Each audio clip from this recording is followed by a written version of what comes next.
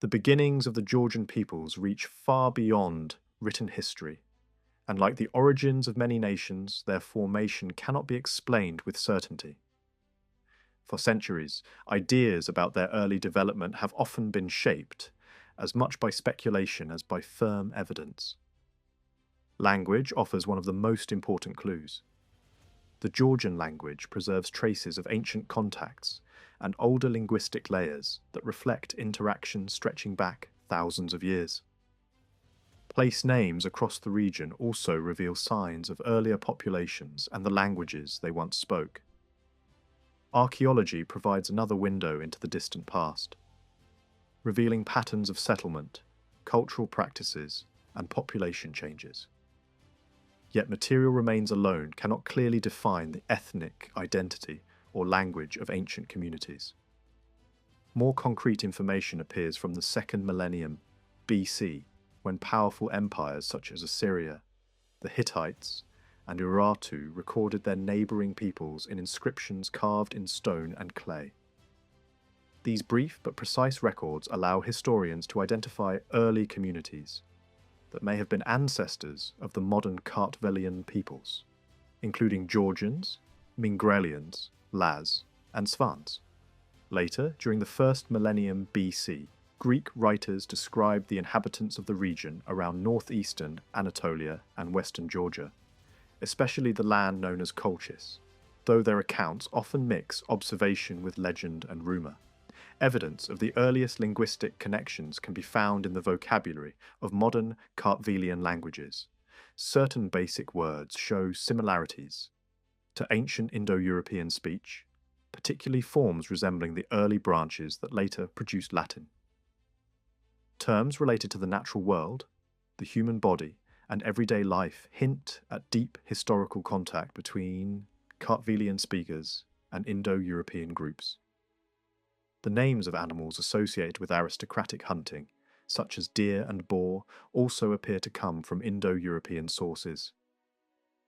This pattern suggests that an established local population may once have been dominated by an incoming elite whose language influenced social and cultural life.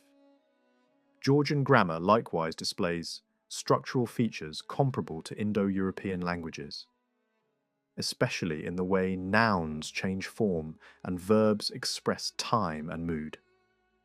Similar patterns appear in Svan, a related language that separated from the common Kartvelian language many thousands of years ago, indicating that these connections are extremely ancient. They may reflect migrations of Indo-European peoples from the Balkans into Anatolia several millennia ago.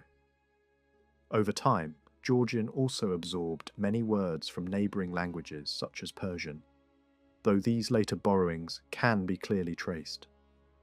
At the same time, Kartvelian languages preserve elements that connect them to older Mediterranean linguistic traditions that existed before the spread of Indo-European speech. Historical evidence also links early Georgian populations to the political world that emerged after the fall of the Hittite Empire. The kingdom of Urartu, which dominated much of eastern Anatolia from the late Bronze Age into the early Iron Age, maintained contact and conflict with various tribes that may have included Kartvelian groups. Among the peoples recorded in Assyrian and Urartian sources are the Mushki, Diauhi, Witeruhi, and Karduhi. Some of these names appear to survive in later Georgian history. The consonant pattern associated with the Mushki resembles the name of the Meski, a southern Georgian group whose identity remained significant for centuries. In earlier periods, similar names were sometimes used to describe Georgians as a whole. The southern Georgian region of Samtskhe literally means the land of the Meski, and the ancient capital city of Mtsketa carries a name that may reflect the same origin. Assyrian records from around the 11th century BC describe the Mushki in southeastern Anatolia, and after military defeat, they may have migrated northward. Greek writers later located a people with a similar name in the mountains south of the Black Sea coast. These groups appear to have played an important role in the formation of eastern Georgia, particularly in the region that later became the Kingdom of Iberia, where tribes living in the Cura River Valley united to form a centralized state around the 3rd century BC. Religious traditions in early Georgia also reveal connections with neighboring cultures. Before the spread of Christianity, the inhabitants around Meskheta worshipped a moon deity known as Armaz and a fertility god called Zayden. These beliefs reflect influences from the religious traditions of Anatolia and the Near East, suggesting cultural continuity across the region. At the same time, names such as Mushki, Moski, and Meski may not always refer to a single ethnic group, as similar terms were often used in different contexts to describe various peoples. Central Georgia, particularly the fertile basin of the Cura River, became known in antiquity as Iberia. The origin of this name has been widely debated. Some have suggested connections with ancient seafaring languages of the Eastern Mediterranean, while others see parallels with naming traditions that linked regions at the edges of the known world. A more convincing explanation connects the name to a people known in classical sources, whose name later influenced the Armenian designation for Georgians. The modern term Georgian itself developed through a combination of regional, linguistic influences and the widespread veneration of St. George, whose cult became deeply rooted among the population long before and after the adoption of Christianity. Names recorded in ancient inscriptions associated with Urartu also appear to survive in the geography of modern Georgia. Several regions and provinces preserve echoes of earlier tribal identities that once inhabited the area. These connections demonstrate the complex historical landscape of the southern Caucasus, where shifting populations, alliances, and cultural exchanges shaped the development of later societies. Some scholars have suggested that the Georgian self-designation may derive from ancient tribal names, while others link it to words associated with fortified settlements, reflecting the defensive character of early communities that lived in strongholds and citadels. Despite political and cultural interaction with Urartu, the language of that kingdom left little lasting influence on Kartvelian speech. Only a few isolated words and expressions may preserve traces of contact, along with fragments of ritual songs that hint at ancient religious connections.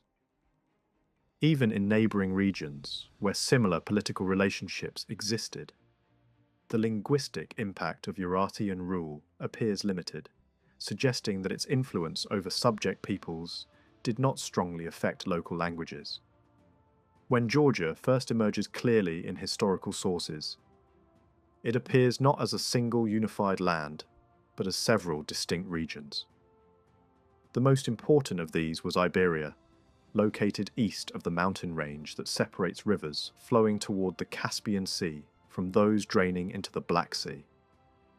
To the west lay Colchis, a coastal region along the Black Sea that at its height extended from areas near modern northeastern Turkey to territories north of present-day Abkhazia.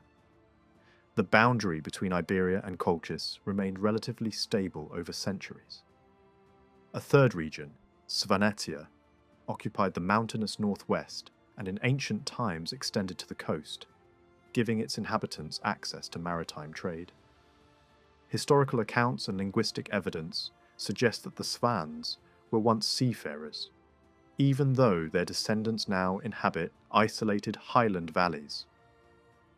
Colchis appears in historical records earlier than Iberia and was known to powerful neighbours as a significant kingdom along their northern frontier. The extent to which its population was predominantly Kartvelian remains uncertain, but archaeological discoveries and ancient legends reveal a prosperous society shaped by trade and cultural exchange. By the 6th century BC, Greek merchants had established colonies along the Colchian coast, creating a network of trading centres connected to the wider Mediterranean world. Inland settlements also developed, including important towns along major rivers and fortified centres that served as political and religious hubs. The environment of Colchis played a major role in its development. The region's warm and humid climate supported abundant agriculture and contributed to its wealth, though it also created health challenges for its inhabitants. The land became known for its textile production and other valuable exports. Early systems of exchange relied not on coins, but on standardized bronze objects used as units of value, reflecting economic practices shared with neighboring civilizations.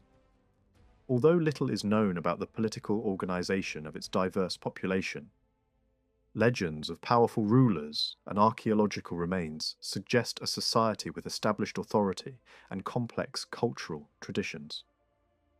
The rulers of Colchis, whose names survive in historical accounts, often bear names from various linguistic traditions, reflecting the region's diverse influences. Some appear to derive from local languages, while others reveal Greek or Iranian connections, illustrating the cultural diversity of the Black Sea coast. The indigenous name of the region later evolved into forms preserved in the designation of Western Georgian territories, while related groups such as the Laz became prominent in later historical periods. Their name reflects an ancient regional identity that continued to shape the cultural and political landscape of the southern Caucasus. Greek and Roman writers described the Black Sea region of western Georgia as an extraordinary place of cultural and linguistic diversity.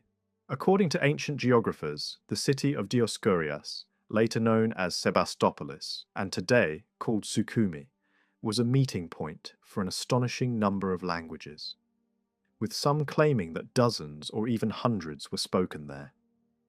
By the 1st century BC, the region of Colchis appears to have been divided into two different spheres.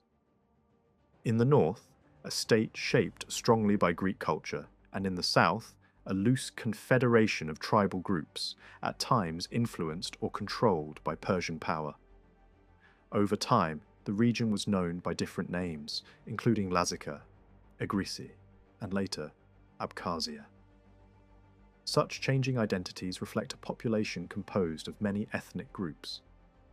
Leadership of tribal alliances may have been held by figures from various backgrounds, including Abkhaz, Zan peoples such as the Mingrelians or Laz, Suvans, Scythians, or even groups that no longer exist. By the 6th century BC, Greek settlements along the coast had become prosperous centres of trade and cultural exchange. Cities such as Phasis near modern Poti, Genos near today's Ochamchira, and Dioscurias developed considerable economic influence. These coastal towns did not necessarily control the interior politically, but their commercial importance gave them strong influence over inland settlements such as Rhodopolis, Tsikaguji, and Vani. Greek merchants and settlers established harbours, markets, and religious centres, linking the region to wider Mediterranean trade networks.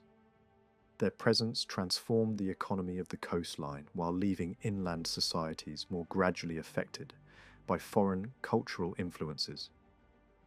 Ancient written sources describing Colchis are limited and often fragmentary. Some accounts survive only through later references to lost geographical works. Records from powerful neighbouring empires, such as Assyria and Urartu, provide only brief mentions, usually focused on warfare or political domination, rather than cultural details. One early indication of the region's complexity comes from an Assyrian king who referred to numerous independent rulers along the shores of the Black Sea, suggesting a landscape of small competing kingdoms, rather than a unified state. Archaeological evidence has also provided only limited clarity. The ancient city of Dioscurias now lies either beneath the waters of the Black Sea or buried beneath the modern city that stands on its site. Other settlements remain difficult to locate or only partially uncovered. Many ancient towns were built largely from wood, which made them vulnerable to destruction. Several cities were devastated by invasions during the 1st century BC, when forces from the north and west attacked and burned major settlements. These events erased much of the physical record of early Colchian urban life. Relations between Greek colonists and local populations were generally peaceful, though tensions sometimes emerged. In the city of Dioscurias, for example, evidence suggests serious ethnic conflict, including references to armed forces maintaining order. The Greek settlements were largely founded by colonists from Miletus, and their religious life often centered on temples dedicated to Apollo. Indigenous cities such as Varni remained important cultural and political centers for local elites and only gradually absorbed Greek influences. Varni itself became a major religious site, with a temple dedicated to a sea goddess and a well-known oracle that attracted visitors from across the region. Greek authors describe the political organization of Colchis as a kingdom ruled by officials who carried ceremonial staffs, symbolizing authority. Archaeological discoveries, including a golden scepter, support the existence of such leadership structures. However, it remains unclear whether this system represented a strong centralized administration or a fragmented political arrangement. The ethnic composition of the population is also difficult to determine.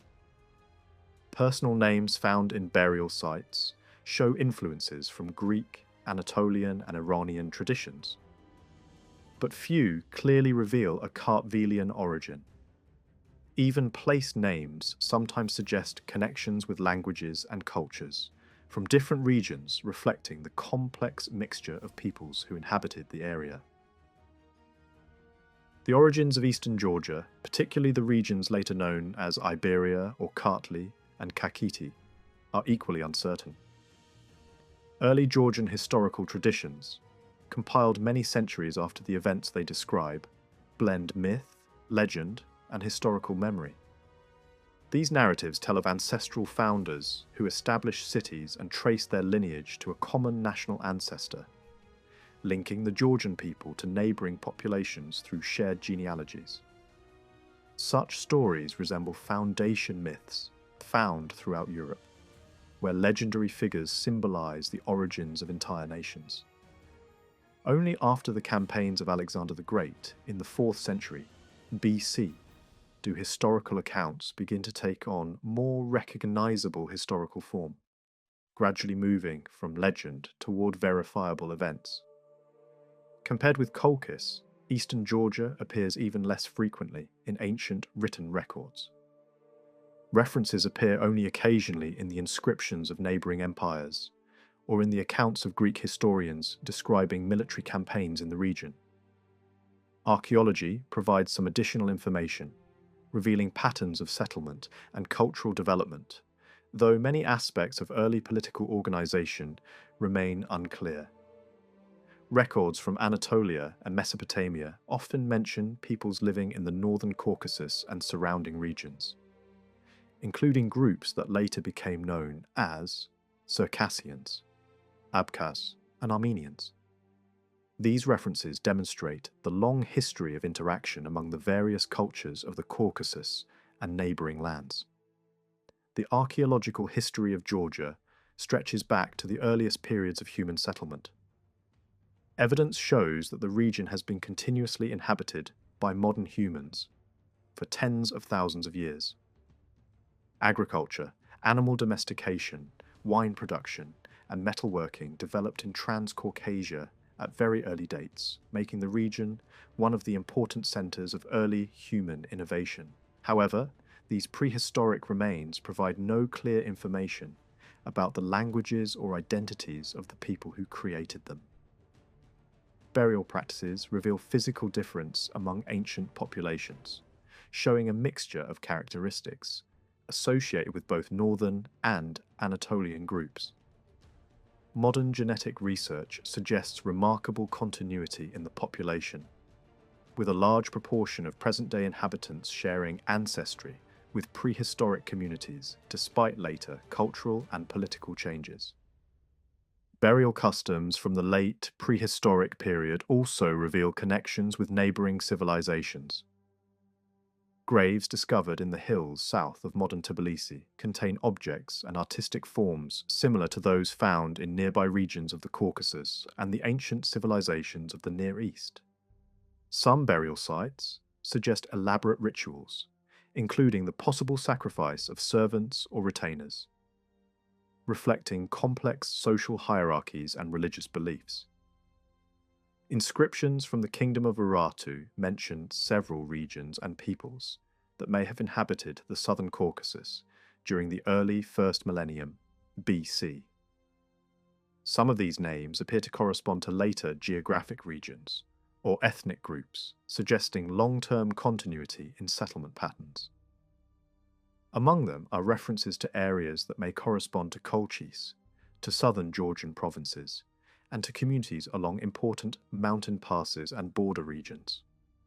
Certain groups mentioned in these records may have been ancestors of later populations, while others remain difficult to identify with certainty.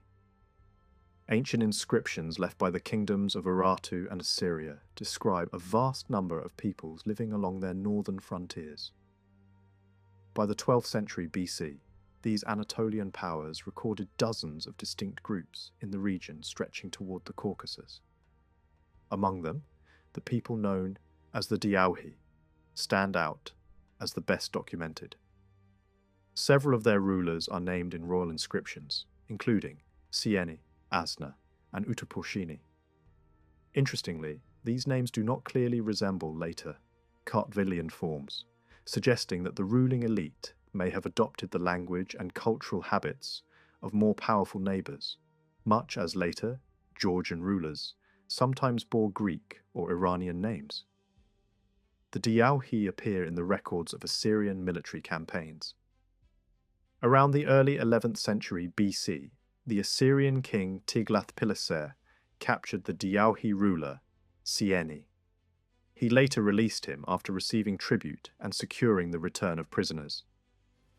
The Assyrians and the rulers of Urartu referred to Diauhi leaders as kings, indicating that this group possessed a political organization strong enough to command respect. Assyrian campaigns repeatedly targeted these northern territories, demonstrating their strategic importance. Later conflicts further reveal the power and wealth of the Diauhi. In the 9th century BC, an Assyrian ruler attacked another Diauhi king and forced him to pay tribute. In the following century, the Urartian king Menua captured the Diauhi capital and invaded nearby regions. He humiliated their ruler and ordered the destruction of their fortifications. Inscriptions describing these campaigns refer to provinces whose names resemble later Georgian regions, suggesting early connections with Kartvelian territories.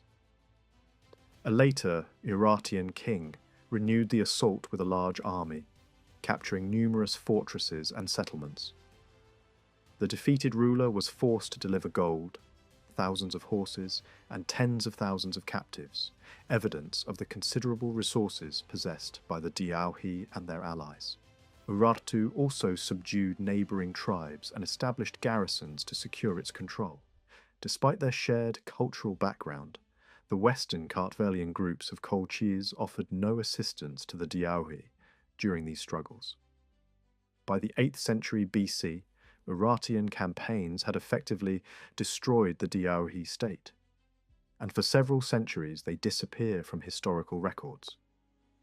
After subduing the eastern Georgian territories around the upper courses of major rivers and the regions near present-day borderlands, Urartu turned its attention to western Georgia, particularly the land of Colchis. This region included provinces once associated with the Diauhi. In the 8th century BC, Urartian forces attacked the Colchian ruler and captured his capital. At this time, the people of Colchis were already renowned for their metalworking, especially their skill in forging iron. Soon after these events, both the Diauhi and the Colchians fade from the historical record. Their disappearance coincides with a period of dramatic upheaval caused by nomadic invasions. Mounted warriors descended from the northern steppes into the Caucasus and Anatolia, Some groups moved along the Black Sea coast, others advanced through the eastern passes near the Caspian, while additional bands crossed the high mountain routes. Many of these invaders spoke Iranian languages, though other peoples from the northern Caucasus also participated. Their attacks devastated settlements across the region and even threatened the borders of distant kingdoms to the south. These nomadic groups eventually became integrated into the societies they had once attacked. Some served as mercenaries, while others settled permanently, leaving traces in place names and material culture. Burial mounds containing horses, weapons, and sometimes chariots mark their presence across large territories. Linguistic influence also reveals their impact, as certain words in the Georgian language appear to derive from these northern peoples. By the late 7th century BC, alliances among these nomadic forces and regional powers contributed to the destruction of established kingdoms in Anatolia. Although some religious traditions show connections between these groups and earlier Anatolian beliefs, their relationship to earlier populations remains complex and uncertain. The weakening of Urartu following these invasions created new opportunities for the Kartvelian peoples. Over several centuries, various groups expanded their territories, westward and northward.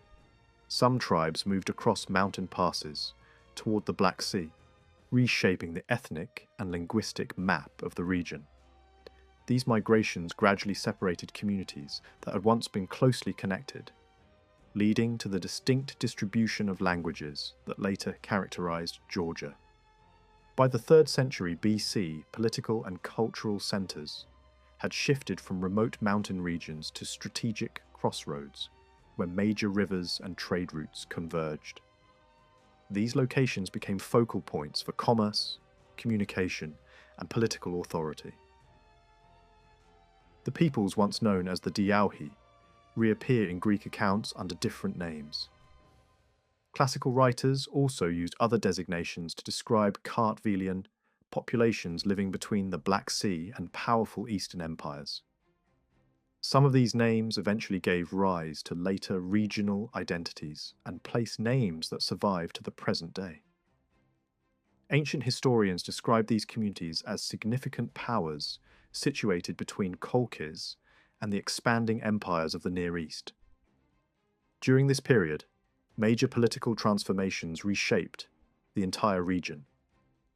Powerful Iranian-speaking groups established control over vast territories, eventually forming large empires that extended their influence into the Caucasus. These imperial powers reorganized conquered lands into administrative provinces and imposed systems of taxation, military service, and governance.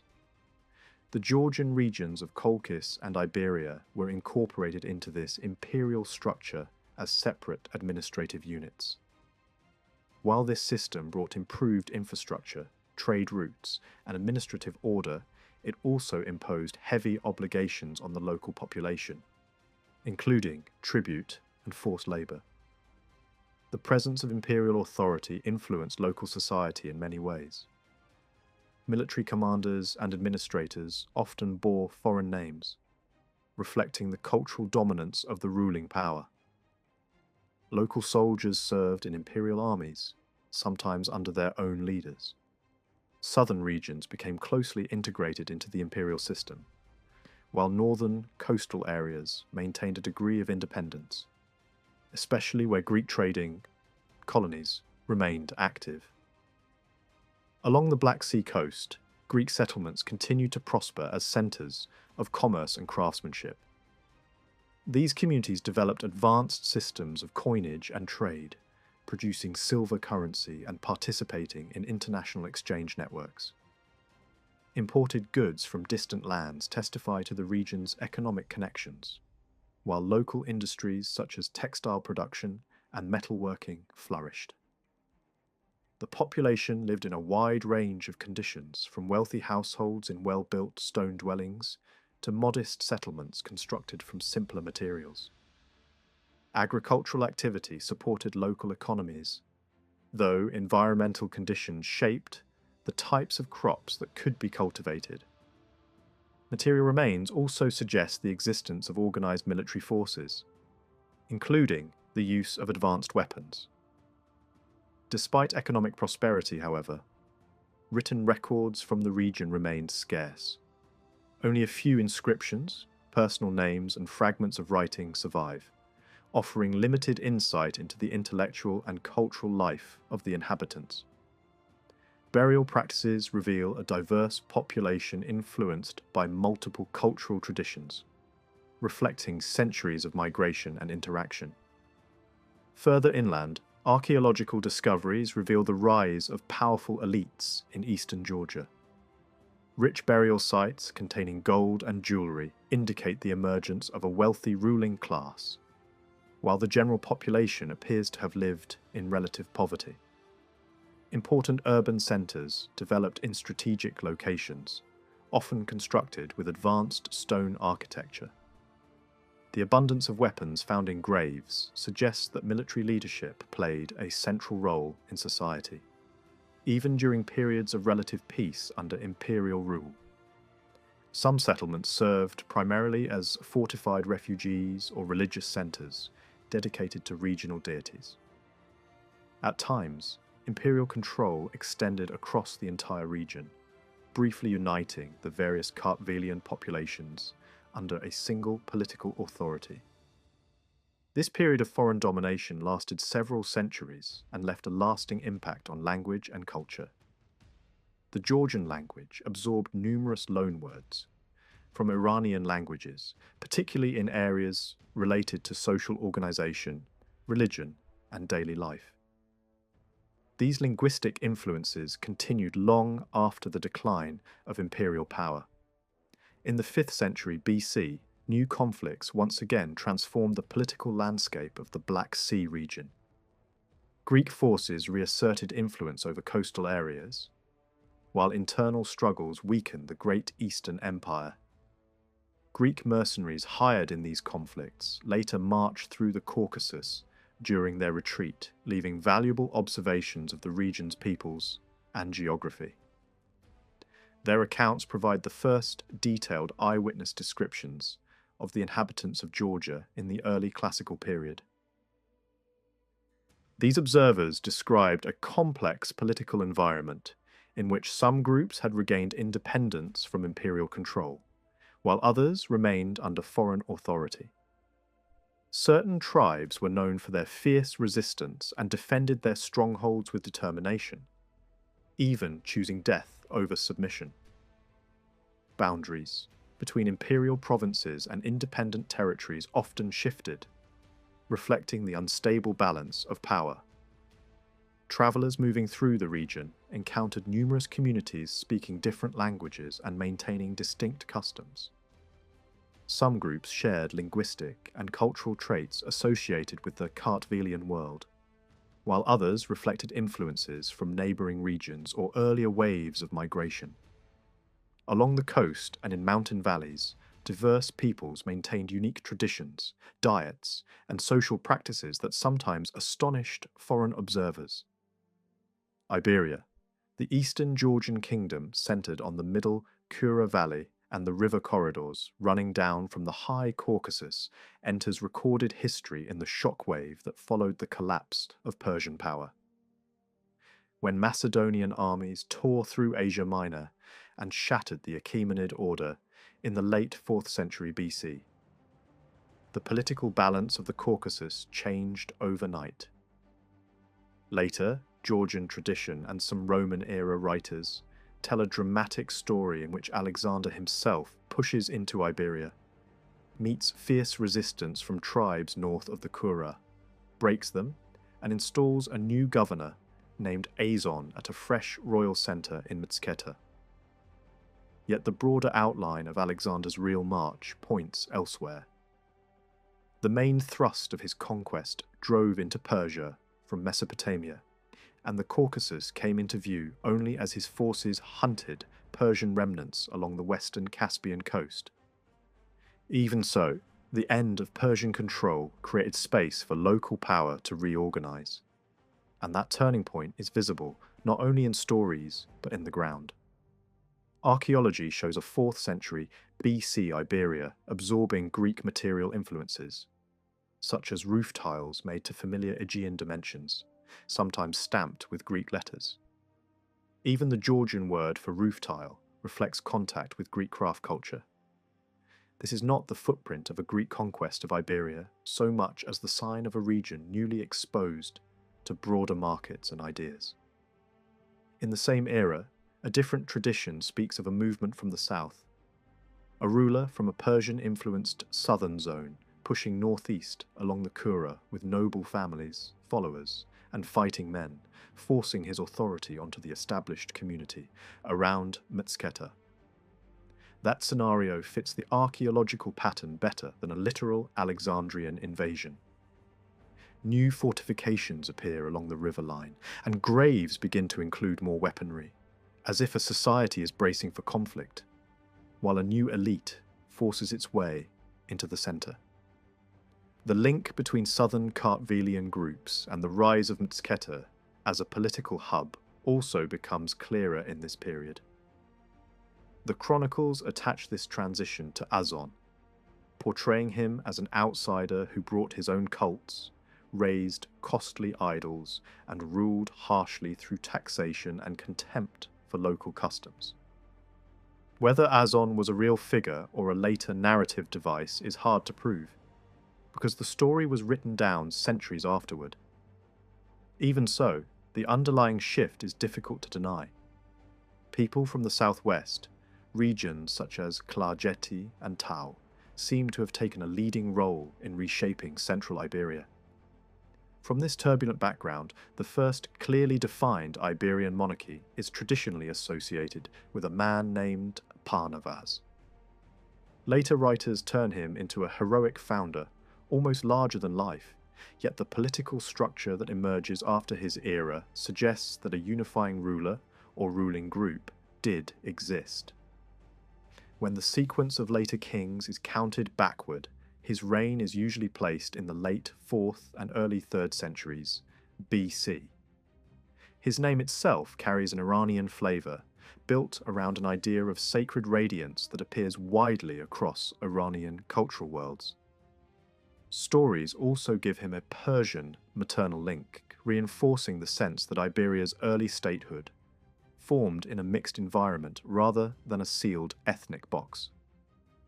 The chronicles dramatize his rise by saying he was orphaned by Azon and later discovered a hidden treasure while hunting, using it to fund a revolt. The more believable core is his coalition building, an alliance with a western ruler of Egrisi in central Colchis, sealed through marriage ties. In this telling, Azon falls in battle, and Iberia's new king rules within the wider shadow of the Hellenistic powers that replaced Persia, especially the Seleucid realm centered far to the south. What matters most is not the legend but the statecraft attributed to Parnavaz. He is described as organizing Iberia into a structured kingdom, while acknowledging Colchis as a semi-independent partner rather than a conquered province. Administrative divisions are reported in detail, though later reality may have shaped how chroniclers imagined the past. One institutional detail, however, feels politically real. The idea of a supreme commander or governor-general placed over the core of Inner Kartli, drawn from royal blood and ranking just beneath the king.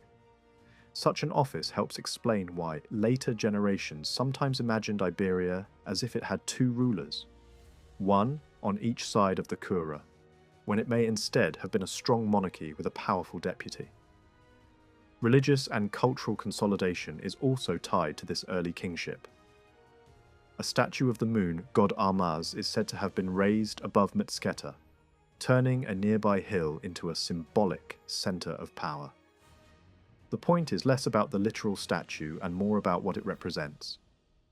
A bid to unify the kingdom without erasing older local beliefs, creating a shared sacred focus that could help bind a multi-regional society. State language is another theme assigned to Parnavaz. he is credited with making Georgian the language of rule and with introducing literacy. If writing did spread in this early kingdom, it likely used an Aramaic-based script employed widely across the Near East, and the material evidence from later centuries shows that such writing did appear in everyday contexts, from formal inscriptions to casual marks scratched into objects. The portrait that emerges is of a ruler trying to turn a patchwork of communities into a functioning political system with shared symbols, shared administration, and a shared public language. This early Iberia is repeatedly described as multi-ethnic by design. Marriage alliances with highland groups to the north, Chechen and Ingush ancestors, and the Ossetians beyond the central passes, are presented as deliberate strategy. Such ties gave Iberian kings influence over the dangerous corridor of the Darial route, the gate through which steppe raiders and northern warbands could pour south. Controlling those passes meant the ability to shield Iberia's neighbours, or to let destruction flow outward when it suited Iberian interests. Expansion southward and southwestward is also implied, pushing influence toward Armenian lands and toward the river mouths leading to the Black Sea. Whether these were direct conquests or shifting spheres of influence, the pattern fits a kingdom growing in confidence during the early Hellenistic age. Parnavaz's successor is usually named Salmag, a figure whose name points toward northern connections and suggests he may have been linked through marriage rather than direct descent. His reign is described as long, and he is credited with adding new deities to Iberia's official pantheon, while older cosmic worship, sun, moon, and the wandering stars, continued in both eastern and western Georgian lands. This is the landscape of a region where religion is not replaced overnight but layered. New cults join older ones, and local traditions coexist with wider Anatolian and Iranian religious currents. Salmag is also remembered for bringing highlanders into Iberia, including large groups settled in the upper Aragvi Valley. Place names in the region support the idea of northern immigration, and the chronicle's ambivalent tone rings true. These newcomers were valued as fierce fighters, yet they could become difficult to control, sometimes turning into raiders as much as defenders. In the same broad period, the cities of Iberia begin to look more cosmopolitan.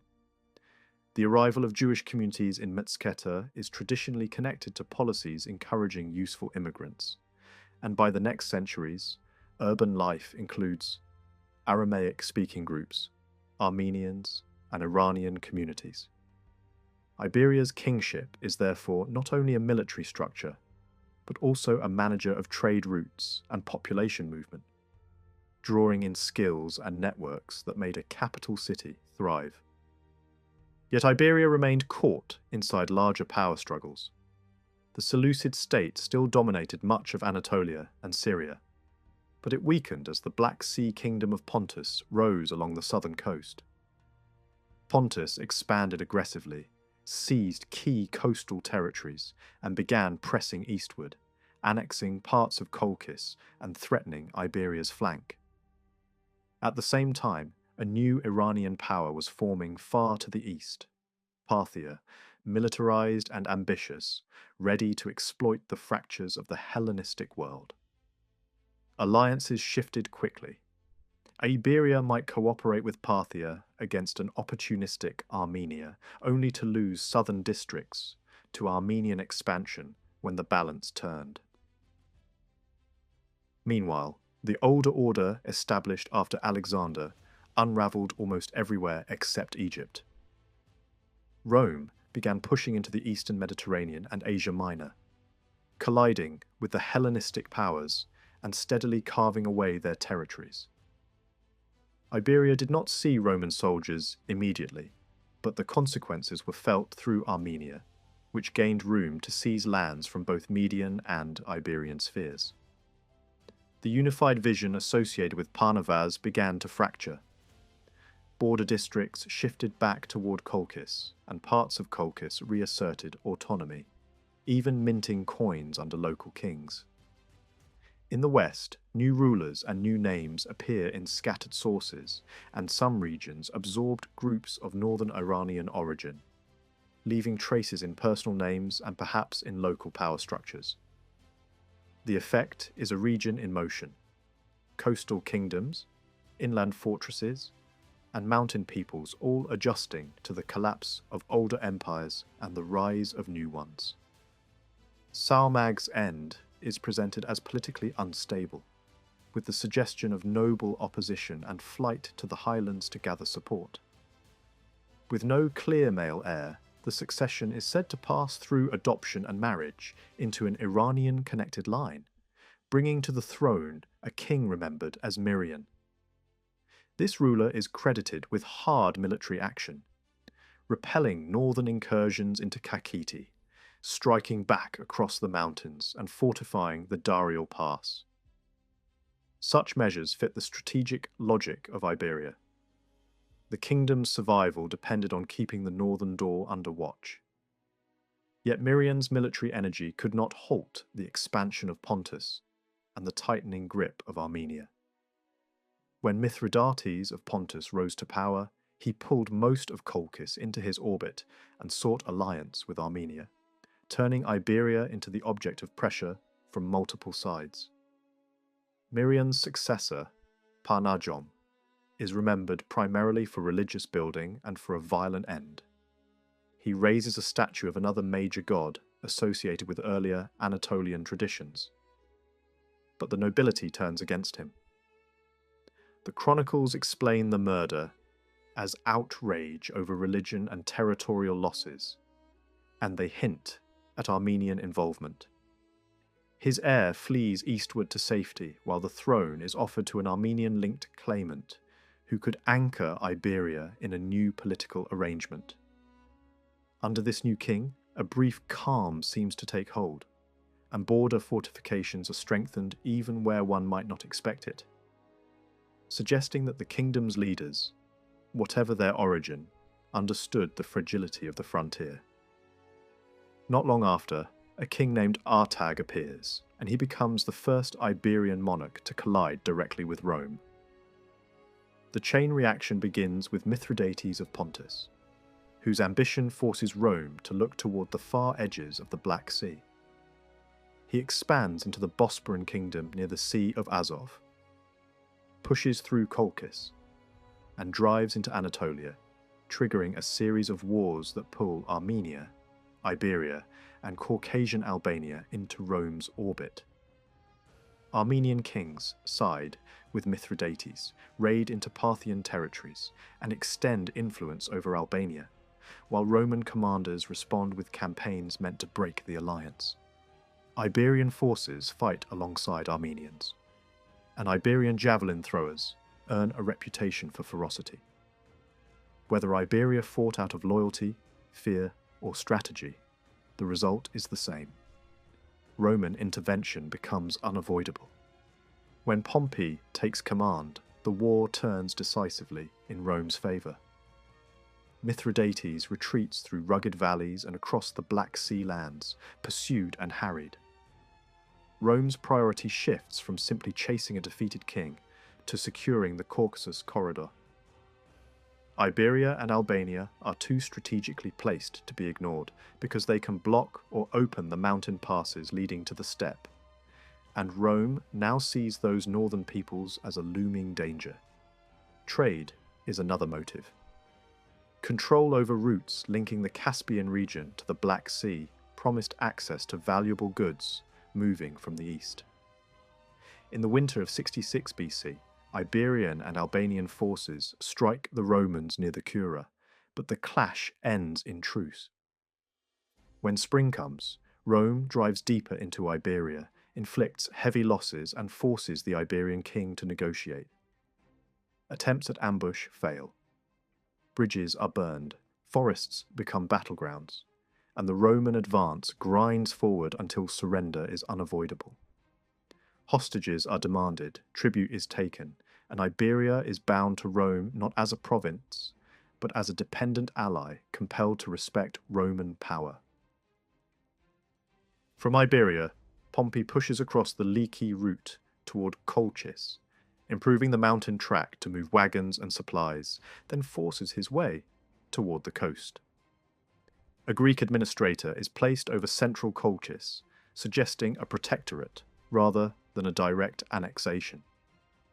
Northern highland groups remain hostile and difficult to subdue, and Rome avoids a costly war there, focusing instead on isolating Mithridates and securing the strategic corridor. By the mid-60s BC, the Caucasus region is effectively tied into Rome's system through allied kingdoms.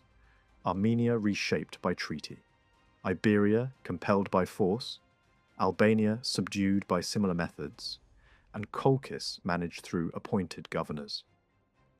A glimpse of Iberian society at this moment comes from descriptions based on reports carried back by those who accompanied the Roman army. The land appears sharply divided between mountain peoples and valley dwellers. The highlanders resemble the northern nomadic world in lifestyle and warfare, while the lowlanders look more like the settled societies shaped by Iranian influence. Power is layered. A king stands at the top. A royal deputy holds major authority beneath him. Priests wield political influence as lawmakers and negotiators, and a broad class of free men function as both farmers and soldiers. Below them are crown dependents tied to royal lands, while immigrant communities and lower orders organize themselves in communal groups. Towns are described as well built, with tiled roofs that signal craft traditions and long-distance connections. Archaeology adds another note. Burials begin to show changes that fit a society shifting from constant warfare toward more urban life, where some graves contain little or nothing, as if social structures are being reorganized. After the forced Roman settlement, Iberia experiences a stretch of relative calm under Artag's successor, a king often remembered as Parnavaz II. Colchis, however, does not enjoy the same stability. The coast is battered first by the retreating forces of Mithridates, then by invasions launched from the north. The wider Roman world is soon torn by civil war, and the Black Sea becomes a prize contested by rival powers and ambitious heirs. Armies march, temples are plundered, districts are devastated, and Colchis is repeatedly transferred as a reward in the politics of kings and emperors. The region becomes a shifting mosaic of client rulers and temporary overlords, tied at times to Pontus, at times to Bosporus, and eventually administered from Trebizond when Rome organizes the coastline into provincial structures. Yet even then, Roman reach remains strongest at the ports. Inland control is limited, and the northern coast suffers from raiding, piracy, and wars among Caucasian tribes. Garrisons and small fleets can hold harbours, but they cannot pacify the entire shore, and some major ports are destroyed by highland attacks. The larger geopolitical storm continues. Parthia grows bolder, humiliates Rome in battle, and draws Armenia toward an eastern alliance. Rome retaliates, yet finds that Iberia, Armenia, and Albania do not always behave as obedient clients. In one campaign, Iberia is pressured into cooperation against its neighbours, a moment too awkward to be celebrated in local tradition. Soon afterward, an older dynastic line returns with Parthian backing, and a new king restores the ancestral house in Kartli. This restored ruler keeps the northern passes closed, and works with Rome, creating a balance that prevents another direct Roman invasion. For much of the 1st century, Iberia's influence appears to extend westward again, pressing into Colchis during moments when Rome is distracted and the coastal world remains unstable. Dynastic struggle returns at the turn of the era. A rival claimant with links to Colchis challenges the sitting king, wins by force, and takes a name recognized beyond Iberia's borders. Under this ruler, Iberia navigates the dangerous triangle between Rome, Parthia, and Armenia. Roman protection, combined with alliances north of the mountains, gives Iberia leverage. Armenia, pulled back and forth between the two great empires, becomes the arena where Iberia can expand its influence. When Rome installs one client king and Parthia overthrows him, Iberia moves decisively. An Iberian army reinforced by allies from the north and east marches into Armenia, drives out Parthian forces, wins over local nobles through money and pressure, and seizes the capital. A brother of the Iberian king is placed on the Armenian throne, turning family strategy into regional power politics. The Armenian throne never sat comfortably on Mithridates.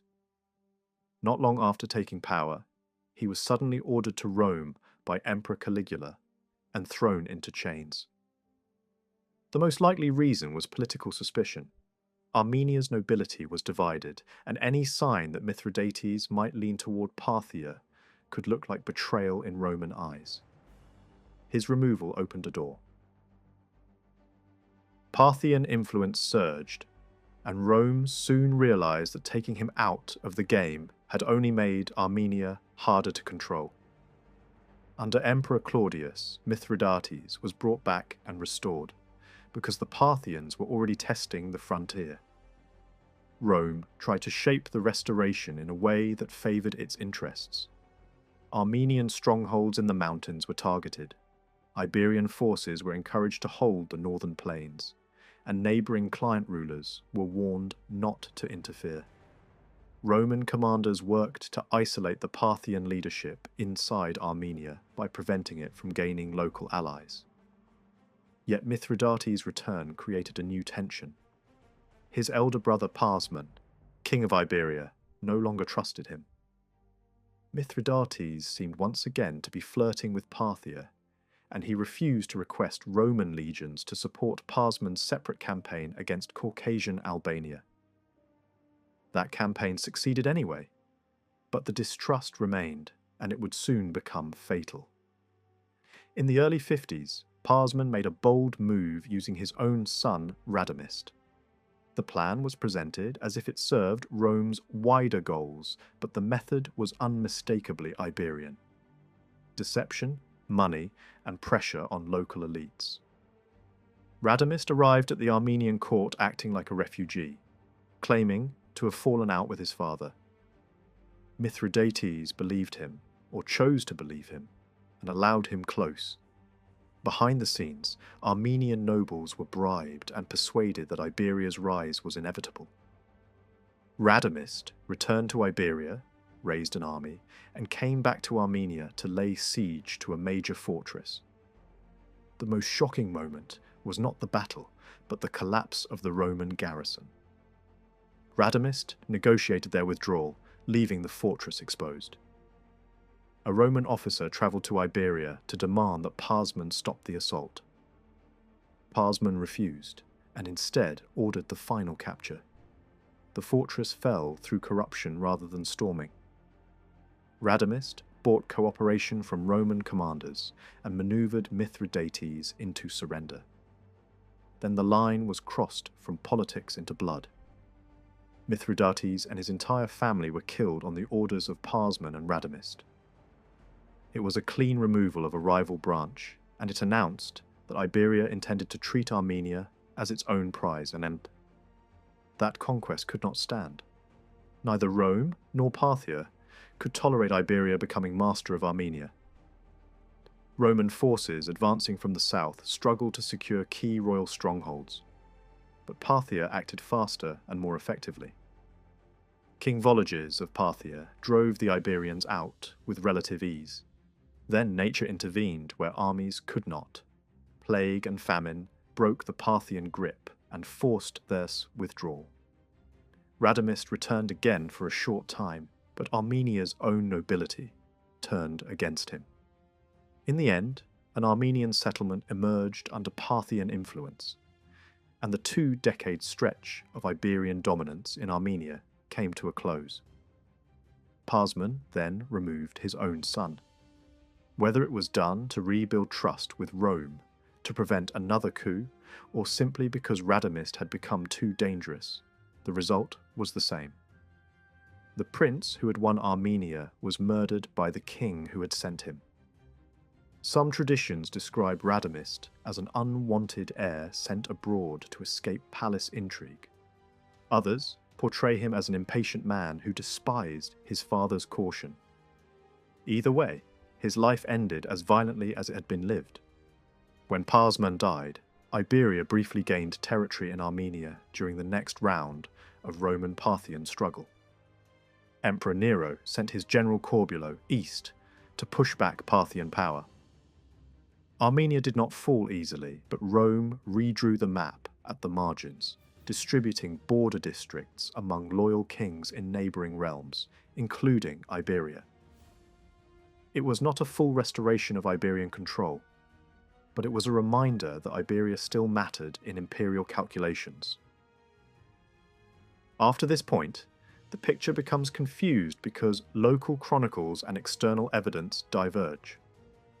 Roman historians and inscriptions provide solid names and dates, while later, Georgian tradition offers an alternative sequence of rulers and even suggests joint kings ruling side by side. The safest reconstruction leans on the stone and metal record.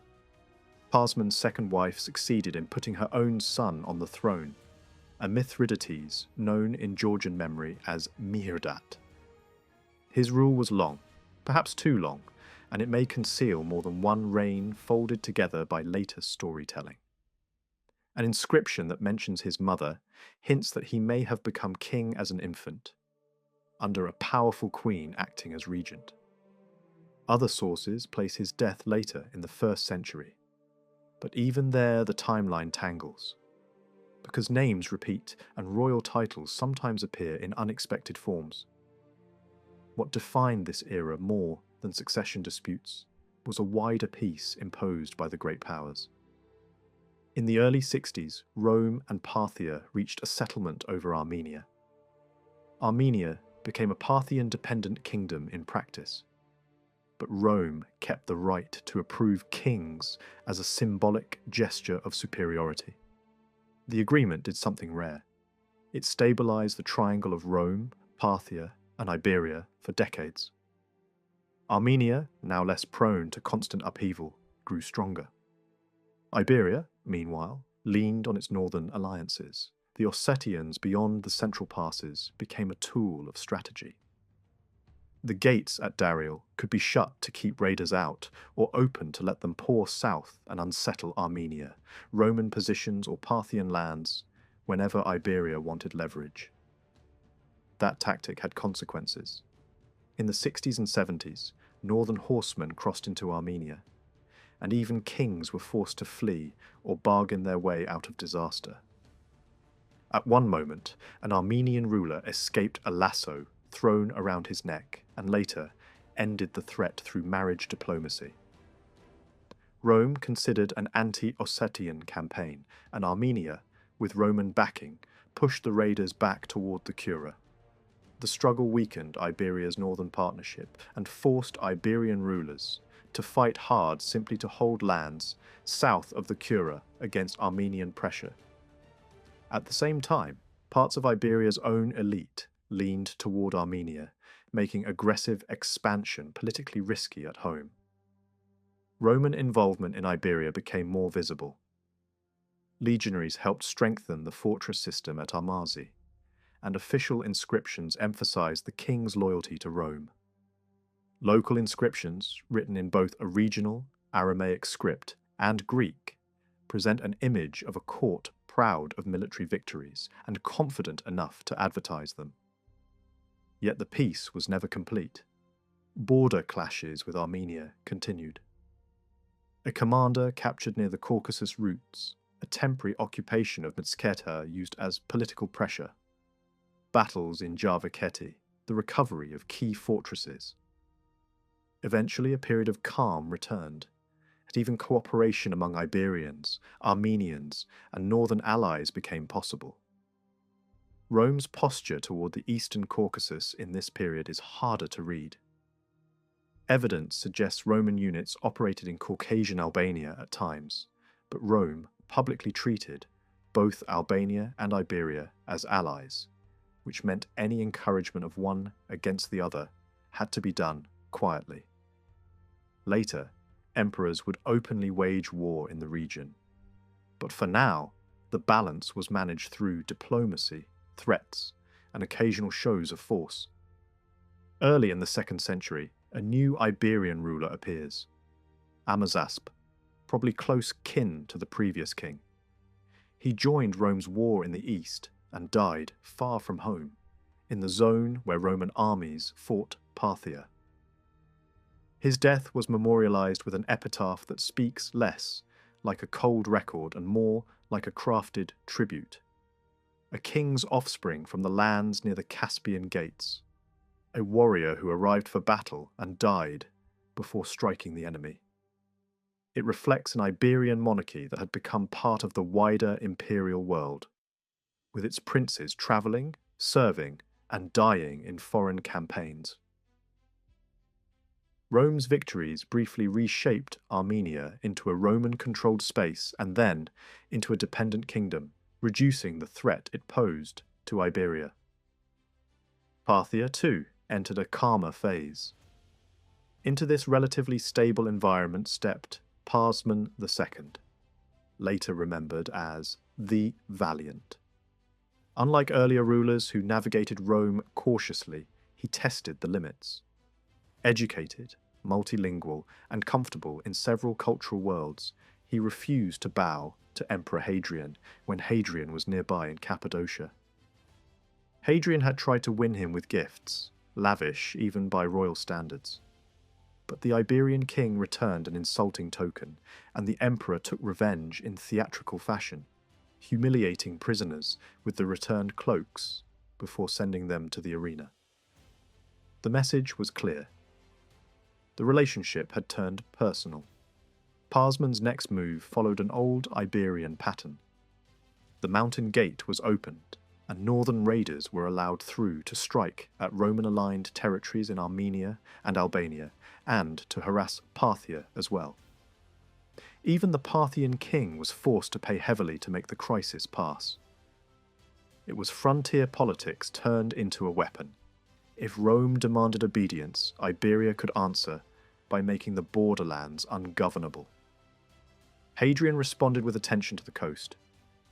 Roman officials strengthened contacts with the Colchian tribes, and an imperial governor toured the region, partly out of strategic concern and partly drawn by the pull of famous places and old stories.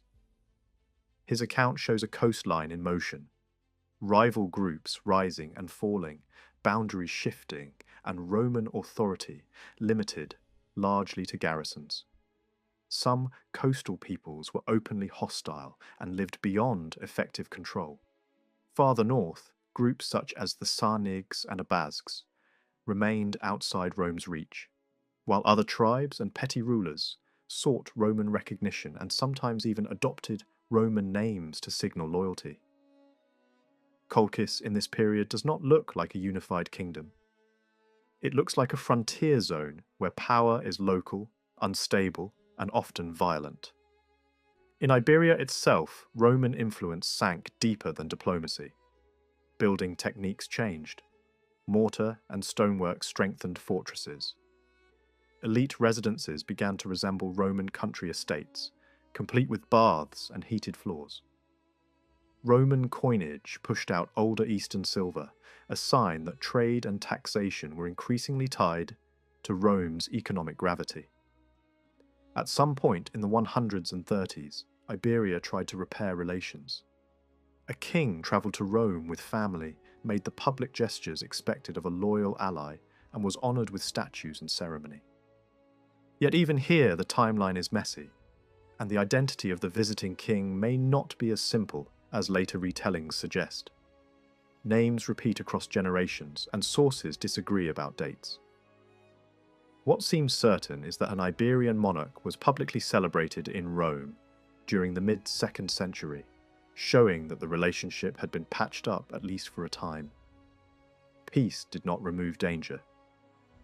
Parthia complained to Rome about Iberian deception, and stories spread that Parsman had built his reputation through daring feats, even single combat staged as legend. More likely, the real contest was less heroic and more poisonous. The king, remembered as the Valiant, died, not in open battle but through assassination, apparently by a servant, bribed by Parthian agents. It was a quiet end for a ruler who had made a loud challenge to empire. After him, succession grows even harder to trace. Later, tradition names short-lived rulers, while inscriptions from Almazy preserve glimpses of court life. Powerful nobles titled as royal deputies. Families boasting of conquests, marriages binding elite houses together. One inscription speaks in the voice of a young noblewoman, listing her lineage and the titles of the men around her, court masters, deputy rulers, commanders, before ending in grief at her early death. The same text hints at a ruler with an unusual name, possibly a usurper or an outsider, raised through marriage and court politics. It suggests that Iberia's kingship could be captured not only by bloodlines, but by alliances inside the aristocracy. A generation later, Iberia faces the return of northern pressure. A king repels an Ossetian invasion, then is dragged into an aristocratic revolt. An old pattern in a land where noble families could switch sides with foreign backing. He dies in battle, and a nephew takes the throne by force. The new ruler is remembered with an honorific title that may reflect justice, or may simply be the kind of flattering label kings like to wear. What matters is that family connections and diplomatic marriages kept Iberia out of major wars for a time, even as the wider region shifted again. Those quieter reigns are mostly visible only in local tradition, because they made little impression on foreign historians. Yet the world around Iberia was changing fast. Parthia collapsed, and a new Persian dynasty rose with a sharper ideological edge and renewed military ambition. The first signs of contact appear in the kind of object that often survives, when documents do not: a finely made silver vessel with an inscription recording it as a diplomatic gift between high officials, linking Iberia's court to the new Persian imperial system. Coin evidence suggests the burial, where it was found, belongs to the mid-3rd century, a time when Persia was becoming the dominant force again. During the 2nd and 3rd centuries, Iberia does not appear to pursue political union with Colchis. Trade and cultural exchange crossed the mountains, but dynastic marriages and formal alliances are notably absent.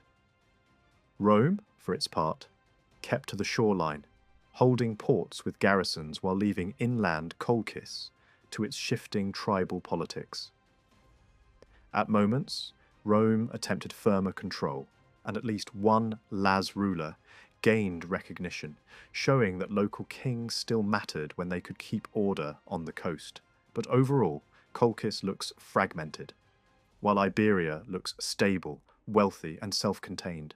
Strong fortresses guarding the Cura corridor, aristocratic estates scattered around Mchketa, and trade thriving even when the coast was disturbed, rerouted through mountain paths and northern networks. Then Iberia returns to the international stage as Persia expands again under Shapur. Inscriptions from the new Persian Empire list Iberian kings and suggest that at least one of them ruled as a Persian-backed nominee in the 260s. Iberia's own dynastic line continues through an Arsacid branch, but it is squeezed hard. Roman support arrives, yet it proves too cautious to secure the throne. One Iberian king is forced to flee north to the Ossetians and dies in exile. Persian influence deepens, and the Georgian language absorbs more Middle Persian vocabulary tied to social rank, taxation, and labour. exactly the terms that spread when an imperial system reaches into daily life. Fortresses and irrigation works grow larger and more sophisticated, and such projects imply heavy demands for labour, including forced labour. The storm did not stop at Iberia's borders. Shapur pushed west through Armenia and toward the Black Sea lands, striking at coastal peoples and briefly extending Persian claims to Colchis and nearby territories. At the same time, the Roman world was reeling. Raids along the eastern Black Sea coast forced garrisons and civilians to flee, while the empire struggled on distant frontiers along the Rhine and Danube. In that moment of Roman weakness, an eastern army could once again reach for the sea. Shapur's most dramatic triumph was the capture of the Roman Emperor Valerian in 260, an event that symbolized how far Persian power had risen. Persian inscriptions even list Colchis and neighbouring coastal zones as part of their sphere. Yet coastal politics remained volatile. Local forces soon drove the Persians back, but the damage was done. Colchis was no longer securely Roman. For a time, Iranian-linked Sarmatian groups held sway there, showing once more that the Black Sea coast was a frontier where control could change hands quickly, and where the struggle between empires was often decided by the movements of smaller peoples in between. Shapur presented Iberia as part of his wider imperial order, speaking of it as a dependent land, even while the man placed on the Iberian throne, Amazasp III, was treated in official Persian style as a high-ranking partner, rather than a simple subordinate. In Persian court language, Iberia could be described as bound to the Shah's authority, yet its king could still be displayed as a prestigious ally, elevated in ceremonial lists and honoured as one of the realm's foremost dignitaries. Later, Georgian storytelling remembered Amazasp as a strong ruler, but also as someone who drifted toward Persian influence. The same tradition paints his final years as a storm of conflicts, first resisting northern raiders, then clashing with Roman forces and western Georgian groups from Colchis, and finally facing rebellion among his own nobles. In that telling, Amazasp dies in the turmoil, and Shapur's plans suffer a setback. Whatever the exact sequence, Iberia in the 3rd century stands at a fault line where imperial claims, court propaganda, and local loyalties never fully match. A formal peace later reshaped the entire region. At the end of the 3rd century, a Roman-Persian agreement brought a long pause in open war and clarified spheres of influence. Iberia and Armenia were placed, at least on paper, under Roman seniority, with kings expected to seek visible tokens of recognition from the Roman side. This did not erase Persian power, but it imposed a new diplomatic framework in which Iberia's rulers had to calculate their public gestures carefully. Colchis followed a different rhythm. The western coast, battered by earlier crises, only began to be pulled back toward the Greco-Roman world once the Roman state reorganized under a new eastern focus and strengthened its hold along the Black Sea. New garrisons appeared, and Phasis again mattered as a forward base and administrative centre. Dynasty and marriage then became the bridge between empires and local rule. Iberia's royal house produced a princess, Abashura, and tradition says she was married into a powerful Iranian family, linking the Iberian court to a noble Persian line. The groom is remembered as Mihran, described as a prince with deep roots in Iranian aristocracy. Even though the princess died early, the political meaning of the match remained. Mihran later took the Iberian throne and founded a new royal line, acceptable enough to Persia to avoid immediate confrontation, and acceptable enough to Iberian elites, to prevent a collapse of legitimacy, even though the old ancestral line was said to be broken. Over time, this Iranian origin ruler would be remembered under the name Mirian III, and his reign would become one of the major turning points in Georgian history, not because of conquest alone, but because Iberia's cultural and religious alignment began to shift.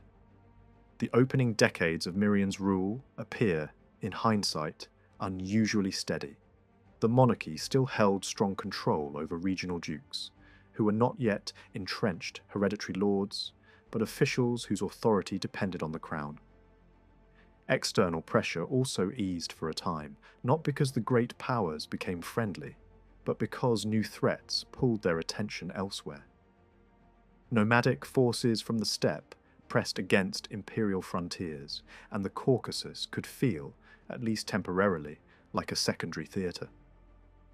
In the earlier phase, Mirian sided with Persia during the last rounds of Roman-Persian rivalry, acting like a client king anchored to the stronger nearby power.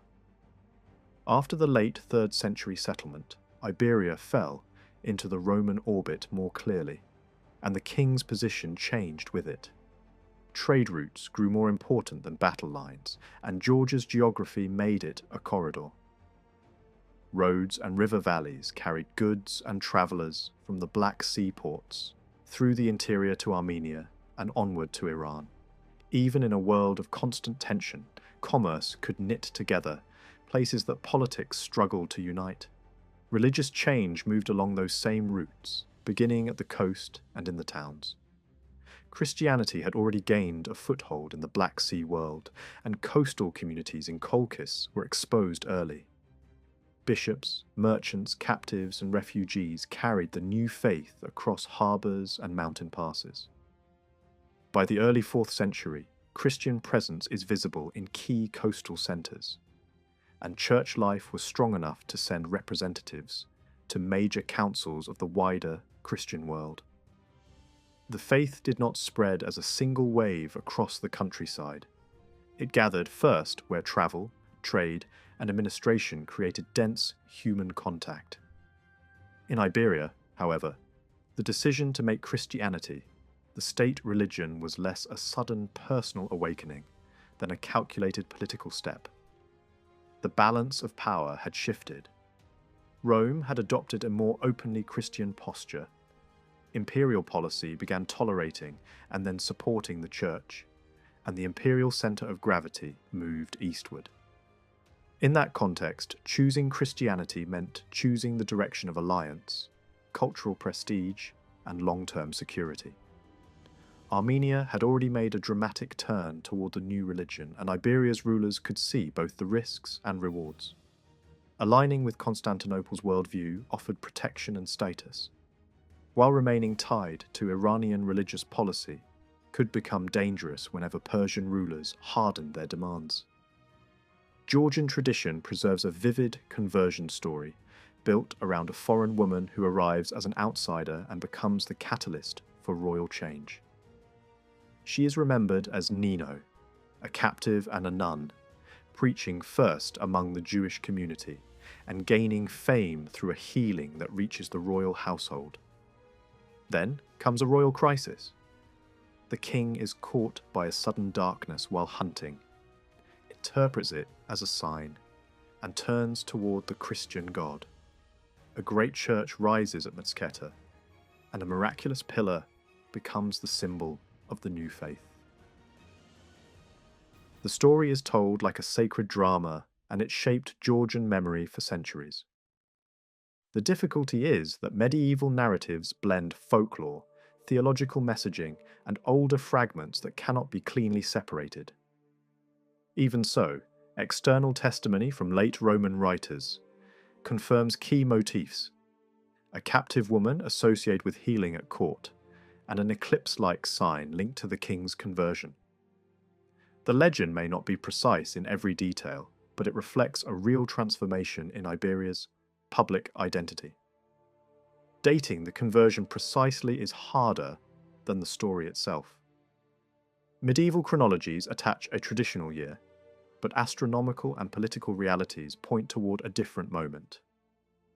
The crucial point is not the exact day, but the timing within a century when Christianity moved from being a coastal minority faith to becoming a state-backed institution. Once Mirian committed, old idols were toppled with royal protection, lowland regions converted more quickly, and the highlands remained a longer struggle. Missionary work did not end with the king's baptism.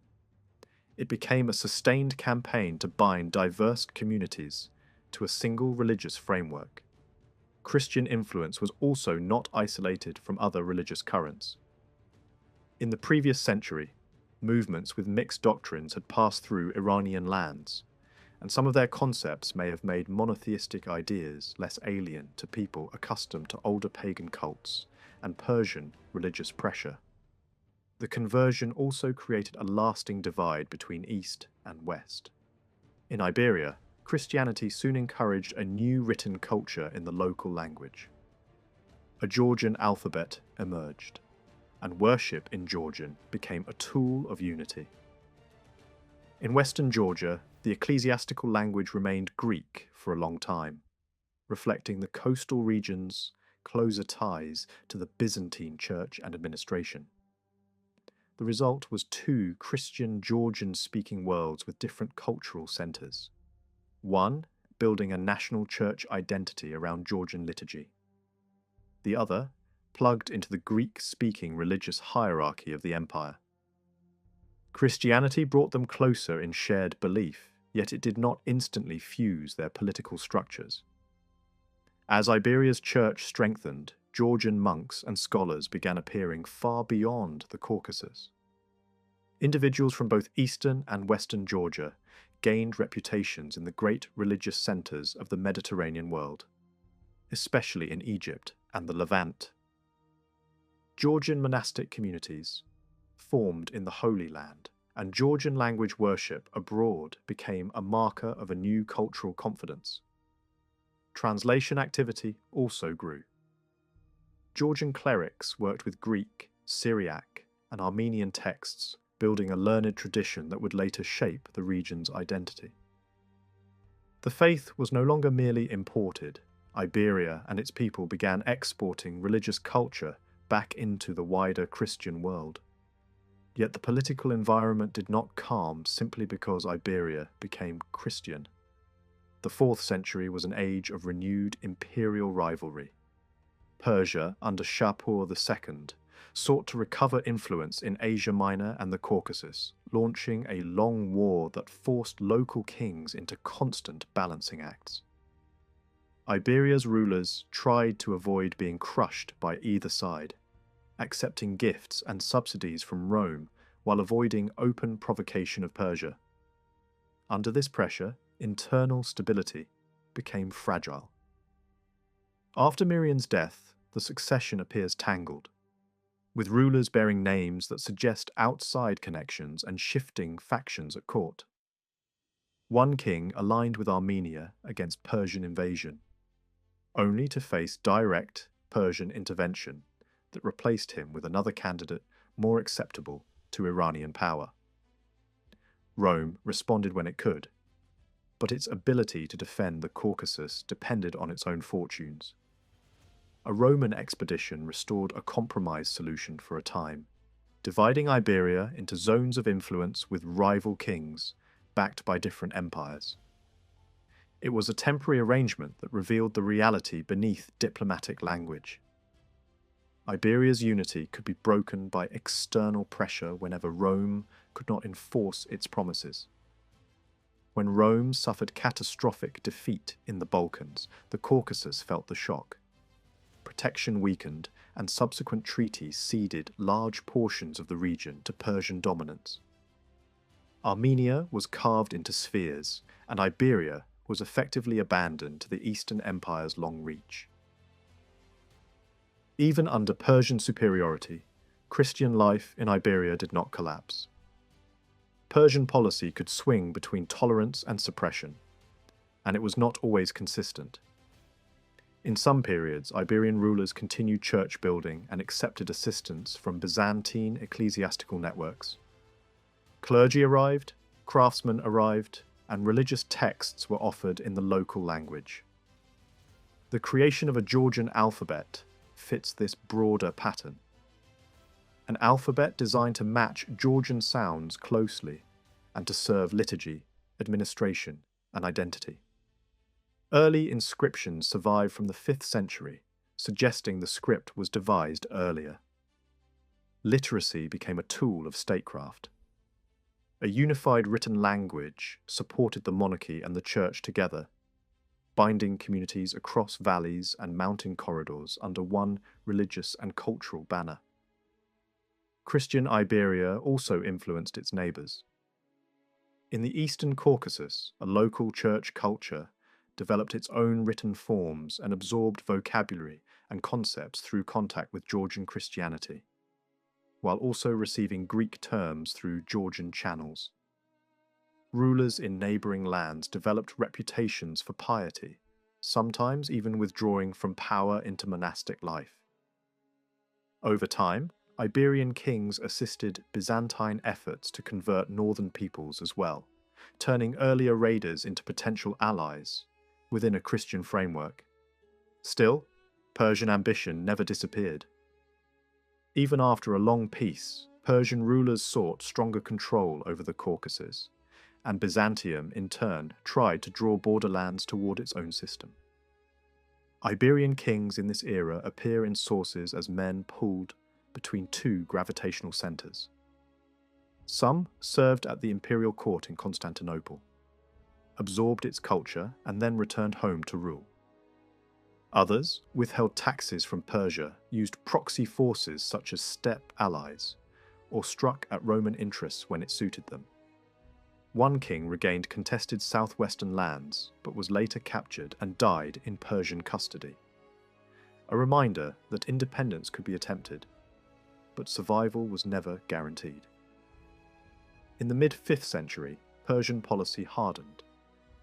A determined Shah aimed to dismantle the remaining local kingdoms, not only in Iberia, but across the Caucasus.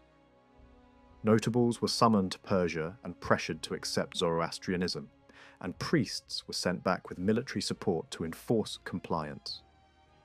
Popular resistance flared and suppression followed.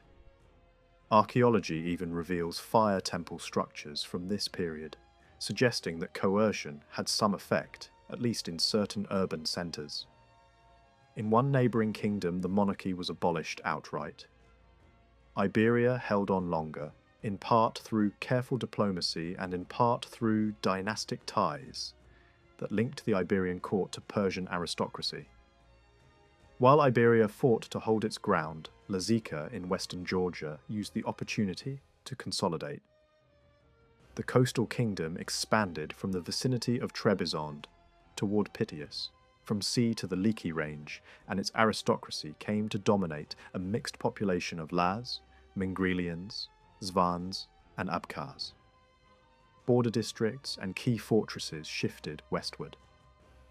Lazica's economy revived, driven by navigable rivers, exports of grain and timber, and a growing strategic value as an entry point through mountain passes into the Roman world.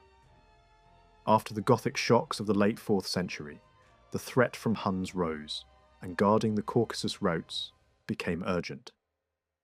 Lazica's location made it indispensable, even while those same routes allowed northern forces to break through and raid widely for generations. Lazica's dependence on Byzantium remained, but it was not passive. The empire expected taxes, manpower, and formal approval of kings, yet local rulers learned to treat imperial endorsement as ritual rather than true control. Over time, Laz kings appointed their own regional dukes, placed garrisons where they wished, and acted with increasing confidence. Both Lazica and Byzantium shared a need to resist northern and eastern incursions, which helped keep the alliance intact even during disputes. At one point, a Laz king openly declared independence, and imperial troops sent to punish him had to withdraw. Diplomacy followed where force failed. The king later travelled to Constantinople under guarantees of safety, impressed the emperor with a mixture of wit and visible piety, and accepted a limited territorial concession as the price of restored peace. For decades afterward, Lazica and Byzantium coexisted without major rupture. Back in Iberia, a new figure rose to dominate memory, Vakhtang I, later known by the epithet Gorgasali. Like earlier legendary founders, he is portrayed as both statesman and warrior, credited with strengthening Iberia, challenging Persian dominance, and at moments drawing Western and Eastern Georgian worlds closer. The biographies written about him blend history with heroic patterning, making it difficult to separate fact from narrative design. Even so, certain elements fit the political realities of the age. He likely came to the throne as a child, with his mother acting as regent and negotiating with Persian authorities to protect the kingdom's Christian status. Persian officials responded with a formula typical of empire, balancing religious oversight, sending a chief Zoroastrian figure alongside Christian leadership, and attempting to manage the country rather than immediately crush it. Vakhtang's reign is remembered as long, and his death is told in dramatic terms. A fatal arrow aimed at a known weak point in his armour by someone who once served him. Whether the dates are exact or stretched, the portrait captures a king whose life was shaped by constant war and negotiation. He bound Iberia to both empires through marriage alliances, first with a Persian royal connection, and later with a Byzantine link that signalled Western support.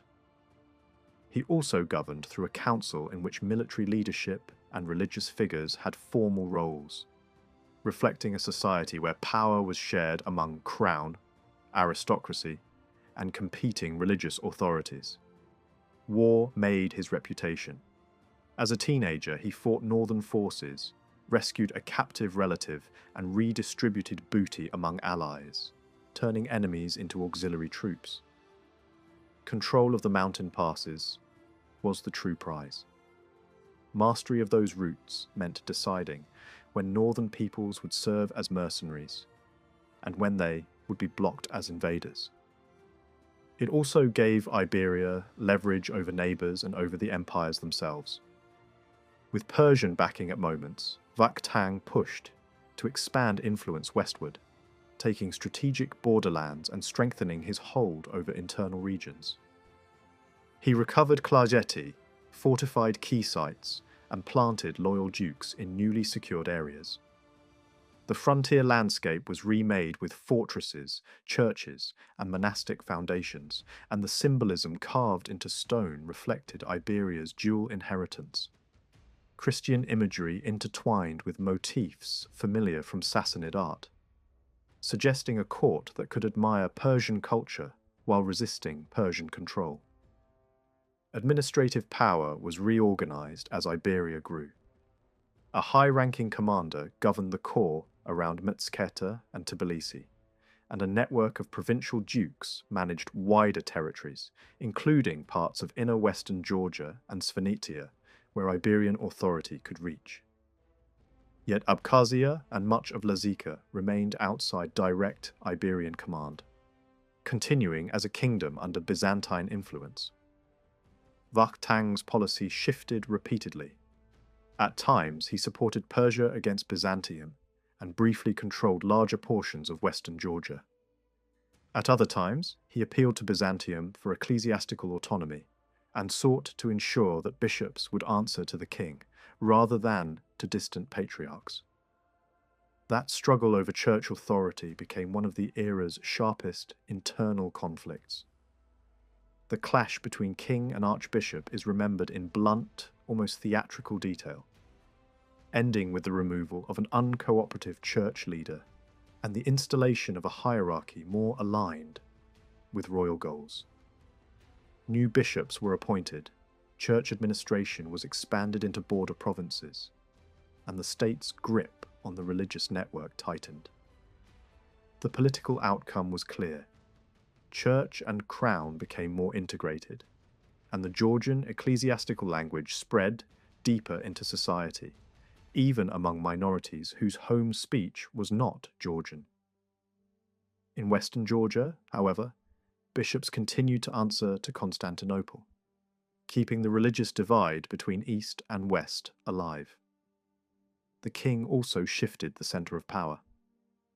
To reduce the influence of turbulent factions around Mansketa and to strengthen control of the eastern corridor, he elevated Tbilisi as a political capital, while keeping Mansketa as an ecclesiastical centre.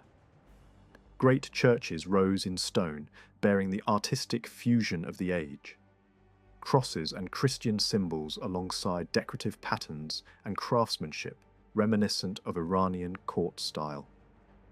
Meanwhile, fortresses in Kakhetiya and Hereti strengthened the borders, because danger could come from Persia, from Armenia, or from the eastern Caucasus. With greater security, a Vakhtang confronted Persia more directly. Zoroastrian priests were expelled, and a request went to Byzantium for military help. The response was slow, and Persia moved first, striking into central Kartli. The Byzantine envoy negotiated rather than fought, leaving Iberia forced back into tribute and military obligations toward Persia, even as the Shah agreed to limit religious pressure for a time. The result was an uneasy compromise. A Christian kingdom paying an Eastern empire while still looking west for cultural and religious support, and a king trying to preserve autonomy by turning every alliance, every marriage, every bishopric, and every fortress into part of a larger strategy to keep Iberia from being absorbed entirely. By the early 480s, the balance in the Caucasus was breaking again. A major defeat on Persia's northeastern frontier weakened the sense that the empire could simply dictate terms everywhere at once. In Kartli, Vakhtang read the moment as an opening. He stopped playing the obedient ally and moved against the most visible symbol of Persian control inside his realm. Vaskan, the powerful regional governor who had become a pillar of Iranian authority in practice, even if he still stood in Vakhtang's shadow on paper. Vakhtang seized Vaskan in Tbilisi and executed him. To Kartli's court, it was a dramatic statement that the king would no longer tolerate a rival power operating under Persian protection. To Armenia, it looked like a gesture of solidarity, because Vaskan's name was already stained by a notorious domestic tragedy. He was remembered as a man who tried to force his Christian wife to abandon her faith, and who used torture when she refused. In later Georgian memory, that story became a defining moral tale, and Vaskan turned into a symbol of brutality and betrayal. But in the politics of the time, the execution carried a second meaning that was even sharper.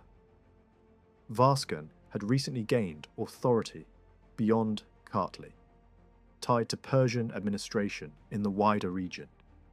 Killing him was not just a local purge, it was a direct insult to the Shah's system. The timing appeared favourable. Persian troops had been pulled away from Armenia to deal with unrest elsewhere, and Kartli's king expected the pressure to be lighter than usual. Armenian leaders did offer support, but Armenia's politics were divided. Some commanders doubted their own forces and distrusted the reliability of allies, especially steppe fighters, whose loyalties could shift with the wind. There was also deep suspicion of the distant empire that Kartli hoped would help. Many in the region had learned, through bitter experience, that promises from the West could be slow, conditional, or withdrawn when another crisis erupted. At first, the gamble seemed to work. Kartlian forces and their allies struck hard enough to drive out a Persian army. Then the retaliation came. Persian counter-campaigns did not aim only at winning a battle. They aimed at breaking the will of the countryside.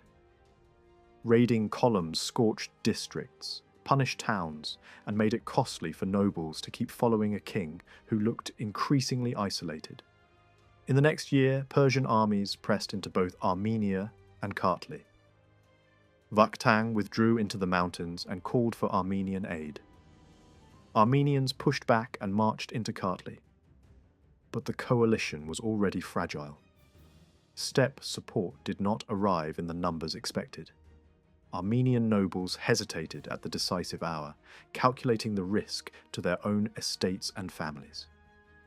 When the armies finally faced each other near the lower Kura, the alliance cracked in plain sight. Some Armenian nobles opened secret talks with Persia, promising to defect.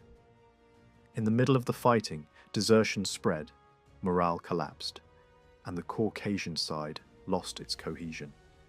Armenia pulled back toward its southwestern highlands, and Persian forces ravaged the land in response.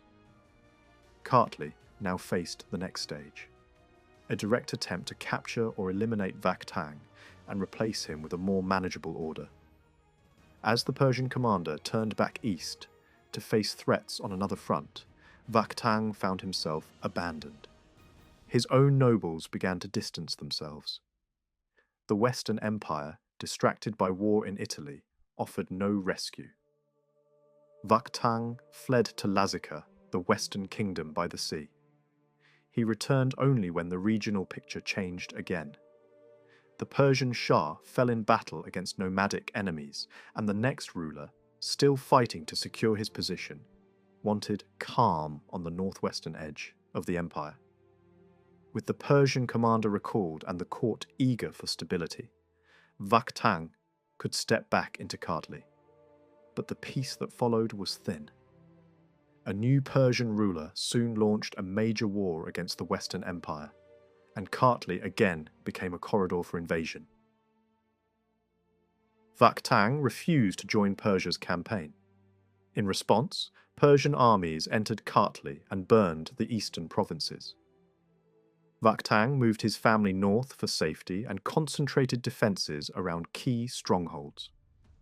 The struggle culminated in a major battle near Ujama.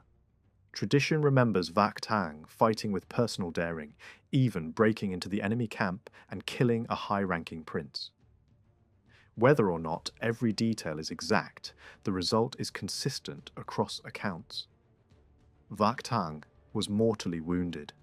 After he died, Persian forces regained momentum, took the main cities, and imposed a tighter administration. Kartli's leadership fractured. Members of the royal family and their retainers drifted westward and into imperial service abroad, leaving visible signs of displacement in the interior. In the years that followed, Kartli was increasingly governed through Persian-appointed officials. Tbilisi was placed under a Marspan, a regional governor responsible for the city and its military network. Even when individuals in that system adopted Christianity and gained reputations for piety or martyrdom, the administrative reality remained. Kartli's independence was severely reduced. Vakhtang had not achieved a lasting break from Persia, but he did establish a powerful model. Later generations remembered him as the ruler who nearly unified the Georgian lands, and who dared to challenge the great empire when the odds were brutal. While Kartli struggled, Lazica seemed quieter for a time, but the calm did not last. When Persia and Byzantium entered another cycle of wars in the early 6th century, Lazica became a battlefield on land and sea. Laz rulers tried to survive by shifting allegiance, hoping the rival empire would be less oppressive than the current patron. That strategy carried a high cost. Internal cohesion began to break. New power centres emerged in the northwest under local governors, and the Svans pursued their own agendas in the mountains. Byzantine missionary policy also expanded into the northern coastal tribes, pushing Christianity deeper and attacking practices the empire viewed as unacceptable.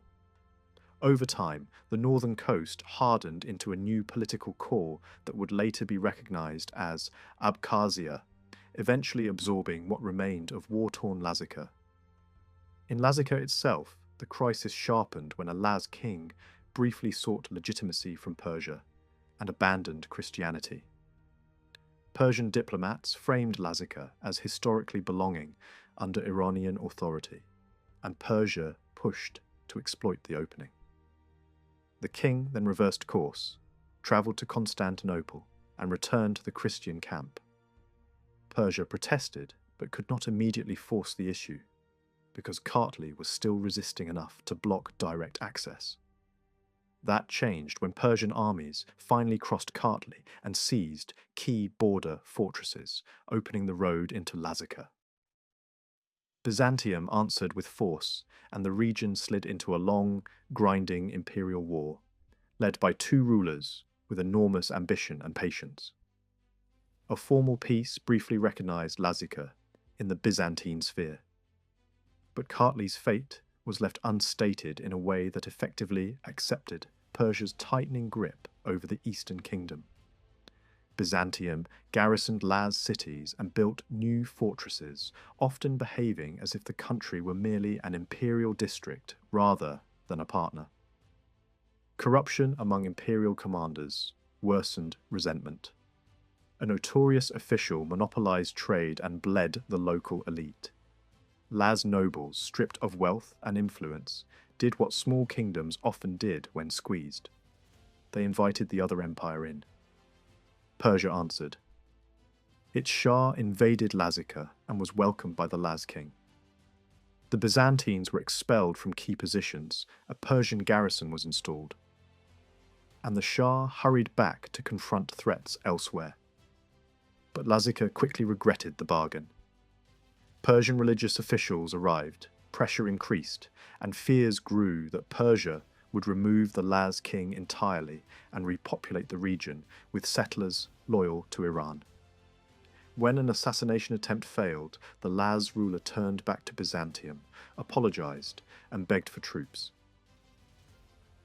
Byzantine forces returned, joined by local fighters, and the war reignited at full scale. Lazica became a landscape of sieges, ambushes, shifting alliances, and devastating reprisals. Fortresses changed hands. Persian generals marched in and out. Battles were won at rivers and in mountain corridors, only for revolt to flare behind the lines. The Svans rebelled. The Abkhaz rebelled. Leaders sought help wherever they could find it, sometimes turning to Persia, sometimes fleeing north to steppe allies. Even when Byzantium and Lazica fought on the same side, mistrust remained, because imperial commanders could be incompetent, self-serving, or politically reckless. One of the ugliest moments came from Byzantium itself. The Laz king complained directly to the emperor about failures and abuses. Imperial commanders responded by accusing the king of treachery. The emperor ordered the king detained and brought to Constantinople if needed. Instead, the king was arrested and killed. The Laz aristocracy erupted in anger, not just because a ruler had died, but because the manner of his death revealed what Byzantium could do to an ally who became inconvenient. A council of nobles debated whether to defect to Persia, but the decision was made to demand justice from the emperor and to accept the dead king's brother as the next ruler. The war continued anyway, because Persia launched a major offensive and even reached the sea. Eventually the Persians were defeated and withdrew, and their commander paid a brutal price back home.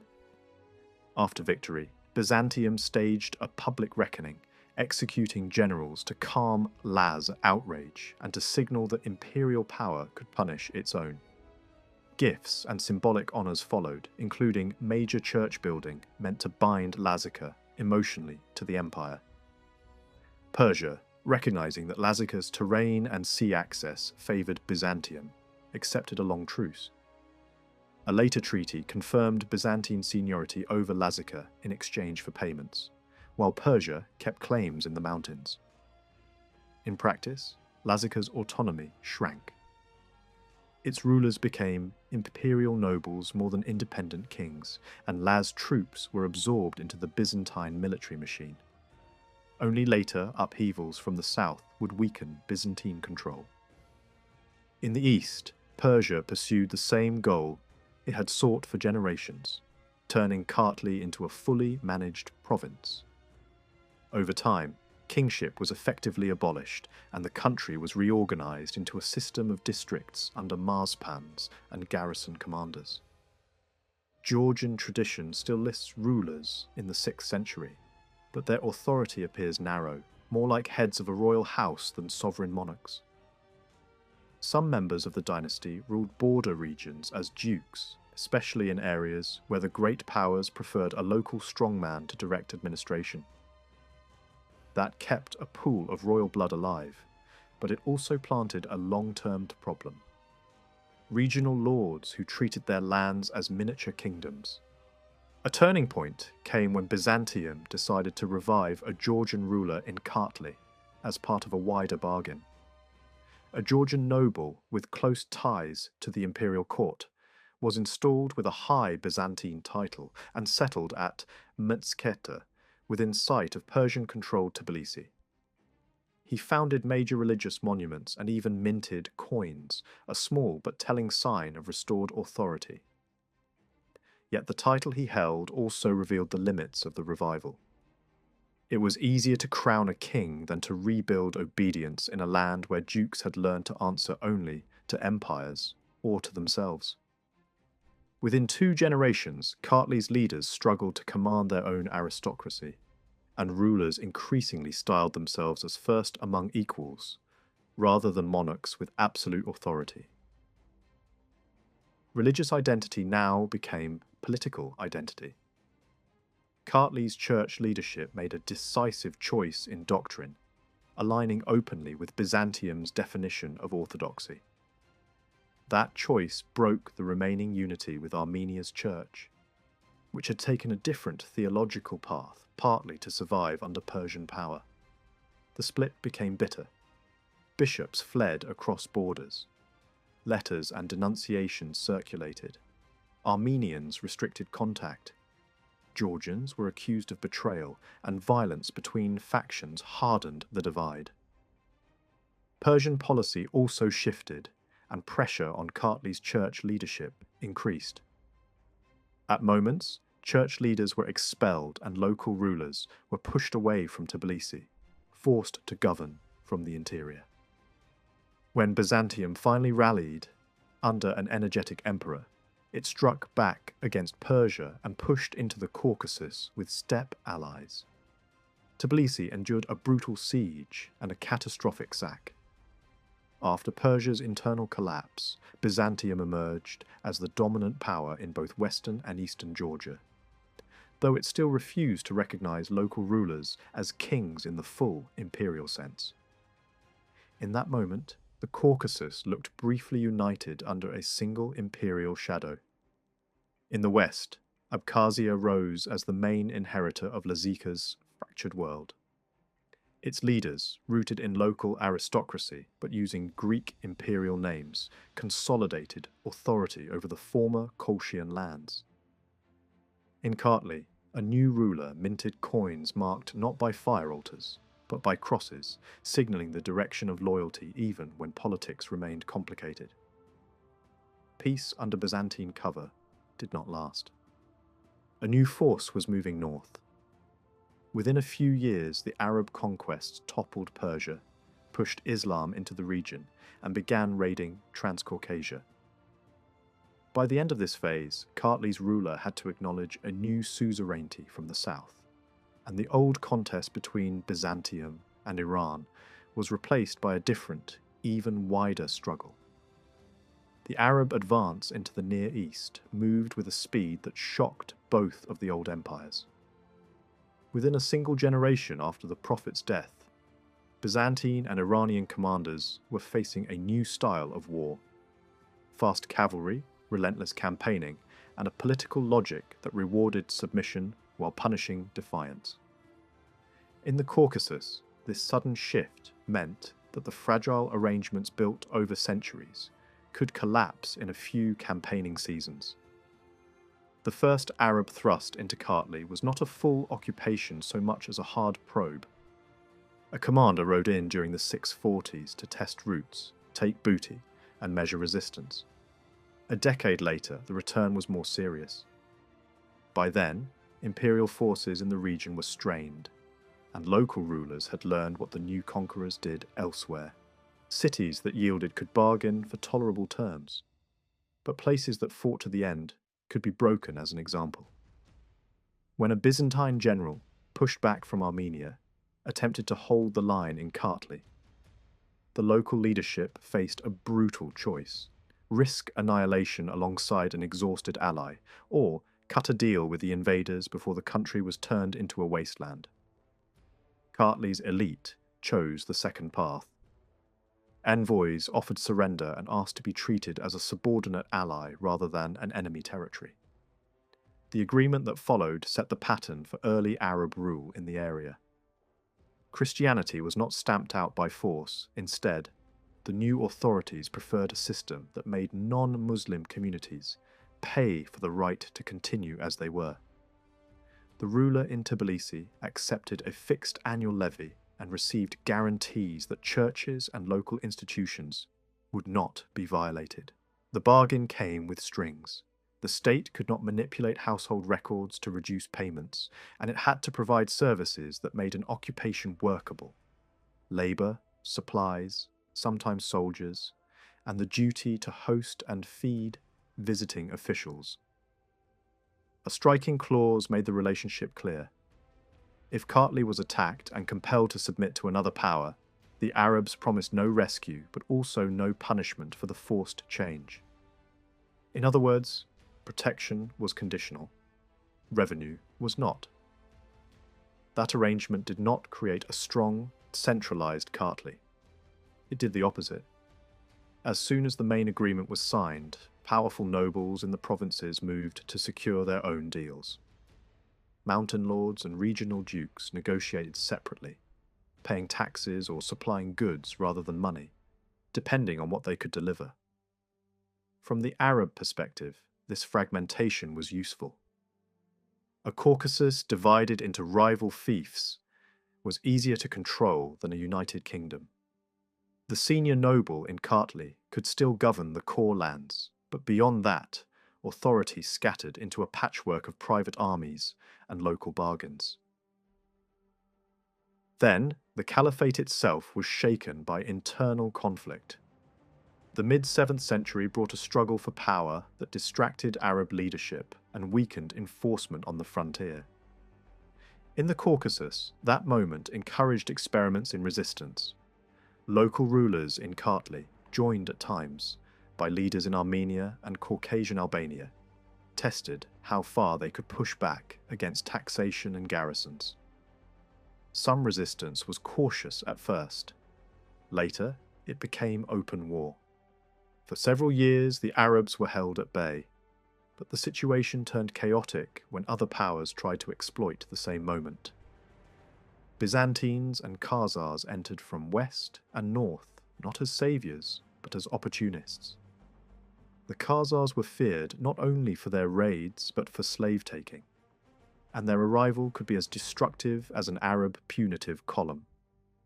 In that turbulence, Kartli's leadership suffered losses, and the Arabs responded pragmatically. Rather than restore a rebellious house, they elevated another powerful noble, one with strong bases in the southwest, expecting him to keep order while paying what was due. For a brief interval, Byzantium regained leverage. A truce was struck in which tax income from Kartli was divided between the old empire and the caliphate. Yet this fragile compromise collapsed when Byzantine forces and their Khazar partners renewed attacks into the region. Local rulers shifted loyalties again, taking imperial recognition when it seemed useful, then retreating when Arab armies returned in strength. Once a new caliph consolidated authority, the Arab state recovered the frontier and retook Transcaucasia. By the early 8th century, the most visible sign of permanence appeared. Coins were minted in Tbilisi, and the city began to function as a durable Arab base rather than a temporary camp. In western Georgia, the story developed differently. Lazika and the coastal lands that bordered the Black Sea were drawn into the same storms. But geography and Byzantine naval strength altered what occupation meant. Arab forces could raid deep, burn towns, and smash inland fortresses, yet they struggled to hold the shoreline for long. Even when the interior suffered devastation, ports and coastal strongholds could remain tied to Byzantium, and local rulers continued to operate under imperial approval. The region endured aftershocks, including violence by displaced groups and captives moving across the landscape. But it did not become a stable Arab province in the way Tbilisi would. Kartli, by contrast, entered a period of repeated punishment. Raids and expeditions struck again and again into the heartlands, sometimes in response to rebellion, sometimes simply to remind nobles who held power. Over time, local tradition would attach different dates and names to these years, but the shape of the era is clear: a cycle of submission, revolt, retaliation, and fragmentation. Certain figures from this period survive sharply in memory, not because their political titles are easy to reconstruct, but because their deaths became symbols. Martyr stories attached to rulers and nobles who refused conversion, and the fact of canonization became more secure than the precise chronology of offices. By the early 8th century, the Caucasus was no longer mainly a contest between Kartli and its neighbours. It became a battlefield in a larger war between Arabs and Khazars. The Caliphate's priorities shifted toward extracting reliable revenue while securing the passes against northern raiders. Terms were renewed for Iberians, but the taxes grew heavier and less negotiable. The earlier leniency of voluntary submission faded. A levy that once targeted households hardened into broader demands on adult males, land, and livestock. Campaigns were launched with the aim of crushing resistance permanently, and when imperial politics demanded it, the Caucasus was treated not as a frontier of allies, but as hostile ground to be subdued. One commander in particular became the face of terror in Georgian memory. His forces moved with such scale and violence that entire populations fled into forests and ravines. Towns were burned, passes were blocked. Eastern Georgia suffered catastrophic demographic damage. Attempts were made to resettle conquered districts with foreign households, but these experiments could collapse into their own violence. Leaders murdered, settlers fleeing, and then being hunted down in reprisals. What mattered most was the result. Cities that had been the anchors of administration and trade took generations to recover, and political gravity shifted away from the exposed plains. As central Kartli weakened, the heart of Georgian power began to migrate. Refugees moved up the Kura and then west and southwest into mountain regions that were harder for Arab armies to reach and less profitable to occupy. Tau and Klarjeti, protected by terrain, became zones where local dynasties could rebuild strength at the edge of the storm. Meanwhile, in Tbilisi, a new order took root. The city was placed under an emir who answered directly to the caliphal centre, not to regional intermediaries. Tbilisi began to develop as a Muslim outpost of the caliphate, financing its growth by drawing taxes from a population that had been thinned by war. Arab authorities did not need to occupy Lazika permanently to dominate the region. Controlling Tbilisi and the corridors of movement was enough to reshape Georgian politics. After the worst devastation, Georgian elites turned to survival strategies that did not depend on armies. Marriages were arranged across noble houses to bind rival fiefs through kinship. Provinces were allowed wide autonomy in exchange for a thin loyalty to a senior noble. This approach made sense in a shattered landscape where no single ruler could enforce central authority by force. Over time, as Kartli slowly recovered, resistance to Arab rule hardened again. Some leading nobles were summoned east and imprisoned. Others fled north to Khazar lands or sought shelter in Abkhazia, where the coastal kingdom could still offer refuge. Titles were shifted, rewards granted to compliant families, and rebellious houses pushed aside. At moments, prominent figures were executed, and the old dynastic line simply disappeared from political relevance. In the century that followed, sources become thinner and events harder to pin down with certainty, but the transformation is unmistakable. The caliphate weakened through internal crises and upheavals. Local emirs, especially in Tbilisi, began to act with increasing independence, keeping tax revenues that no longer reliably reached Baghdad. The emirate became a trading hub, protected in practice by the surrounding Christian states and by the difficulty of projecting caliphal power back into the mountains. When the caliphate did send a massive punitive expedition in the mid-9th century, the campaign's brutality was aimed not only at Christian resistance, but at the emirate itself, whose rulers had become too independent and too troublesome. The result was catastrophic: burning, mass killing, and another wave of ruin. Yet even that violence could not fully restore earlier control. The expedition withdrew, and Arab authority in Georgia never again returned to its previous intensity, though the damage it left behind was deep. As Kartli fragmented, Kakheti rose.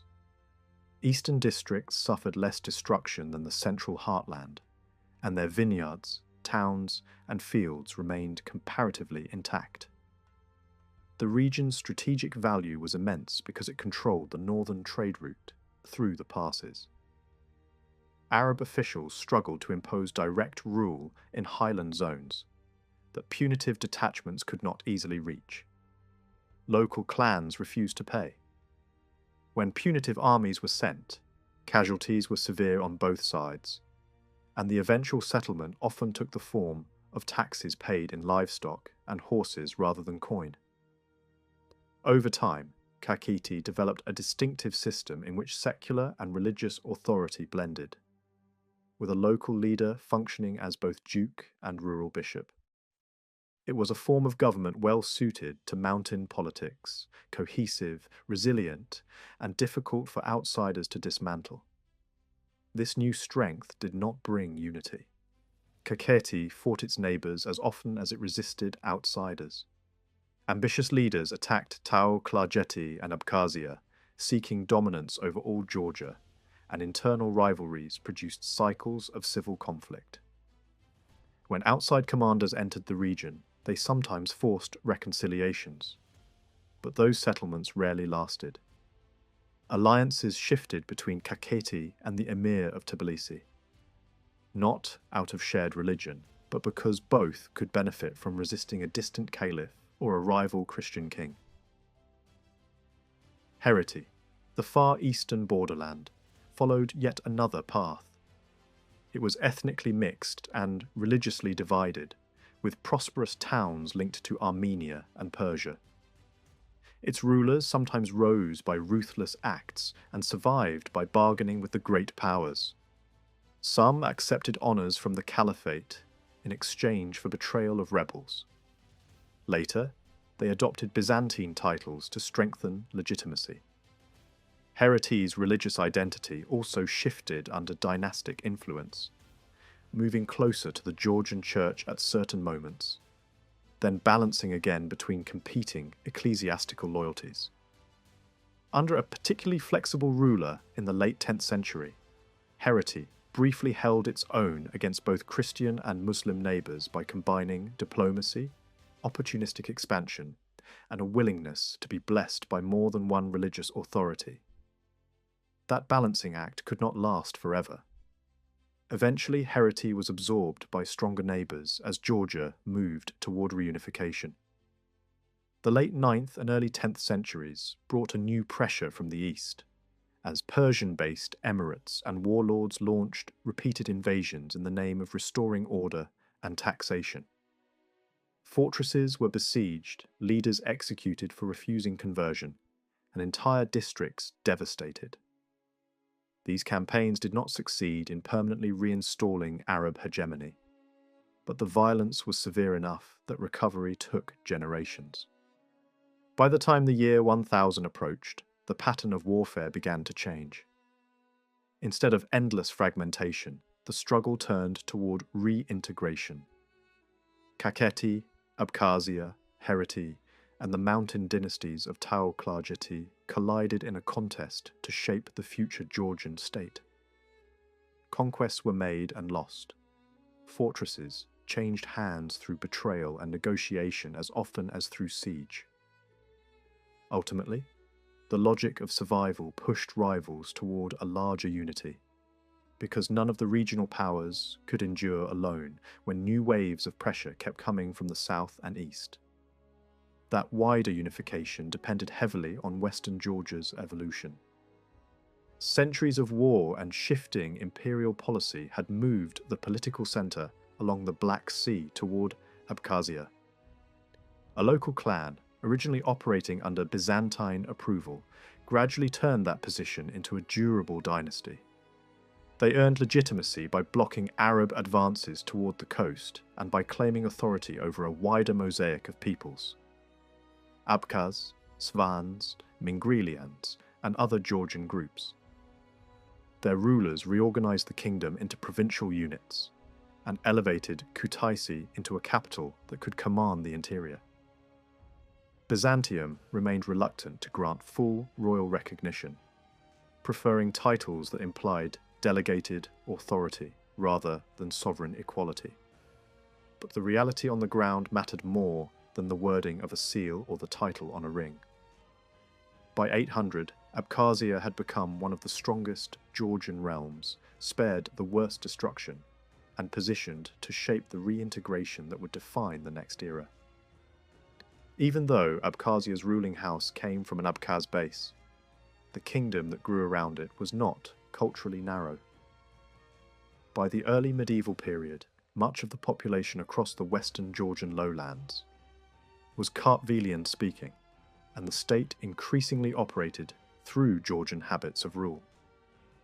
Yet one powerful thread still tied the coast to the wider Greek world: the Church. For a long time, ecclesiastical authority continued to look outward, and Greek remained the language of worship and clerical administration in many coastal settings, especially where Byzantine influence was strongest. The Abkhaz kings protected themselves in a careful way. Marriage diplomacy became a shield as important as fortresses. One royal marriage linked Abkhazia to the Khazar steppe power to the north, creating an alliance that could discourage Byzantine pressure and complicate Arab ambitions at the same time. This alliance also offered sanctuary to political exiles from eastern Georgia, men who had been forced out by Arab power or displaced by feudal rivalries. Abkhazia did not always stand quietly inside the imperial orbit either. When rebellions and court crises shook Byzantium, Abkhaz interests sometimes overlapped with those of other groups on the empire's fringes, and cooperation with Armenians, Laz, Slavs, or other discontented forces could emerge when it suited local rulers.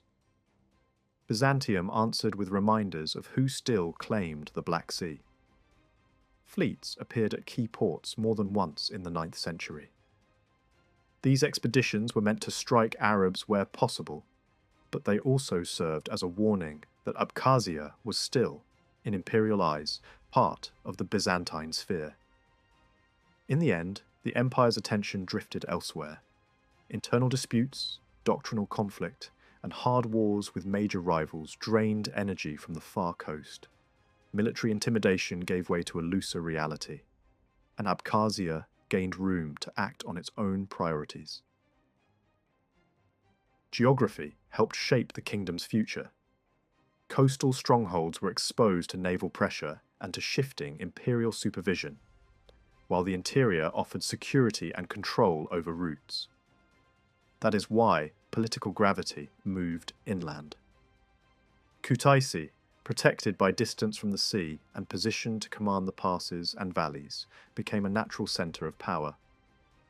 This move inland also changed the church's balance. Over time, Western bishoprics that had once been pulled toward Constantinople shifted their loyalty eastward toward the Georgian ecclesiastical centre at Mtsketa. This was not only a bureaucratic change, it meant a change in language, in liturgy, in cultural tone. When worship and prayers were increasingly heard in Georgian, ordinary parishioners felt that the faith belonged to them in a direct way, not as something mediated through a foreign tongue.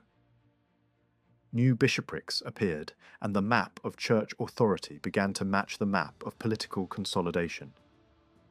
By the 10th century, these ecclesiastical shifts had consequences bigger than religion. When Eastern rulers and nobles accepted the doctrinal stance that aligned them with the Georgian Church, the Caucasus no longer contained separate Christian islands divided by theology. A shared church space made a shared political space more likely. The idea emerged that Georgia could be defined not only by borders, but by language in worship, by where Georgian prayers were spoken and heard. That definition turned culture into geography, and it quietly prepared the ground for later unification. In practical terms, Western Georgia remained less exposed to Arab occupation than the Eastern heartland. There were raids and disturbances, and the region was never completely insulated from the shockwaves of Arab power. Some Arab writers even claimed that tribute was demanded at times. But compared to Kartli, Western Georgia had more continuity. Its kingship remained comparatively stable, its defences held, and its rulers could choose moments to intervene in the east rather than simply endure invasion. When major punitive expeditions struck Kartli, or when eastern polities were pushed into crisis, Abkhazia could sometimes appear as an ally, a refuge, or a counterweight. From the early 9th century into the early 11th, Abkhazia developed a hereditary monarchy that often lasted through long reigns. This stability did not mean the absence of conflict. Disinherited brothers and ambitious relatives sometimes gathered support among powerful nobles on the southern frontier, and coups could occur when local mountain groups seized an opening. Yet even when the succession was shaken, the kingdom could recover. Exiles could return with outside support. Usurpers could be removed, and legitimacy could be restored through marriage and political reconciliation. Abkhazia's strength lay not only in its armies, but in its infrastructure. Fortified passes, defended ports, and control of key routes across the Liki range made it difficult to invade and costly to destabilize. Economic signals matched this political durability. Coins from major powers circulated widely, showing active trade and the kingdom's place in regional exchange. A strong port economy and an inland capital allowed Abkhazia to profit even when eastern Georgia was being ravaged. While some rivals tore themselves apart, Abkhazia could afford patience. Avoiding certain wars did not weaken it. It often strengthened it. As Abkhazia grew, its leaders began pursuing a wider Georgian strategy. They did not rely only on conquest. They used dynastic marriages, patronage, and calculated appointments to extend influence into Kartli and the southern borderlands. A son might be installed in a sensitive region, a daughter married into a rival house, a prominent duke rewarded in exchange for loyalty. Some appointments backfired. A nominee in Kartli might develop an independent power base and become a threat even to his own father. When that happened, Abkhaz kings did not hesitate to remove their own men. This was not sentimental politics. It was a cold method of state building, one that treated family as a tool, not a guarantee of obedience. The southern refuge zones of the Georgian world had their own story. Tau Klajeti, Samski, and Javaketi became a shelter during the worst phases of Arab pressure, partly because the terrain reduced the effectiveness of punitive raids. Fortresses dominated road junctions, and monasteries became more than religious houses. They turned into centres of literacy, manuscript production, training, and political advising. In those valleys and ridges, culture could be preserved and even expanded when the plains were burning.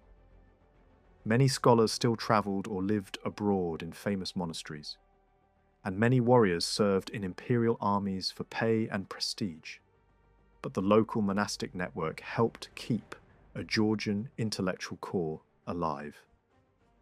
A new dynastic force rose in this southern zone, strengthened by connections with Armenian aristocratic families. The result was a line of rulers who could plausibly claim to represent the continuation of Iberian tradition, even if older royal branches had faded or ended. Over time, this southern principality became a serious contender for leadership of the wider Georgian world. It could negotiate with emirs, confront them when opportunity appeared, and rebuild depopulated districts by drawing settlers and restoring fortresses.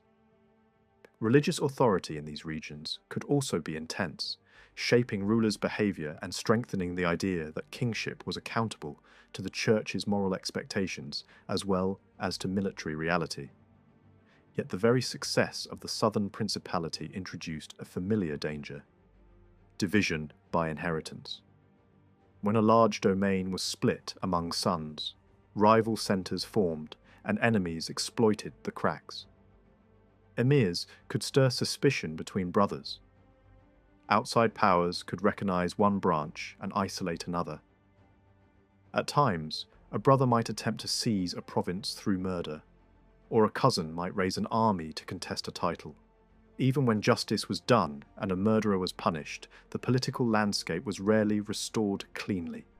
The south remained a patchwork of ambitious relatives, fortified towns and monasteries with their own interests. Meanwhile, the east still contained a fact that could not be ignored: Tbilisi. Even after horrific destruction, the city recovered with surprising speed. Under an emirate that increasingly acted on its own, Tbilisi developed administrative sophistication and commercial pull. It minted silver and served as a trading centre that linked Christian hinterlands to Muslim networks. The urban layout itself mirrored division: an Islamic ruling elite on one bank and a Christian community on the other, with churches still functioning and local elites still present.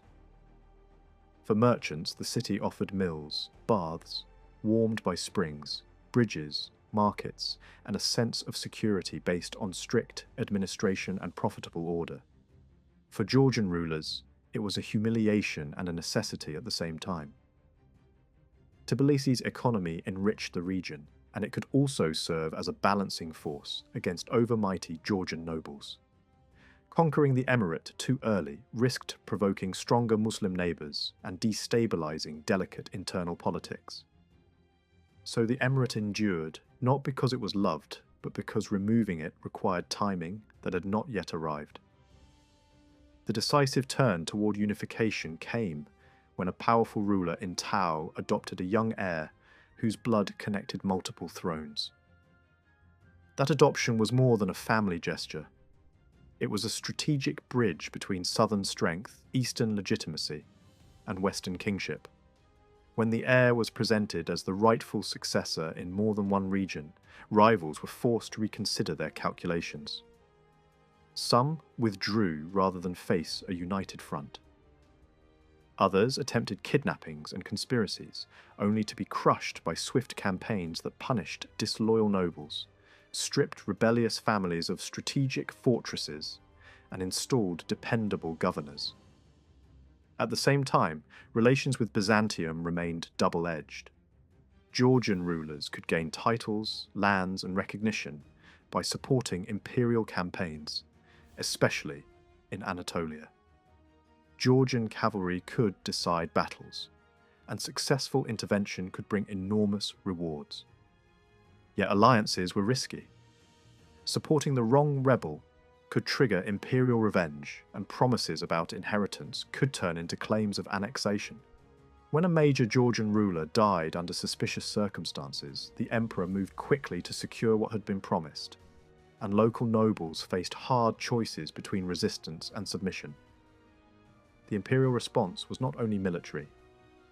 It could also involve care for churches and towns, the appointment of local administrators, and the use of Georgian elites within a Byzantine framework.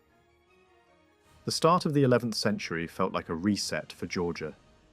A young ruler with strong legitimacy held the realm together long enough for people to rebuild. Town walls went back up, fields were worked again, and the idea of one monarchy stopped sounding like a fantasy and started looking like common sense. Even the vocabulary of daily life reflected the shift. Older habits had treated settlements mainly as strongholds, places to hide when danger came. Now, the emphasis moved toward towns as living markets and craft centres, with suburbs spreading beyond older defensive cores. Across the country, new urban nodes gained weight. In the south and east, fresh foundations appeared and older sites were expanded into functioning towns. In the west, the political spotlight moved towards stronger hubs that could control roads, passes, and river routes. Coastal centres remained important, but the balance increasingly favoured inland capitals that were harder to threaten from the sea and easier to supply and defend. With stability came specialised work. Certain places became known for glass making, glazed ceramics, metalworking, and the handling of luxury goods. Towns that once existed mainly as citadels developed workshops and trade quarters. Some regions built reputations for iron production, fueled by local ore and the forests needed for smelting. Elsewhere, textiles and silk work grew in importance, linking rural labour to aristocratic demand. In the countryside, farming also intensified. New tools and heavier ploughing methods made it possible to break deeper soil. But that progress came at a social cost. Heavy ploughing required teams of animals few households could own alone, so peasants were pushed into collective arrangements, while their personal freedom narrowed under tighter feudal control. People adapted by diversifying, raising silkworms to supply cloth, keeping bees for wax and honey, and expanding production wherever lords and monasteries could profit from it. Religious and cultural life revived in the same climate. A more predictable economy and expanding church estates created the conditions for scholars and monks to return from distant centres of learning in the eastern Mediterranean.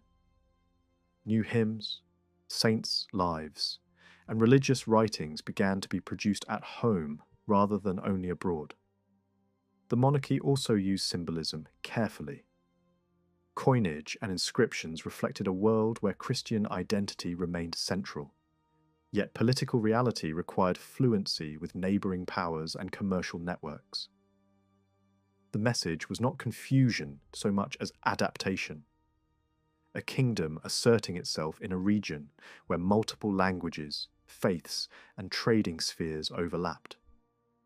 Inside the realm, the king moved early to discipline magnates who treated their lands as private kingdoms. That effort relied on a tight circle.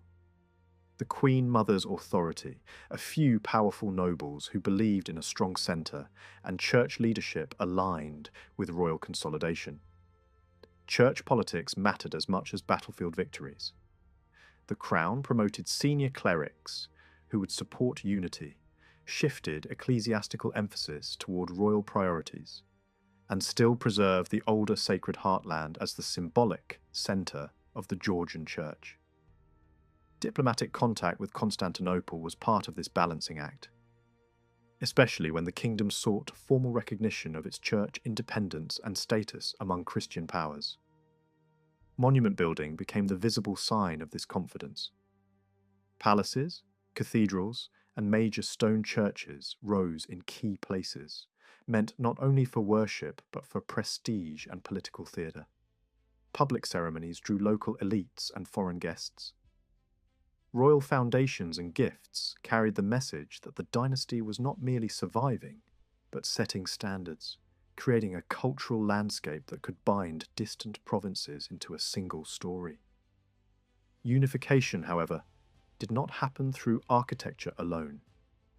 The crown pressed eastward, targeting neighbouring regions that still acted as independent kingdoms in practice, even when they had accepted a superior authority in name.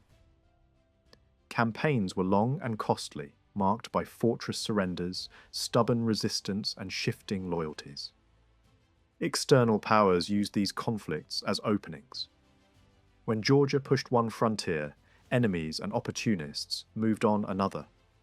Sometimes the response required alliances with other Christian rulers to strike deeper into the borderlands and force hostile emirates to accept tribute. At the same time, the monarchy dealt with danger closer to home, rival branches of the ruling family, and the possibility that alternative claimants could challenge the throne. The solution was brutal and calculated. Potential rivals were summoned under the language of consultation, removed from the political board, and their lines were cut off from succession. This was not only about fear, it was about preventing the kingdom from returning to the old cycle of fragmentation. The king also supported the production of genealogies and legal norms that strengthened legitimacy and clarified authority. A kingdom that had recently been stitched together needed more than swords. It needed agreed rules, shared memory, and visible institutions. When that first unifier died in the second decade of the century, Georgia looked stronger than it had in generations. The realm had been centralized to a degree unseen since earlier legendary kings, and foreign domination no longer defined daily politics. Yet the foundation was not unbreakable. A successor came to the throne young, and the old fault lines returned quickly. Eastern rulers declared independence again. Great noble houses reasserted themselves. Court politics became dangerous, with arrests, betrayals, and a constant struggle to keep powerful families from turning royal office into inherited private power. The new king chose to challenge the empire where it seemed vulnerable, aiming to recover territories in the southwest that had been absorbed into Byzantine administration. At first, the gamble paid off.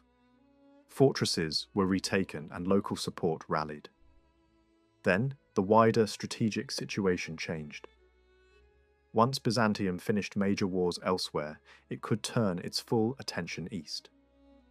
A massive imperial campaign followed, forcing the Georgian king into retreats and scorched earth decisions, burning his own positions to prevent their capture. The empire moved through contested regions with fire and plunder, pressuring Georgia's allies into surrender and pushing the conflict into the heartlands. Diplomacy flickered between battles. Georgian rulers looked for partners among neighbouring Christian kings who had their own grievances against Byzantium. They also explored distant alliances that promised pressure by sea and land, though such plans could collapse as quickly as they were imagined. In the end, the imperial advance cost Georgia more than the king expected.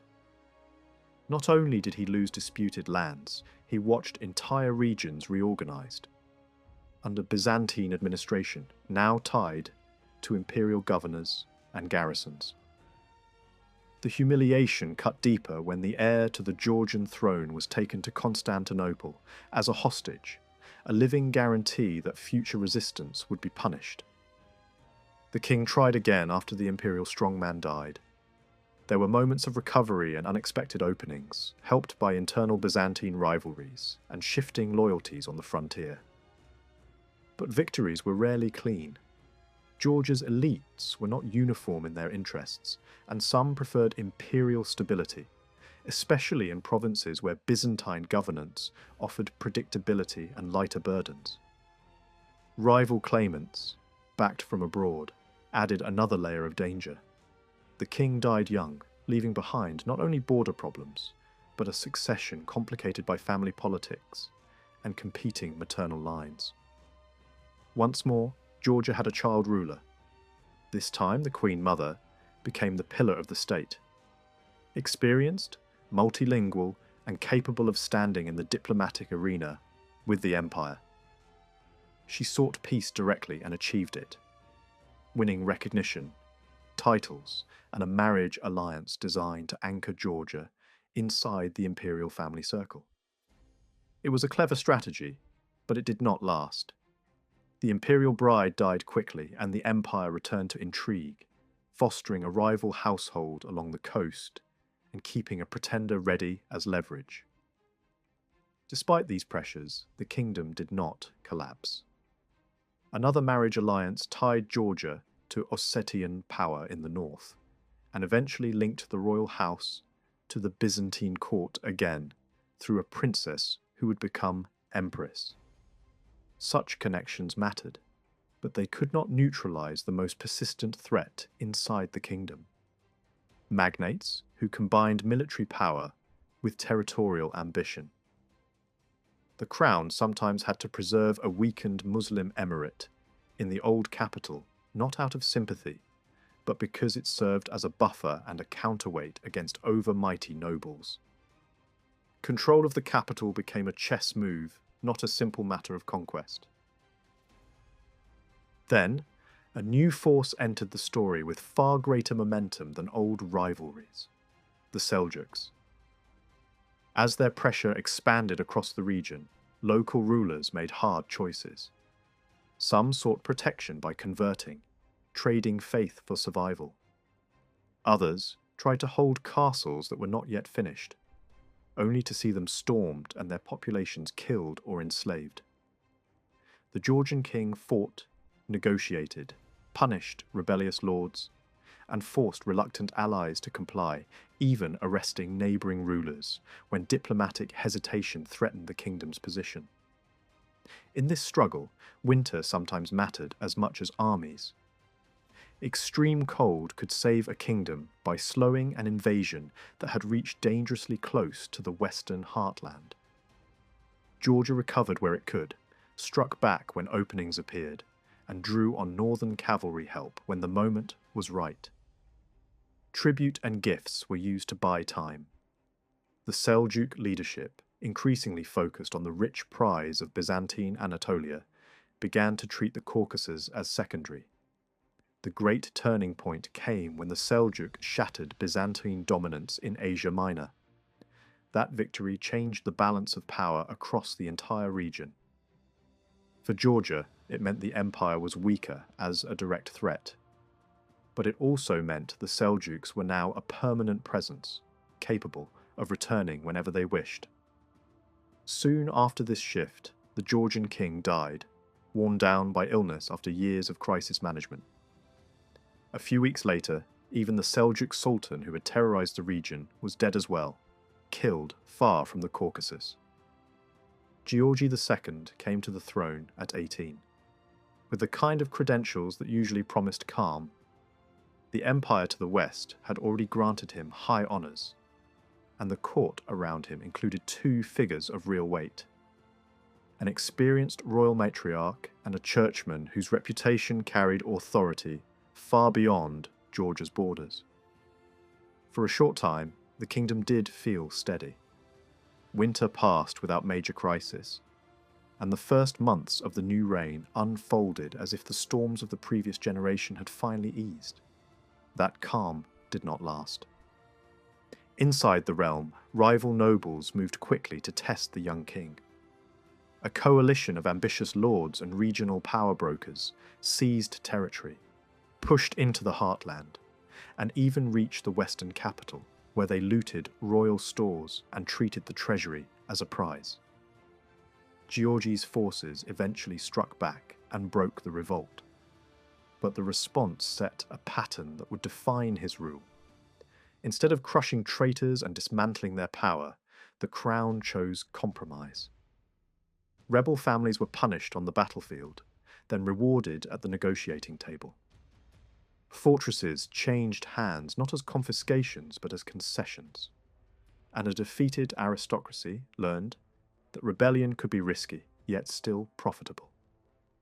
The danger worsened when private betrayal became foreign policy.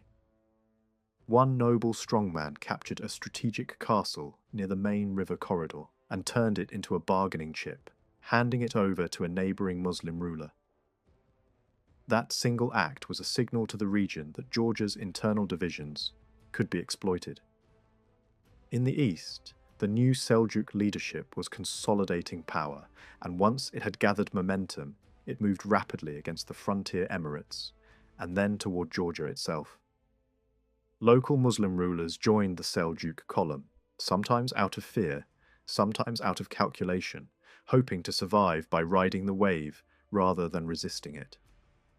Georgia did not fold immediately. A crucial counterstroke came when Georgi aligned with the eastern Georgian ruler in Kakheti and met the invaders in open battle southeast of the capital region. The victory mattered for morale, for legitimacy, and for the political message it sent to wavering nobles. Encouraged by success, Georgi turned west and south, reclaiming territories that had once been contested with Byzantium. Ports and coastal fortresses returned to Georgian hands, and mountain corridors in the southwest were retaken with little resistance. The empire, now fighting for survival against the Seljuks, and no longer interested in overreaching in the Caucasus, shifted its tone. It offered greater honours and treated Georgia less as a subordinate frontier and more as a necessary partner. For a brief period, it looked as if the kingdom might be recovering the strength it had lost. Yet the Seljuk threat did not remain static. Once the Sultan judged that the empire could not meaningfully protect Georgia, the pressure escalated. The invaders struck at the central routeways, overwhelmed key nodes, and pushed into the southern borderlands. A major fortress fell, and with it went weapons, treasure, and the sense that the state could still defend its core. The king narrowly escaped capture. More damaging than the military loss was the political aftershock. Some nobles, reading the balance of power, shifted allegiance toward the Seljuk commanders. Georgia's leadership was forced into flight toward the west, into the coastal and mountain zones that had historically served as refuge when the interior collapsed. Then the pattern became seasonal, almost mechanical. Seljuk forces wintered beyond the high passes and returned with spring to raid, enslave, and strip the countryside. Herds moved with them, and the pressure on farmland was not only military but ecological. Pastures expanded into cultivated zones, vineyards and fields were ruined, and agricultural rhythm was broken year after year. Hunger spread beyond the reach of the raiders themselves, because disrupted harvests and unsafe roads meant even remote districts could not reliably feed themselves. Chroniclers would later describe a landscape turning wild again, villages emptying, and animals reclaiming spaces that had once been tilled and settled.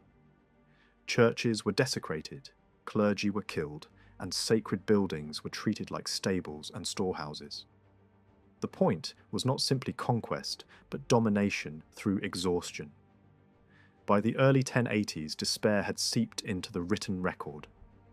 A monastic note from that time speaks of devastation, slavery, and a countryside reduced to ruins.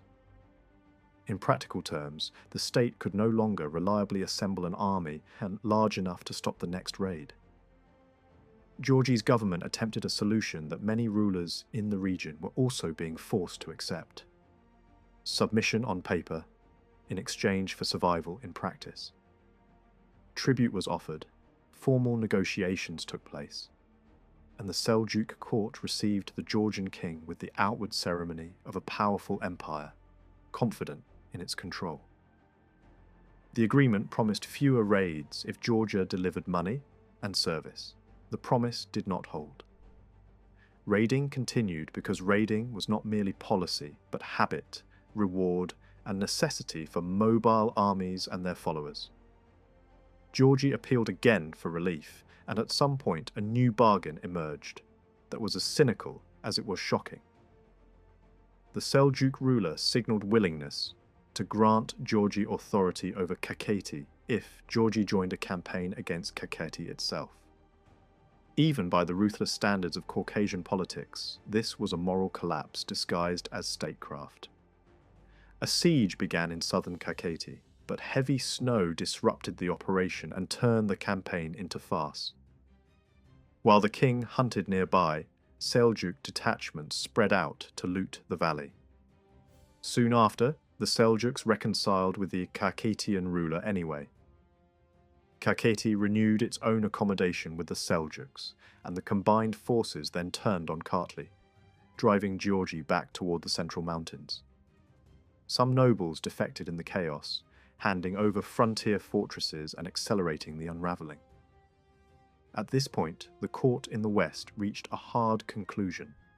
Forgiveness could be extended for miscalculation, but not for repeated failure. Georgi's realm had shrunk to the western core, while the east and the southern highlands were being stripped apart by continuous violence. This era acquired a name that reflected how people experienced it. Not as one invasion, but as a suffocating condition. Earthquakes then added physical terror to political ruin. In the wider region, disasters were read as signs. Georgia wasn't only being defeated, it felt cursed. The elite moved to save the monarchy by changing its face. Georgi was pressed to abdicate, and the crown passed to his teenage son, David. The new king inherited a state that was barely functioning, its countryside depopulated, its roads unsafe, and its authority challenged by both invaders and domestic power brokers. Unlike many child kings, David did not have years to grow into the role. Survival demanded immediate clarity, and the people around him acted as if they believed he possessed it. The reign that followed would later be remembered as a turning point so dramatic that it reshaped the national story. David was not praised only for victories. He was praised for rebuilding the machine of state. Administration, law, army, church discipline, and the culture that tied the kingdom together. The contrast with his father became part of the legend. But the reality was harsher. David was forced into competence by catastrophe. In the first years, royal control barely extended beyond the west. Even hunting beyond the central range required scouts, because raiders might appear anywhere in the devastated interior. Yet the 1090s opened a window that David understood better than anyone. The Seljuk world fractured after the death of key leaders and the collapse of internal unity. Competing claimants fought for power, revolts broke out, and rival movements challenged the old order. Georgia's enemies were suddenly too busy to concentrate fully on the Caucasus. David used the pause to change priorities. He stopped defining legitimacy through imperial titles and began building authority from within. Then he confronted the nobility with a lesson his father had avoided. One great duke was accused of plotting, confessed, and was forgiven. When treason repeated, forgiveness ended.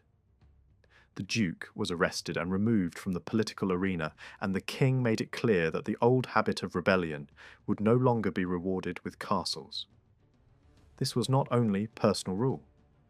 David also built instruments of governance that reduced the crown's dependence on feudal goodwill. An intelligence network was organized to monitor plots, factional movements, and even corruption within church and army. Information flowed upward, and the effect was chilling. People stopped speaking freely, not because the kingdom had become peaceful, but because the cost of conspiracy suddenly looked real. Punishment could be brutal, and the point was deterrence. Foreign events widened the opportunity. Western armies marched into the eastern Mediterranean, pulling Muslim powers into an urgent struggle over Syria and Palestine. In the north, Kievan princes drove nomad confederations southward, destabilizing the steppe and pushing new groups toward the Caucasus. Georgia's enemies were now distracted, displaced, or fighting on multiple fronts. David decided to stop paying tribute, redirecting resources into rebuilding towns, repairing fortresses, and reshaping the army. The next step was reclaiming the east piece by piece. A frontier citadel that had been handed over during the worst years was taken back and the noble responsible for that earlier betrayal was stripped of power. The collapse of one major noble house and the death of another key figure removed obstacles that had long blocked royal consolidation. Eastern nobles, seeing the direction of the wind, began to surrender not out of love for the crown, but out of calculation. A young ruler who punished real treason was more predictable than distant Seljuk commanders who looted indiscriminately. When resistance did form, it often relied on outside aid from a Muslim Atabeg across the border. David met that challenge with a decisive field victory in which Georgian forces broke a combined army and forced the eastern provinces back into the kingdom. This was not just conquest, it was recovery of intact resources. Kakheti had suffered less devastation than Kartli, and its population, agriculture, and roots mattered enormously for the rebuilding of the whole state. Holding the eastern marches also meant controlling valuable corridors used by shepherds and traders moving between mountain pastures and lowland markets. While campaigns continued, David also targeted the church, not as an enemy, but as a battleground. The problem was not faith. The problem was that powerful families had used ecclesiastical appointments to enrich themselves and resist royal authority. A major council was convened to impose standards, ages, qualifications, rules for ordination, and discipline for clergy. Abuses that had become normal were treated as scandals.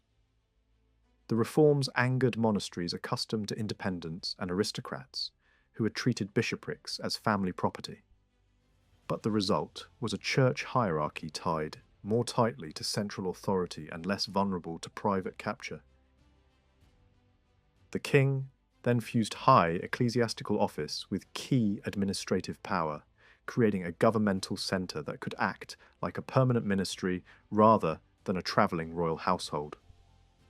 Courts were reorganised, appeals mechanisms were established, and designated days were set aside to hear cases from those who normally had no access to power.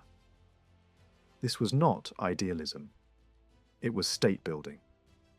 A kingdom that had been emptied needed trust, and trust required a system that people could recognise as functioning.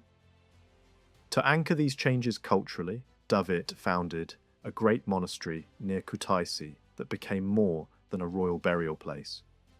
It grew into an academy, drawing scholars back from abroad and building an intellectual infrastructure that could train clerics, administrators, and writers. Another major school in the east mirrored the model, teaching the disciplines that shaped Byzantine education. Georgia was not only trying to survive, it was trying to rise with a sharper identity and stronger institutions than it had before the collapse. Military reform matched administrative reform. The new army was built around a loyal core that belonged to the crown, not to feudal patrons. Step by step, Turkish garrisons and settlers were pushed out of key valleys, allowing agriculture to return. Fortresses south of the main river were taken, routes were secured, and the circle tightened around the old capital, which was left for last. The crown preferred to reduce and tax it, station symbolic forces, and avoid provoking a massive coalition too early. Meanwhile, other strong points fell. Rustavi, strategic citadels in the east, and the Armenian borderland to the south. Raids became less one-sided. Loot flowed into the treasury, funding further campaigns and repairs. Economic management was forced to adapt to a wider regional shortage of silver. Coinage changed, weights shifted, and copper issues expanded. The messaging on currency became bolder, reflecting a state that no longer spoke as a supplicant. At the same time, David used dynastic politics as a weapon. Marriages were arranged to secure borders, neutralize threats, and link the Georgian court to powerful neighbours, including the Byzantine imperial house. These moves did not replace armies, but they bought time and reduced the number of fronts that could open at once. By the end of the 1110s, Georgia possessed something rare in the region: a standing army large enough to act consistently, an elite guard trained for rapid shock action, garrison forces to hold newly taken towns, and the intelligence to anticipate threats. Discipline was strict, pay and supply were improved, and the army was treated as an institution rather than a seasonal levy. Success followed, but success created its own danger. The stronger Georgia became, the more likely it was to provoke a coordinated Muslim response. The Kipchaks already had a name across Eurasia long before they entered Georgia's story. Steppe horsemen like these were hired wherever rulers fought rivals. Northern princes used them in civil wars, and southern courts valued them so highly that commanders began learning their language simply to issue orders and negotiate pay. Over time, Kipchak bands would appear in distant armies and, once settled, often blended into local populations. When David brought them into Georgia, he was not importing strangers in the abstract. He was recruiting a battle-tested force with a reputation for speed, shock, and hard discipline. They were deployed like a movable wall. When David expected trouble from Muslim emirates, Kipchak riders appeared in the east and south. When the danger came from within, they were positioned in Inner Kartli, close enough to keep the great lords uneasy. That movement created a diplomatic problem to the north. Kiev had fought bitterly to drive these same nomads away. David could not afford to look like a protector of Russia's enemy. Messages and assurances had to travel across the mountains. The transfer was framed not as shelter but as removal. In the Russian memory, the story was simple: an exit forced through the northern gate of the Caucasus. In Georgian reality, the operation required planning, escorts, and constant negotiation to keep it from becoming a frontier war in itself. David's alliance with the Kipchak leadership was sealed in the most direct language medieval politics understood. He reshaped his own household to prove that the agreement was not temporary. A dynastic divorce ended his first marriage, and a new marriage tied him to the steppe chieftain's line. At the same time, the northern frontier was stitched together through another betrothal, linking the Georgian royal family with the Ossetian throne. These were not romantic gestures. They were security architecture. One marriage reduced the risk of raids through the high passes. Another created a bond with the newcomers now settling inside the kingdom. The first queen did not vanish into silence without consequence. She was removed from court life and sent, with a protected entourage and rich gifts, toward the religious world of Jerusalem. In the Latin East, the story was misunderstood and retold in a new form. The Western clergy received her offerings as if they came from a bereaved widow, rather than a divorced royal woman. The episode reveals something important about the medieval world. Facts travelled slowly, and meaning was often reshaped by the needs of those who received the message.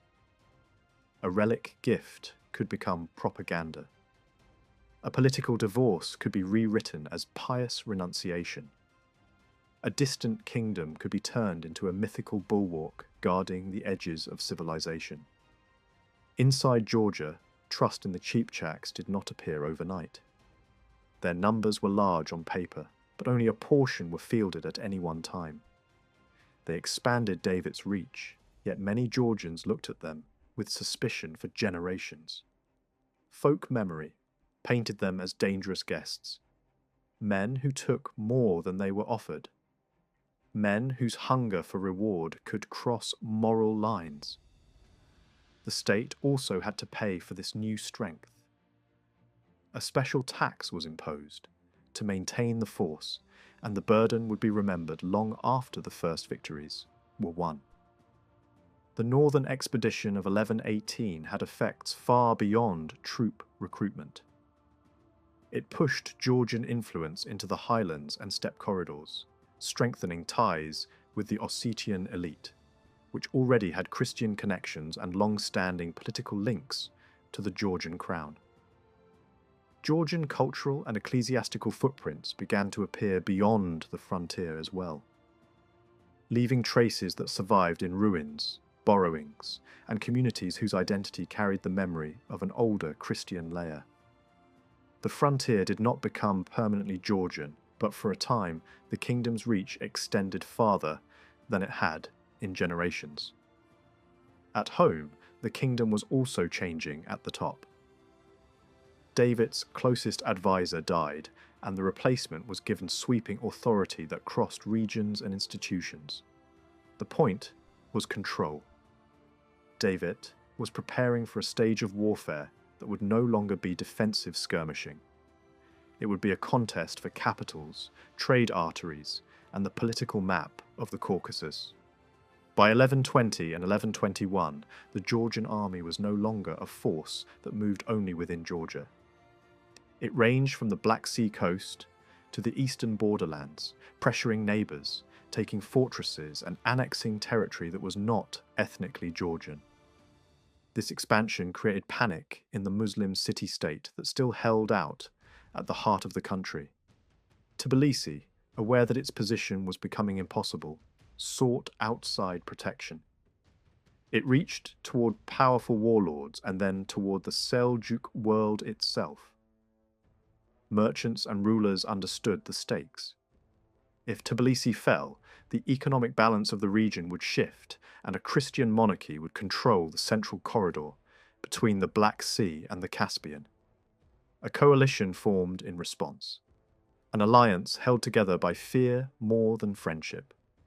Seljuk princes, regional commanders, emirates, and nervous neighbours were drawn into the same plan. Even David's own relatives by marriage were pressured into joining, alarmed by how quickly Georgia was advancing into their sphere. The confrontation came at Didgori, west of Tbilisi, where geography mattered as much as courage.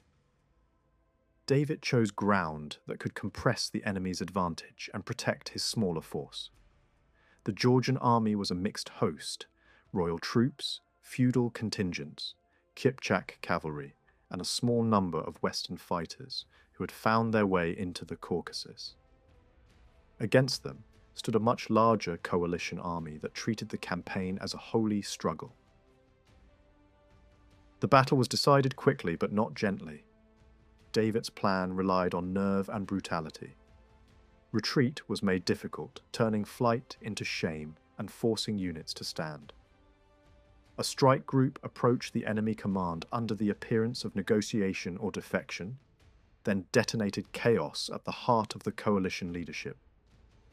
Once the enemy line wavered, heavy cavalry exploited the moment with the kind of shock that steppe warfare and crusader combat both understood: speed, impact, and relentless pursuit. In a few hours, the coalition broke. The victory did not merely win a field. It shattered the political assumption that Georgia had to endure foreign dominance. It also shifted the balance in Armenia, where many districts had lived under the shadow of Muslim power for generations. After Didgori, David moved with the confidence of a ruler who knew the next step mattered even more than the battle itself. Tbilisi was taken and reintegrated as the kingdom's capital. The transition was violent at first. Plunder and retribution were part of how medieval armies announced a new order. Then policy took over. The city was reshaped into a managed, multi-confessional capital, where different communities were taxed and regulated according to a royal system, rather than their own self-government. Certain local practices were preserved to reduce resistance and keep the economy functioning, while royal authority was installed through a governor and garrison. The goal was not to erase the city, but to make it dependable. The campaigns continued outward. Shirvan was brought under Georgian control in a form that mixed annexation with dynastic management. The western districts were absorbed directly, while the eastern portions were left to rule under a royal marriage alliance, creating a buffer that still answered to Kutaisi and now to Tbilisi. Georgian troops pushed to the Caspian coast, took strategic ports, and then responded to invitations from Armenian cities that saw an opportunity. Better a Christian king who could protect them than a rotating set of emirs and garrisons. Ani fell after a short siege, its rulers removed, and Georgian officials installed. David's titles expanded accordingly, reflecting a new political reality. Georgia now claimed a wider mandate than the old kingdom that had survived the Great Turkdom. With wider frontiers came new administrative problems. David's solution was to create border commanders whose job resembled a permanent frontier watch. These men guarded passes, gathered intelligence, and managed tribute from newly taken or newly dependent districts. In return, they gained rank, land, and hereditary privileges. It was a trade. The crown bought security by granting a controlled form of feudal power, but this time the power was designed to serve border defense rather than private rebellion. Religious policy followed the same pragmatic line. David attempted to reduce confessional tension in Armenian districts under Georgian influence. Debates were held, arguments were sharpened, and full union proved impossible. Yet a workable tolerance emerged in practice. The point was stability. A kingdom stretched across mixed populations could not be held together by theology alone. It needed rules of coexistence enforced by the state. As David's victories spread, stories about him travelled even farther, especially to the Latin East. Western chroniclers, hungry for hope at moments when crusader states were under pressure, cast the Georgian king as a legendary saviour from beyond the horizon. Myth and a policy fused again. Georgia became, in distant imaginations, the eastern shield that would rescue Christendom. The reality was more grounded. David was a hard strategist, exploiting windows of opportunity in a fractured region. He left at least one great prize unconquered to the next generation: the powerful commercial centre to the southeast. Yet even without that final step, David's reign achieved something deeper than conquest. The kingdom gained a single name that could encompass its newly consolidated lands. Identity and geography finally matched in a way they rarely do in medieval history. Cultural change followed political change. Shirvan and neighbouring cities were not only places of tribute and fortresses, they were gateways into a Persian literary world, secular, lyrical, philosophical, romantic, and heroic. Georgian writing had long been dominated by religious and Byzantine models. Contact with this Eastern culture widened the imagination of the court. New themes, new styles, and new vocabulary entered elite life. At the same time, influence moved in both directions. Georgian power was now significant enough that neighbouring Muslim rulers addressed the Georgian monarch with elaborate honorifics. The court became a place where languages, scripts, and tastes intersected. The capital's shift mattered here as well. A Western royal seat shaped by monastery culture differs from a bustling city where traders, craftsmen, clerics, and soldiers share streets. As the court settled into cosmopolitan Tbilisi, the demand for faster writing, practical record-keeping, and secular texts increased. A new cursive script rose in importance, better suited to pen and paper, and associated with the working world of cavalrymen and administrators rather than stonecutters and cathedral inscriptions. The kingdom was becoming not only stronger, but also more complex. David himself embodied that complexity. He carried books on campaign and cultivated the image of a ruler who studied as intensely as he fought. His personal writing, shaped like penitential hymns, shows a mind that could look at triumph without pretending it was pure. The voice in those poems does not present a flawless saint. It presents a man aware of violence, ambition, and moral compromise, and willing to describe sin in the language of flood and contamination. It is not a confession that explains every political choice. It is evidence of a ruler who understood that power has a spiritual cost, even when the cause is survival. David died in January 1125 and was buried at the great monastery he founded, a place that was still rising from the earth when his life ended. He chose an unusual burial position, under a threshold, so that every visitor would step over his grave. It was a deliberate message. The king who rebuilt the realm wanted to be remembered not only above the people, but beneath the passage of their daily devotion.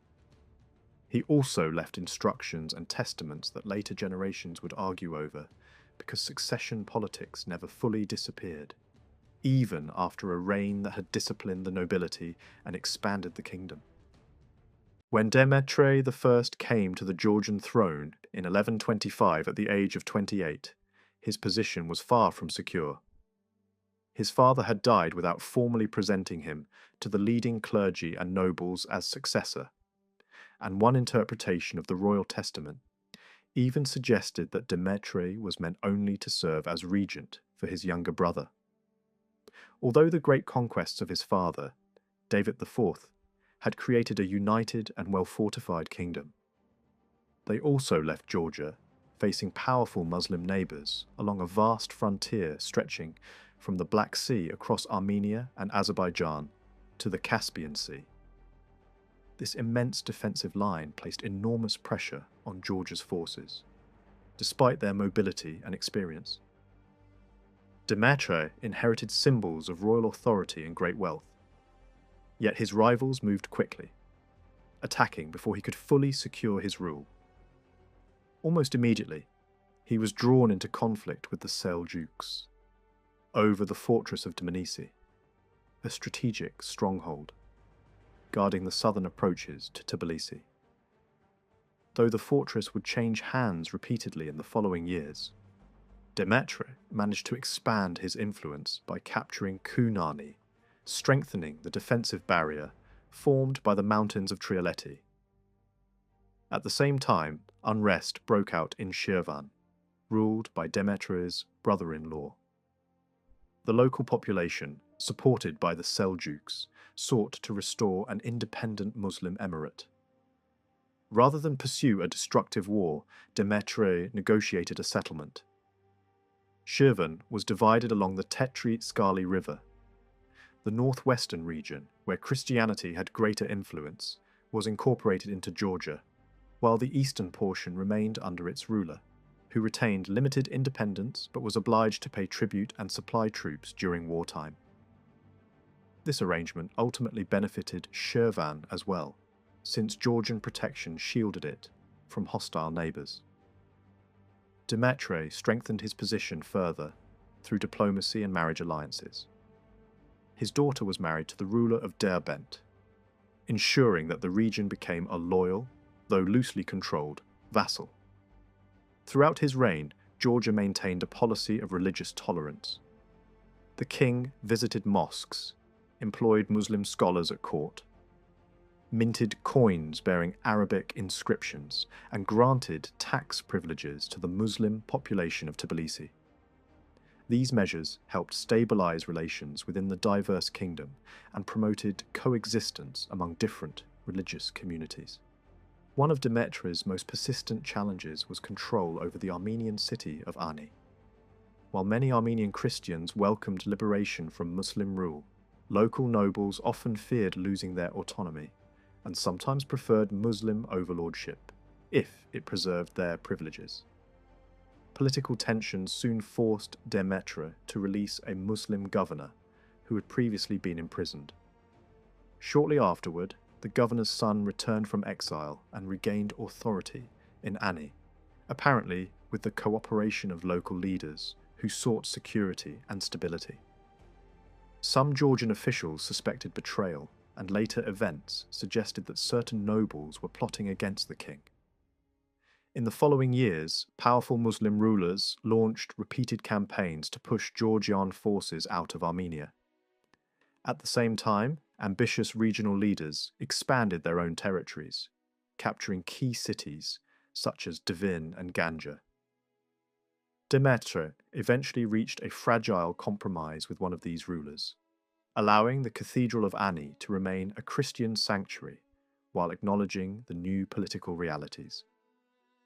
This uneasy balance continued for decades, with Ani remaining a contested frontier between competing powers. Internal tensions soon erupted into conspiracy. A prominent noble discovered that his own son had joined a plot involving a young pretender who aimed to overthrow Demetre. The conspirators were arrested and tried. The father was acquitted, but his son was secretly executed after receiving a military appointment. The young claimant was blinded, a punishment that led to his death soon afterward. These harsh measures demonstrated the king's determination to eliminate threats to his authority. External dangers continued to multiply.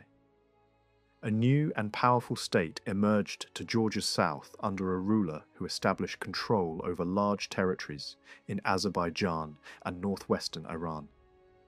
Georgia might have faced a devastating invasion had a catastrophic earthquake not struck the region, destroying the city of Ganja and causing immense loss of life.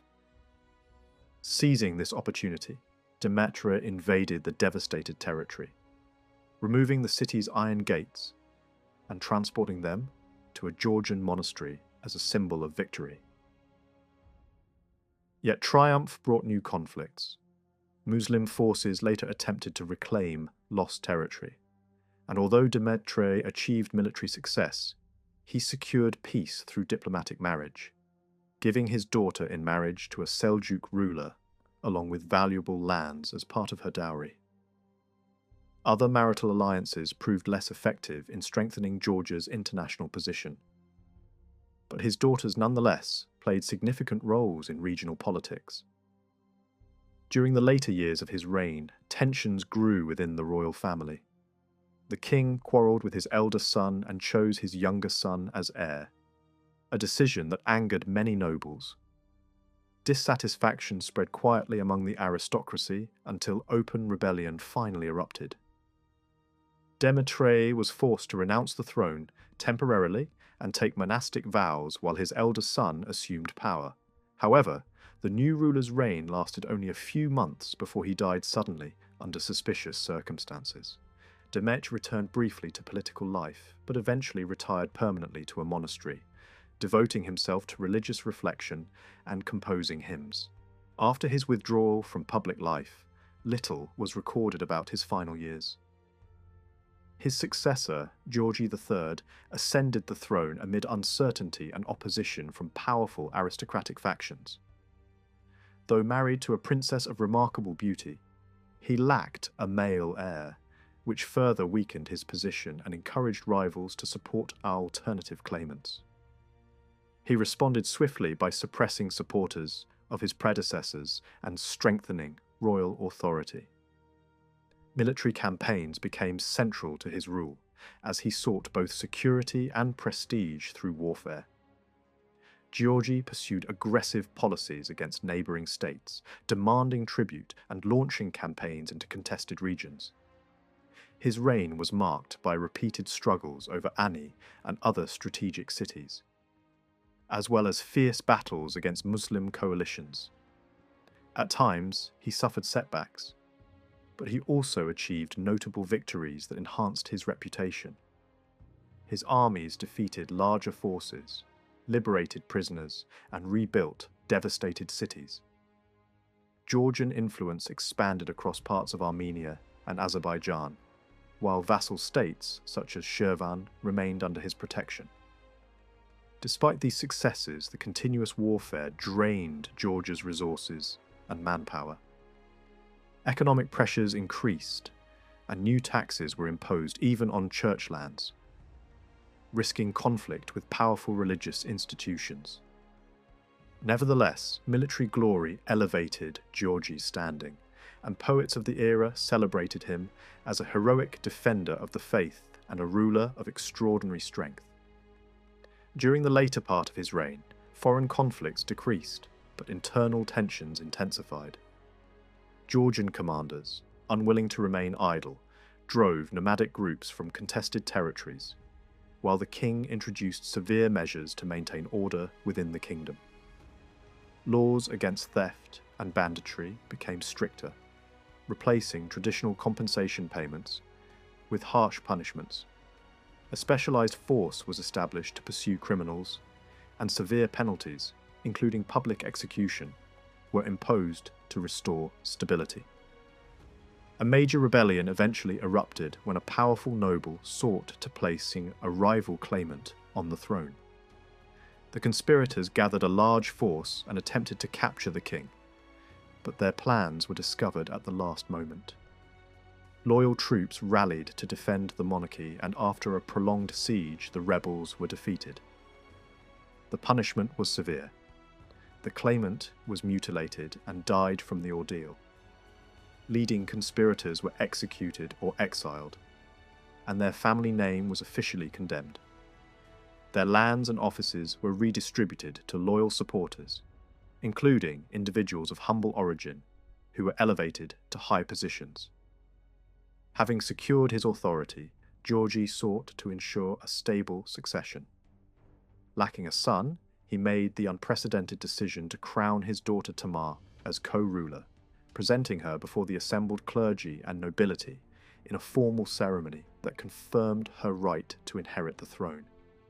This act provided a clear line of succession and brought a measure of political stability after decades of uncertainty.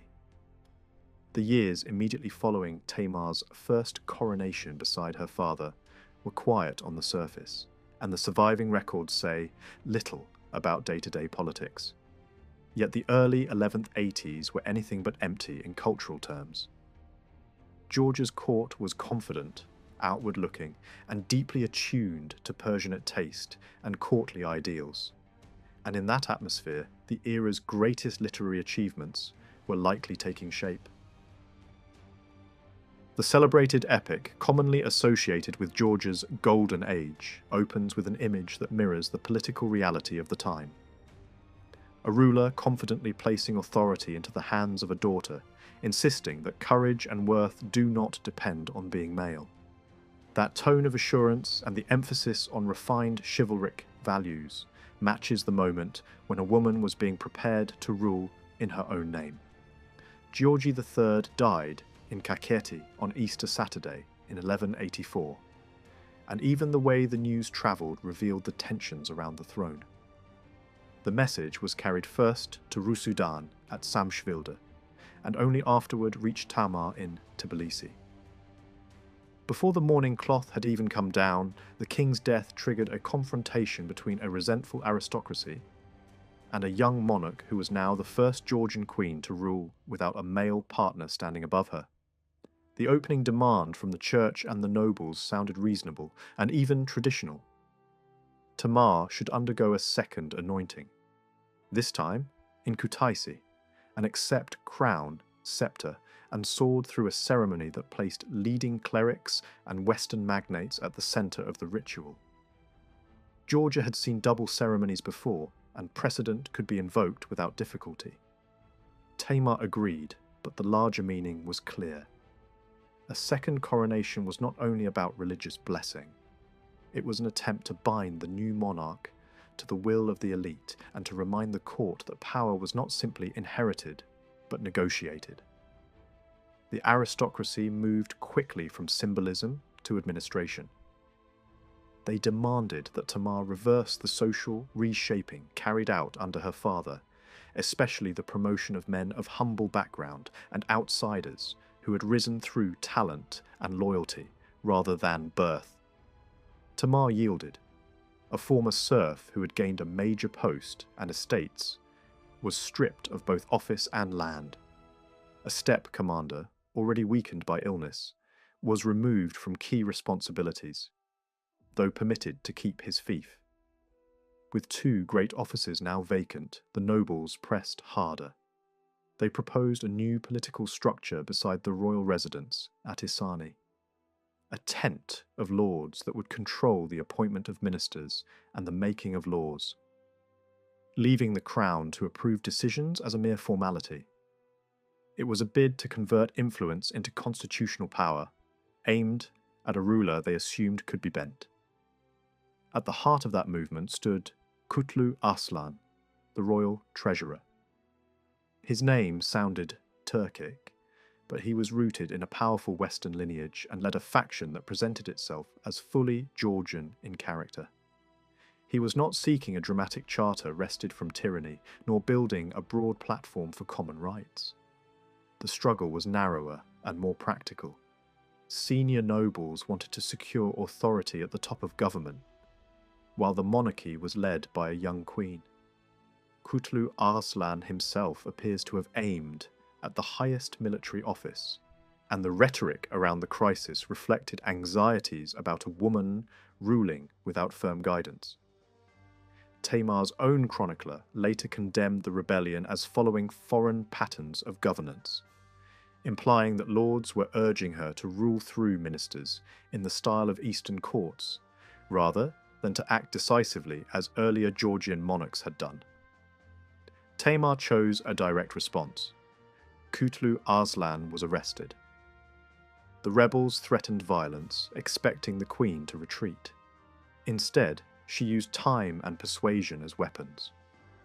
2 high-ranking women were dispatched to negotiate, drawing the faction into prolonged talks, while Tamar prepared loyal forces in the background. An offer was made: pardon for those who submitted.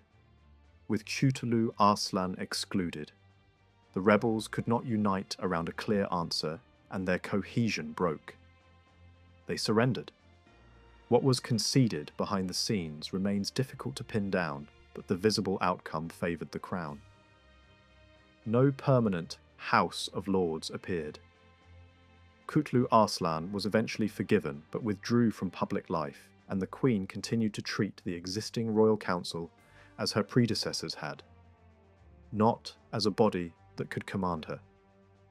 Even after that victory, Tamar still faced an entrenched obstacle inside the church itself. The Catholicos Patriarch, Michael Miryanisce, was elderly and extraordinarily powerful. He had advanced by pushing aside respected rivals, and by accumulating posts that made him both spiritual head and the kingdom's leading minister. A former patriarch, Nikolaos Gouloberisce, had departed the country on royal business, working to strengthen Georgian monastic interests abroad and to protect Georgian monks and pilgrims from harassment and taxation.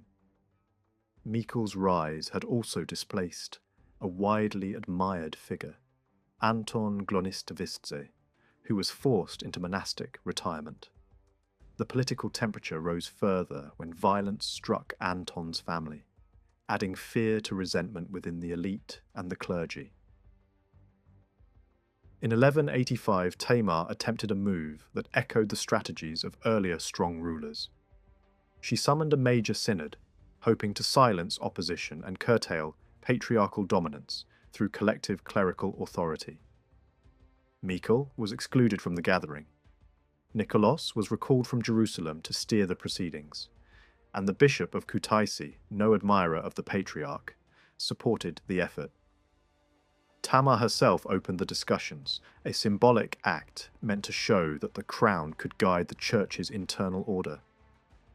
But the synod would not cross the decisive line. It declared that it had no right to depose the patriarch, and it refused to remove the kingdom's chief minister. Michael kept his offices. Tamar's only success was partial. She replaced some hostile bishops with supporters, strengthening her position gradually rather than through a single dramatic purge. The most personal struggle soon became the most political. The court and the church insisted that the queen must marry quickly, not for romance, but for stability. An heir was needed, and an alliance with a major Christian power could secure Georgia's position.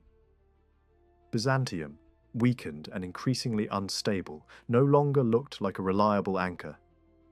The obvious choice was Kievan Rus, the greatest Orthodox power within reach. The royal council argued, searched, and eventually selected a prince with a strong military reputation, Yuri Andreevich, known for fighting his own rivals in the complex politics of the Rus lands.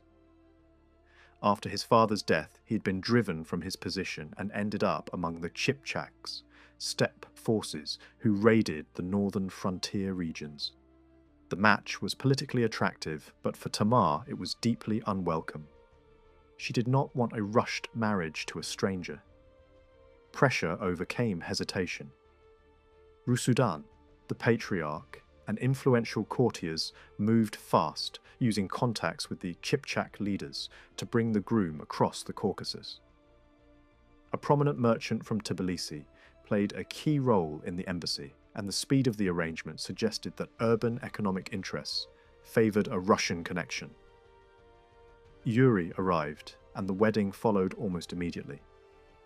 He was declared king in title, yet Tamar retained supreme authority, presented not as his subordinate, but as the ruling monarch. On paper, it looked like a partnership.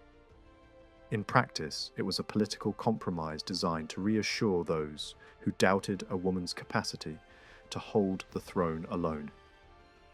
Yuri quickly demonstrated military skill, the quality most expected of a male consort. Campaigns were launched into Armenia, fortified cities were threatened, and raiding expeditions struck deep into Seljuk lands, returning with considerable booty. His name and authority were publicly displayed through coinage and inscriptions, and in some sources he appeared under a Georgian royal name that cast him as a conqueror. At court, victories were celebrated in the language of triumph, and the royal couple travelled widely, visiting vassal rulers and religious centres. Tamar's reign was marked by movement and presence. She showed herself across her domains, among princes, relatives, monks, and city elites, reinforcing loyalty through visibility as well as through policy. Yet the marriage's political promise proved hollow. There is little sign that Georgia gained the strong alliance with Rus that had been promised, and the private relationship deteriorated sharply. In court memory, Yuri's behaviour became a scandal. Stories circulated of drunkenness, humiliation, and sexual misconduct. The chronicler framed him as morally corrupt and personally dangerous, and while the language reflects hostility and the need to justify a divorce, it is clear that the union became unbearable at the centre of power. Monks were sent to admonish him, but nothing changed. By 1188, Tamar decided that the marriage had to end. She asked the council and bishops for annulment. They granted it. Yuri was expelled, compensated with valuables, and sent away by ship to Constantinople. That same year removed another barrier.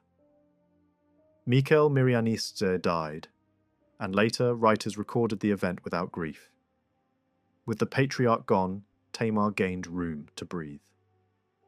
A respected former minister was released from monastic confinement.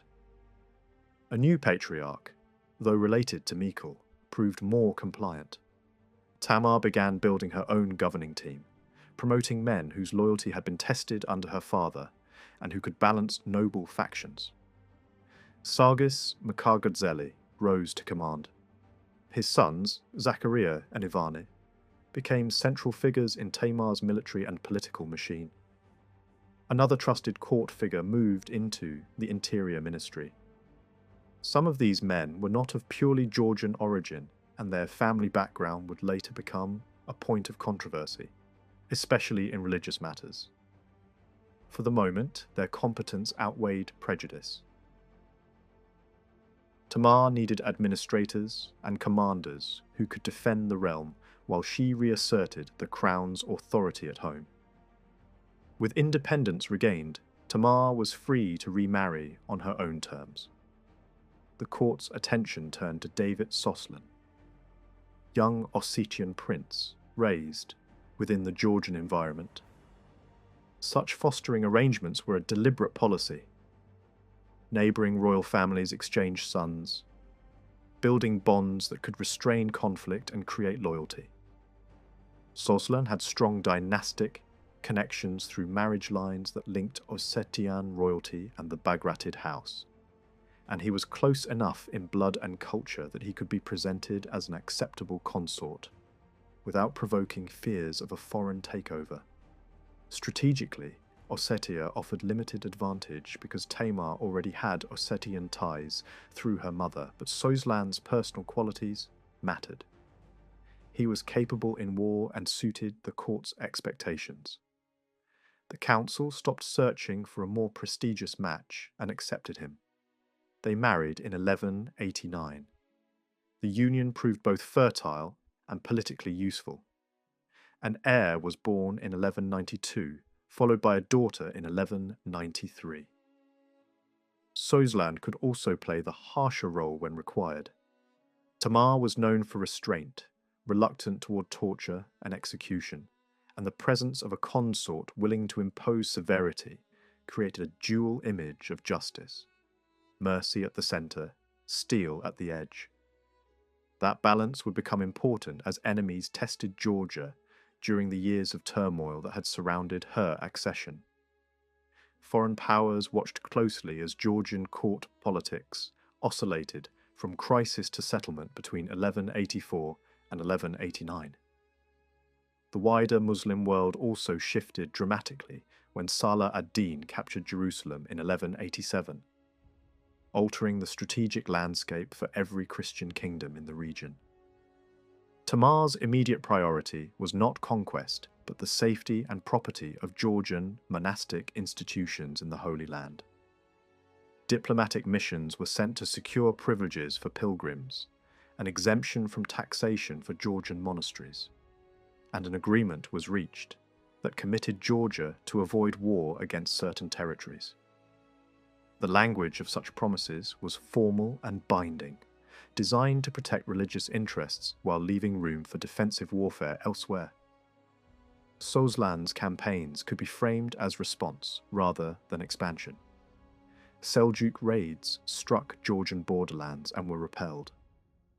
Local lords fought to preserve territory, pushing enemy forces back. Then, an unexpected spark reignited internal danger.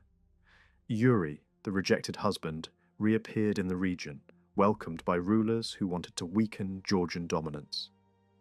In 1191, he reached Erzurum, where political enemies inside Georgia gathered around him.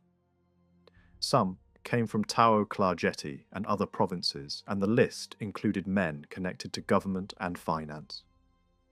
The pattern suggested that certain merchant interests and aristocratic networks, once responsible for bringing Yuri into Georgia, now saw him as a tool to reverse Tamar's consolidation.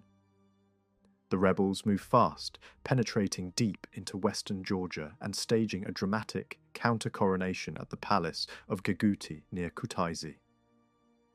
Tamar's initial reaction was negotiation. She sent senior churchmen as envoys. The rebels refused compromise. They split their forces, one wing moving to seize strongholds toward the interior, the other burning and preparing to take key southern fortresses.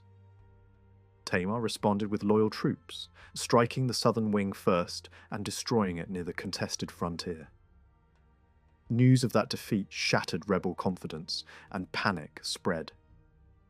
Leaders surrendered publicly, ropes around their necks, offering to deliver Yuri if his life was spared. Tamar's answer revealed both firmness and restraint. Yuri was sent back toward Constantinople again, this time without compensation. Rebel leaders were stripped of posts but spared execution. Tamar replaced them with loyal commanders, elevating the Mukagadzeli brothers to the highest responsibilities. One major traitor, Guzan of Tao, fled and attempted to bargain with Muslim neighbours by handing over fortresses, then tried to resume resistance from the mountains. He was captured with his family. Here, Soslan acted more brutally than Tamar preferred. Guzan was blinded before trial, and when Guzan's son attempted a rescue, the royal army crushed the effort and recovered the strongholds that had been handed to the enemy. The birth of the heir in 1192 was marked not only with celebrations and gifts, but with an assertion of strength abroad. Soslan invaded Azerbaijan and seized the old regional capital of Bardavi, then moved westward to strike Erzurum, emphasizing intimidation and extraction rather than permanent annexation. These actions prompted a broad reaction. Seljuk rulers appealed to the Abbasid Caliph, who called for a united holy war against Georgia. A new coalition formed under Abu Bakr, the Atabeg of Azerbaijan, a man whose rise to power had been soaked in family violence and political murder. He began by attacking Shirvan, Georgia's ally, exploiting a moment of weakness after an earthquake devastated the region. The ruler of Shirvan fled and appealed for help, arriving at the Georgian court with family and supporters. Georgia offered welcome and protection. A rival claimant within the Atabeg's family promised Georgia territory in exchange for support. But the Georgian leadership avoided tying itself to ambitions that seemed too vast and unstable. Instead, they moved against the immediate threat. Yuri refused to disappear. In 1193, he resurfaced again in service to the Atabeg and was placed in authority along the frontier. He married into Kipchak circles, raised forces, and raided Georgian lands in the southeast. The response was swift. A Georgian duke defeated him. Some sources imply that he was imprisoned in a monastery, and his final fate remains uncertain. But he vanishes from the political stage after this last failure. Meanwhile, Georgian forces pushed outward on multiple fronts. In 1193 and 1194, Zakaria Mikhagodzeli fought along the Araxes corridor, striking cities and fortresses and deepening Georgian influence across Armenia. The decisive test came in 1195 at Shamkor in Azerbaijan. There, under Soslan's command, Georgian forces met the Muslim coalition in a battle remembered as one of the great victories of Georgian memory. At a critical moment, Soslan rescued endangered commanders, broke through defensive positions, and struck the enemy from behind. Standards associated with the caliph's cause were captured and sent as trophies to a Georgian monastery. Shamkor fell. Ganja surrendered without a fight. A Georgian Shirvani force advanced, and the city was entrusted to Georgia's ally as a vassal administration. The triumph did not end the war. Abu Bakr escaped, regrouped, and answered with assassination, poisoning the ally installed in Ganja. He retook the city, and conflict in Azerbaijan continued in bursts for years, devastating trade routes and settlements. Georgian pressure deepened the Atabeg's insecurity, and later tradition depicts him sinking into despair and self-destruction. Georgian campaigns reached Nakhichevan, a major trading city that paid tribute and enriched the royal treasury. Control or dominance over strategic markets and caravan routes became as valuable as territorial conquest. Regional states in Iran and Turkmen polities began offering friendship, recognizing Georgian power even as the long-term consequence of these victories would be the gradual formation of stronger resistance. While Soslan's main efforts moved east and south, Ivana Mikhagodzeli led campaigns farther west and across Armenia, taking a sequence of cities and fortresses from Muslim rulers and placing them under Georgian authority.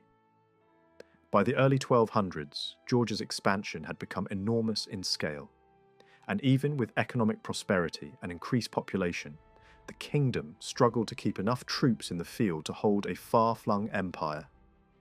There was also a diplomatic constraint. Georgia had made agreements designed to avoid provoking powerful Ayyubid rulers, and pushing too far risked breaking those understandings. A new challenge emerged from Anatolia. The Seljuk Sultan of Rum, ambitious and aware of Byzantine weakness, aimed to extend influence along the Black Sea and into contested eastern territories. He replaced Georgian clients in Erzurum with his own appointees and prepared a broader campaign against Georgia and Christian Transcaucasia. At first, diplomacy smoothed the surface. Gifts were exchanged. Then, an insulting message arrived, dismissing a woman ruler as weak and accusing Georgia of oppression of Muslims. The envoy demanded submission and added a humiliating ultimatum: conversion and marriage, or defeat and degradation. The Georgian response at court was immediate and furious. One of the leading commanders struck the envoy down, declaring that only diplomatic immunity saved his life. The messenger returned to Erzurum, not realizing that war had already been declared and that a Georgian army was moving behind him with astonishing speed. The campaign culminated at Bassiani in July 1202.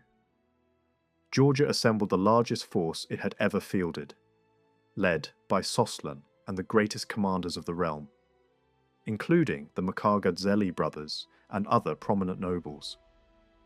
Tamar accompanied the army as far as a monastic complex on Georgian soil, where she prayed and addressed the troops before sending them onward.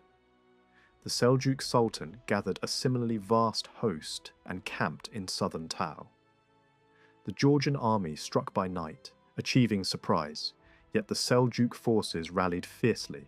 The fight became so desperate that Georgian cavalrymen dismounted and battled on foot.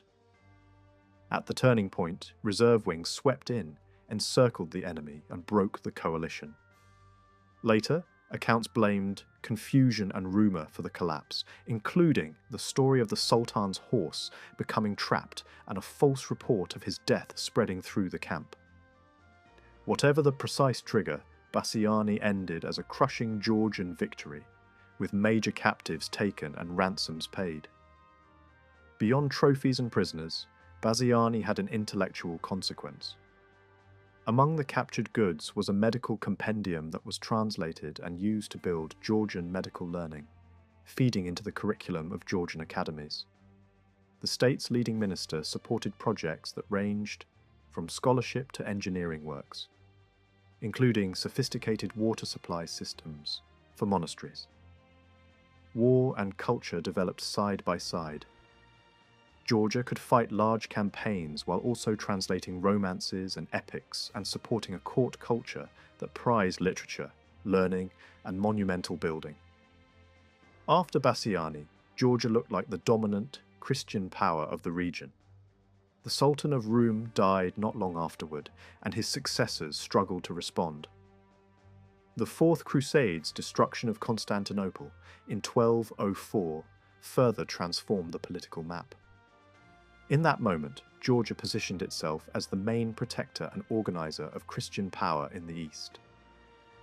Georgian armies pushed into regions long contested, taking Manzikert, striking at Klat, and threatening Erzurum.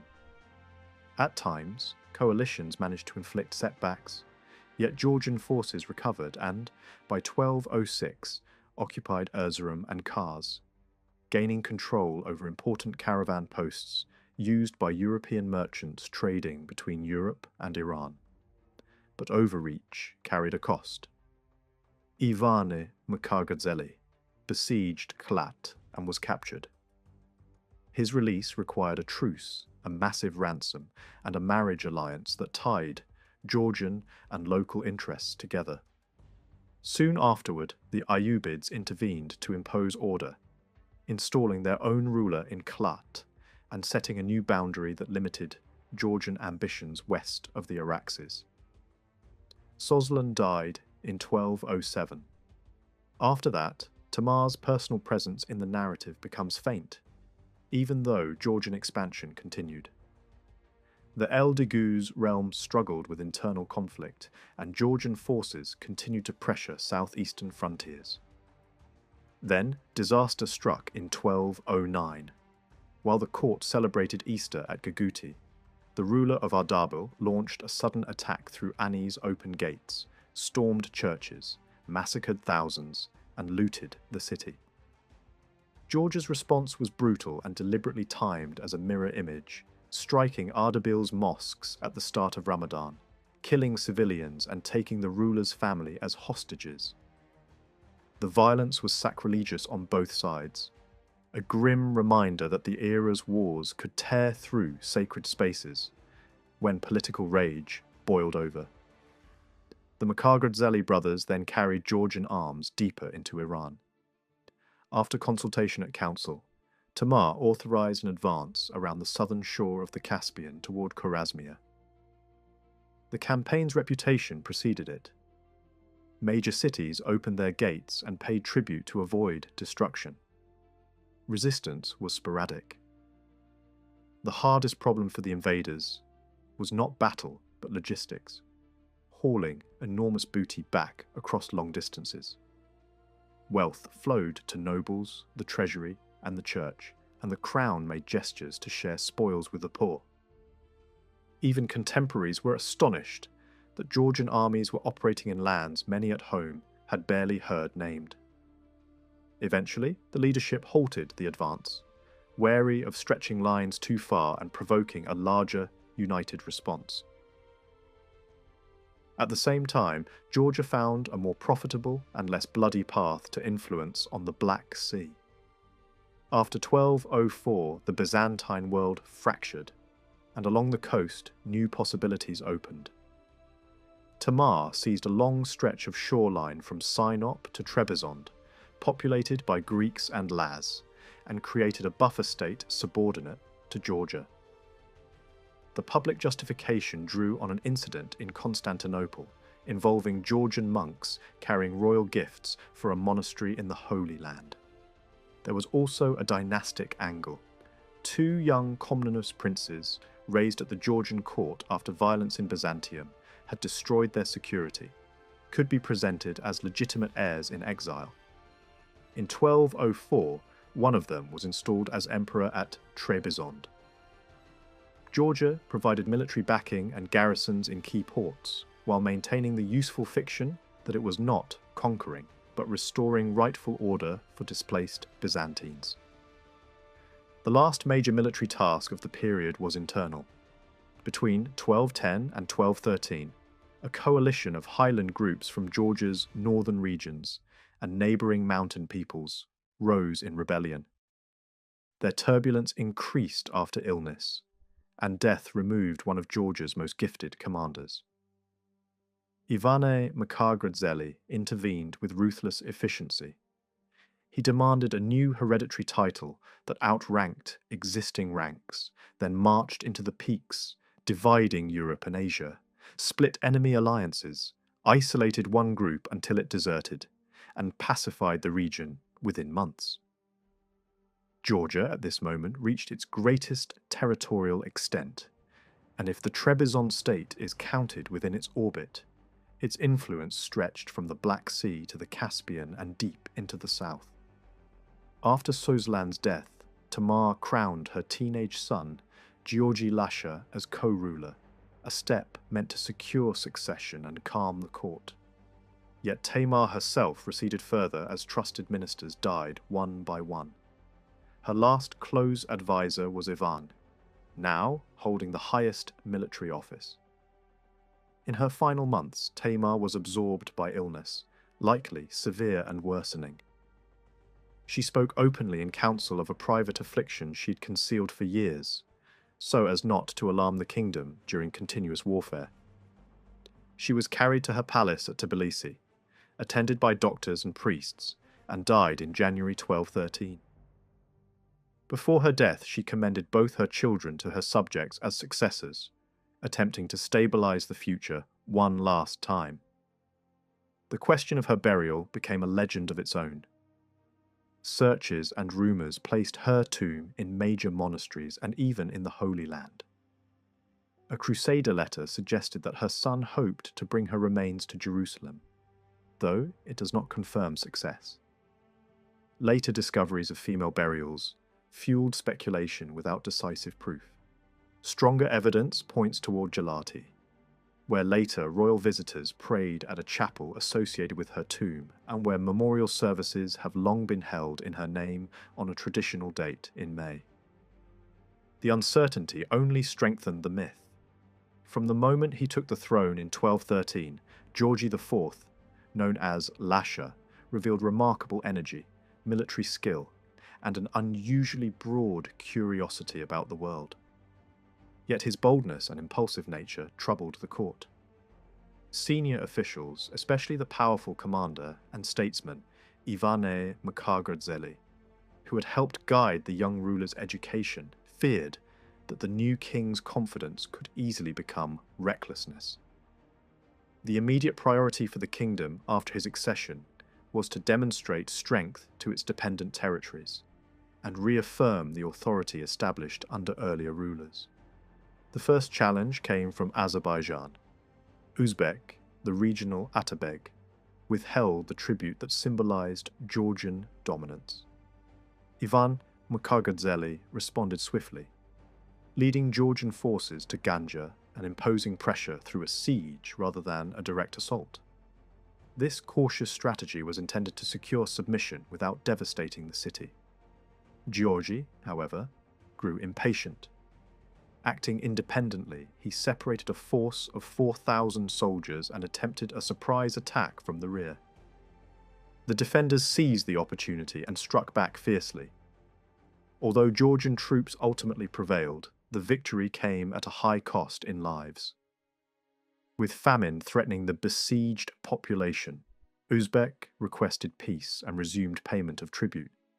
But the king's rash action earned sharp criticism from his own commanders. Soon afterward, Georgi provoked conflict not on the battlefield but within the church. During a visit to Kakheti, he became captivated by a young woman from the village of Velistsikhe. She was of free birth but not noble, and she was already married. Georgi took her as his companion and brought her to court, ignoring both social convention and religious authority.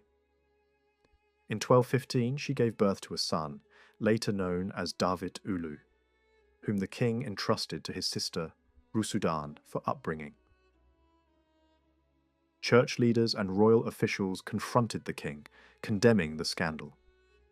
The woman was escorted away by nuns and returned to her husband. Yet Georgi stubbornly declared her his true wife and refused to accept any political marriage arranged by the court. His defiance alarmed the aristocracy. By refusing a legitimate union, he endangered the succession and isolated himself from the established order. Increasingly, he dismissed experienced ministers and preferred the company of companions of his own age, further unsettling the political elite. Seeking distraction and glory, Georgi turned again to war. Georgia's dominance in Azerbaijan remained fragile, and new forces were emerging beyond the Caspian. The rising empire of Khwarezmia had begun aggressive expansion, viewing Georgia as a rival in the struggle for influence across Iran. In 1215, the Khwarezmian ruler advanced into Azerbaijan and compelled Uzbek of Ganja to accept his authority. The following year, Georgian forces marched south, prompting Uzbek to appeal to the Khwarezmian Shah. The Shah warned Georgi that Azerbaijan now lay under his protection. His name was proclaimed in public prayers and his image appeared on coinage.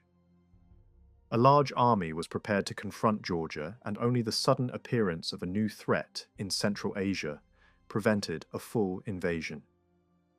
At the same time, economic difficulties troubled Georgia's territories. Evidence from inscriptions in Ani reveals severe inflation and social tension. Church fees for basic religious rites had risen sharply, placing heavy burdens on ordinary people. The clergy demanded large payments and additional offerings, while the laity resisted and boycotted services. Church authorities eventually intervened to reduce fees and restore balance. These economic pressures help explain why several cities hesitated to pay taxes to Tbilisi. While the eastern frontier remained constrained by the growing power of Khwarezmia, the Georgian army asserted its strength in the south. In 1219, Georgi compelled cities such as Nakhchivan and Erzurum to resume tribute, and he launched another campaign against the defiant stronghold of Klat. By 1220, Georgia had reasserted its authority across the region between Anatolia and Iran. Georgie's reputation spread even to Western Europe. The papacy, seeking allies for a new crusade, invited Georgia to join efforts to recover Jerusalem. Preparations were considered, and the king intended to depart for the Holy Land. Before any expedition could begin, however, an entirely unexpected danger appeared on the horizon. Reports reached Georgia of strange warriors advancing from the Far East, men of unfamiliar appearance, customs, and discipline. Their origins lay in the vast regions of Central Asia, where a formidable leader had unleashed armies of extraordinary mobility and power. These forces had already shattered the empire of Khwarezmia and swept across neighbouring lands with devastating speed. Their warriors were unmatched archers, mounted on swift horses, and they employed advanced siege weapons that allowed them to destroy even heavily fortified cities. Entire populations were massacred and settlements reduced to ashes. In late 1220, a Mongol army entered the Caucasus. Their purpose was not immediate conquest of Georgia, but the pursuit of fleeing enemies and the search for winter pastures. They drove Uzbek from Ganja and clashed with a hastily assembled Georgian force led by Georgi and Ivane Mukhargadzeli. The battle ended in heavy Georgian losses, and the brutality of the invaders shocked the region. Atrocities committed during the campaign left the population in terror. Georgian leaders sought alliances with neighbouring rulers, believing that the invaders would withdraw once winter ended. The expectation proved mistaken. Early in 1221, in the depths of winter, the Mongols returned through snow-covered mountain passes. They advanced rapidly, recruiting local allies and striking with ruthless precision. Their forces approached Tbilisi itself. A Georgian army managed to defeat one contingent, but another force fell upon them and inflicted severe losses. After ravaging the countryside, the invaders withdrew temporarily, leaving devastation in their wake. Later that year, they resumed their advance, destroying cities and depopulating entire regions before crossing eastern Georgia once more. This time, Georgi confronted them with a much larger army. The decisive engagement took place near the Kura River. The Mongols employed a strategy unfamiliar to the Georgians.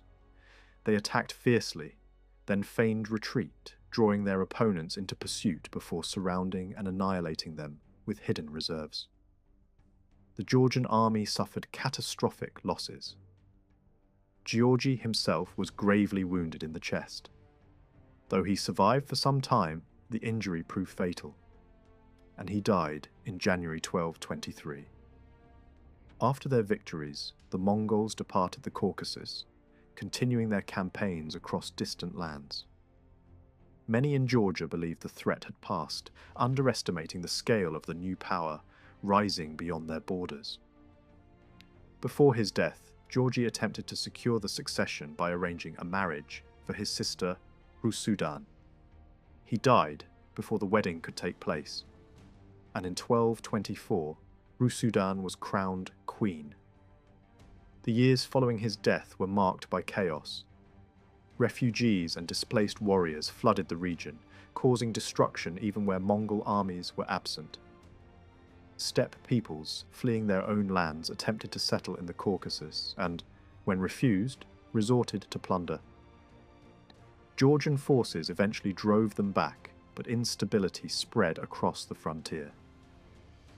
Rusudan's accession faced little opposition. A young queen was preferred to the illegitimate son of Georgi, whose claim lacked legitimacy in the eyes of many nobles. Unlike her brother, Rusudan relied heavily on advisors and generals, often hesitating in moments of crisis. Her reign was marked by uncertainty and shifting alliances. External threats multiplied, including renewed danger from Khwarezmian forces and the looming return of the Mongols. Seeking security, Rusudan married a prince of Erzurum, who converted to Christianity. Their union produced a daughter and later a son who would become her designated heir. Efforts were also made to renew diplomatic ties with Western Christendom. Messages were sent to the papacy describing the struggle against the Eastern invaders and proposing cooperation with crusading forces. Western leaders responded politely but offered little practical assistance.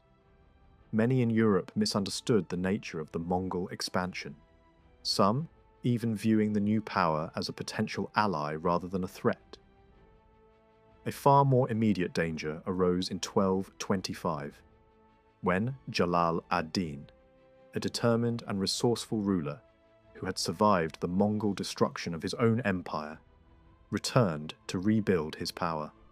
He united much of Iran and Iraq and sought to neutralize Georgia as a rival. Advancing northward, he conquered Azerbaijan and prepared to confront Georgian forces directly. Rusudan ordered her commanders to engage the invaders, but poor strategy led to disaster. At the Battle of Garnesi, the Georgian army collapsed after its main body withdrew prematurely, leaving the vanguard isolated. The defeat shattered morale and marked the first major military failure Georgia had suffered in generations. Although Jalal ad-Din initially refrained from exploiting his victory fully, hoping to secure an alliance against the Mongols, negotiations failed amid mutual distrust and renewed hostilities. Georgian leaders underestimated the threat. Each noble withdrew to defend his own fortress, while the invader reorganized his scattered forces into a unified army. In 1226, his troops advanced on Tbilisi. The Georgian defense collapsed after a disastrous engagement, and the city endured a massacre of enormous scale. Tens of thousands were killed, and the destruction of property and manuscripts dealt a devastating blow to the cultural achievements of the preceding age. Temporary recovery followed, but the cycle of war continued. Georgia recaptured Tbilisi briefly, only for the city to be burned again during renewed fighting. Meanwhile, the Mongols returned to the region, and Jalal ad-Din's power declined under their pressure. Yet the devastation left behind by successive invasions weakened Georgia severely. In the years that followed, Rusudan struggled to preserve her authority. She crowned her young son as co-ruler to secure the succession and sought alliances through marriage and diplomacy. Nevertheless, the renewed Mongol advance proved unstoppable. By the mid-12th century, Mongol forces swept across Georgia, capturing cities, destroying resistance, and reducing much of the country to submission. Local leaders surrendered or fled, and the population endured widespread slaughter and hardship. Facing overwhelming power, Rusudan eventually negotiated terms. The kingdom was divided, with eastern regions under direct Mongol control, while the western territories remained under Georgian rule.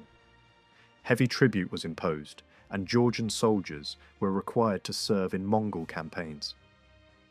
Though the monarchy survived, its authority was severely diminished. After years of anxiety and political isolation, Rusudan died in 1245. Her death left the succession uncertain and the country fragmented. The Mongol administration reorganized Georgia into provinces governed by local nobles under imperial supervision. Some regions escaped direct control, but others suffered crushing taxation and economic decline. Almost as soon as Mongol authority settled over the country, a circle of Georgian nobles began looking for a way out. They gathered at Koktastavi in Javakheti and spoke openly about resistance. Not because rebellion sounded heroic, but because daily life had become structurally impossible. The most bitter complaint was military service. Mongol commanders demanded a constant stream of recruits, drawing heavily from men between 15 and 60. In practice, whole communities watched a fifth of their able-bodied males vanish into distant campaigns that never seemed to end, including brutal wars far to the south in Iran. With fewer hands to plough and harvest, villages thinned out. Taxes did not fall with the population. They rose. Peasants, already drained by conscription, could no longer pay dues to local lords, and the nobility, who depended on those dues, began to feel the same chokehold from below. Meanwhile, the weakened frontier invited new dangers. Turkic nomads, numbering in the tens of thousands, pushed into grazing lands in Tao and Klarjeti. Occupation was not only costly, it was humiliating, and that humiliation sharpened into panic when it became clear that Georgia could no longer protect its own countryside. The conspiracy at Kokhtastavi drew in most of the regional power brokers. 6 of the 8 provincial heads joined the planning, a sign of how widely resentment had spread. Only 2 major figures held back and remained aligned with Mongol rule. Yet the rebels discovered the most discouraging reality of the new order. Information travelled faster than armies. Mongol intelligence networks moved with startling speed. Before the plotters could even disperse to recruit men, the news had already raced eastward to the imperial centre. Foreign envoys passing through the region heard whispers of it almost immediately. Mongol officials acted before the conspiracy could become a campaign. Argun Aga's agents seized nearly all the participants. Only the Western lords who had left early for home avoided arrest. By late summer of 1246, the captured nobles were suffering in Ani. Under interrogation, they refused to admit treason. They insisted the meeting had been administrative, a discussion about how to share tax burdens more evenly. The Mongols were not persuaded. Torture followed. Accounts of the prisoners' treatment vary in detail, but they agree on the intent: to break the body in public ways that stripped away status and pride. The captives were bound and exposed to heat and insects, left to endure not only pain, but the psychological blow of being reduced to helplessness. It was meant to be a lesson to every lord in the country. At that moment, one man turned the story. Sotne Dadiani had already begun moving back toward the meeting point with a small force, unaware that the net had closed. When he learned of the arrests at the Gado Pass, he did not retreat. He walked into Mongol hands with only 2 companions. Brought to the prisoners, he did something the interrogators did not expect. He stripped himself and joined them, choosing their humiliation as his own. When questioned, he gave the same answers the others had given and demanded execution if execution was to be the punishment. The display was so stark that it shifted the Mongols' calculation. They saw honour and perhaps usefulness in such a figure. Instead of staging a mass punishment that could ignite larger unrest, they reversed course. The conspirators were acquitted and reinstated. Even after the prisoners' release, the political landscape remained unstable. Igaslan Bakutsikeli had accumulated such influence that other nobles feared he might seize the vacant throne outright. To block that possibility, they swallowed an old prejudice and reached for a controversial solution. They called for David, the adult son of Georgi Lasha, now around 30 years old, despite his illegitimate birth.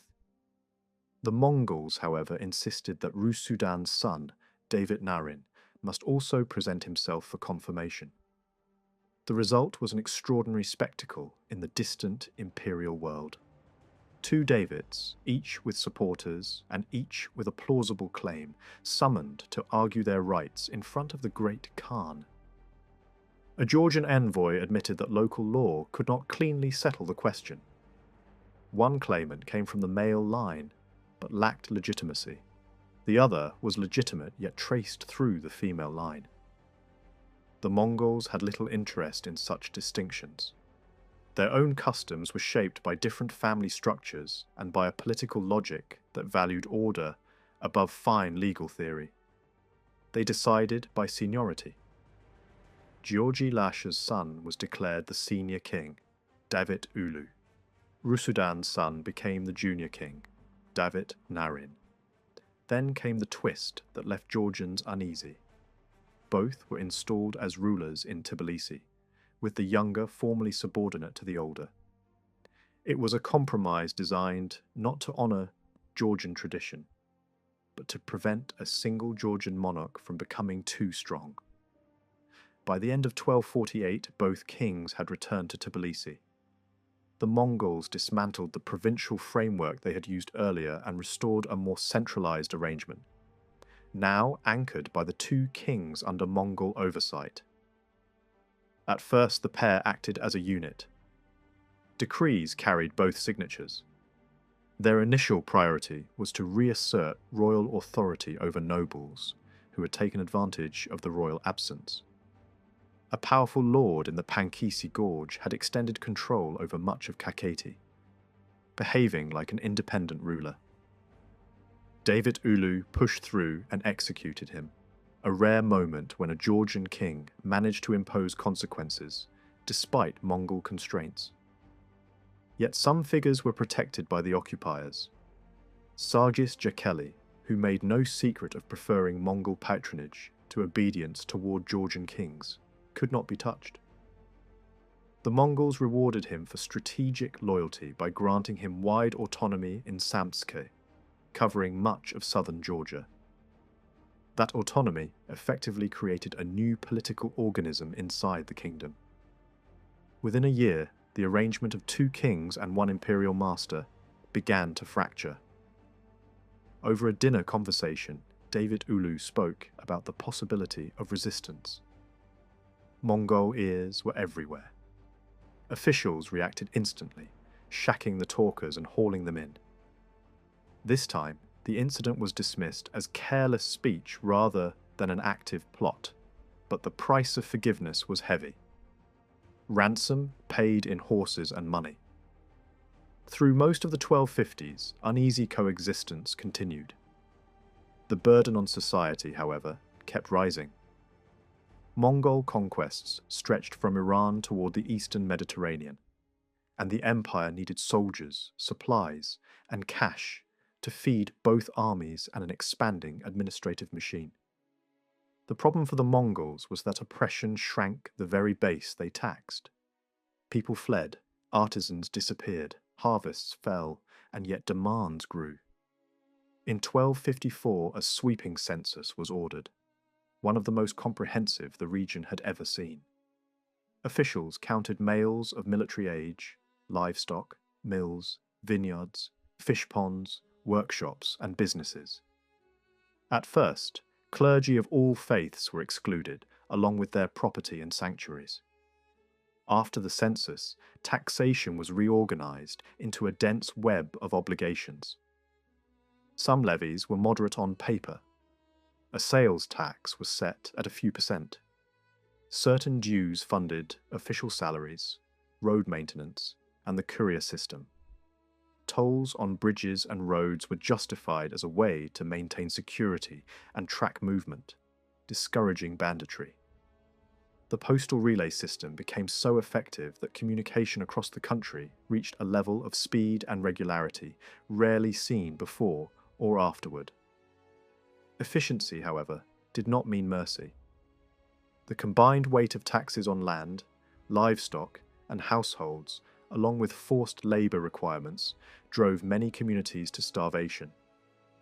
Estimates suggest a grim arithmetic. A large share of a peasant's income went to Mongol demands, another large share to Georgian lords, and additional extractions to officials and tax collectors. Emergency levies appeared during famine. Variable wealth taxes targeted nobles and merchants. Demands for provisioning the army became almost industrial, requiring not only grain and wine, but also rope, livestock for slaughter, and even items like arrows and horseshoes. Corruption multiplied the pain. Officials skimmed beyond their quotas. Tax farmers, who paid a fixed sum to the treasury in exchange for collection rights, squeezed as much as they dared from those beneath them. The worst pressure point was conscription. After the census, recruitment was fixed, at a rate that forced households to produce soldiers. with relentless regularity. Georgian troops gained a reputation for toughness and discipline. They were often placed at the front of battle lines, yet frequently denied the share of loot that made service bearable in other armies. Even when one major campaign ended, new wars followed immediately, shifting from fortress sieges in Iran to battles against other powers farther west. In this environment, resentment spread in unexpected directions. The church, exempt from many taxes, began acquiring land from desperate peasants and impoverished lords. It grew rich as ordinary society grew poor. Building projects that survived the era often belonged to religious institutions, since the church was one of the few bodies able to commission skilled labour. Later, when Mongol rulers in the region adopted Islam, new taxes were attempted on non-Muslims, but such measures risked igniting revolt and were not consistently enforced. Open rebellion finally erupted. In 1259, unrest flared in Azerbaijan, and in that same summer, Davit Narin launched a rebellion of his own. Mongol forces responded with killings and mass captures, but struggled to impose full control. Davit Narin fled west and was proclaimed king in Kutaisi, ruling a western realm that quickly distanced itself from Mongol taxation and conscription. The break did not immediately become a formal partition, because soon Davit Ulu also turned toward rebellion. He was pushed by the relentless demands placed on his kingdom and by the humiliations inflicted even on the royal court. Mongol officials ate from the royal kitchens, taxed royal herds, and eventually demanded that Davit Ulu cover Davit Narin's arrears. That demand became the final insult. Davit Ulu gathered a council in Java Keti and, supported by Sargis Jakali, defied the Mongols. Some nobles joined him, others were offered the choice to remain loyal to the empire. Many chose the Mongols. Senior figures such as Ivana Mukhargadzeli and the royal treasurer sided with imperial authority, returning to fortress strongholds and joining a punitive Mongol army. The Mongols also struck the king where it hurt most. Davit Ulu's queen and their infant son were seized and taken east as hostages. Davit Ulu's force was small compared to the Mongol army he faced. Advice from allies pushed him into open battle near Gori. The result was a rout. Reinforcements arrived, and Mongol troops ravaged Samtskhe for weeks, though even they struggled to take certain mountain citadels. When brute force failed to restore obedience fully, punishment turned personal. The queen was executed, as was a prominent commander, whose primary crime was family connection to the king's allies. The message was unmistakable. Loyalty offered no shield against the empire's logic of collective punishment. After this, Davit Ulu and Sargis Jakeli abandoned open resistance and fled west, to join Davit Narin. Even there, unity failed. Two kings in one refuge produced rivalry rather than strength. The western nobility split into factions, and a bizarre attempt was made to divide cities, treasure, and subordinate lords as if a kingdom could be portioned like an estate. The arrangement collapsed. Davit Narin remained in the west, while Davit Ulu returned east to negotiate. Surprisingly, the Mongols proved practical. Eastern Georgia was difficult to manage without a Georgian king acting as intermediary.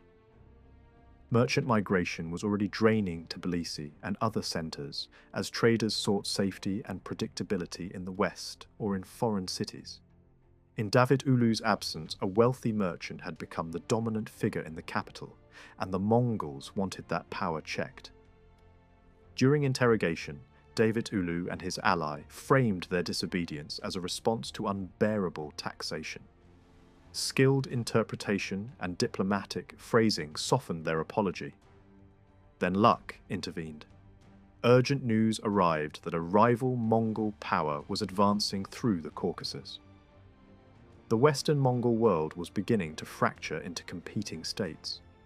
Under this pressure, the Mongol leadership needed Georgian support. Davit Ulu was restored and sent to fight in imperial campaigns. By 1264, he was permitted to resume his reign in Tbilisi. Georgia, now split between west and east, faced a future of further fragmentation. In the west, Davit Narin's long reign brought immediate relief from imperial taxation and conscription. Stability grew, but it came with a foreign policy designed to weaken the Mongols by supporting their enemies. Alliances were cultivated with northern steppe powers and with Muslim rivals of the Ilkhanate, extending diplomatic reach into Anatolia and even Egypt. Dynastic marriages tied the Western court to Byzantium. The Western Church began developing its own hierarchy alongside the all-Georgian Patriarchate in Tbilisi, reinforcing the separation. These choices carried costs. Refugee armies that were welcomed as allies demanded vast supplies and became a threat themselves. Conspiracies emerged, some backed by Mongol forces crossing mountain passes. Kutaisi was attacked. Assassination attempts followed. After repeated plots, the Western king finally responded with harsh executions and deportations, showing that independence did not automatically mean gentleness. Meanwhile, control over the Black Sea coast weakened. Trebizond, once firmly within Georgia's orbit, drifted toward Byzantine influence through marriage ties. The Western king attempted an invasion but failed to take the city. At the same time, Samtskhe began to rise as a third Georgian power. Sargis Jakeli convinced the Mongols to treat Samtskhe as crown lands under his personal authority. Lightly taxed and relatively autonomous, Samtskhe attracted runaway peasants and artisans escaping the east. It became the one Georgian region where construction, legislation, and economic growth continued at scale. The Mongols tolerated and even benefited from this arrangement, since Samtskhe's army helped block Turkic nomads from settling vital pastures. In the east, life under Mongol suzerainty remained bleak. Rival Mongol powers fought over grazing lands and trade routes. Georgian troops were dragged into these internecine wars, ordered to build massive defensive works, and forced into campaigns that offered little reward. Large numbers of peasants were pulled away from farms to dig trenches and raise ramparts. Harvests failed. Trade links were severed. Repeated invasions scorched both banks of the Kura, leaving once fertile lands barren for decades. Whole towns were erased. Archaeological traces of slaughter, burned churches, and destroyed bishoprics testify to the scale of the catastrophe. Irrigation systems that had sustained agriculture were ruined beyond repair. The social order cracked. Mongol herds and caravans trampled crops during seasonal migrations. Foreign mercenaries and settlers were planted in key towns, altering local balances of power. The countryside emptied as peasants fled, taxes, hunger, and conscription. Even monasteries struggled to collect tithes.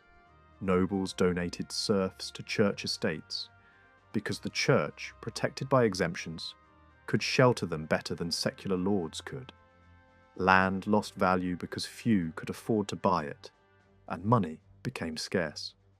Only the church had the revenue to purchase property from desperate owners. Documents from the era capture the inversion bluntly. Precious metals became more valuable as the countryside became cheaper. The monarchy tried to claw back resources by challenging earlier grants of land. This brought the king into direct conflict with the church, which defended its holdings and threatened spiritual sanctions. Royal decrees attempted to nullify old grants unless reconfirmed at accession, arguing that land ultimately belonged to the crown. The struggle achieved little material relief. The treasury remained empty and the peasantry remained crushed. In 1270, Davit Ulu died. reportedly from disease contracted amid the unsanitary conditions of forced labour on the imperial fortifications. His heir, Dmitri, was only 11. Real power fell to a regent, Sadun Mankabadeli, a man of humble origin elevated by the Mongols for his usefulness and loyalty. The young king grew up in a Georgia that had shrunk, borders had contracted, Samtske held the south, the east remained bound to imperial demands. Only after the regent's death could Dmitri begin to act independently. Dmitri's reign combined personal piety with military obligation.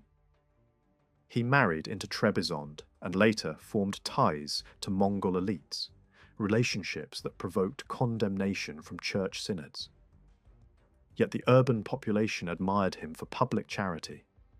He fought repeatedly for the Mongols in hard campaigns, suffering severe losses among Georgian contingents. His courage earned respect, but it also tied his fate to the internal feuds of the empire.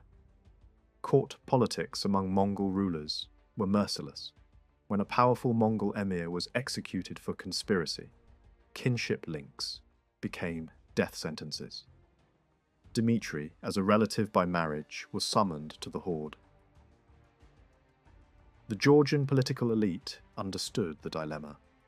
Refusal risked a punitive invasion that could depopulate the remaining heartlands. Flight to the mountains or to the Western Kingdom offered a chance of survival, but could invite the same disaster on those left behind.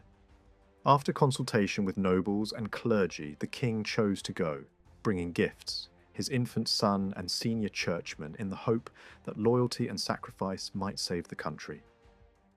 The convoy was seized on arrival. An inventory was made of the king's property. A short trial ended in a death sentence. Even then, execution was delayed while the Mongols searched for a workable successor. A rival faction pressed for a solution that would suit the empire.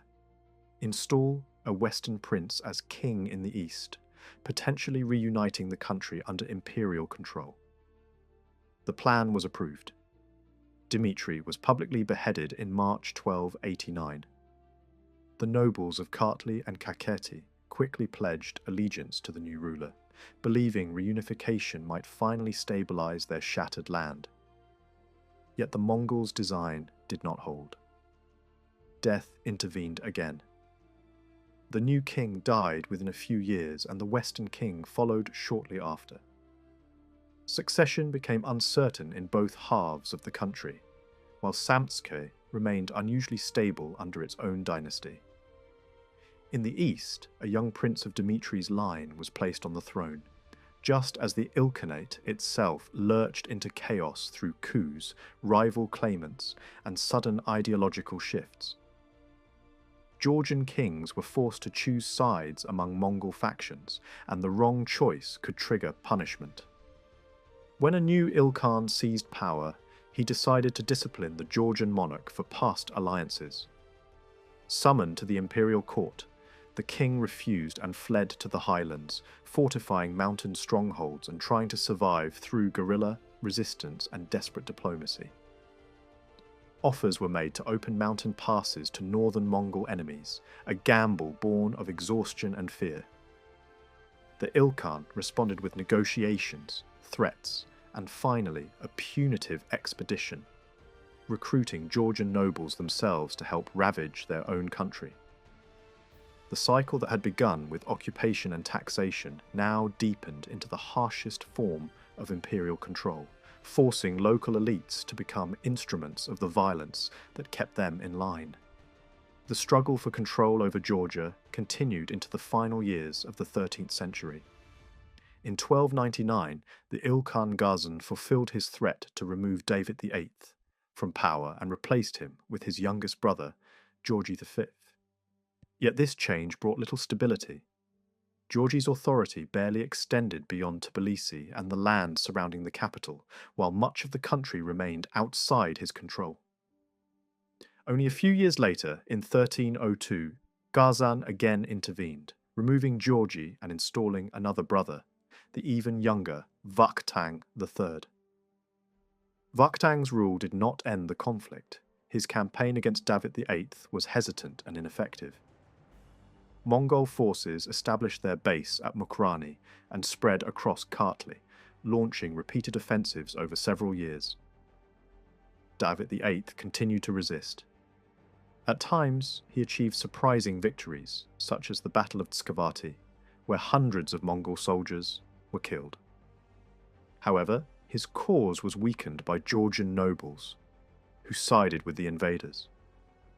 Regional lords, southern armies and Ossetian forces assisted the Mongols in driving David from the lowlands. Only the mountain communities remained loyal to him, a loyalty that provoked harsh reprisals. Mongol troops burned large parts of Kartli and the highland regions in an attempt to break resistance. Eventually, Ghazan offered a temporary peace. He promised to remove Vakhtang III if David VIII would cooperate in military campaigns against the northern Mongol forces known as the Golden Horde. Negotiations were organized in the Mongol headquarters at Mukrani, where Georgian religious leaders and officials met Mongol representatives. Despite these efforts, the talks collapsed. Vakhtang remained on the throne and even agreed to rule eastern Georgia jointly with his brother. Yet his position required him to serve the Mongols beyond Georgia's borders. Georgian and Armenian soldiers were deployed in campaigns across Syria and Palestine, fighting wars that served Mongol ambitions rather than Georgian interests. During these years, Mongol armies reached Jerusalem and removed its city gates. European observers celebrated the event as a liberation of the Holy City, and the involvement of Georgian troops appeared to fulfill long-standing aspirations of Georgian rulers to reclaim influence in the region. Meanwhile, David VIII continued his resistance from the mountains. For nearly a decade, he waged a relentless guerrilla struggle. His limited territory suffered not only from Mongol attacks, but also from raids by neighboring tribes seeking to exploit the chaos. The political and economic structure of eastern Georgia collapsed. Cities declined into small settlements. Sections of Tbilisi lay abandoned and were converted into vineyards. Trade routes that once crossed the region shifted elsewhere, bypassing Georgia entirely. Economic output fell dramatically, and agriculture nearly ceased to function. Famine spread widely, forcing the population to survive on whatever could be found. Corpses lay unburied in fields and streets, while thousands fled toward regions less affected by violence. These conditions created deep divisions within Georgian society. Ethnic tensions increased as immigrant groups aligned themselves with Mongol authorities against local populations. The devastation became so severe that even Mongol leaders recognized the danger of destroying the very land they sought to control. Ghazan issued orders limiting looting and forbidding the killing or enslavement of peasants by nobles. He attempted to stabilize the countryside by binding peasants permanently to the land and granting landowners authority to recover those who fled. Taxation was reorganized to reduce immediate pressure, and crown lands were distributed to military units as compensation for lost income. Some rebuilding took place, although areas devastated by punishment campaigns were largely neglected. Despite these reforms, the Mongols could not eliminate resistance in the mountainous regions. David VIII maintained his position in remote strongholds that proved impossible to conquer. His survival owed much to the support of foreign allies, including the ruler of Egypt, who restored Georgian religious sites in Jerusalem and granted Georgian pilgrims free access to the city. By the early 14th century, the Mongols were too occupied with conflicts elsewhere to pursue him further. He retained control of parts of the southern highlands until his death in 1308. After David's death, the political situation remained unstable. His brother Vakhtang died soon afterward, leaving a young heir unable to exercise real authority. The Mongol leadership installed the child, Georgi VI, as king, while entrusting governance to his uncle Georgi V as regent. Although this arrangement theoretically united the kingdom, the rulers lacked the resources to control both eastern and western regions effectively. Western Georgia was itself divided. Following the death of King David Narin, rival claimants struggled for power. One brother maintained control of the capital while another ruled from the mountains, mirroring the division that had long characterized the eastern territories. For decades, Georgia remained fractured, weakened by internal rivalry and external domination. A turning point came after the death of the young King Georgi VI in 1313. Georgi V once again assumed the throne, this time determined to restore national unity. He secured cooperation from powerful Mongol officials who granted him greater autonomy in exchange for military assistance against rebellious factions. Georgian forces were deployed beyond their borders in one final series of campaigns serving Mongol interests. Soon afterward, Georgi was formally recognized as ruler of the entire Georgian realm, including western territories and southern principalities. With his authority strengthened, Georgi moved swiftly to reassert royal power. Disloyal nobles were punished or removed, and alliances were cultivated abroad. Diplomatic missions were sent to Egypt, securing privileges for Georgian religious institutions and pilgrims in Jerusalem. Foreign observers began to speak once again of Georgia's revival. Religious and cultural exchanges expanded. Missionaries arrived, and Georgian representatives travelled abroad. The kingdom's renewed prominence encouraged contacts with European powers and Mediterranean merchants. Yet internal tensions remained. Conflicts between religious communities and competing commercial interests revealed the fragility of this recovery.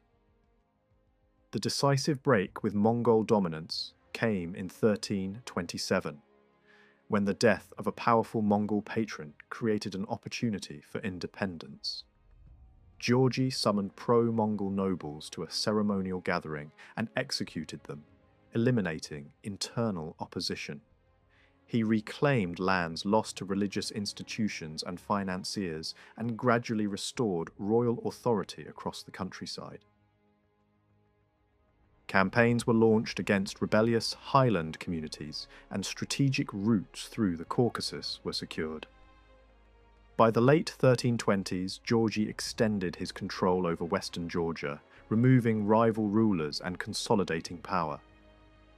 Regional princes recognized his supremacy, and by 1334 the kingdom was reunited. He earned a title reflecting his reputation as a brilliant and effective ruler. Nevertheless, the land he inherited remained scarred by decades of destruction. Georgi focused on reconstruction. Military expeditions suppressed banditry and secured the frontiers. Economic life slowly revived as vineyards and orchards restored agricultural production. Trade returned to Tbilisi, attracting merchants of many backgrounds. Legal reforms were introduced to regulate society and replaced traditional systems of personal revenge with structured penalties based on rank and status. These measures strengthened central authority and restored a functioning administrative system. Government institutions were reorganized under a powerful monarchy, supported by ministers and a council of nobles and clergy. The king retained ultimate authority, while officials managed military affairs, finances, internal security, and royal estates. Legislative assemblies continued to meet, but their role remained advisory. The political structure resembled a highly organized feudal state, reflecting both traditional Georgian practices and adaptations developed during the period of foreign domination. Despite these achievements, new dangers emerged. Rival Mongol factions fought battles near Georgia's borders, and instability spread through neighbouring regions. Georgian influence in the Black Sea area weakened as external powers asserted control. Natural disasters compounded the kingdom's troubles. A devastating epidemic struck livestock and population alike, undermining economic recovery. Georgi died in 1346, leaving the throne to his son, David IX. Almost immediately, a far greater catastrophe struck. The Great Plague that swept across Eurasia reached the Caucasus, killing vast numbers of people and causing social collapse. The disaster proved more destructive than earlier invasions. Many records of the period were lost, leaving the details of David's reign obscure. Georgia struggled to maintain its position amid regional instability. Tribute payments were made to neighbouring rulers to prevent invasion, while some territories were lost. Diplomatic marriages linked the royal family to neighbouring states, but the kingdom's power had diminished. In 1360, David's son, Bagrat V, became king and was crowned in Kutaisi to emphasize his rule over both eastern and western lands. His reign unfolded in a country weakened by recurring waves of disease and economic hardship. Despite limited records, he gained a reputation as a capable warrior and skilled commander. Yet Georgia's recovery remained fragile. From the late 1380s onward, Georgia was dragged into one of the most violent storm fronts the medieval world had ever produced. Between 1386 and 1405, Timur Lang built an empire through relentless campaigning, intimidation, and calculated terror. Only brief pauses interrupted the sequence. The lands between Iran and Anatolia, and between the steppe and Mesopotamia, were repeatedly shaken. Georgia, already weakened by plague, fragmentation, and earlier invasions, faced wave after wave. In all, the country endured 8 separate Timurid incursions, each one leaving fewer people, fewer walls, and less hope. The first blow fell in the early winter of 1386. The background was steppe politics. Toktamish, ruler of the northern horde and Timur's most dangerous rival, moved south after a dramatic raid, deep into Russian lands. Bagrat V of Georgia appears to have permitted Toktamish to cross the Caucasus on the way toward the rich cities of the south, and Georgian fighters were drawn into Toktamish's cause. Timur reacted as a strategist, not merely as a conqueror. He could not allow his enemy easy access to the Trans-Caucasus, and he sent a force that pushed forward even through ice and snow. The advance rolled across the corridor from Kars toward Tbilisi, spreading through valleys and over ridges, so numerous that contemporary observers described the mountains as filled with troops. Georgia's nobility, however, did not meet this army in the open. With few exceptions among younger warriors, most magnates chose survival over battle and withdrew behind stone. Even the king was not given the full rally of his aristocracy. Tbilisi carried the weight of resistance almost alone. The capital endured a siege that stretched for months. Bagrat reportedly rode out repeatedly, striking at siege lines in short counterattacks, trying to keep pressure on the attackers and morale inside the city. Timur's army responded with heavy engineering. Stones were hurled at walls, siege pressure tightened, and the city's defences were battered until the moment of collapse. Bagrat kept fighting from the ramparts into the final phase, but by late November the fortress was broken. A terrifying novelty appeared. Cannon fire, the first such weaponry many in the region had ever seen, added shock to destruction. Timur offered the royal family mercy if they surrendered. Their lives were spared, but the city was not. The troops were turned loose for plunder and slaughter, and the population paid the price for a war that was never truly theirs. What could be carried was carried away. Skilled labourers were selected like trophies, marched east to serve in the conqueror's capital, forced onto grand projects that aimed to glorify Timur's rule. Great quantities of loot followed, precious metal stripped from sacred objects, jewels, and whatever could be taken from palaces and churches. Even collections of manuscripts and court treasures were seized and transported under guard.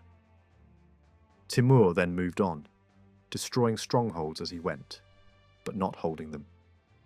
This was the pattern: break the backbone, shatter the will, and leave the land hollow. One exception stood out. Shirvan avoided the first disaster by meeting Timur with submission and gifts. Elsewhere, the army fragmented into raiding detachments, while the main force settled into winter quarters in Karabakh. During that winter, Timur attempted something more ambitious than taxation. He wanted conversion. Georgia was to be transformed not simply into a tributary, but into a land that acknowledged his faith and authority in public form. Bagrat, as a captive and a vassal, had limited choices. He could accept political obedience, but religious surrender was harder. A compromise was shaped around a form of Islam familiar in Central Asia, presented as practical and flexible. Bagrat outwardly complied. Gifts were exchanged, and the king was sent back toward home, escorted by a large Timurid force described as a mission meant to reshape the country from the top down. That escort did not remain a mission for long. It became the second invasion. As Bagrat neared Georgian territory, messages went out to his sons. Rescue was planned. One of those sons, Georgi, had been offered a crown in Bagrat's absence, but he refused it, fearing it would give Timur an excuse to kill his father. Instead, Georgi moved with soldiers into rough terrain and struck the escort in a gorge. The ambush succeeded. Bagrat was freed, and Georgian forces withdrew toward Tbilisi, waiting for the inevitable retaliation. Retaliation came quickly. In early 1387, Timur returned in fury. This time, the capital's people did not remain inside the walls. They fled into the mountains, carrying what they could, abandoning homes to fire and looting. Bagrat sought renewed contact with Toktamish's northern power, hoping steppe rivalry might become Georgia's shield. Fighting followed, and Timurid troops suffered losses, but Georgia could not sustain a field war. Once again, defenders vanished, behind castles and forest. Timur's attention then turned elsewhere, pulled by uprisings and threats across his empire. For Georgia, that distraction meant survival. The invader withdrew, and the kingdom gained several years to breathe. Those years were not peaceful in the wider world. Timur crushed enemies, punished the northern horde, and expanded into major cities of the south, tightening a noose around the Caucasus. Georgia was surrounded by conflict, even when armies were not physically present. In the west, the crisis tempted local ambition. Imeretia's duke decided the east was lost and proclaimed a separate crown. Yet even that break did not hold. When the usurper died, Bagrat reasserted his authority over a reunified Georgia, at least in name. The next shocks arrived in the early 1390s. Timur sent commanders into Samtskhe, Georgia's southern region, to scout routes, gather plunder, and test resistance. A summer raid damaged sacred sites and struck wealthy valleys. An autumn campaign was harsher still, forcing a path across the country toward the Caucasus Ridge. Battles were fought without mercy. Prisoners were not taken. On the horizon, Toktamish hovered like a shadow, and Timur soon turned to crush him decisively along the Terek River, then drove him north again, wrecking key centres and punishing Christian monuments across the northern Caucasus. Once finished, Timur rested in the loyal territory of Shirvan, then returned to the deeper heartlands of his empire. Georgia enjoyed another short pause while Timur campaigned far away, including in India. During that interval, Bagrat died, and his heir Georgi VII inherited a crown that was more burden than prize. By the end of the decade, Georgi attempted a bold move. He tried to gather the discontent of the region into a coalition against Timur's tyranny and against the brutality of Timur's son, who ruled the Transcaucasus as a harsh lieutenant.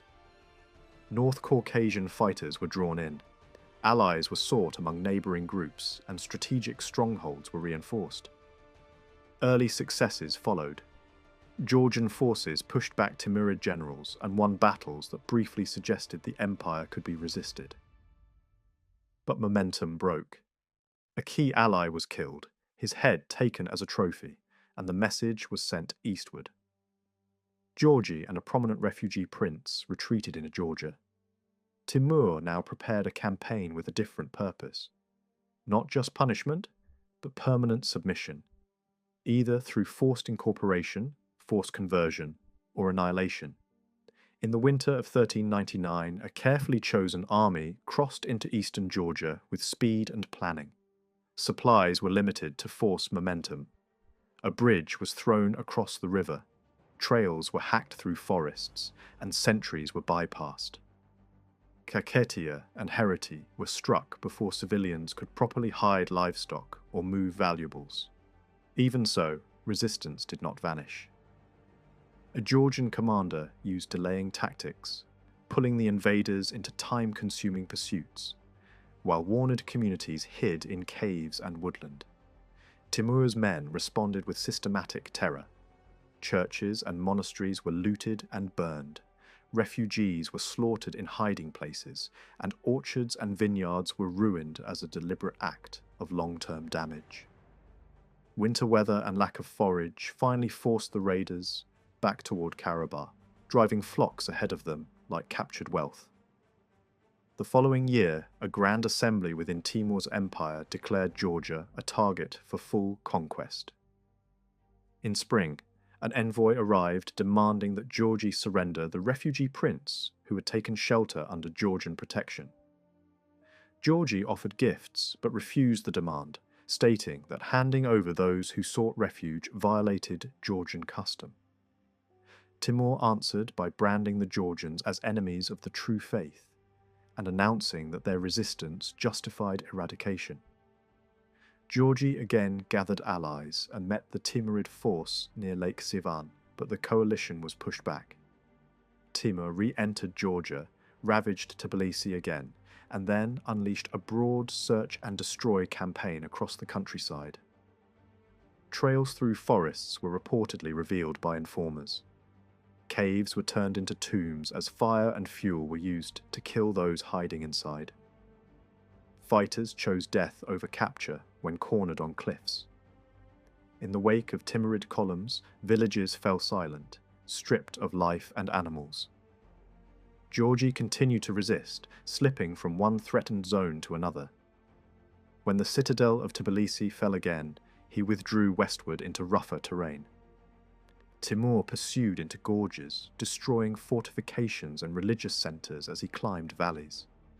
Fields were burned, cattle taken, towns levelled.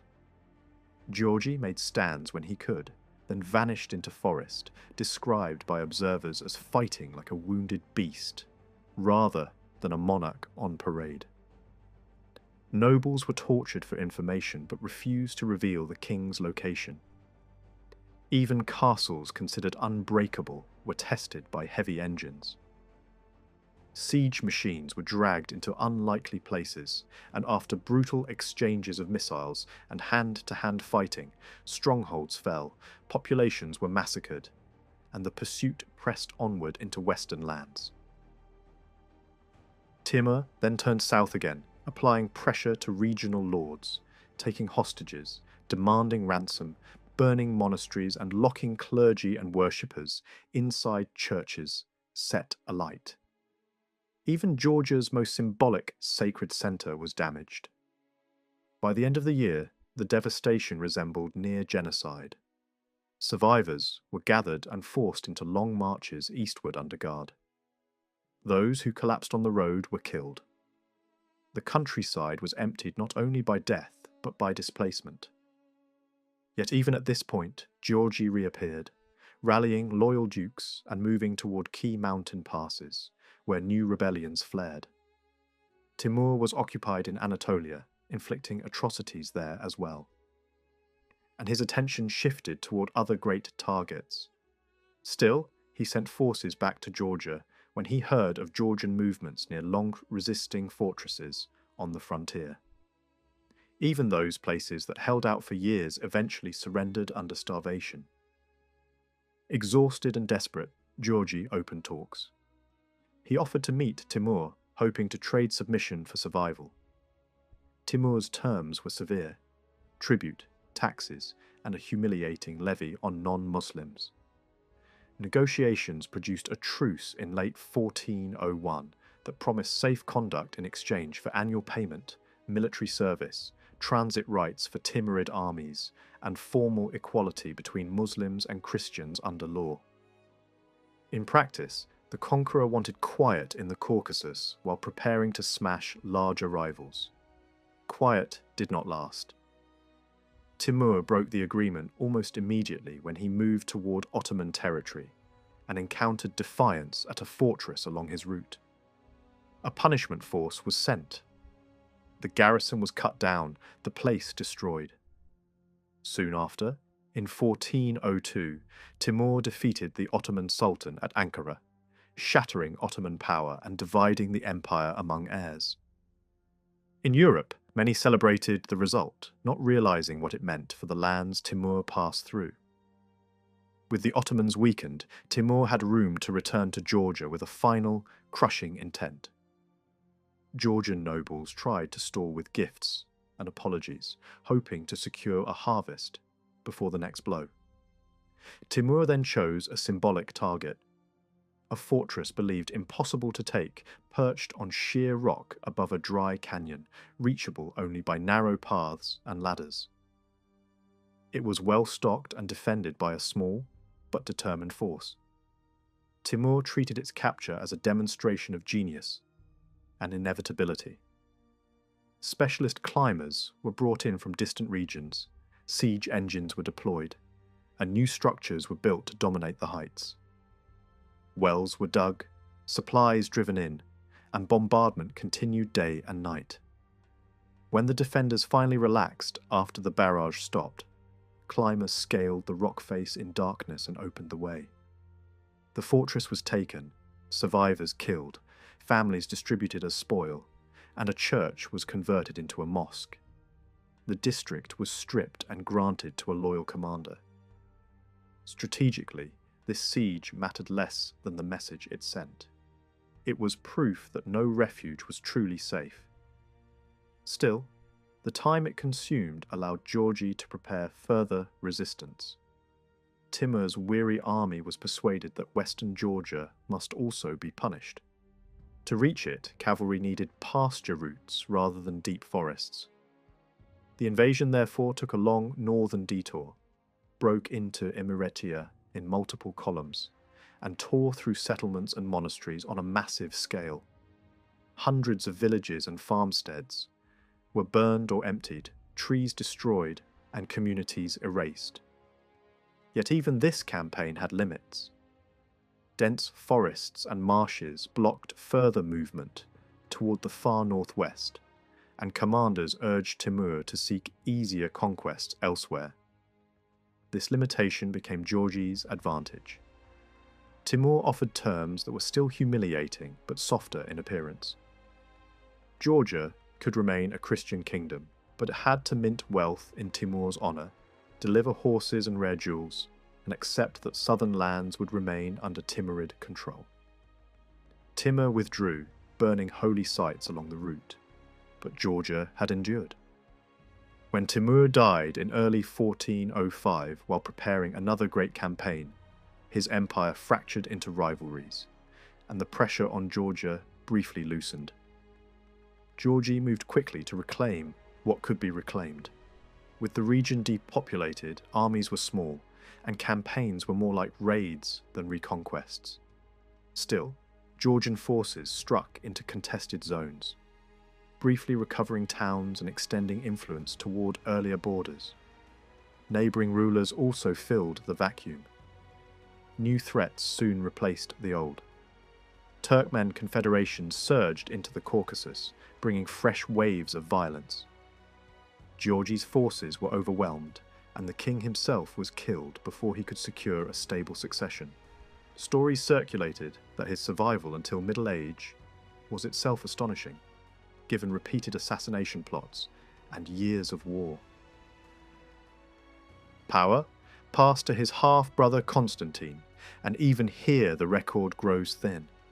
Civil conflict stirred within the royal family, and princes sought asylum with powerful regional lords. Constantine fought against the new Turkmen leader, who had built a kingdom out of Timur's ruins, and he tried to coordinate with distant powers, including Muslim states, simply to survive. In 1412, disaster struck during a campaign on the Kura River. A Georgian force was surprised at night, surrendered, and the captives' pride enraged their captor. Constantine, his elder half-brother David, and many others were slaughtered, and the king was beheaded. Like the rulers before him, he died young by modern standards, leaving a battered kingdom behind. His son, Alexandre, took the crown after the body was brought home for burial. Alexandre had been shaped by a very different upbringing, guided by a pious and educated family circle, and raised with an emphasis on faith and rebuilding rather than conquest. He became known not for spectacular victories, but for restoration. His personal life also reflected the era's harshness.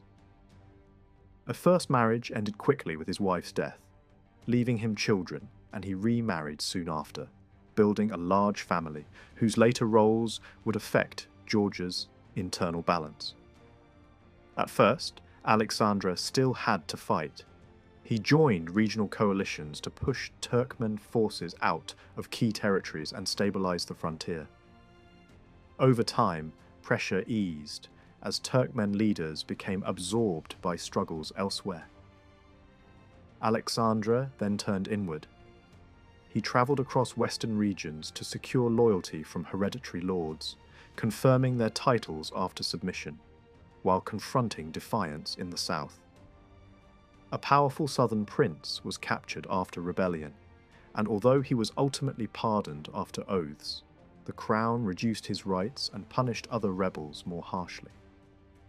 Alexandre restored something like Georgia's old borders, though not all lost cities returned to Georgian control, and recovery remained uneven. The deeper problem was institutional. The older machinery of government had been damaged beyond easy repair. Ministerial offices that once anchored centralized rule no longer carried the same weight. Regional provinces developed their own armies and diplomacy. In the south, a prince sought independence not only through fortresses, but through the church, separating local bishops from the traditional national authority and bringing in outside ordinations. Holy sites became points of conflict, and prayers themselves turned political, omitting the king and national patriarch. The schism was bitter and destabilizing. Local law also diverged. In some regions, detailed codes set fines and blood payments according to rank, and even allowed harsh controls over serfs and fugitives. Elsewhere, the state was too weak to enforce consistent justice, and clergy became the main arbiters.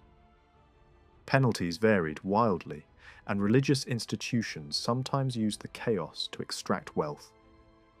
Appeals to the king reveal an atmosphere where safety could be purchased, where the rich demanded huge valuations for their lives, and where law served status more than fairness. Alexandre kept rebuilding anyway. Churches, castles, and even distant properties connected to Georgian worship abroad were repaired where possible. A special household levy funded restoration for years, and nobles contributed from their own resources. Yet rebuilding faced brutal limits. Precious metals had been stripped away over generations. Skilled artisans had been deported east long ago, or died on forced marches. Labour was scarce because peasants had been killed, displaced, or trapped in debt. Hungry families sold land, often to the church, and records show vineyards and fields changing hands repeatedly until they ended in ecclesiastical ownership. Serfs moved to masters who could feed them, then were dragged back by force when old owners reasserted claims. To stabilize governance, Alexandre promoted loyal officials in strategic towns, turning some land grants into hereditary offices as an incentive. He resettled mountain communities into deserted valleys and compelled wealthy institutions to support village rebuilding. Groups from different regions were moved to repopulate empty lands. Even steppe peoples were given animals and seed to encourage settlement. Refugees arriving from Muslim-ruled zones also brought skills and commerce, helping revive some districts. Late in Alexandre's reign, Georgia briefly re-entered the diplomatic world of Western Europe. As the Ottoman threat grew, European church councils attempted to unify Christian forces. Alexandra sent delegates, including high-ranking clergy and a royal relative, partly to assert Georgia's standing and partly to prevent internal rivals from using foreign connections to legitimize autonomy. Georgian envoys were treated with remarkable ceremony, their rank placed high among Orthodox delegations. Yet the mission became entangled in doctrinal and political struggle. Reports conflict over whether Georgian representatives accepted union with Rome. Accounts from contemporaries describe pressure, intimidation, and humiliation directed at those unwilling to sign. One Georgian delegate reportedly disappeared in distress and was later found in a broken state, far from the council, then returned home by ship. Back in Georgia, crisis returned. The king became gravely ill, recovered, and then faced a new demand for submission and tribute from Turkmen power. In 1440, an invasion struck during Easter celebrations, catching communities off guard and producing slaughter, mass captivity, and the construction of a gruesome monument of severed heads. The invaders marched toward Tbilisi with prisoners and loot, while the Georgian court argued over whether to resist or yield. The shock appears to have pushed Alexandre toward abdication. In 1442, he renounced the crown and took monastic life, living quietly near the sacred heart of the kingdom until his death a few years later. Succession was not clearly settled. Vakhtang IV ruled briefly without producing an heir. After him, Georgi VIII arose, attempting to enforce authority across Imereti, Kartli, and Kakheti, but the broader realm had become a patchwork of principalities. The centre could no longer command loyalty through money or force. In the south, Samtskhe continued sliding toward effective independence under a hard and long-ruling prince who again tried to detach the local church from national control. The national patriarch responded with excommunication and disciplinary action, and ordinary people, fearing spiritual consequences, rejected rebellious clergy. The struggle ended with a reluctant return to national authority, though the conflict exposed how fragile unity had become. As Byzantium approached collapse, Georgi VIII looked west for alliances. Negotiations even began for a royal marriage into the last imperial house, with debates over dowry customs and staggering sums that would have strained Georgia's finances. The plan died with the emperor on the walls of Constantinople. The fall of the city sealed Georgia's isolation. Soon, only Muslim powers surrounded it, and even the remaining Greek state on the Black Sea was living on borrowed time. Despite this, Georgian rulers attempted a last grand strategy: an anti-Ottoman coalition linking Caucasian powers with European states. Papal envoys visited and reported deep internal rivalries. Yet in 1459, coordinated letters went out from Georgia's king and from the southern prince of Samtskhe to the Pope, to Venice, and to Burgundy. They promised enormous armies from Georgia, neighbouring Christian regions, and allied powers, and imagined a campaign that would clear Anatolia in a single season while European forces struck in the Balkans. Delegations were assembled and escorted across the Black Sea and through Central Europe. They met emperors, doges, councils, and kings, speaking in Latin before church authorities and presenting themselves as partners against the Ottoman advance. The reality was bitter. European leaders hesitated, distracted by their own crises, unwilling to risk thrones and treasuries. The Pope himself struggled to understand the delegation's mandates and misidentified titles and rulers. Promises were made, then softened into apologies. The envoys were sent from court to court, chasing support that never solidified. In France, they arrived to find one king dying and the next uninterested in crusade. In Burgundy, they found a duke concerned more with succession than distant war. After ceremonies and polite receptions, the exhausted delegation turned homeward, carrying little more than disappointment. A brief moment of unity among the Georgian rulers quickly dissolved, and internal conflict resumed with renewed intensity. In 1462, Kvakvar II openly challenged King Georgi VIII, seeking support from Uzun Hasan and securing a decisive victory. Yet the intervention of Uzun Hasan's forces brought destruction rather than stability, as foreign troops reportedly attacked Samtske's clergy and devastated its churches. The following year, another challenge to royal authority emerged. Bagrat, dissatisfied with his limited role as Duke of Kutaisi, was encouraged by Kvakvar to revolt. He defeated Georgi VIII at Chikori in western Georgia, declared himself King Bagrat II of Imeretia, and secured the loyalty of regional lords by freeing them from taxation. Kvakvar II continued strengthening his own power by distributing territories to allies. He granted Ajaria and parts of Lazistan to the ruler of Guria in exchange for support against rival nobles, eliminating or driving out opposition within Samtske.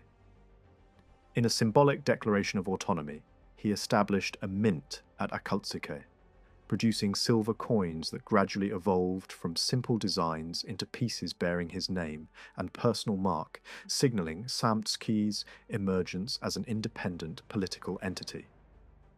In 1465, King Georgi VIII attempted to regain control by invading Samtske, but his army was ambushed near Lake Paravani, and he was captured. His nephew, the future Constantine II, escaped and sought refuge in Gori, though even this stronghold was soon besieged. During his captivity, Georgi was reportedly compelled to marry Kvakvar's daughter, Tamar, who bore him children who later vanished from historical record.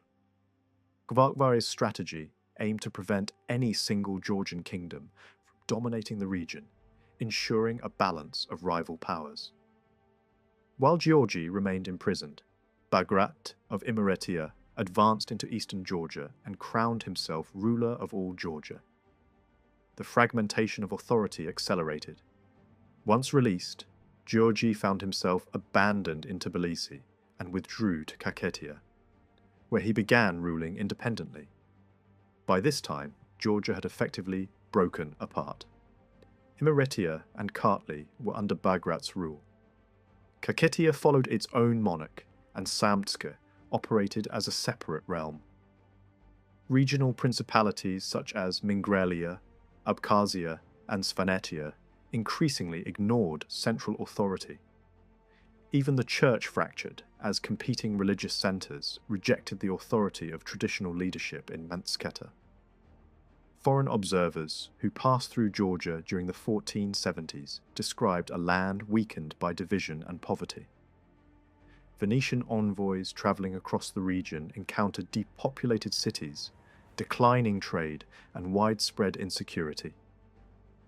Tbilisi, once a thriving capital, appeared largely abandoned, while major towns had shrunk into fortified settlements. Agricultural production had declined, and many regions survived through subsistence farming or small-scale trade.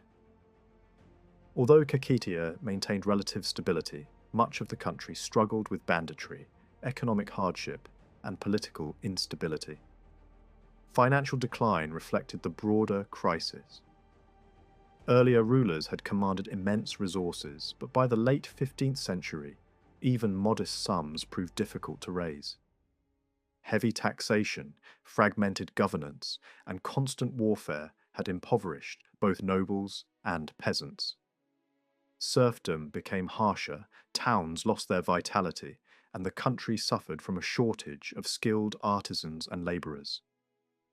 Yet cultural life did not entirely collapse.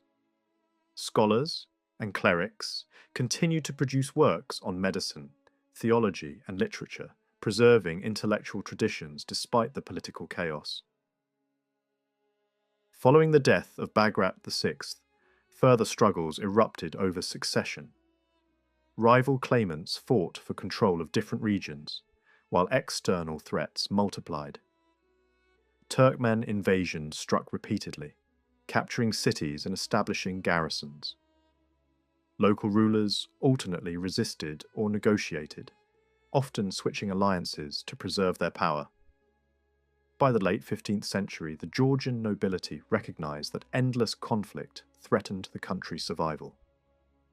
In 1490, an assembly of nobles and church leaders accepted the permanent division of Georgia into separate kingdoms and principalities. Rather than attempting reunification, they agreed on defined borders and a pact of non-aggression. This settlement acknowledged the political reality of fragmentation, though it weakened the traditional unified military structure that had once defended the kingdom. Despite internal divisions, Georgian rulers continued seeking support from other Christian powers. Appeals were sent to Russia and Western Europe, hoping for alliances against Muslim empires surrounding the region. Diplomatic missions travelled great distances, but practical assistance never arrived. European rulers expressed sympathy, yet offered only moral encouragement. Meanwhile, Georgia faced growing pressure from two powerful neighbours: the Ottoman Empire to the west, and the rising Safavid state in Iran to the east. Caught between these expanding empires, Georgian rulers were forced to navigate a dangerous balance of submission, resistance, and shifting alliances.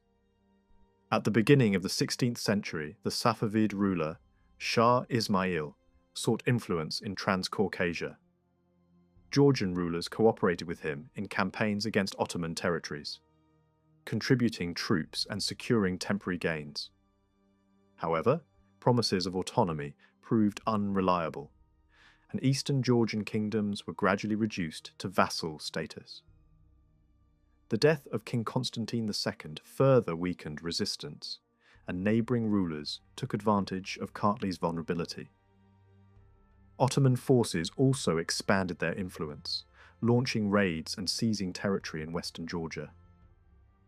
Internal rivalries intensified the crisis. In Kakhetiya, a prince seized power through violence, attacking neighbouring regions and declaring grand titles. In Kartli, competing claimants established new centres of authority. Meanwhile, wars between the Ottoman and Safavid empires repeatedly swept across Georgian lands, turning the country into a battlefield.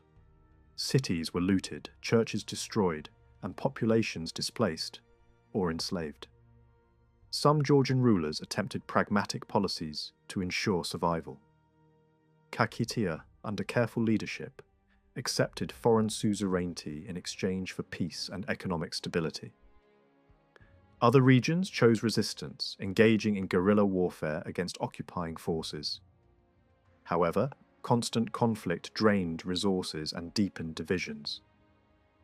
Strategic cities changed hands repeatedly, and large numbers of inhabitants were deported or sold into slavery. By the mid-16th century, Georgia's fate was largely determined by the rivalry between the Ottomans and Safavids. A formal agreement between the two empires divided the region into spheres of influence.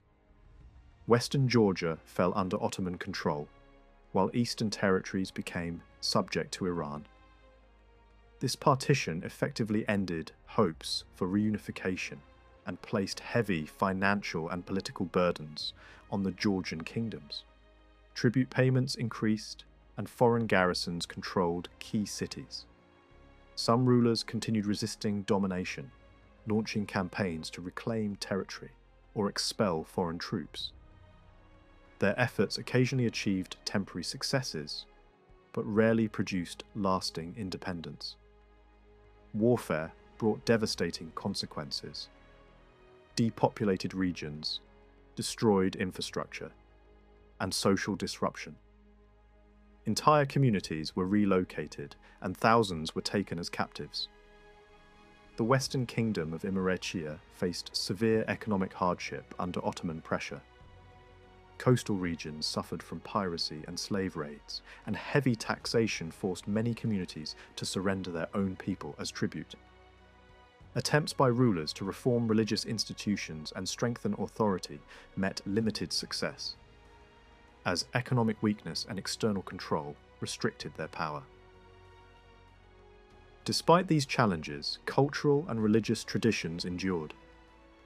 Church councils condemned practices such as slave trading and attempted to preserve moral order, even if enforcement remained weak.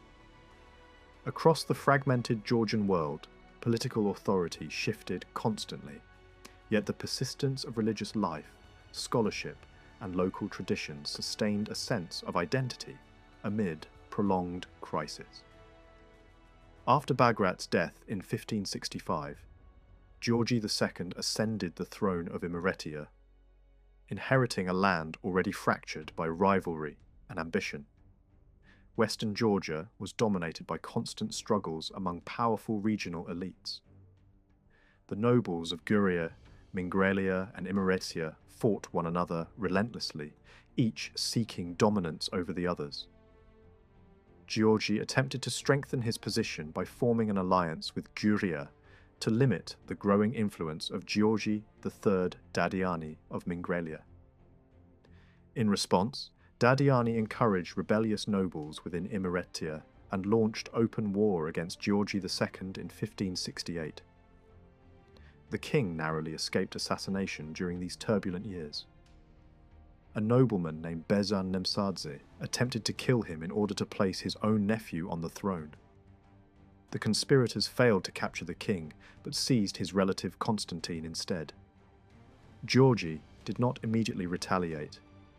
When the opportunity arose, he joined forces with the Prince of Guria and launched an invasion of Mingrelia, capturing the important centre of Zugdidi. Dadiani was forced to flee to Istanbul, seeking assistance from the Ottoman court. The Ottoman authorities, eager to maintain division in western Georgia, provided Dadiani with ships and soldiers drawn from their Black Sea provinces. This intervention altered the balance of power. Guria was intimidated by the show of force, and negotiations followed. Dadiani eventually accepted peace with Guria after receiving financial compensation for a perceived insult connected to a broken marriage alliance. Such marital disputes frequently served as causes for war, and political marriages were repeatedly arranged or dissolved as instruments of power. Before confronting external enemies, Georgi II first dealt with internal opposition. He invited one of the leading rebel nobles to a banquet, where the man was killed and his lands confiscated. These territories lay across strategic regions bordering Imeretiya, Guria, and Mingrelia.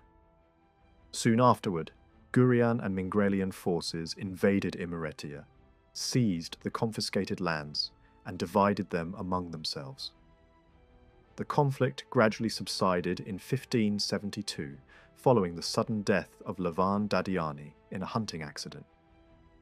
His successor was weakened through a marriage alliance linking his family to Georgi II's heir, which temporarily reduced tensions. A new alliance then emerged against Guria. Political marriages again reshaped relations, yet stability remained fragile. Fighting resumed near Zugdidi, forcing one claimant to flee into exile while his brother assumed control of Mingrelia. Georgi II demanded the return of disputed lands before recognizing the new ruler. Further power struggles followed, including brief returns of exiled leaders supported by northern Caucasian forces. Territories changed hands repeatedly, as rulers negotiated alliances through marriage and territorial concessions. Eventually, a broad network of marital connections among the leading families of Imereti, Guria, and Mingrelia produced a brief period of stability in the late 1570s. This fragile peace ended when another member of the Dadiani family rebelled. Regional leaders captured the rebel but hesitated to execute him. The king and his allies intervened, ordering his death in prison. Violence remained a constant tool of political control, and personal rivalries often determined the fate of entire regions. While Western Georgia struggled with internal conflict, the southern principality of Samtskhe was collapsing under external pressure. Its western territories had already fallen under Ottoman administration, while the eastern part remained under local rule, but depended on Iranian support.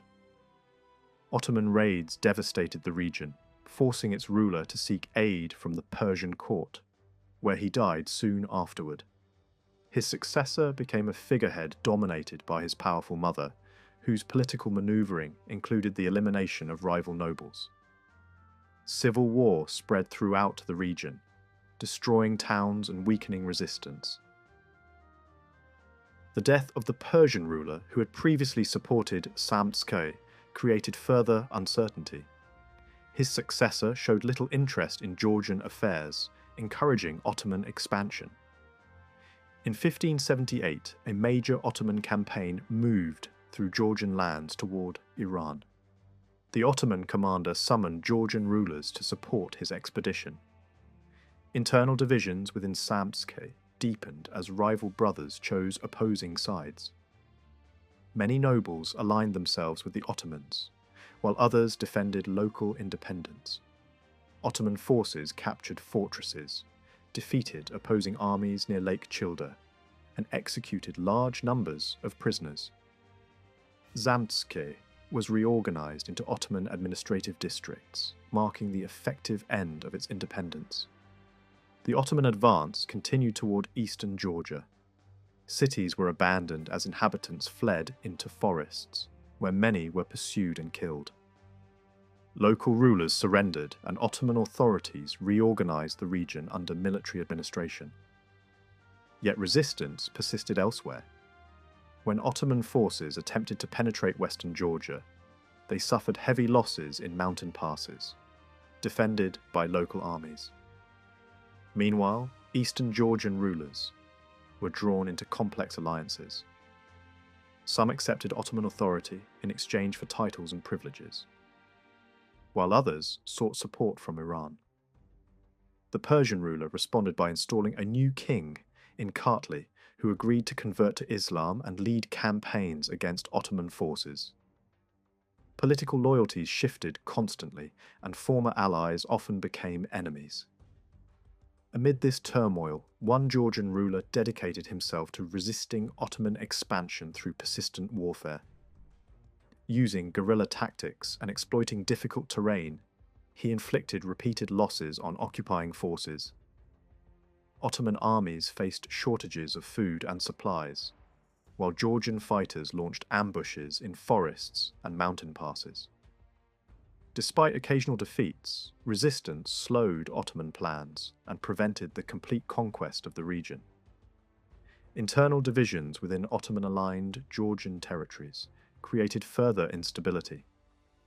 Local leaders quarreled with imperial authorities, some renouncing their allegiance and returning to Christianity. Alliances shifted rapidly as rulers sought advantage in an environment defined by constant war. By the late 16th century, the Ottoman Empire and Iran concluded a major treaty dividing the Caucasus into spheres of influence. Much of Georgia fell under Ottoman control, while eastern regions acknowledged Iranian authority.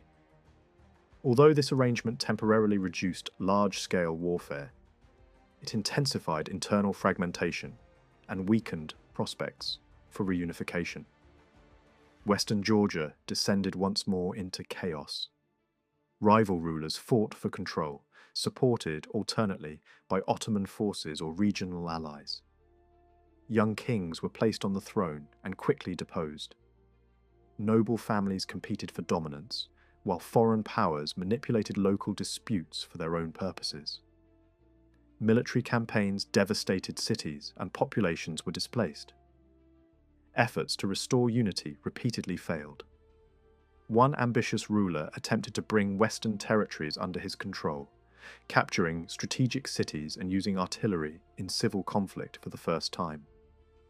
Yet his own soldiers refused to pursue extreme measures against rival claimants, and divisions within his army forced him to abandon his plans. Regional leaders continued to act independently, and central authority remained weak. The fragmentation of Georgia continued as coastal regions submitted directly to Ottoman rule. Some local elites prospered through trade and the export of valuable resources, including slaves, while other regions suffered heavy taxation and economic decline. Ottoman administrative reforms imposed new systems of land registration and taxation, transforming once prosperous areas into impoverished provinces. Many villages were abandoned as peasants fled oppressive conditions. Amid widespread decline, one eastern kingdom experienced relative prosperity. Under stable leadership, agriculture flourished, trade expanded, and new buildings were constructed. Its ruler sought security through diplomacy with distant powers, particularly Russia. Negotiations were slow and uncertain, complicated by long journeys, language barriers, and mutual suspicion. Despite these difficulties, formal agreements were reached promising military cooperation and economic exchange. Russian interest in the region was driven by strategic and commercial concerns. They sought new trade routes for silk, alliances against common enemies, and access to military resources. Georgian rulers hoped for protection, modern weapons, and technical expertise. Yet practical cooperation proved difficult. Military expeditions failed, communication broke down, and both sides accused each other of misconduct. Meanwhile, powerful neighbouring empires viewed these diplomatic contacts with suspicion. The Persian ruler, alarmed by shifting alliances, demanded loyalty and took hostages to secure obedience. Tensions increased as Georgian leaders attempted to balance relations with multiple foreign powers. In the final years of the century, warfare resumed across the region. Local rulers launched campaigns against occupying forces, reclaiming cities through siege and surprise attack. Battles were fought in narrow valleys and mountain passes, where terrain often determined victory or defeat. One king, determined to resist foreign domination, personally led his troops into battle despite overwhelming odds. After fierce fighting, he was captured and taken into captivity abroad, where he spent his final years. His imprisonment became a symbol of Georgia's struggle for independence. Efforts to secure his release failed, despite diplomatic missions and financial payments. The political landscape remained unstable, with new rulers rising amid ongoing conflict. At the dawn of the 17th century, further upheavals struck the Eastern Kingdom that had once prospered. Internal disputes over succession led to violence within the royal family, including executions and political exile. Foreign powers intervened in these struggles, seeking influence through alliances, hostages, and military campaigns. The region once again became a battlefield between great empires. Professional armies equipped with modern firearms advanced into the Caucasus, capturing key cities and reshaping the balance of power. Georgian rulers were compelled to participate in these campaigns, often under threat or coercion. In 1605, Shah Abbas was consumed by the Ottoman threat and decided to let Alexander II return to Kakheta. The release, however, did not mean trust. Alexander was sent back under the watch of his own son, Constantine, a man shaped by years inside the Iranian system and likely expected to act as the Shah's eyes and knife if his father wavered. The moment they reached home, the orders were clear. Kakhetiya must field an army and strike Shirvan, an Ottoman-aligned frontier. And once the campaign was complete, Constantine would be installed there as governor. The pair arrived in Kakhetiya in March, and Constantine pushed for an immediate march. Alexandre resisted, stalling deliberately. He doubted the campaign would succeed, and he still clung to a faint hope that a Russian force might break through the Caucasus and tilt the balance. The delay did not last long. One morning, just before Alexandre planned to receive foreign envoys at court, Constantine stormed into the royal quarters. With a group of Iranian officers, he demanded a war council at once, accusing both his father and his brother, Georgi, of hesitation and weakness. The confrontation turned into a spectacle of panic and rage. Constantine drew his sword and killed Georgi on the spot. Alexandre tried to intervene, but he too was cut down in the chaos, along with senior churchmen and several nobles caught in the room. Fighting erupted beyond the chambers as factions collided through the palace and surrounding compounds. The outside envoys who witnessed the aftermath would later claim that hundreds more died before the violence subsided. Constantine understood what proof of loyalty the Shah demanded. He ordered the severed heads of his father and brother sent east as a message to Iran, while their bodies were placed in burial at Alaverdi, an attempt to preserve a minimum of royal dignity after a massacre. Before the foreign visitors could even depart, Constantine tried to justify himself. He insisted he had acted in self-defense, claiming he had been marked for death and forced into an impossible choice. He spoke of family history as if it were destiny, as if the pattern of father against son had simply repeated itself. He also blamed the path that had brought him to this point, the years in Iran that had torn him from his faith and left him trapped between fear of God and fear of the Shah. People close to the Iranian court later described him as torn apart by anxiety in the hours before the murders, caught between the terror of punishment for refusing and the terror of punishment for obeying. The new ruler in Kakhetiya refused to bind himself to Russia. The foreign envoys who had hoped to secure an oath of allegiance were dismissed and moved on toward Kartli, expecting better results there. They found the same evasions. Kartli's king, Georgi X, cited imminent war and refused to commit. The envoys began looking for alternative dynastic matches and relatives who might fit Moscow's expectations, weighing candidates like merchants weigh goods. Some were unavailable, held far away as hostages inside Iran. Others did not impress the envoys enough to justify the risks. Georgi VI blocked proposals and even recalled his own delegation before it could leave Georgian territory, terrified of provoking Shah Abbas. Kartli's ruler had benefited from Abbas's campaigns in the region and had accepted land and favours from Iran in exchange for local concessions. He had no intention of gambling that relationship on Russian promises. When the envoys finally reached Moscow, the world they expected had already collapsed. Boris was dead, and a pretender sat on the throne. The next Russian representative sent south was killed by bandits on the river routes. Russian diplomacy disintegrated in confusion, leaving Kartli and Kakhetiya exposed to a Shah who was growing harsher and more suspicious with every year. After Alexandre's murder, eastern Georgia spiraled into open breakdown. Russia effectively vanished from the scene in the same year when the Russian commander Butelin and his army were destroyed in Dagestan by the Shamkal's forces, assisted by Turkish allies. The idea of a strong northern protector now looked like a mirage that had lured Georgia into deeper danger. In Kakhetiya, the vacuum of power became deadly. Ketavan, the widow of King David, was driven by a single purpose: survival of her line and restoration of order. After one failed attempt to revive Russian support through a futile mission, she moved to eliminate the parricidal Constantine.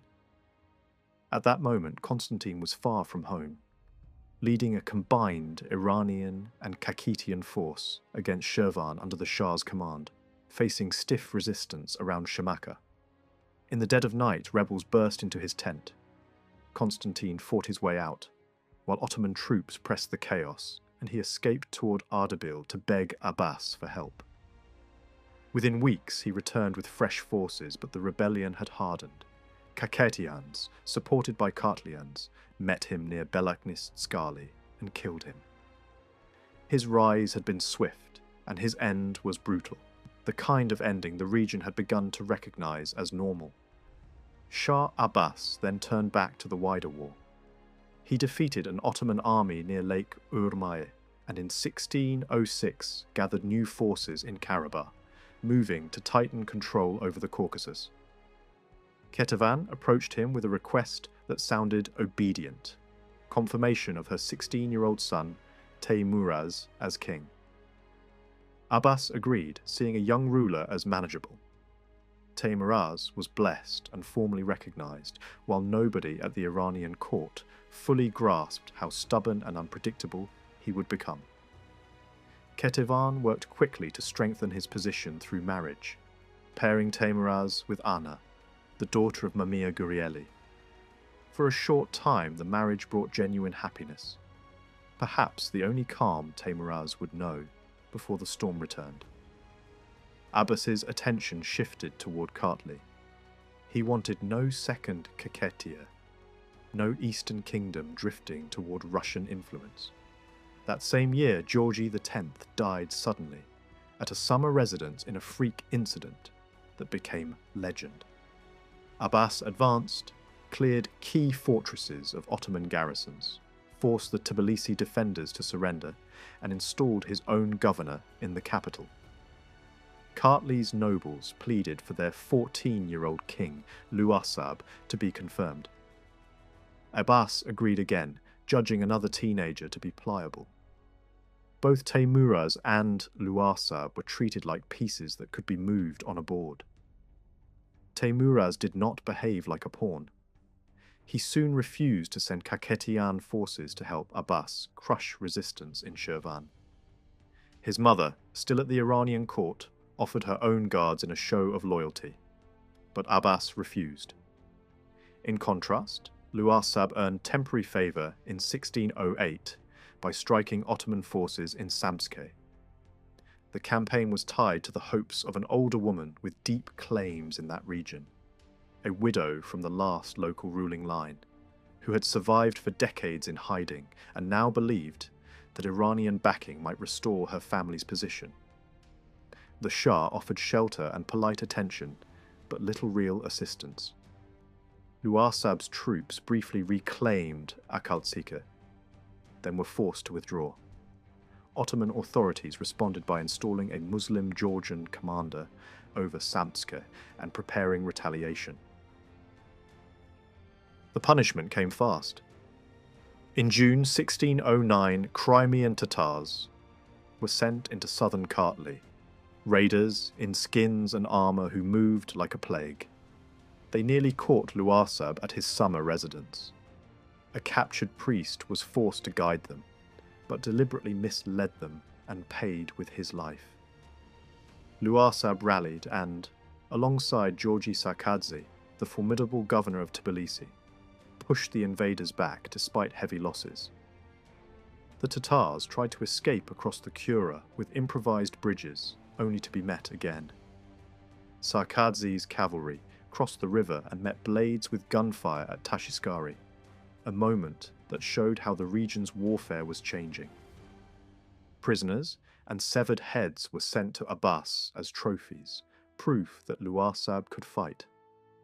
The Shah was impressed enough to pull his garrison out of Tbilisi and allow Luarsab to rule with fewer restraints, at least for the moment.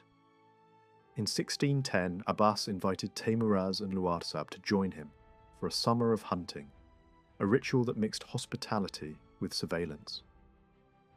Teymuraz, now the father of two sons, seemed at that stage more interested in feasting than strategy. Abbas took Luarsab's sister Tinatin into his harem, tightening family ties the way he tightened chains. Yet relations soured quickly, especially in Kartli, as Luarsab began listening to Sarkadze's advice.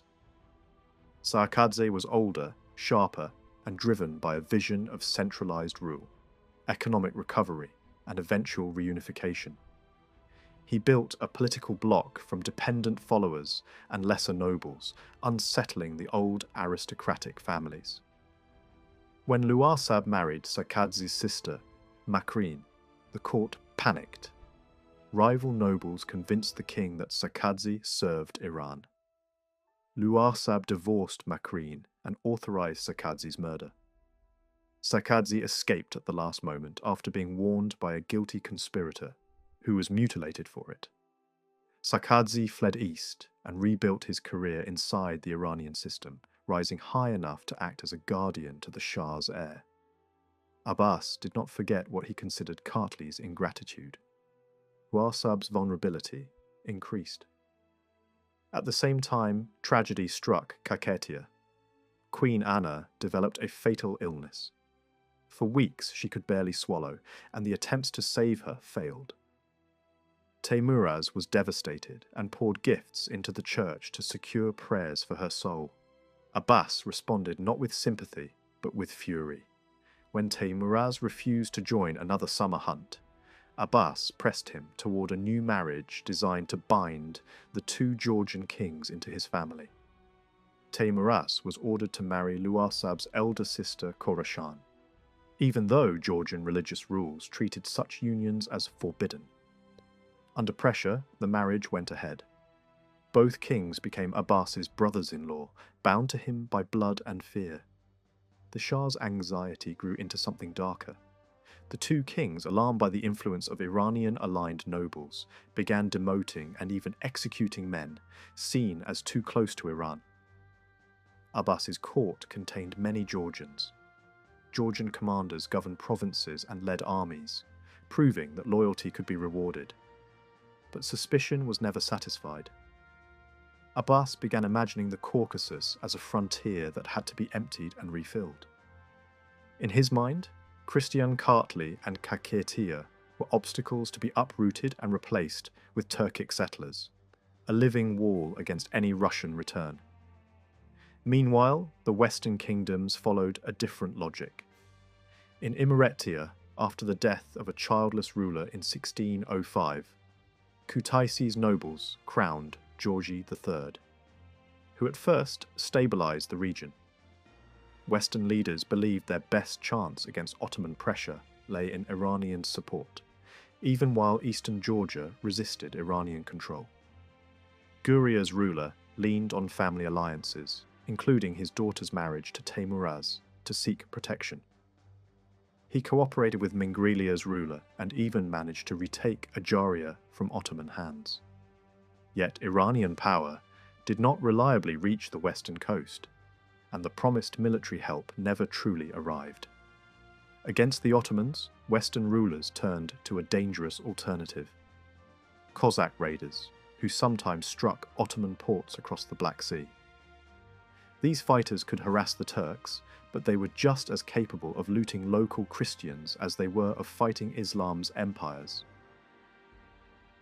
In Mingrelia, a young ruler came to power after a hunting accident killed his predecessor. He had been raised in Kakhetiya's royal environment, but his temperament pulled the West back toward disorder. All across Georgia, the hunting field seemed to deliver deaths that changed politics as violently as battles did. By late 1613, Abbas staged a performance of peace, assuring Ottoman envoys that a truce still mattered. Then he pivoted. In spring, he demanded Teymuraz's sons as hostages. Teymuraz, cornered, sent his mother, Ketevan, and his younger son, Alexandre, to Iran first, hoping to buy time. Abbas demanded more. The heir, Levan, was taken as well. Then Abbas demanded Teymuraz himself. At that point, the situation snapped into war. Kakhetiya had almost no time to prepare. On 21st March 1614, two Iranian armies entered from different directions, one moving through familiar routes in Kartli, another descending from Shirvan. Many surrendered or fled rather than fight. Teimuraz's authority was fragile, and some distrusted him deeply, especially after the killing of a celebrated defender whose popularity had outshone the king. Teimuraz's forces pulled back through the mountains into Kartli, and Luarsab joined the retreat. Both kings sought refuge in Imeretiya, hoping the west could shelter them. Abbas occupied Kakhetiya's capital, stripped treasures, and transformed symbols of Georgian identity into symbols of conquest. People were deported in vast numbers, marched into Iran to become farmers and laborers in the interior. New settlers from neighboring Muslim regions were brought into emptied lands. For weeks, the countryside was plundered. Abbas installed puppet rule, empowering local collaborators while keeping ultimate control in Iranian hands. Then, he turned his pressure westward. He occupied key fortresses in Kartli and threatened Imeretiya with devastation if the fugitive kings were not surrendered. Western rulers met and answered with defiance, insisting they would not deliver their guests. Yet fear of provoking a larger war with the Ottomans made them cautious. Gifts and conciliatory messages were sent, trying to delay invasion by turning politics into ceremony. Luarsab believed he could still save Kartli by sacrifice. In October 1614, he surrendered himself to Abbas, hoping Kartli would escape Kakhetiya's fate. For a time, it seemed possible. Abbas treated him with outward courtesy, moving him from city to camp, even taking him hunting. Then, news arrived that both Luarsab and Teimuraz had sought Ottoman support if war broke out. Abbas's patience ended. Luarsab was ordered to accept Islam. He refused and was cast into a harsh prison far from home. War between Iran and the Ottomans did flare in 1615, and Teimuraz tried to seize the opening. Agents were sent into Kakhetiya to exploit hatred of occupation. A revolt erupted during a major church festival when armed men entered as if pilgrims and slaughtered the Iranian garrison. Teimuraz crossed into the region with a small western force and linked up with rebels at the border. Fighting spread rapidly. The plan depended on the Ottomans invading to distract Abbas, but the Ottoman army delayed. Abbas, therefore, had enough troops to crush the uprising. An Iranian general moved to cut off Teimuraz's escape. The Shah's own Georgian soldiers leaked the plan, and Teimuraz struck first, launching a surprise assault that routed the camp and drowned many fleeing soldiers in the rivers. Loot flooded into Georgian hands so heavily that prices collapsed in the aftermath. Yet the victory brought no rescue. No great ally arrived. Abbas responded by mobilizing not only his vassals, but also northern raiders for a punitive campaign. Kakhetiya's people fled into forests, built makeshift defenses, and destroyed crossings. But the invaders turned the land into emptiness. Abbas installed a puppet king in Kartli and unleashed what felt like a deliberate program of terror to punish defiance and reshape the region's population. Teimuraz and his closest allies escaped west, again before the roads were sealed. For a short time, Abbas was dragged south by renewed Ottoman pressure. But the pause did not save Kakhetiya. A new truce stabilized the frontier, freeing Abbas to return. Refugees who tried to come home through winter snows collided with Iranian patrols. Thousands more were deported or enslaved. Whole districts were partitioned and attached to Iranian provinces. Herds grazed where villages had been. The kingdom that had once been crowded and prosperous now had only a fraction of its people left. Kartli, weakened under a puppet regime that held only part of the country, submitted outwardly. Georgian officials inside the Iranian system attempted to calm the nobility and prevent total devastation. In some places, they succeeded in saving communities from deportation, a small mercy in a landscape of collapse. In the West, Ottoman pressure took a different form. Ports were blockaded to starve the interior of salt and iron. Envoys sent to plead for relief were imprisoned. Eventually, a deal was reached. Tribute would be paid, and in return, embargoes would be eased. Taxes, cloth payments, and deliveries of young men and women as slaves became routine burdens. Local rulers were allowed to forbid armed Ottoman parties from entering, a concession that looked like autonomy but still rested on fear.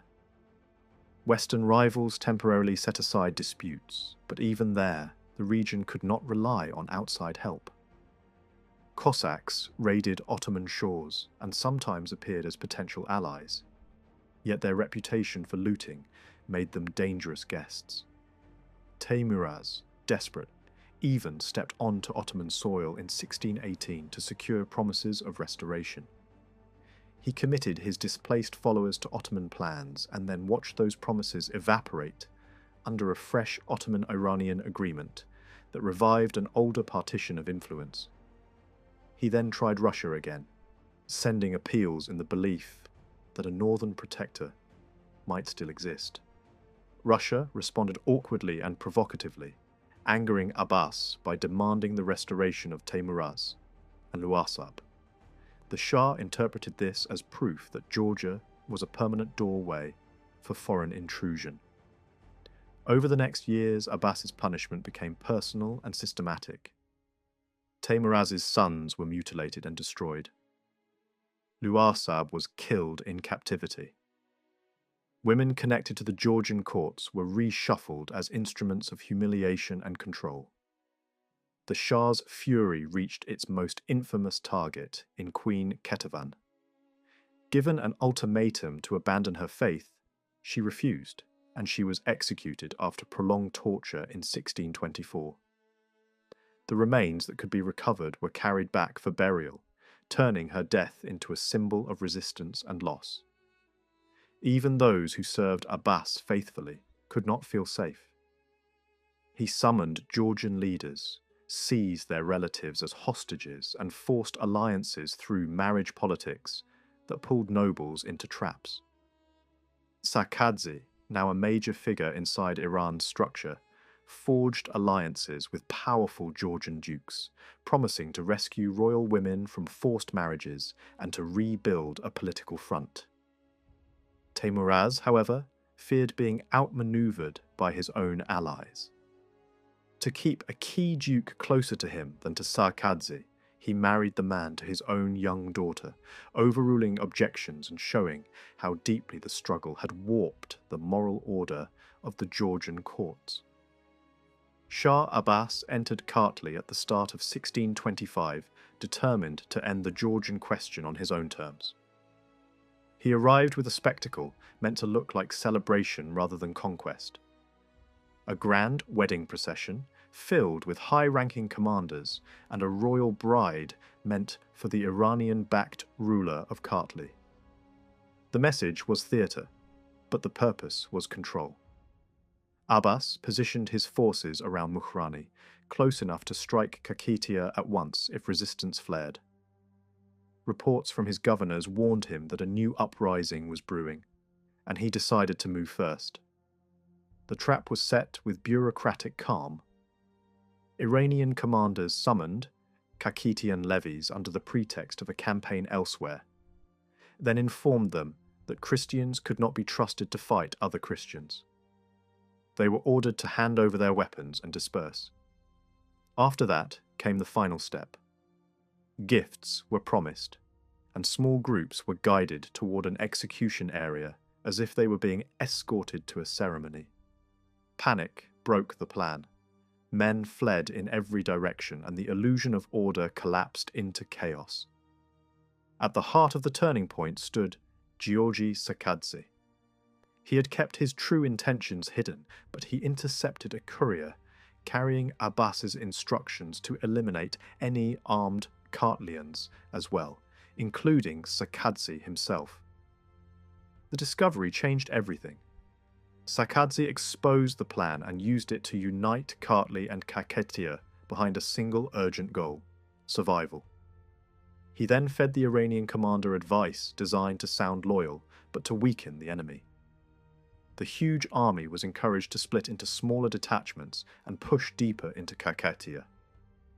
Once scattered, those detachments could be isolated, surrounded, and destroyed. The result was a shock that few in the region believed possible. Sakadze led an assault that crushed the Iranian headquarters, and Georgian forces surged forward with a speed that turned surprise into massacre. At Martkopi, east of Tbilisi, a large Iranian army was shattered. Weapons and supplies fell into Georgian hands. The citadel of Tbilisi was pressed before the Iranian-appointed king could even reach the city. Iranian commanders retreated in different directions, and within days, Kartli and Kakhetiya were effectively back under Georgian control. Only the garrison inside Tbilisi continued to resist, cut off from water and surrounded. Teimuraz, who had been preparing to leave by sea and gamble everything on distant protection, abruptly reversed course. He raced east, reclaimed the throne in Kakhetiya, and then presented himself as ruler of both kingdoms. Abbas and his chroniclers reacted with disbelief and fury. The defeat was not just military, it was humiliating. It showed that the empire's grip, built through hostages and puppet kings, could still snap. Abbas answered with terror. He executed Sakadze's son, held in Iran, and sent the severed head as a warning meant to break Sakadze's will. Sakadze responded in kind, sending trophies back toward the Shah while reaching outward for allies. Messages and envoys were dispatched to the Ottomans, along with captured soldiers offered as proof that Georgia could be useful. Yet the Ottoman leadership refused to commit. Their priorities lay elsewhere, and a Georgian uprising, however dramatic, was not enough to pull them off their central campaigns. The counterblow arrived in June 1625.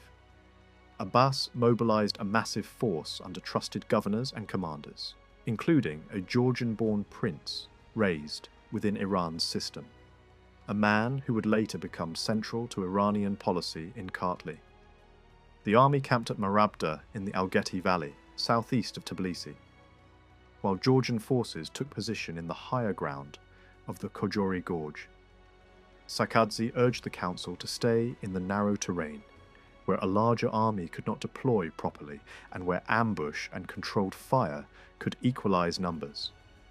He was overruled. Teimuraz, senior nobles, and church leaders pushed for an open battle in the plain, convinced that decisive action would prevent the Iranians from fully assembling. Marabda proved how costly pride could be.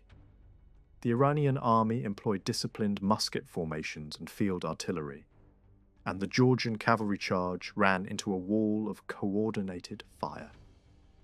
Courage and close quarters fighting allowed Georgian fighters to break through in places, and the wounding of a major Iranian commander caused visible confusion in the enemy ranks.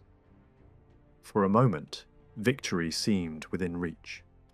Looting began, prisoners were taken, and pockets of Iranian troops were driven back. Then a fresh contingent arrived late, struck the exhausted Georgians, and reversed the tide. Georgian cavalry withdrew to the heights, but the infantry, men without the mobility to escape, was cut down in terrible numbers. The battle was remembered as triumph and disaster at the same time, an achievement that bled the country dry. Thousands of Georgian soldiers and many key leaders were lost. After Marabda, the war shifted. Direct confrontation gave way to raids, sabotage, and guerrilla fighting aimed at protecting towns and blocking supply lines. Iranian forces attempted a rescue mission into the mountains to recover high-value prisoners. Sakadze intercepted that expedition and destroyed it almost completely. Yet one major figure escaped with captives back to the main army. Georgia could win battles and still lose the wider struggle. Iran adjusted its strategy. Rather than trying to cleanse the region of Christians by force, the Shah leaned on bribery, appointments, and local rivalry. Certain princes were promoted over others. Lower Kartli was placed under commanders who owed everything to Iran. Clerics were pressured to legitimize the Iranian-backed king. Abbas had lost too many troops to rule directly with garrisons everywhere, so he accepted a system of controlled vassalage. It was not the total solution he had wanted, but it was a workable one. Sarkazi, threatened by both Iran and rival Georgian elites, sought refuge in Samtskhe, where Ottoman authority still had footholds. Local rulers there, disappointed by Iranian promises, flirted with rebellion and offered Sarkazi space to regroup. Envoys travelled to Istanbul, hoping the Sultan would seize the opportunity. The response was cautious and vague. Support was permitted in limited form, but no full Ottoman intervention followed. The empire had larger targets in mind, and Georgia remained a secondary theatre. While the east burned, Western Georgia was tearing itself apart for reasons that had little to do with grand strategy and everything to do with rivalry, status, and humiliation. A dynastic marriage in Imeretiya collapsed into scandal. Accusations of adultery, real or invented, triggered alliances and counter-alliances across Guria, Mingrelia, and Abkhazia. One ruler used the outrage to build a coalition through marriages, while another tried to hold the kingdom together as coastal principalities, tightened blockades and cut off supplies. Kutaisi and the interior suffered hunger, not because harvests failed, but because rival princes wanted leverage. Mingrelia's ruler moved with ruthless efficiency. He struck Imeretiya, exiled the king, captured noblemen, and introduced a practice that turned war into business. Prisoners were no longer just enemies to be eliminated, but assets to be ransomed. That alone changed the logic of conflict. Raids became profitable. Captives became currency. Every feud promised income, and peace promised nothing. Even alliances in the West rotted from inside. A marriage meant to bind Mingrelia to Abkhazia collapsed into accusation and mutilation. Revenge followed, then more scandal. Abductions, public outrage, threats of civil war narrowly avoided by death and fear.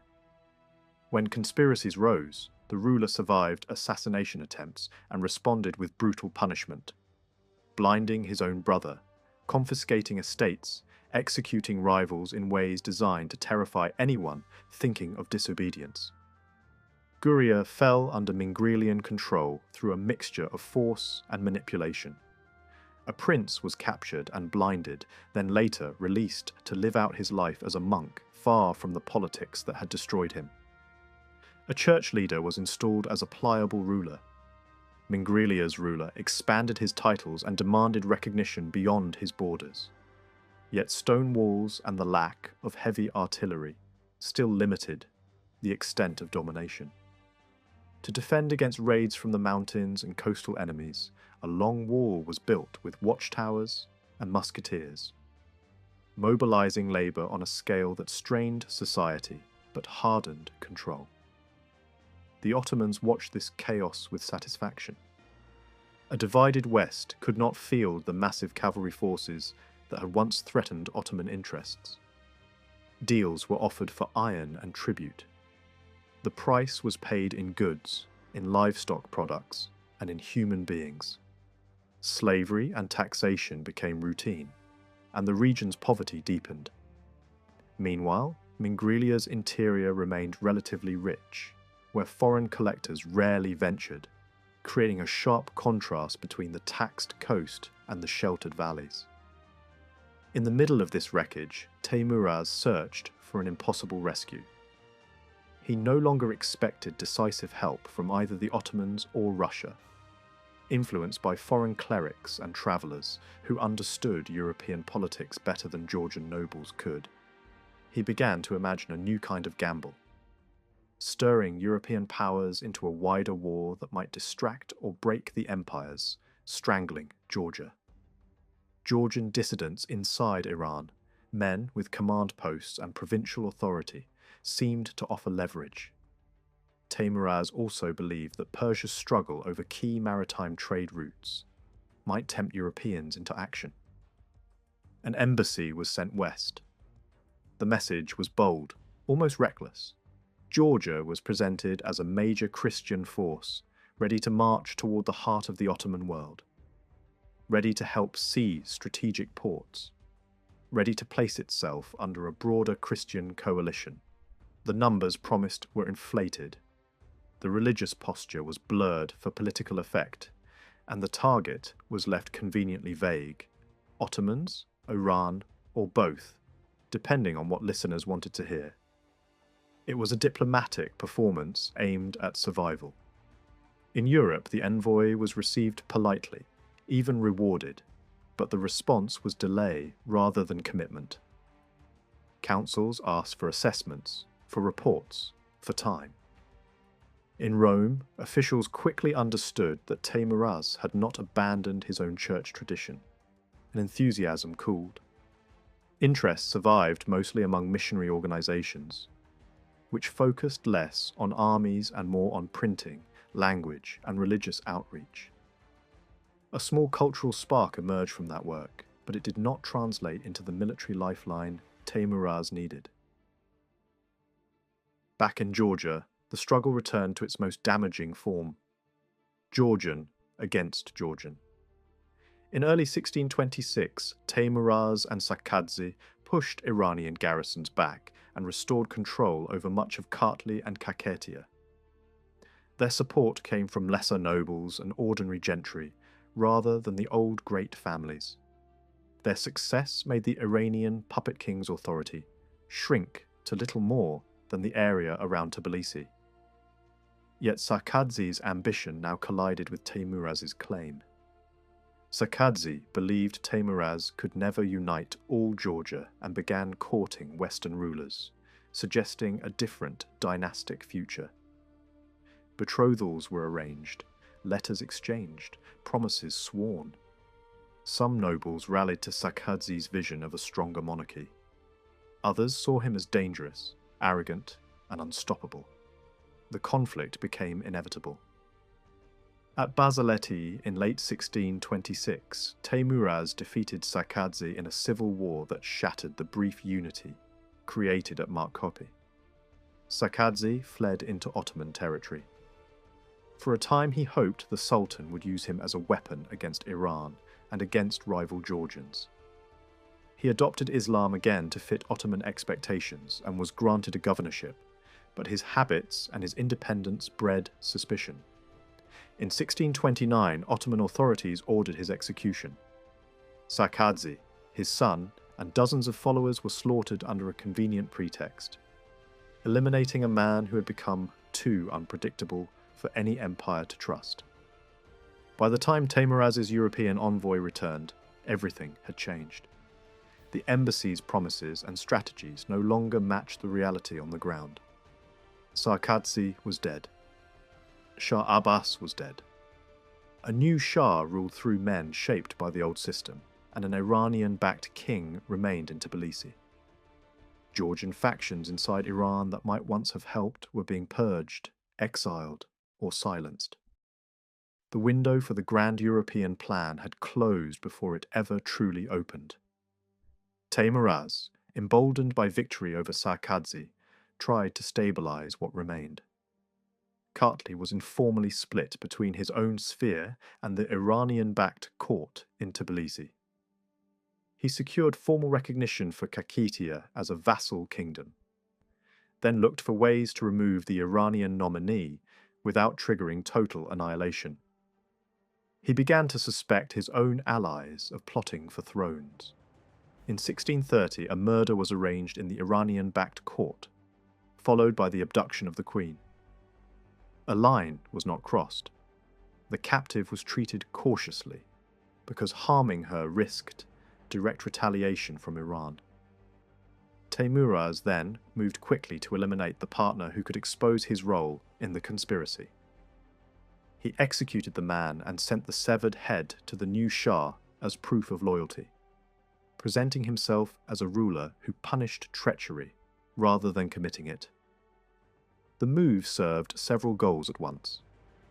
It removed a rival, soothed Iran, and opened a marriage path meant to bind Teimuraz to Western royalty. Yet the deeper danger was rising elsewhere. A Georgian prince raised within Iran's elite circle was positioning himself as the more reliable choice to govern Georgia on Iran's behalf. He persuaded the Shah to redirect the Kakhetian crown away from Teimuraz and toward himself, setting the stage for a new era. A brief campaign followed, marked by raids into frontier districts and a failed hope that Armenian support would turn into a massive liberation force. It never did. Iran responded with executions and demands. If Teimuraz wanted pardon, he had to surrender his allies. He refused, smuggled them into Ottoman lands, and accepted that he had just declared war on the new order. The consequence was predictable. Iran installed its chosen ruler in Kartli, while Kakhetia was seized by another Iranian-backed claimant, with a large army that included Georgian troops fighting for the Shah. Teimuraz found himself stranded, short on resources with enemies closing in. He negotiated with missionaries not for doctrine, but for money, cash to buy weapons and keep a remnant army alive. Refuge in the West looked uncertain. Mingrelian raids made Imeretiya unstable, and Iranian cavalry attempted to intercept him. Still, in early 1633, Teimuraz escaped. The new Iranian-backed ruler in Kartli understood that legitimacy in Georgia could not be built solely on fear. He presented himself as a Muslim king who would protect local Christianity from harsher intervention, a buffer between Isfahan and the Georgian church. His birth and age made him an unlikely unifier, and he lacked a direct heir, but he possessed experience, discipline, and a talent for diplomacy. He rebuilt fortresses, imposed submission on resistant nobles, replaced foreign troops with less offensive garrisons, and recalled exiles who had lived for years in Iran. Agriculture resumed. Order returned. Kartli, after decades of devastation, began to breathe again. A marriage alliance with Mingrelia strengthened this ruler's position and tightened Iran's influence along Georgia's western frontier. The match was celebrated with lavish gifts from Iran and large payments to Mingrelia's ruler. Money meant to keep Western leaders aligned and to discourage any new turn toward Russia. That alliance also had a military edge. It was intended to enable pressure on Imeretiya. Battles followed on the roads and bridges of the West. Imeretiya's king was defeated and captured in 1634 at a crossing that entered Georgian memory as a warning about traps and misjudged terrain. Mingrelia grew richer from Iranian subsidies, and the balance of power in western Georgia tilted further away from Kutaisi. Teimuraz tried again, returning through the mountains to gather supporters. He was pushed out. He offered peace. He even sent his daughter to marry into the Iranian court. And for a moment, that seemed to buy him recognition and gifts, even restoration in Kakhetia under conditions of obedience. Yet Teimuraz could not stop himself from trying to overturn Kartli's new regime. Between 1636 and 1642, he launched repeated attempts, including one assassination effort, and again sought Russian support by oath and petition. The promised aid never came. Another Ottoman-Iranian truce stabilized the frontier and froze Georgia's division, shutting the main door Teimuraz had hoped to use. The truce hardened into a long reality. Imeretiya remained in the Ottoman sphere, Kartli and Kakhetia in Iran's. Imereti was battered by Mingrelian raids and blockades, and could not help Teimuraz even when family ties demanded it. Samtskhe, under Ottoman consolidation, became a closed zone for him as well. Taxes deepened, churches declined, conversions increased, and yet the province experienced a kind of grim stability compared to the anarchy of Western Georgia. People could travel, trade, and visit relatives across borders, in ways that wartime would have made impossible. The empire was harsh, but it could also be predictable, and that predictability sometimes felt like relief. Teimuraz still plotted.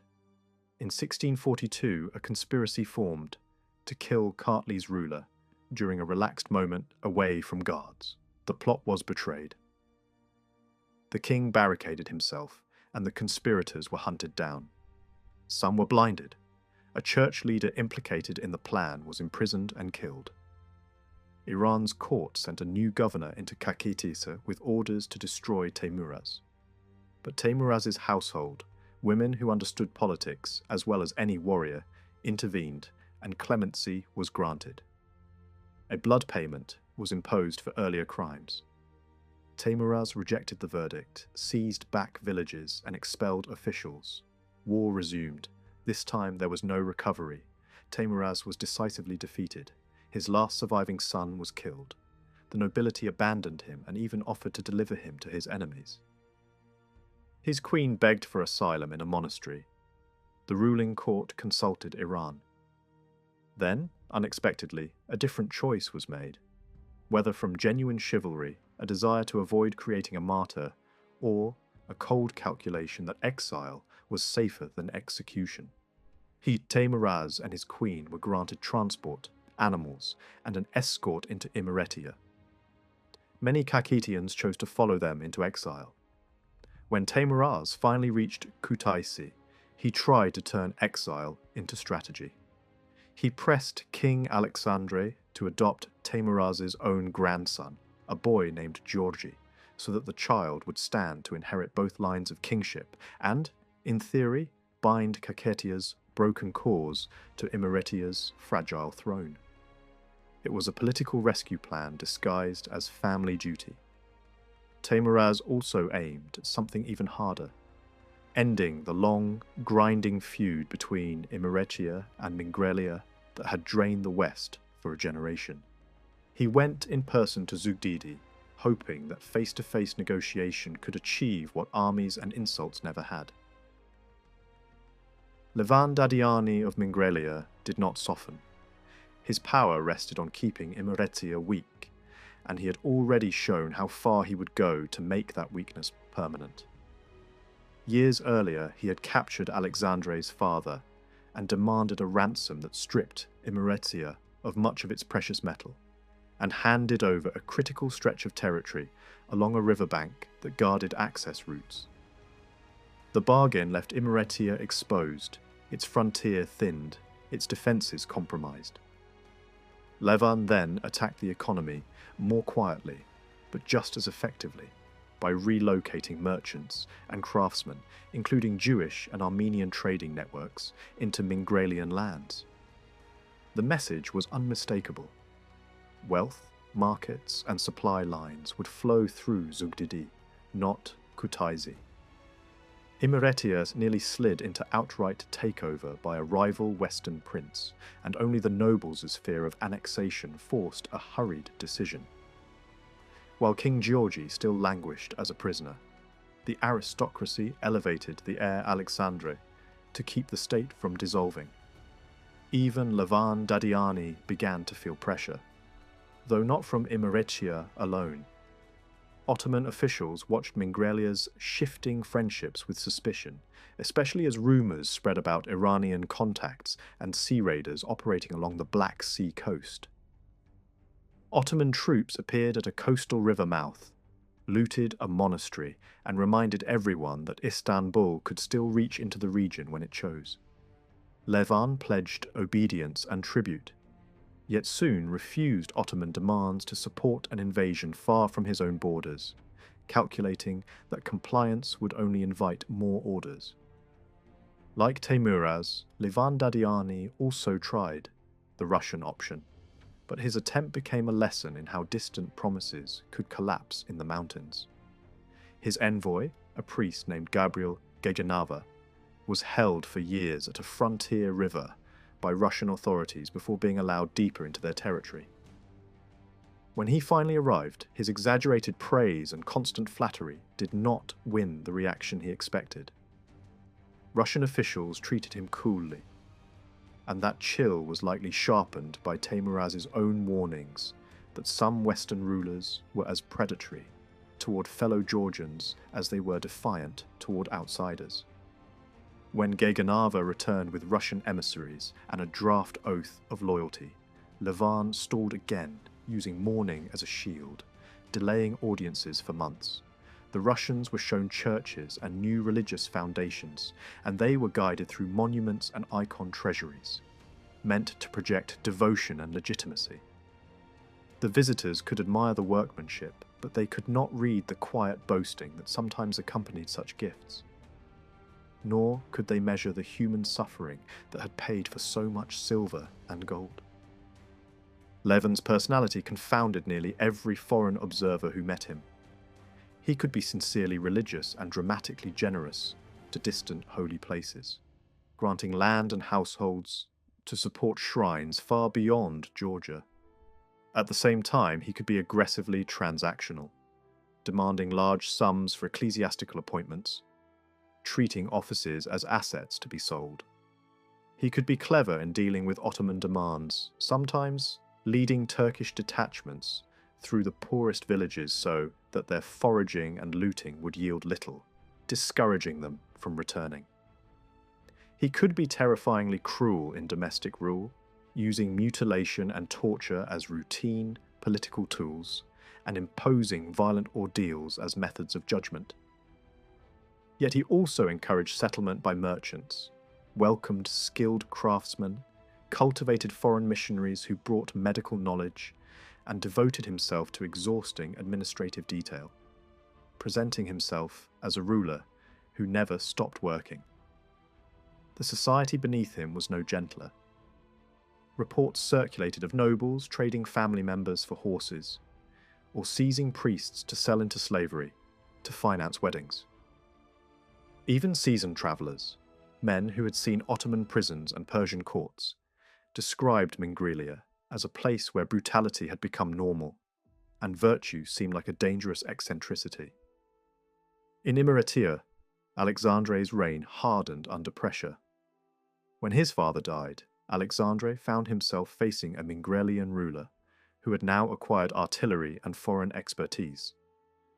Levan Dadiani forced a captured gunsmith to cast cannon, then used those weapons to breach walls that Alexandre had believed would protect him not only against external enemies, but also against his own fickle nobles. Kutaisi's defences, once considered the last guarantee of royal survival, proved vulnerable. Villages burned, captives were taken, and screams carried across valleys as prisoners were driven away. Resistance formed around Alexandre's brother, Mamuka, but he was captured and chained. Even when Teimuraz intervened later, Alexandres was compelled to surrender hostages, including his own son from an earlier marriage, in exchange for a temporary easing of pressure. Those hostages remained prisoners for years, living proof that Mingrelia could reach into the royal house whenever it wished. Then, Teimuraz's carefully laid dynastic bridge collapsed.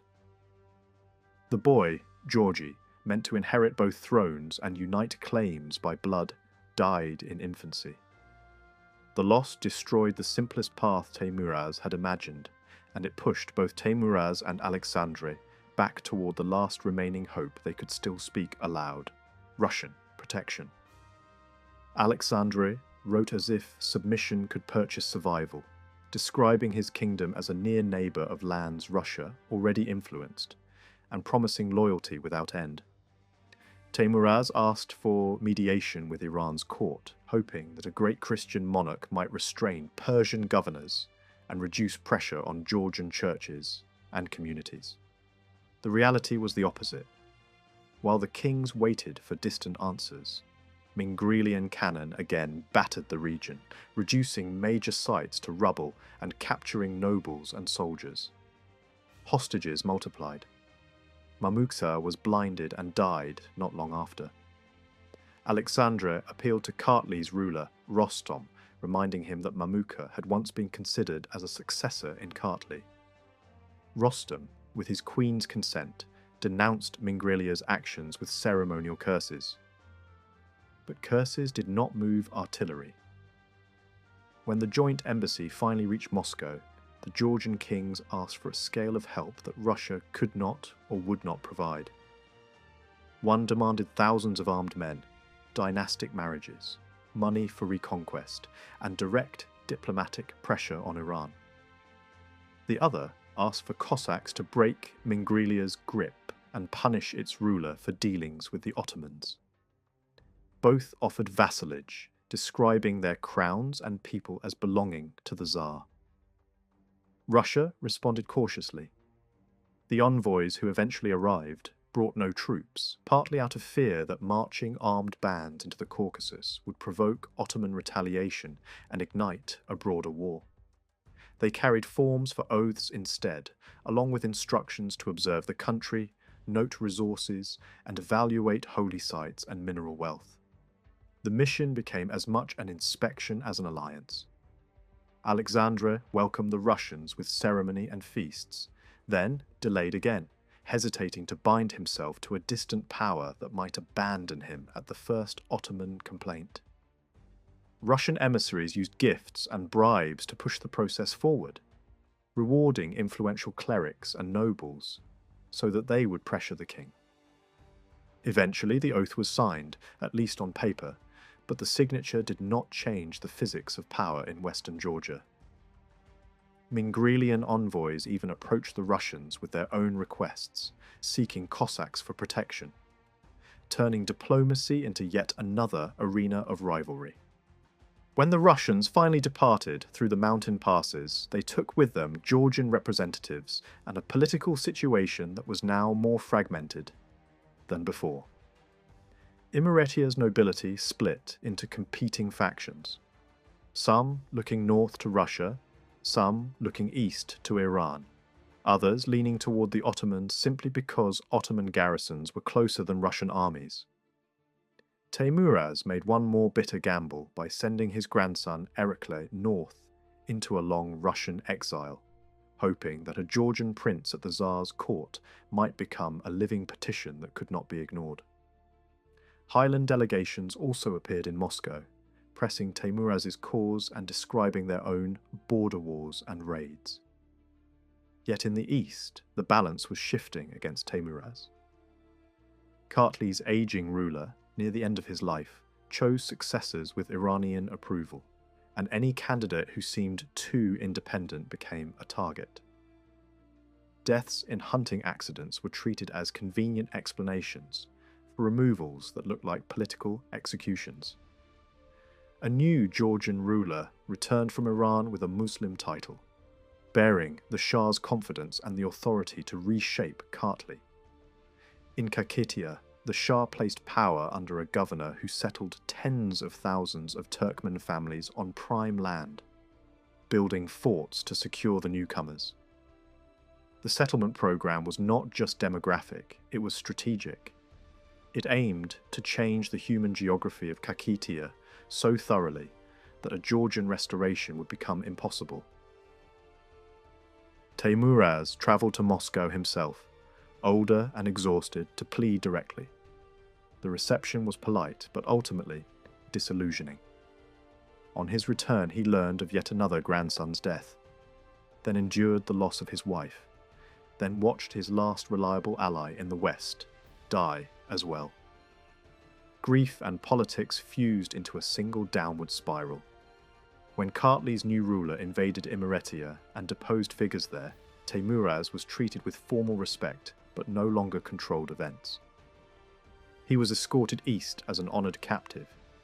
At Iran's court, he was pressured to abandon his faith. Offers were made, even provocations staged on religious fast days. and when he refused, humiliation followed.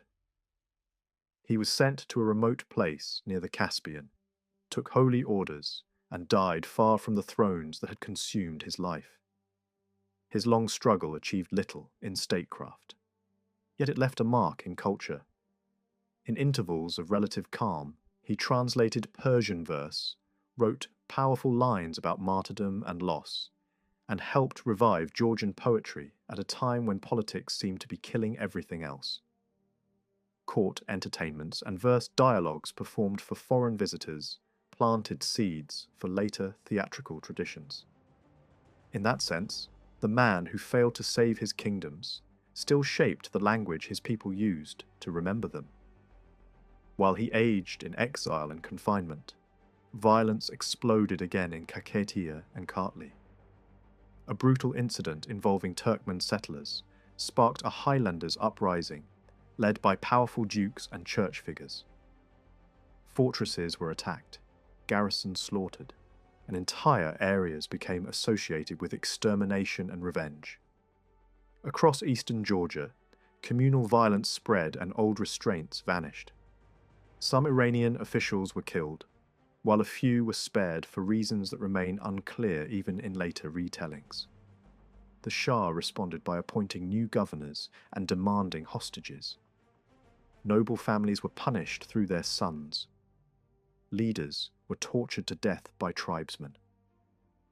Guerrilla fighting continued in the highlands, sustained by clans who could endure hunger and cold longer than any garrison.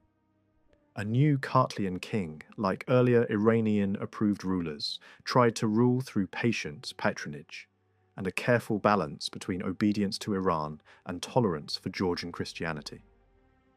His conversion was treated as a political uniform more than a personal transformation. He appointed church leaders from within his own family networks, kept the court outwardly Islamic, while allowing pork and wine to circulate quietly, and managed foreign visitors with calculated hospitality. Western musicians, foreign doctors, missionaries, and artists appeared at court, paid with goods that revealed how deeply the slave economy had penetrated elite life. Schools and language instruction expanded under missionary influence, and educated Georgians were sent abroad for training. A queen with cultural ambition sponsored editorial work on chronicles, shaping how Kartli's past would be read and remembered. This uneasy stability did not end rivalry, it merely reorganized it. Kings were forced to divorce and remarry according to Iranian preference. Children were absorbed into Persian service or taken into court life. Ambitious princes reached for Imeretia's crown, provoking Ottoman anger because treaties forbade Eastern rulers from stepping into the Western sphere. Ottoman pashas mobilized forces, protested to Iran, and used garrisons as levers to punish any move toward Georgian unification. In the West, the brief moment of relief came when Levan Dadiani died suddenly. A man who had ruled through fear and profit and left behind a society exhausted by serfdom and slave trading. His successor faced immediate challenge. Rival claimants offered hostages, returned disputed territories, and tried to buy legitimacy. Battles settled little for long.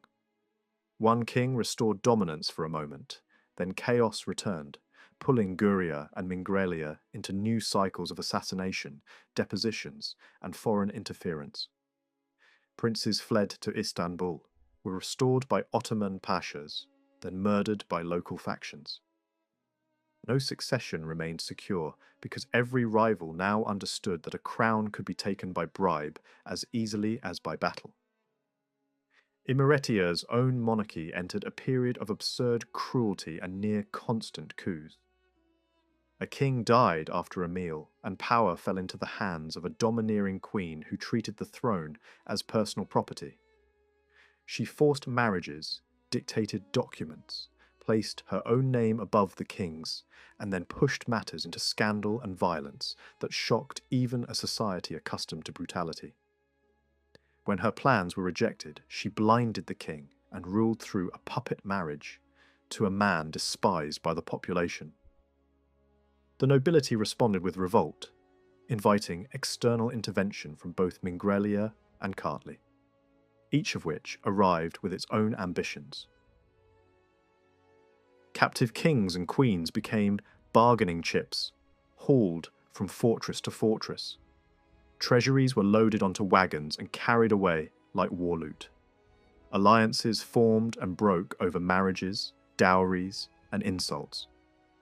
Kartli's king invaded, seized key towns, replaced Mingrelia's ruler with a more obedient candidate, and installed his own son on Imeretia's throne, briefly creating the appearance of a reunited Georgia.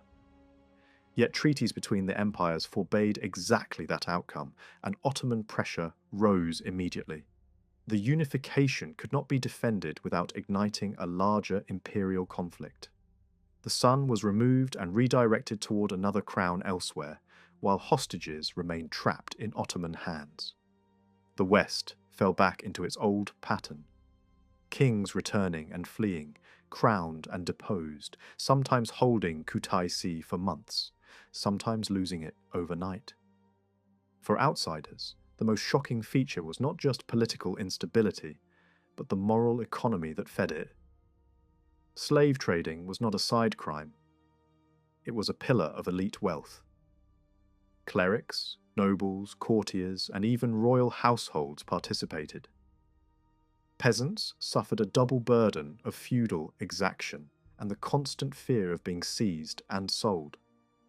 Some observers concluded that slavery under a great empire could be less crushing than serfdom under local lords, because at least a slave might occasionally rise, while a serf in the Western principalities had no path at all.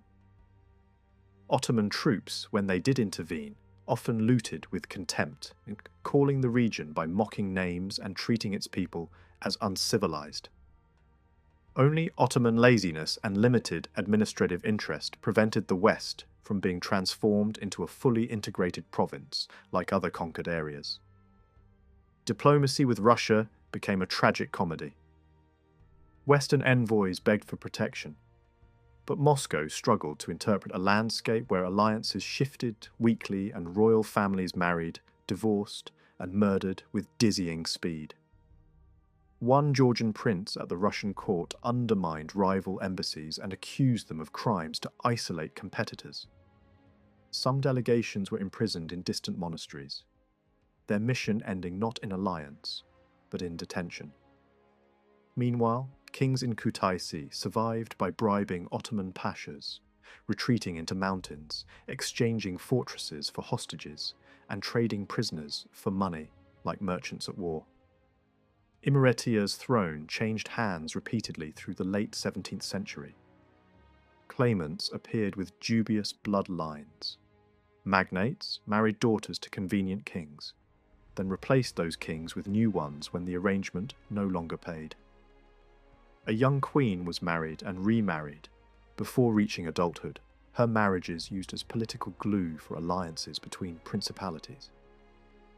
Rival factions promised the Ottomans unpaid taxes for decades in exchange for support.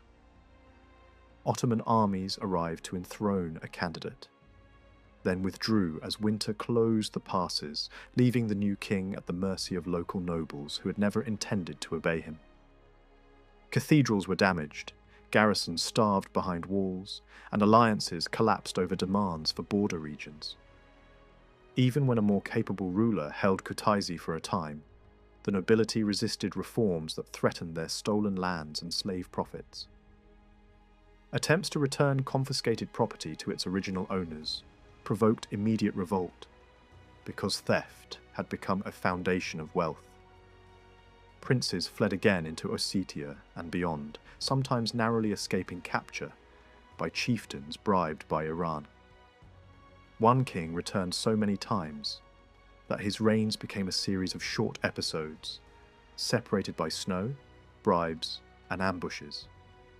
He eventually abandoned the West for Russia permanently, leaving behind the same problem he had never been able to solve: a political class that considered the kingdom a market and the crown a prize to be auctioned. By the end of the century, the West had devoured its own legitimacy. Kings were assassinated outside bedrooms. Noble hitmen waited by doors. Marriages were annulled as casually as alliances. Magnates ruled more firmly than monarchs.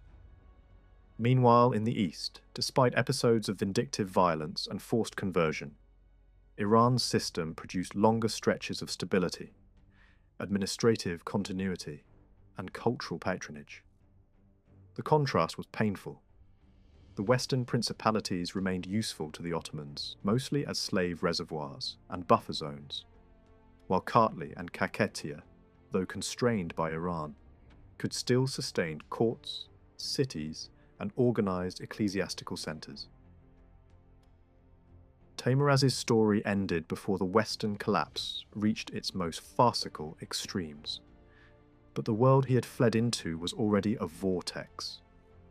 Kutaisi gave him shelter, but it also placed him inside a political storm where every promise was temporary, every oath was negotiable, and every crown could be bought, stolen, or torn away by force. The tragedy was not only that Teimuraz failed to regain his eastern kingdoms. The deeper tragedy was that the refuge he sought in the West was itself drowning in a cycle of violence so constant that even the most patient observer could struggle to keep track of who was king, who was hostage, and who was already dead. During the 18th century, Georgia experienced a dramatic rise and fall. Hopes for political unity and independence appeared stronger than ever. Yet these ambitions were repeatedly crushed by devastating invasions from Ottoman and Iranian forces. By the end of the century, even the long-standing Bagratid royal line would disappear under the growing authority of the Russian Empire.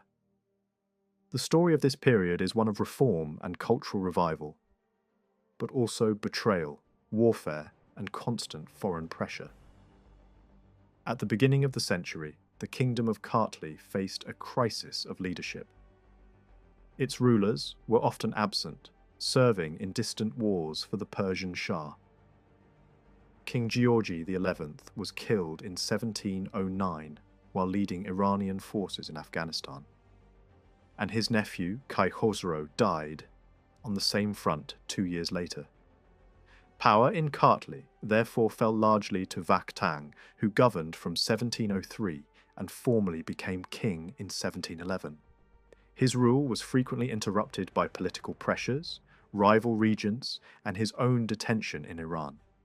During these years, his brothers and later his son governed in his absence, while he remained dependent on the Persian court. Despite these challenges, Vakht Tang reshaped Kartli's internal structure.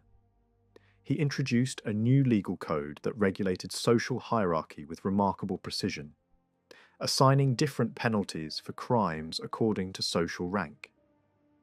The system reinforced the existing order while also bringing greater legal clarity. Conditions for peasants gradually improved, and restrictions on movement became less severe. Refugees who settled on royal land could eventually gain ownership, and policies were introduced to encourage displaced villagers to return home.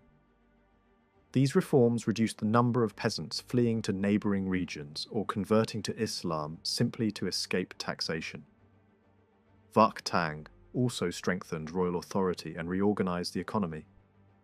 Urban centres became property of the crown, and the mint was brought under royal control, even though coin inscriptions still reflected Persian influence. Certain industries, including silk production and textile dyeing, were turned into royal monopolies managed by the king and his Circassian queen. Agriculture revived through improved irrigation systems and expanded grain production. Wheat, barley, and oats were cultivated in increasing quantities, and flax production grew in fertile valleys. Livestock breeding also expanded, particularly pigs, which were less vulnerable to raids from Muslim groups in the Northern Highlands. Wine production flourished to such an extent that additional labourers had to be imported. Around the capital, abandoned lands were transformed with cultivated gardens and flowering plants, symbolizing a broader recovery of the landscape. Trade and urban life also began to recover. By the middle of the century, Tbilisi had developed into an active commercial center filled with shops and workshops. Protective tariffs shielded local markets from foreign competition, while customs revenues financed the construction of roads and caravanserais to encourage international trade. Georgian merchants formed cooperative associations and established trading connections with distant cities such as Astrakhan and Tabriz. Mining and metallurgy expanded as well, with copper and iron production increasing under the supervision of skilled foreign craftsmen. Religious and cultural life underwent transformation alongside economic reforms. Vakhtang supported the Orthodox Church and strengthened its connection with the monarchy. A major church assembly confirmed his brother as head of the Georgian Church, reinforcing royal influence over religious affairs. The church became closely tied to state authority, and new military units loyal to the crown helped secure the kingdom's northern borders. These forces successfully suppressed uprisings among mountain peoples and reasserted control over frontier regions. Georgia's cultural connections with Europe also grew during this period. Members of the royal family developed close ties with the Russian court, and intellectual exchange increased. New printing technologies were introduced, and Georgian texts began to appear in printed form. Religious works, literary classics, and translations were produced, marking a major step in cultural development. A printing press was established in Tbilisi, and despite resistance from conservative clergy, dozens of books were published within a short time. These achievements signaled Georgia's gradual movement toward greater cultural engagement with the wider world. Yet political instability constantly threatened these advances. In 1714, the Persian Shah summoned Vakhtang to Iran and detained him after he refused to convert to Islam. During his absence, rival rulers governed Kartli, and the king attempted to secure international support for his release. A Georgian envoy travelled through Europe seeking assistance from Western powers, even suggesting that the Georgian Church might accept papal authority in exchange for political aid. These efforts failed as European rulers prioritized their own diplomatic and commercial interests. Eventually, Vakhtang accepted Islam to regain his position, though his authority remained fragile. Meanwhile, regional conflicts intensified. Neighbouring territories suffered from raids by northern tribes, and alliances between Georgian rulers frequently collapsed. Joint military campaigns against these raiders sometimes succeeded, but political rivalries often undermined cooperation. At the same time, Vakhtang's growing power alarmed the Persian court, which feared he might expand his authority beyond acceptable limits. Seeking a stronger protector, Vakhtang turned to Russia. He believed that the declining Persian state created an opportunity for Russian intervention in the Caucasus. Secret negotiations led to plans for a joint campaign, with Georgian forces prepared to assist a Russian advance along the Caspian coast. Georgian nobles cautiously supported this strategy, hoping Russian military presence would secure their independence. The plan failed. Although Russian forces initially advanced, logistical difficulties and political concerns forced their withdrawal. Vakhtang found himself isolated, having angered both Persia and the Ottoman Empire. Regional enemies seized the opportunity to attack, and after months of conflict, he suffered a decisive defeat. Foreign troops occupied key strongholds, and widespread violence devastated the countryside. Villages were destroyed, civilians were massacred, and the kingdom descended into chaos. Ottoman forces soon occupied Tbilisi, and Vakhtang was forced into exile. Despite desperate attempts to regain power, he ultimately abdicated and sought refuge in Russia, accompanied by his family and loyal followers. From abroad, he continued to write and reflect on Georgia's future, hoping that the community of Georgian exiles might one day help restore their homeland. Under Ottoman rule, the country was subjected to heavy taxation and strict administration. Detailed registers recorded every taxable activity, from agriculture and trade to minor household production. Although these policies generated substantial revenue, most of it supported the occupying administration, leaving the population impoverished. Resistance was harshly punished, and many members of the nobility abandoned the country. A sense of despair spread among the people, who felt trapped between rival empires.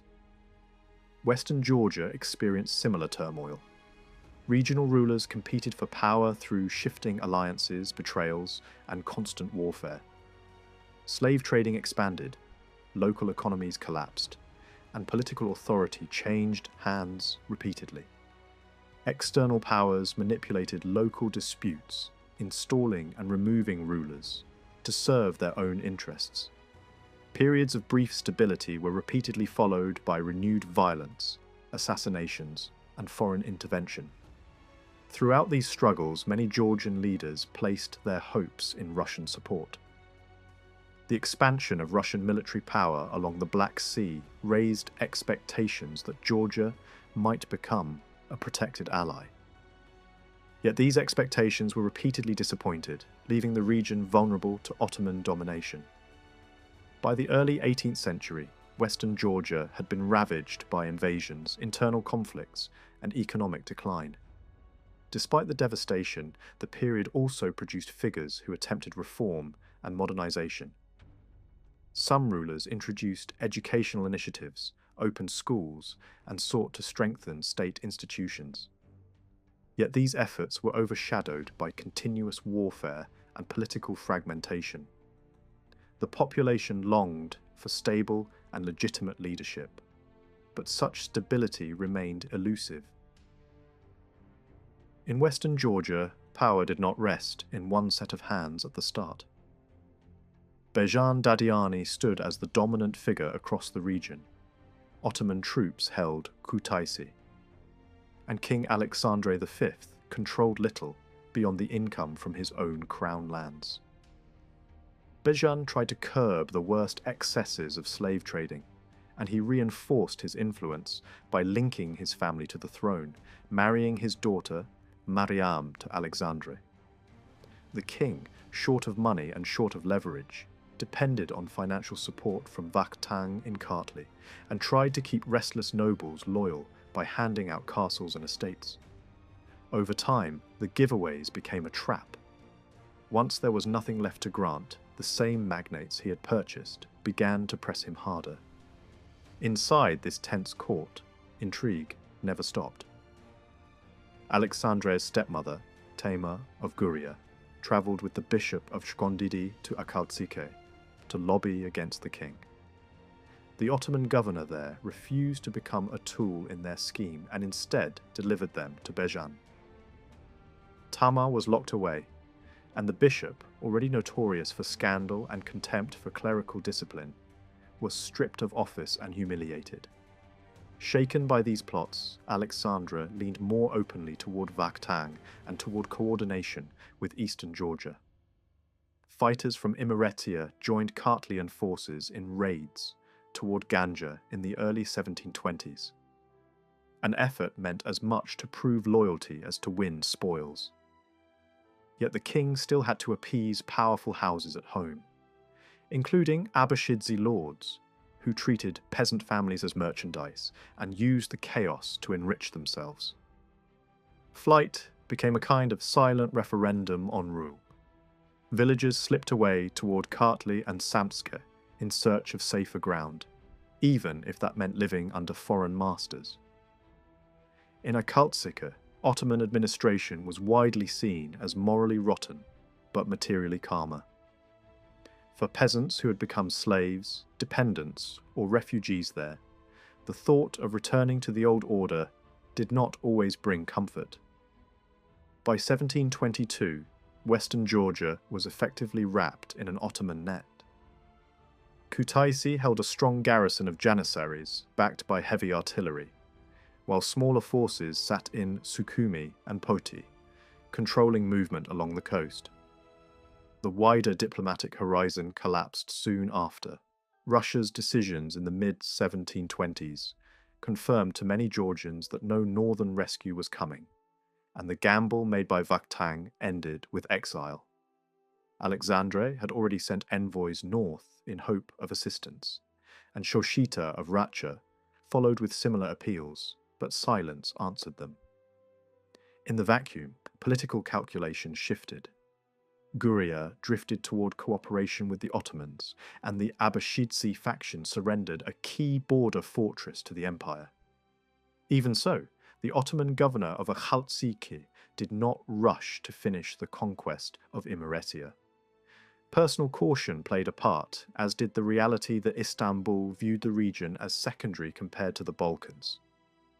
Many garrisons were made up of locals, Georgians, or Abkhazians, and they mixed easily with the population, blurring the line between occupier and neighbour.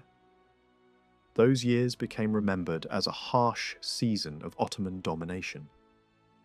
In the east, King Constantine constantly hunted, avoided capture, and tried to keep resistance alive through raids and shifting alliances, even cooperating with northern fighters whose loyalty was bought with plunder. A messenger was sent to Russia to beg for help, but what was offered was refuge rather than intervention. Constantine's own rule carried contradictions. He held to Islam and was feared for his harshness toward common people. Yet he could not control the mercenaries who followed him, who demanded land and shares of revenue inside Kartli itself. Northern raiders pushed deeper, even into Samtskhe. But whenever they attempted to settle permanently in Kakhetiya, local communities turned on them with lethal force. Ottoman officials redrew the map as they pleased, assigning parts of eastern Kakhetiya to highland groups and relocating Ossetian communities deeper into Kartli. In Kartli, a Turkish-backed ruler sat under the eye of Akhaltsika's governor, and much of the country was divided into provinces administered by Georgian nobles, who answered upward to the Ottoman command. Economic pressure became relentless. Taxation came twice over, demanded by local authorities and again by Ottoman officials. Many families fled, others fell into debt bondage, and Christian landholders who stayed faced penalties that stripped them of standing and rights. Merchants lost old trade routes toward Iran, and Ottoman methods of punishment provoked fury. Public executions and brutal corporal penalties triggered rebellions, as did a deliberate humiliation of nobles who failed to meet demands quickly enough. Some were treated like animals, saddled and whipped as a warning to others. In the mountain valleys of Aragvi and Kasani, rival dukes drew punishment down on their own people as their feuds spiraled, leaving farms burned and villages scattered. One threat, however, forced rare cooperation. The growing raids from Dagestan for cattle and captives damaged not only Georgian lives, but also Ottoman revenue. When the raiding intensified, joint forces drove the attackers back, and defensive works were built through uneasy collaboration between local leaders and Ottoman command. Still, the damage was deeper than a single victory could repair. Refugee peasants did not return in large numbers. Emigration, renewed slave trading, and waves of disease reduced Kartli's population so sharply that wildlife moved into abandoned spaces and attacked those who remained. Kakhetiya suffered from neglect. Constantine's attention stayed fixed on ambitions in Kartli rather than rebuilding his own kingdom. Ottoman suspicion grew that Kakhetiya might tilt back toward Iran, and in late 1732 Constantine was murdered during negotiations with the governor of Akhaltsike. His brother Teimuraz fled into the mountains, but the Ottomans occupied Kakhetiya and, after he surrendered, installed him as king under their terms. The balance then shifted again as Iran recovered strength while the Ottoman position weakened. Georgian nobles wrote to Russia asking that Vakhtang return, but exile had broken his spirit. Iranian armies retook key towns and fortresses in the mid-1730s, pushing Russia off the Caspian shore and blocking many exiles from returning home. In Kartli, Givi Amilakori rose against Ottoman garrisons and cleared Gori, while Teimuraz and Iranian forces drove Ottomans and northern raiders out of Kakhetiya. In Tbilisi and Erevan, Ottoman positions collapsed under coordinated pressure from Iranian commanders and Georgian allies. By 1736, with Turkey fighting on multiple fronts, the empire abandoned Kartli and Kakhetiya. Freedom from one overlord did not mean relief. The new Iranian ruler distrusted Georgian elites and arrested several during negotiations. Iranian officials preferred to rule through a Muslim claimant rather than empower a Christian dynasty, and demands quickly became crushing. Tribute in cash was imposed on Tbilisi. Vast quantities of grain were demanded from the countryside, and military conscription followed. An Iranian general arrived with even harsher tax orders, splitting Georgian nobles into opposing camps. Some cooperated, others backed Teimuraz and tried to strangle the Iranian garrison inside Tbilisi's citadel. Iran enforced its authority with soldiers, driving opponents into exile and back again. Yet the wider imperial strategy soon changed. With campaigns pulling Iranian attention far away, the Shah concluded that only a Christian monarchy could keep Kartli and Kakhetiya quiet without forcing Iran to fight on two fronts. Hostages were taken to guarantee obedience, including Teimuraz, his son Erekle, and a daughter whose marriage was arranged into the ruling circle. Erekle was drawn into the Iranian military machine, where his talent in war became unmistakable. After a period in Iran, Teimuraz returned to rule Kakhetiya. Given Iran's strength, his policy stayed outwardly loyal, even allowing Iran to influence major church appointments. At home, however, Kartli descended into feuds so savage that one duke butchered the people and soldiers of his neighbour, turning internal politics into open massacre. Northern raids helped force a broader alliance. Georgians wanted protection from hostage-taking raids that threatened even the capital, while Iran wanted a stable base against Russian pressure across the mountains. War against Dagestan drained Georgia further because Iran's disorganized army fed itself by requisition, demanding enormous shipments of grain and draft animals. Some Georgians even sided with the raiders and with Ottoman interests, deepening the sense that the country was being torn from within. Eventually, a pragmatic settlement emerged in which raiders were pushed toward trade rather than robbery. But funding this arrangement still required squeezing Georgia. An inventory was taken and everything taxable was counted: houses, livestock, vineyards. When harvests failed in the early 1740s, peasants again fled toward Ottoman territory, destroyed property to avoid tax collectors, or sold their children into slavery at desperate prices. Civil war combined with famine to produce a brutal reckoning. Teimuraz broke the power of rebellious duchies, used mountain fighters to punish certain valleys, and spent months crushing fortified strongholds. One last major rebel was handed over to Iran, and then, with tribute burdens eased, Teimuraz was confirmed as king of Kartli, while Erekle took Kakhetiya. Their joint coronation in 1745 became a turning point. For the first time in generations, a Persian ruler openly accepted Georgia's Christian kings, rather than forcing religious submission as the price of authority. Behind that outcome stood careful marriage politics and diplomacy used to soften Iranian suspicion.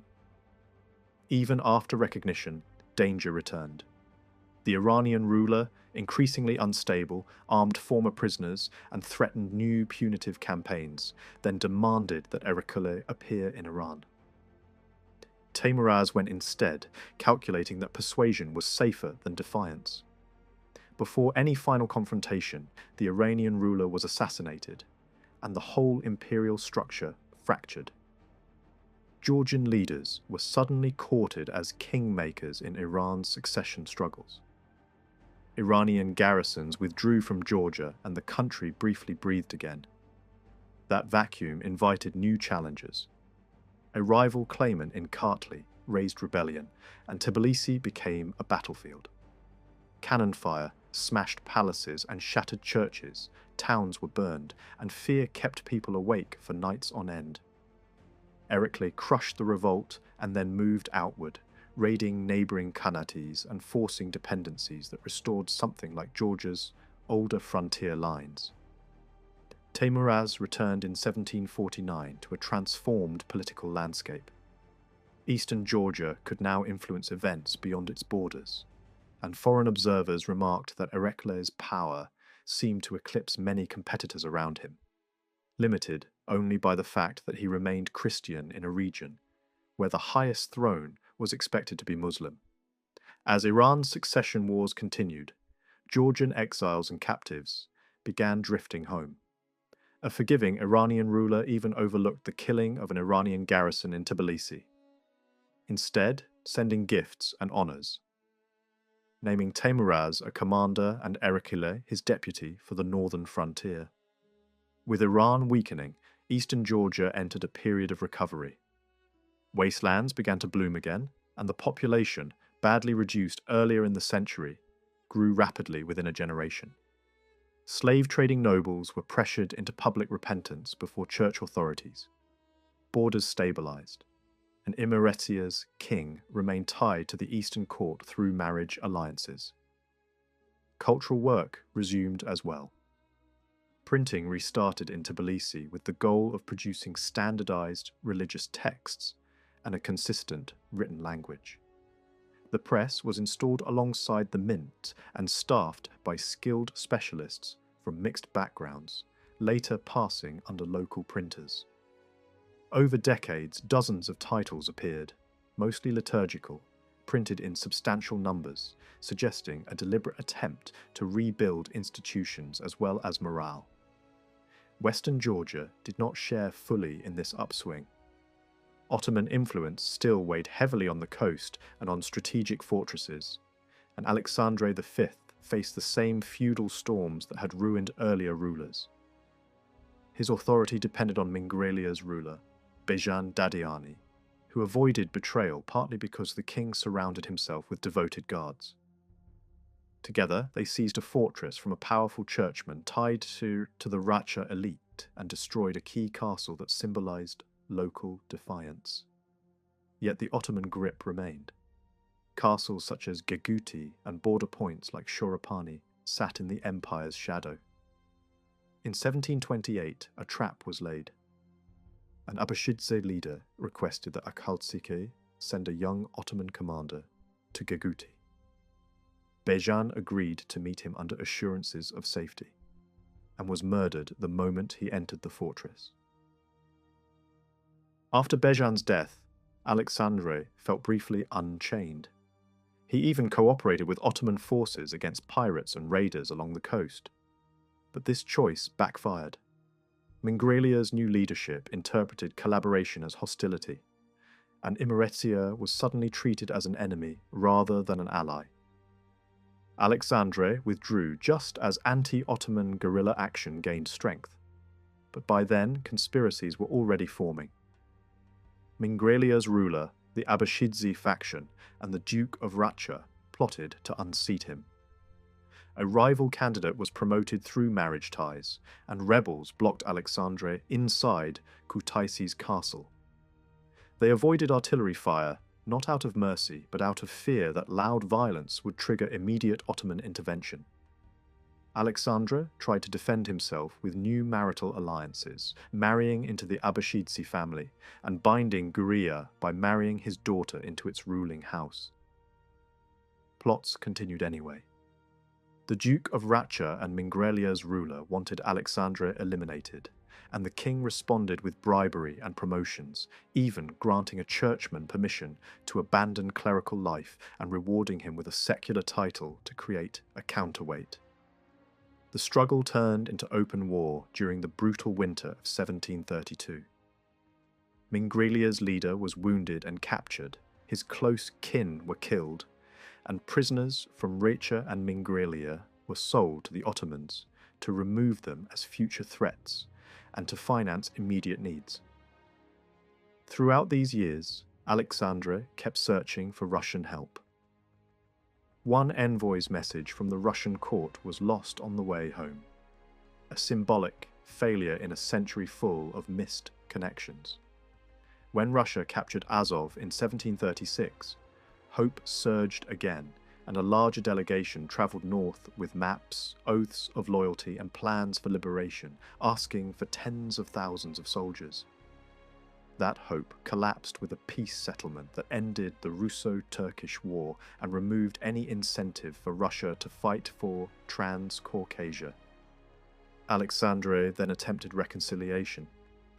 A wounded rival was nursed back to health and offered a governorship, but Ottoman policy favoured division. Istanbul threatened Alexandre with invasion unless Mingrelia's ruler was restored, and the king yielded, even sacrificing family ties to satisfy Ottoman commanders and surrendering land to a resentful brother. His treasury emptied. To pay Ottoman dues, he turned to the very slave trading he had earlier condemned, despite church protests. Shortages of silver were so severe across the region that even senior clergy reportedly settled obligations through human captives rather than coin. Marital politics became deadly. Alexandre executed close relatives by marriage for treason, and new conspiracies formed among the Abashidze and Mingrelia factions. Desperate, the king used northern Muslim fighters against Christian rivals, a move widely condemned. He soon dismissed them and forbade slave-taking to limit the scandal. The feud escalated into open destruction. In 1740, enemies burned the royal palace at Vartshike, and the king and queen narrowly escaped.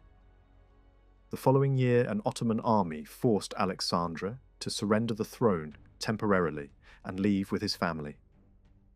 At first, he was treated respectfully in Kartli, then imprisoned, released only after high-level intervention with Iran. Under Iranian pressure, the Ottoman governor of Akhaltsikhe restored him without waiting for orders from Istanbul. Back in Imeretia, opposition persisted, now led by his stepmother Tamar, a figure whose survival had depended on many patrons and who repaid gratitude everywhere except to the king who expected it. Alexandre executed her, expelled supporters of the rival faction, and sold the families of opponents into Ottoman markets. A leading conspirator fled, and even the Abashidze chief, now the king's father-in-law, found loyalty strained between family interest and political survival. Rebellion returned in 1743 and drove Alexandre again toward Akhaltsikhe to beg for help. This time, the Duke of Racha was killed. His successor respected the king for several years, but stability remained an illusion. Another uprising in 1746 placed Alexandre's brother on the throne, and only in 1749, with Ottoman assistance, did Alexandre recover power once more. He died in 1752 after a reign marked by constant betrayal, foreign pressure, and the exhausting work of survival.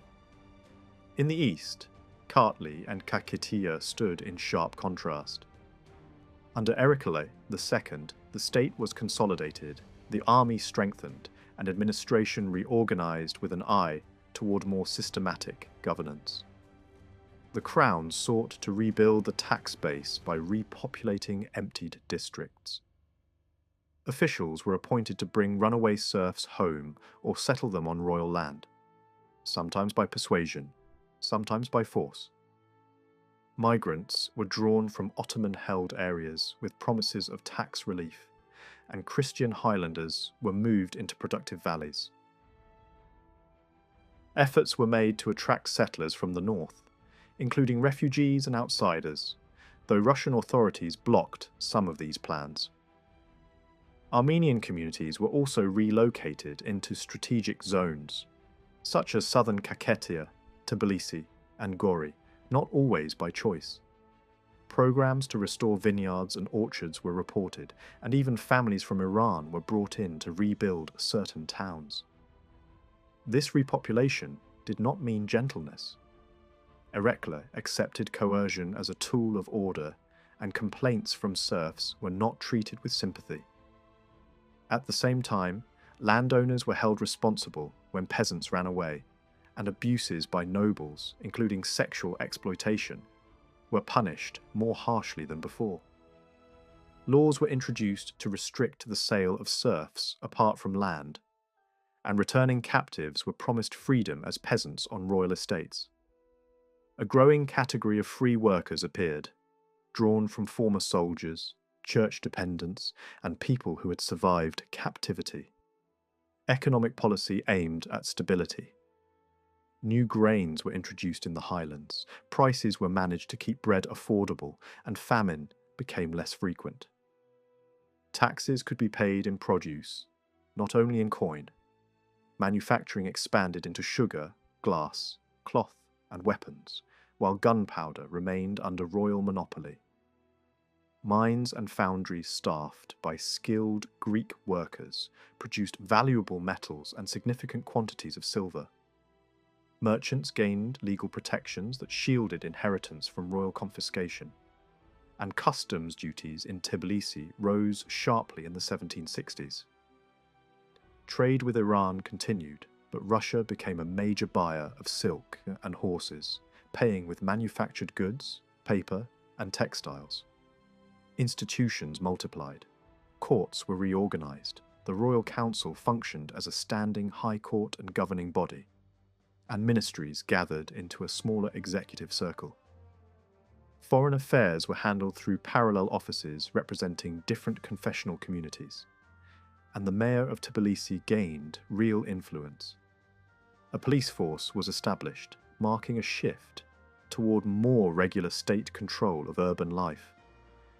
As Kartli strengthened, Christian communities under Ottoman rule grew bolder, and many moved eastward.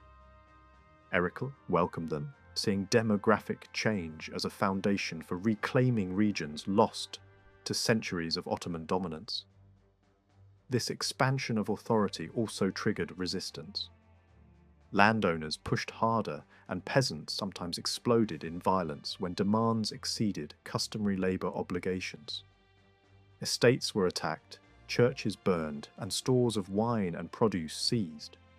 Highland communities destroyed castles and took lords hostage for weeks at a time. Even plans to revive old duchies could ignite rebellion.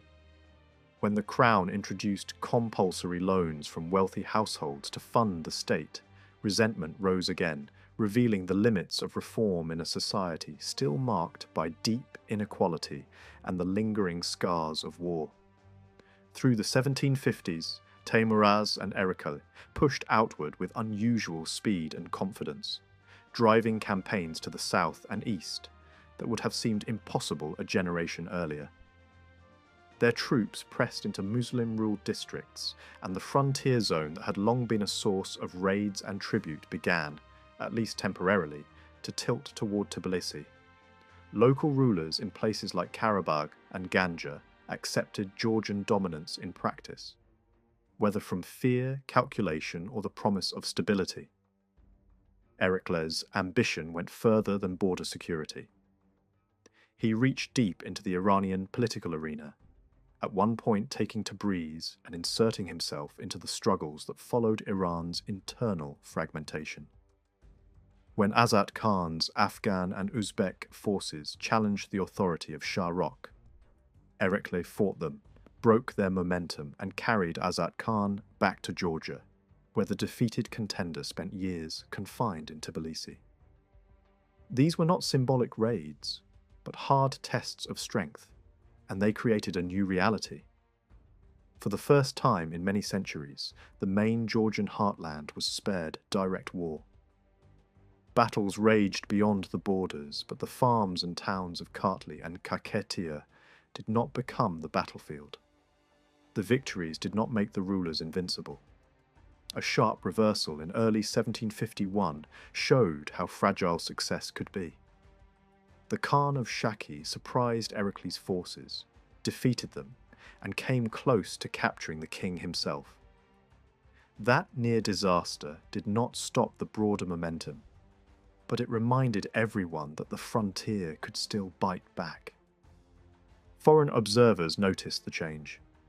In diplomatic circles, Erikles began to be spoken of, not as a regional prince surviving between empires, but as a ruler who could impose decisions across a wide arc of territory.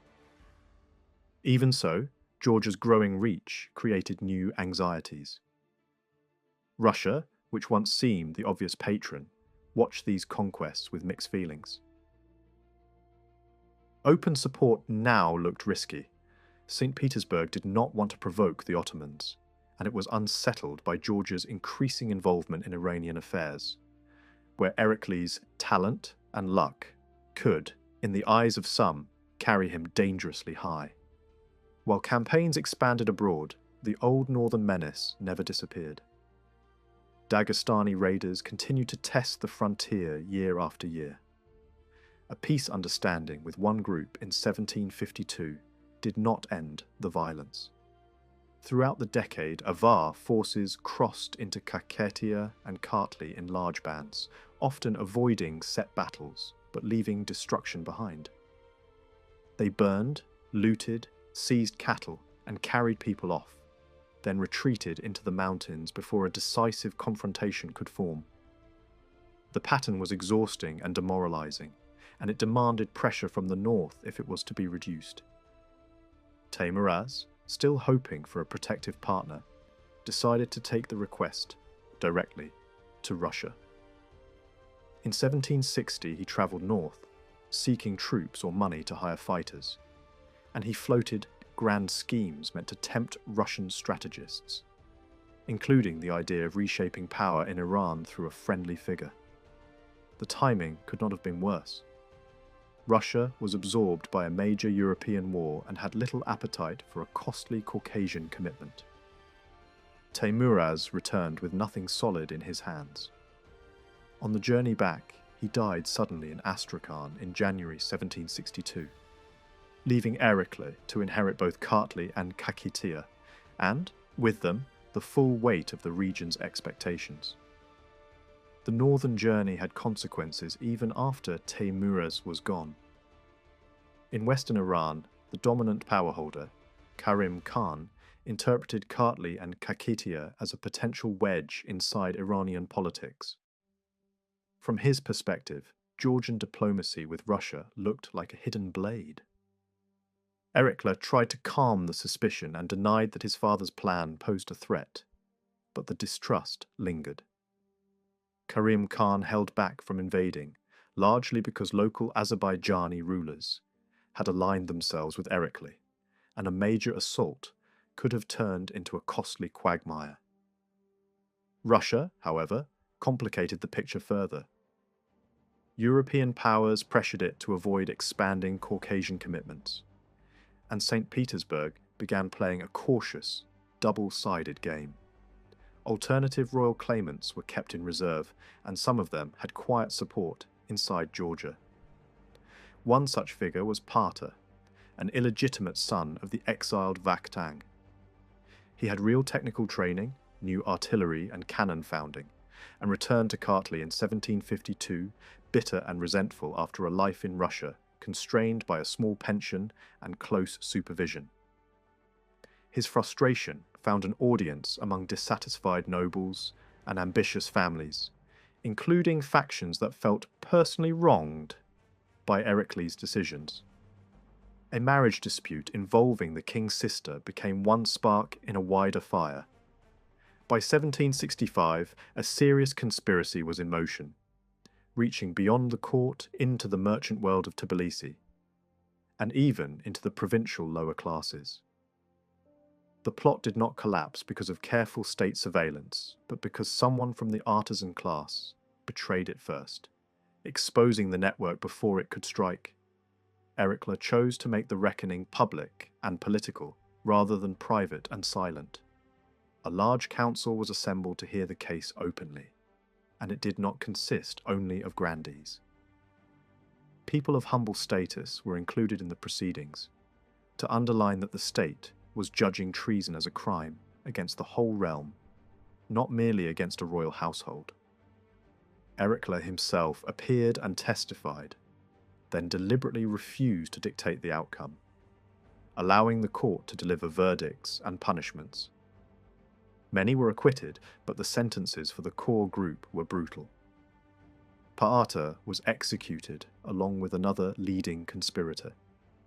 Others were subjected to punishments that aimed to mark them permanently: cutting, burning, imprisonment, and mutilation. This was a harsh form of order, reflecting a belief that the kingdom, newly stabilized, could not afford to appear soft.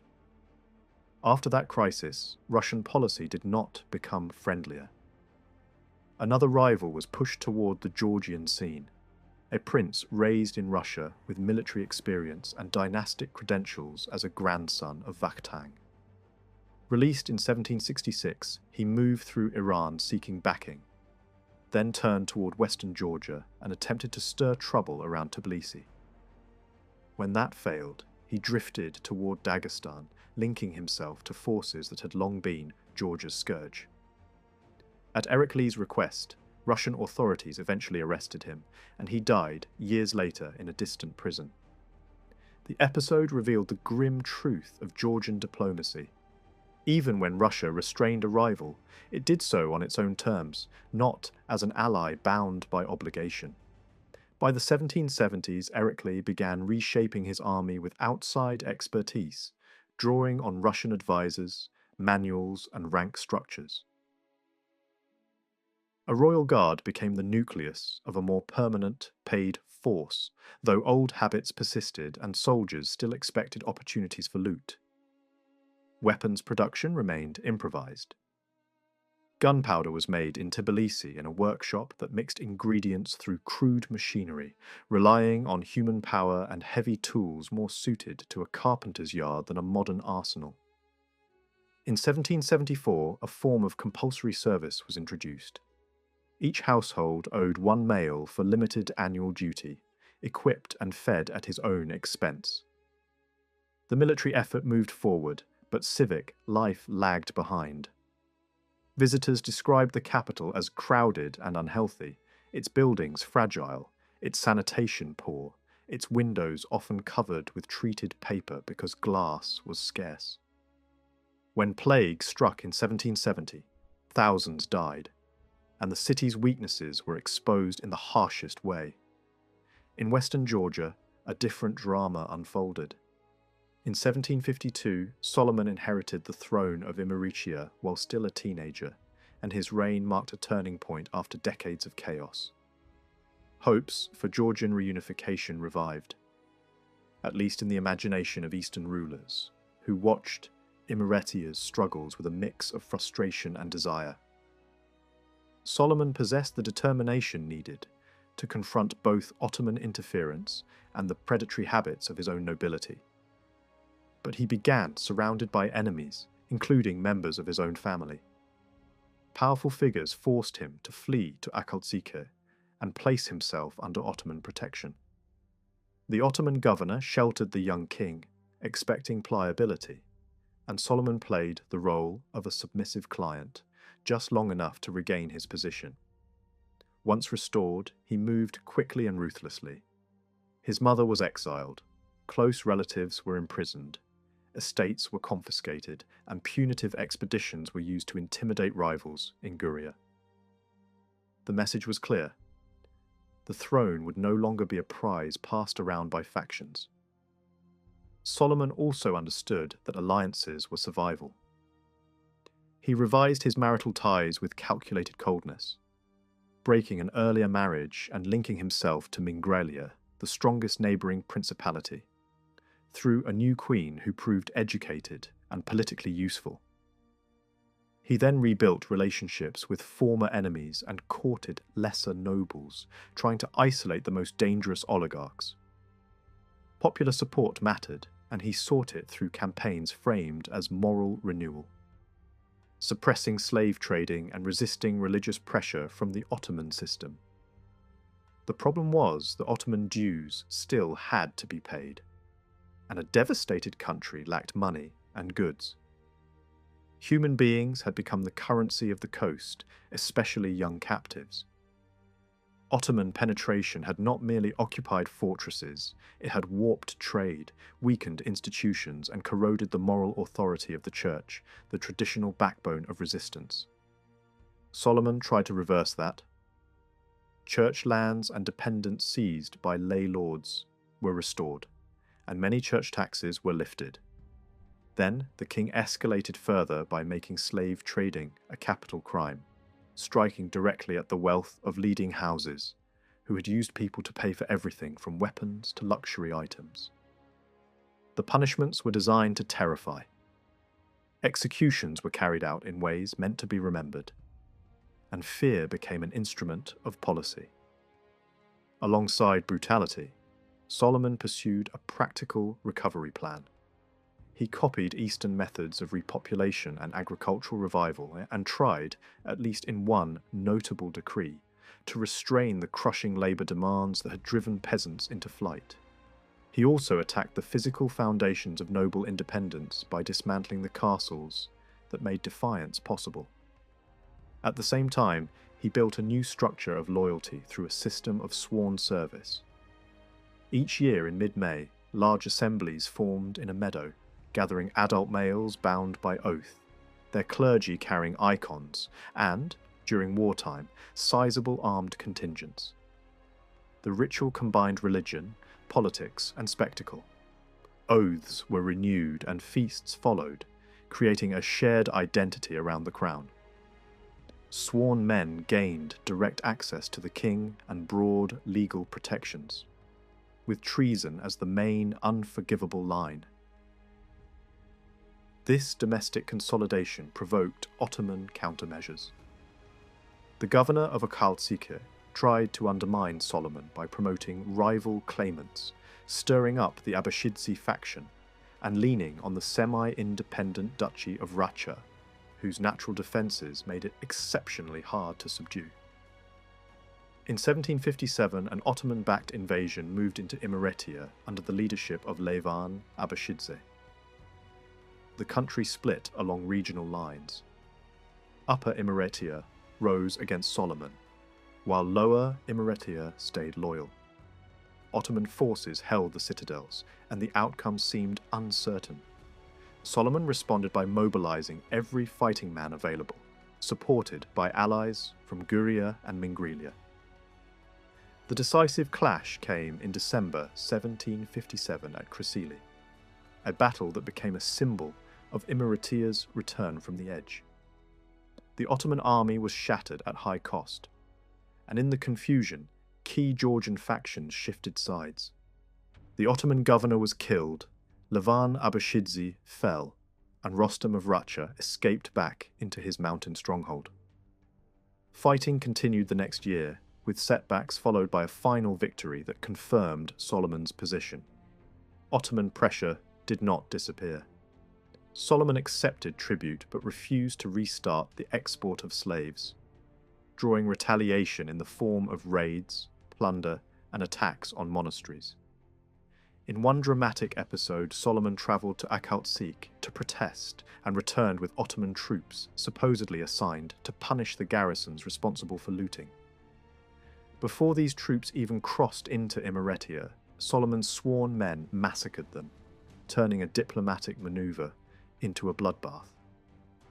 The fiasco cost the Ottoman governor his life, and a new governor took his place. Negotiations resumed, and Solomon sent his queen to talk, but the Ottomans insisted on slave exports as the price of peace, and the talks collapsed. In 1758, Solomon pushed the reunification idea from symbolism to policy. He met Erekle at Gori and signed a mutual assistance agreement. They had already helped each other against northern raiders, and Solomon began employing officers trained in Eastern methods. The following years saw joint military efforts and the movement of forces across regions that earlier decades of rivalry had made impossible. Ottoman punitive expeditions were repeatedly repelled, and attempts to invade through Kartli were blocked by Erekli's forces. With Iran too weak to enforce older restrictions on cooperation between Georgian rulers, the two kings carved out room for action. Solomon then turned to institutional rebuilding. A combined assembly and church council was convened that included neighbouring principalities, and for weeks the agenda focused on church reorganisation and the suppression of slave trading. The church was repositioned as an active instrument of state policy, with revived bishoprics, restored properties, legal protections from lay interference, and disciplinary reforms aimed at purging corruption. It was a deliberate strategy: strengthen the church to strengthen national resistance, and use religious legitimacy to weaken the noble marketplace in human beings. The Ottoman response grew more aggressive. Rival claimants were armed and promoted, and by the mid-1760s the empire tried to replace Solomon with a nephew willing to sell slaves openly. Turkish forces invaded, intimidated allies, and pressured key princes. In 1766, under Ottoman bayonets, and with the backing of slave-trading lords, the nephew was crowned in Kutaisi. Solomon escaped with only a handful of followers and took refuge in a loyal fortress. Yet the Ottoman occupation was costly, and maintaining tens of thousands of soldiers in hostile territory drained resources. Diplomatic pressure also rose, including protests from Russia's representatives. A deal was floated, and Erekli was asked to mediate. Solomon accepted terms that looked humiliating on paper, involving annual delivery of girls, but neither side intended to keep faith. Solomon had no intention of becoming a supplier of captives, and the Ottomans had no intention of restoring him fully unless they could control him. Before the arrangement could settle, Solomon used northern fighters to smash the coalition supporting his nephew, captured him, and removed him from the political stage. A larger war between Russia and the Ottoman Empire then erupted, and both Georgian kings tried once again to turn imperial conflict into Georgian advantage. Solomon had appealed to Russia repeatedly, sometimes asking for protection, sometimes warning that defeat would drive him into exile. As the war began, the Ottoman Sultan even issued language recognizing Solomon's status in unusually respectful terms. Solomon also pursued unfinished business at home by targeting Racha, a long-standing duchy with recognized autonomy, strong defences, and its own ecclesiastical power. The terrain made conventional artillery campaigns difficult, and even Solomon's advisors worried the attack was reckless. Still, he forced the issue and achieved a partial success in early 1769, though he failed to capture the Duke himself. The struggle soon became entangled with Ottoman manoeuvres and church politics, leading to arrests, escapes, and the reshaping of religious offices to fit Solomon's needs. In the name of ending civil war and preparing for the wider conflict, Solomon eventually made peace with the Duke of Racha and staged a lavish reconciliation, complete with public oaths, ceremonial hospitality, and extended feasting. Then, the peace was betrayed with calculated cruelty. The Duke and his sons were separated from their guards at a river crossing, seized, and blinded in a coordinated assault. The act was so monstrous that it should have shattered Solomon's legitimacy. Yet the expectation of Russian military intervention silenced many potential critics. The duchy was abolished, lands confiscated, families displaced, and the survivors pushed into exile or forced submission. Some later returned to pursue revenge, and the cycle of violence extended into the next generation. Russian assistance, proved far smaller than Georgian hopes had demanded. Instead of a great army, only a few hundred troops arrived with artillery and commanders whose behaviour quickly poisoned cooperation. Georgian kings were treated with contempt. Advice was ignored. Supply failures were blamed on locals, and strategic priorities tilted toward Russia's own naval ambitions on the Black Sea rather than Georgian liberation. Russian forces withdrew repeatedly at critical moments, failed to block Ottoman movements, and even encouraged regional nobles to break away from their kings and submit to Russia directly. Attempts to capture key coastal fortresses ended in disease and collapse. By 1772, Russian troops had withdrawn entirely, leaving western Georgia exposed to Ottoman reprisals. Guria paid a severe price, including forced conversions and administrative absorption into an Ottoman province. The episode taught a bitter lesson. Imperial intervention could be as destabilizing as occupation. Erekle responded with a last major attempt at formal protection. A senior church leader was sent to St. Petersburg with terms that tried to preserve Georgian sovereignty while securing a fixed Russian military presence.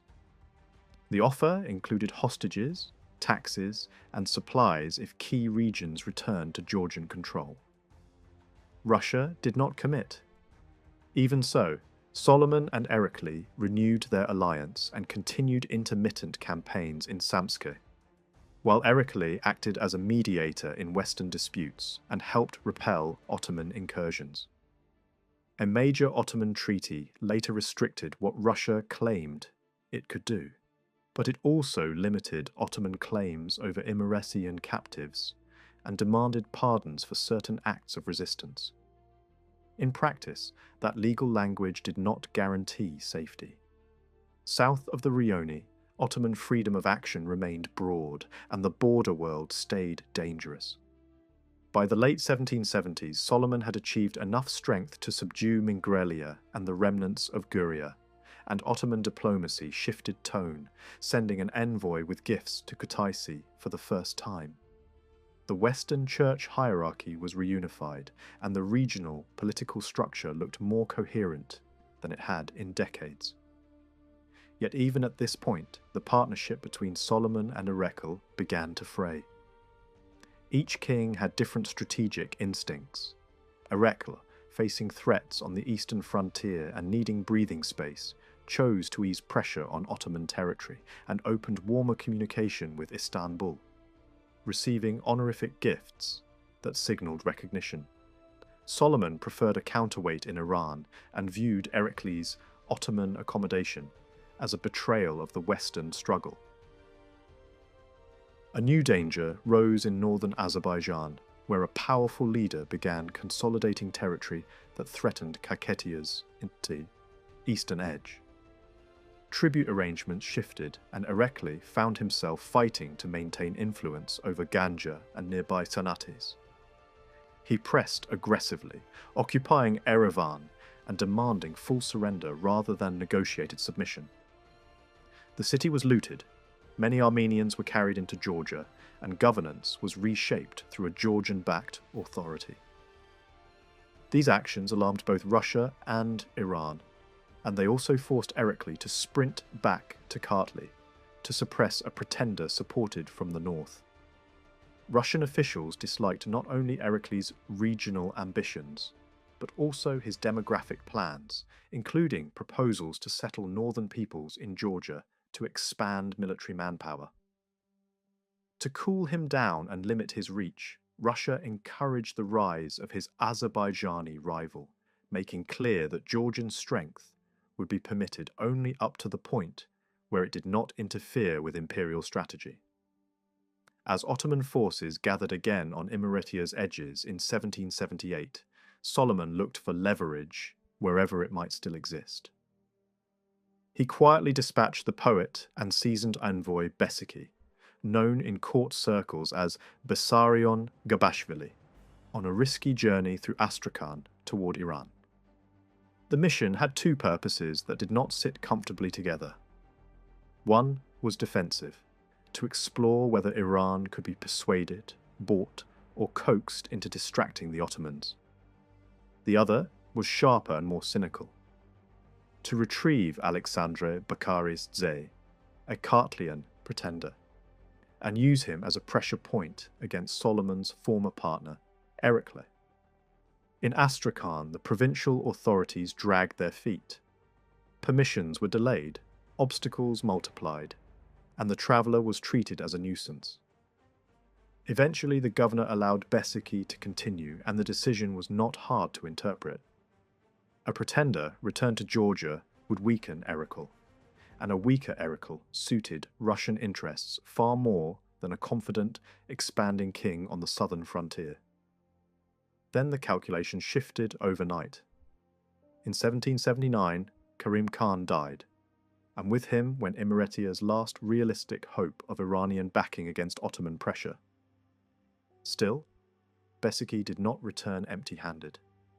By autumn, he had escorted Alexandre Bakaris Dzey from Shiraz to Imeretia, placing a live dynastic weapon into Solomon's hands. The gesture deepened a personal and political rupture that had been building for years. Each king was now sheltering the other's troublemakers. Solomon's estranged son, also named Alexandre, lived at Erikle's court with his followers. In Kutaisi, the son of the former Duke of Ksani found protection, and the influential Gabashvili clan settled into the city as guests who were also symbols. The Gabashvili story itself reflected the uneasy blend of faith, politics, and personality that shaped Georgian elite life. Zakhar Gabashvili had once served as Erikle's chaplain, but he clashed fiercely with Catholicos Anton over church direction and cultural orientation, especially Anton's openness to Western ideas and Catholic contacts.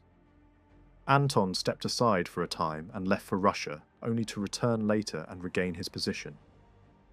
Zakhar, increasingly isolated, fled eastward politics and crossed into Imeretia in 1771. His son Besiki then inflamed the situation further. His verse was deliberately scandalous, and his affairs crossed social boundaries in ways that turned enemies into zealots. Anton's circle denounced him in apocalyptic language, and Erikle's court found him impossible to tolerate. Besiki escaped to Imeretia and, once there, became Solomon's most effective diplomatic voice. Yet the sheltering of rivals cut both ways. Solomon's protection of the Kartlian pretender and Erikle's protection of the prodigal Imeretian prince poisoned relations between the two crowns. The crisis eased only because both sources of provocation disappeared, one fleeing north into Dagestan, the other dying before reconciliation could become urgent. Solomon, meanwhile, was left to confront the Ottomans without a reliable partner. In 1781, he attempted to force a breakthrough in Ajaria and failed. Russia's seizure of Crimea in 1783 looked, at first glance, like a turning point that might finally squeeze Ottoman power along the Black Sea. But the Sultan warned Solomon not to flirt with St. Petersburg. Solomon was only 48, yet worn by war and illness. His heir had died, and he had no children to secure succession. That vulnerability pushed him toward a dramatic solution, ending the feud with Erikle and arranging a dynastic bridge that could merge Imeretia with Kartli-Kaketia. He sent his chaplain to Tbilisi to propose a formal adoption of Erikle's grandson, David Achilles Dizi, as Imeretia's future king. Erikle, after sounding out Russia's representative, agreed and sent the boy west. Even as that plan unfolded, Solomon took one last offensive gamble. With around 6,000 men, he marched into Guria. Despite repeated betrayals from Mingrelia's leadership, local support helped him strike at the coast. He captured Kobaleti, a port held by Ottoman forces, and his retaliation was ferocious. Non-Georgians were slaughtered, and the land around the ruined garrison was deliberately ruined to prevent reoccupation. ploughed and salted as a warning. Solomon then moved south, ravaged Batumi, and withdrew, leaving destruction behind rather than attempting to hold ground that could not be defended long-term. The counterstroke came quickly. On March 9, 1784, in the forests near Natchishkrevi, Ottoman forces ambushed Solomon's army. The fight was chaotic and brutal. Solomon's horse was killed, and only the intervention of Vakhtang, Prince of Guria, prevented the king from being taken. The losses were heavy, hundreds dead, prominent nobles among them. Captives marched away toward Trabzon to be sold. The consequences were not temporary. The Ottomans retained Ajaria and a large part of Guria for generations. That single defeat broke the aura Solomon had built over 3 decades. A few weeks later, on 23rd of April, while travelling toward the feast of St. George at Coney, he collapsed as he mounted his horse and died. In Istanbul, the messenger who delivered the news was rewarded. In Kutaisi and beyond, nobles wrote to Russia in the language of abandonment, describing themselves as a people suddenly left without a father. By then, Russian policy was already shifting. Around 1782, Catherine's ministers began asking whether the moment had arrived to bind Georgia more tightly to Russia. Imeretiya looked exposed to the Ottomans. Kartli-Kakhetiya looked too independent, too ambitious, too difficult to control. In St. Petersburg, Georgia, Armenia, and Azerbaijan were increasingly imagined as buffers, a chain of territories that could separate Iran and Turkey and contain the wider Muslim highlands. Russian planners also saw a broader European design. There was a joint vision with Austria to drive the Ottomans back from Europe. An influence in Transcaucasia could support that ambition. Envoys and intermediaries were set in motion. A well-connected traveller and negotiator was sent to probe Ercles' intentions, while a trusted Russian commander took charge of forces in the Caucasus. Ercles did not greet these moves with simple relief. He suspected a trap. He tried to widen his options by appealing to Europe for money and political support, presenting the request as a defensive need against the Ottomans. Missionaries and clerics carried letters westward. Plans were made, messengers were sent, and hopes were pinned on distant courts. Yet one envoy died before reaching his destination, and another collapsed on the road. The effort produced sympathy, but no armies, no treasury shipments, no binding guarantees. In practice, the choice narrowed again until Russia could dictate terms. Those terms arrived in 1783, signed far from Tbilisi, in the North Caucasus. The agreement demanded that the king of Kartli and Kakhetiya abandon all outside allegiance and accept Russia as the sole protector. It promised to preserve the kingdom's territory, yet it quietly placed a new chain around the crown. Future monarchs would require Russian approval and formal recognition. Foreign diplomacy would be restricted, with negotiations dependent on Russian consent. Russian representatives would live inside the kingdom. In return, Russia declared that an enemy of Georgia would be an enemy of Russia, and that peace agreements with Turkey or Persia would include Kartli-Kakhetiya as well.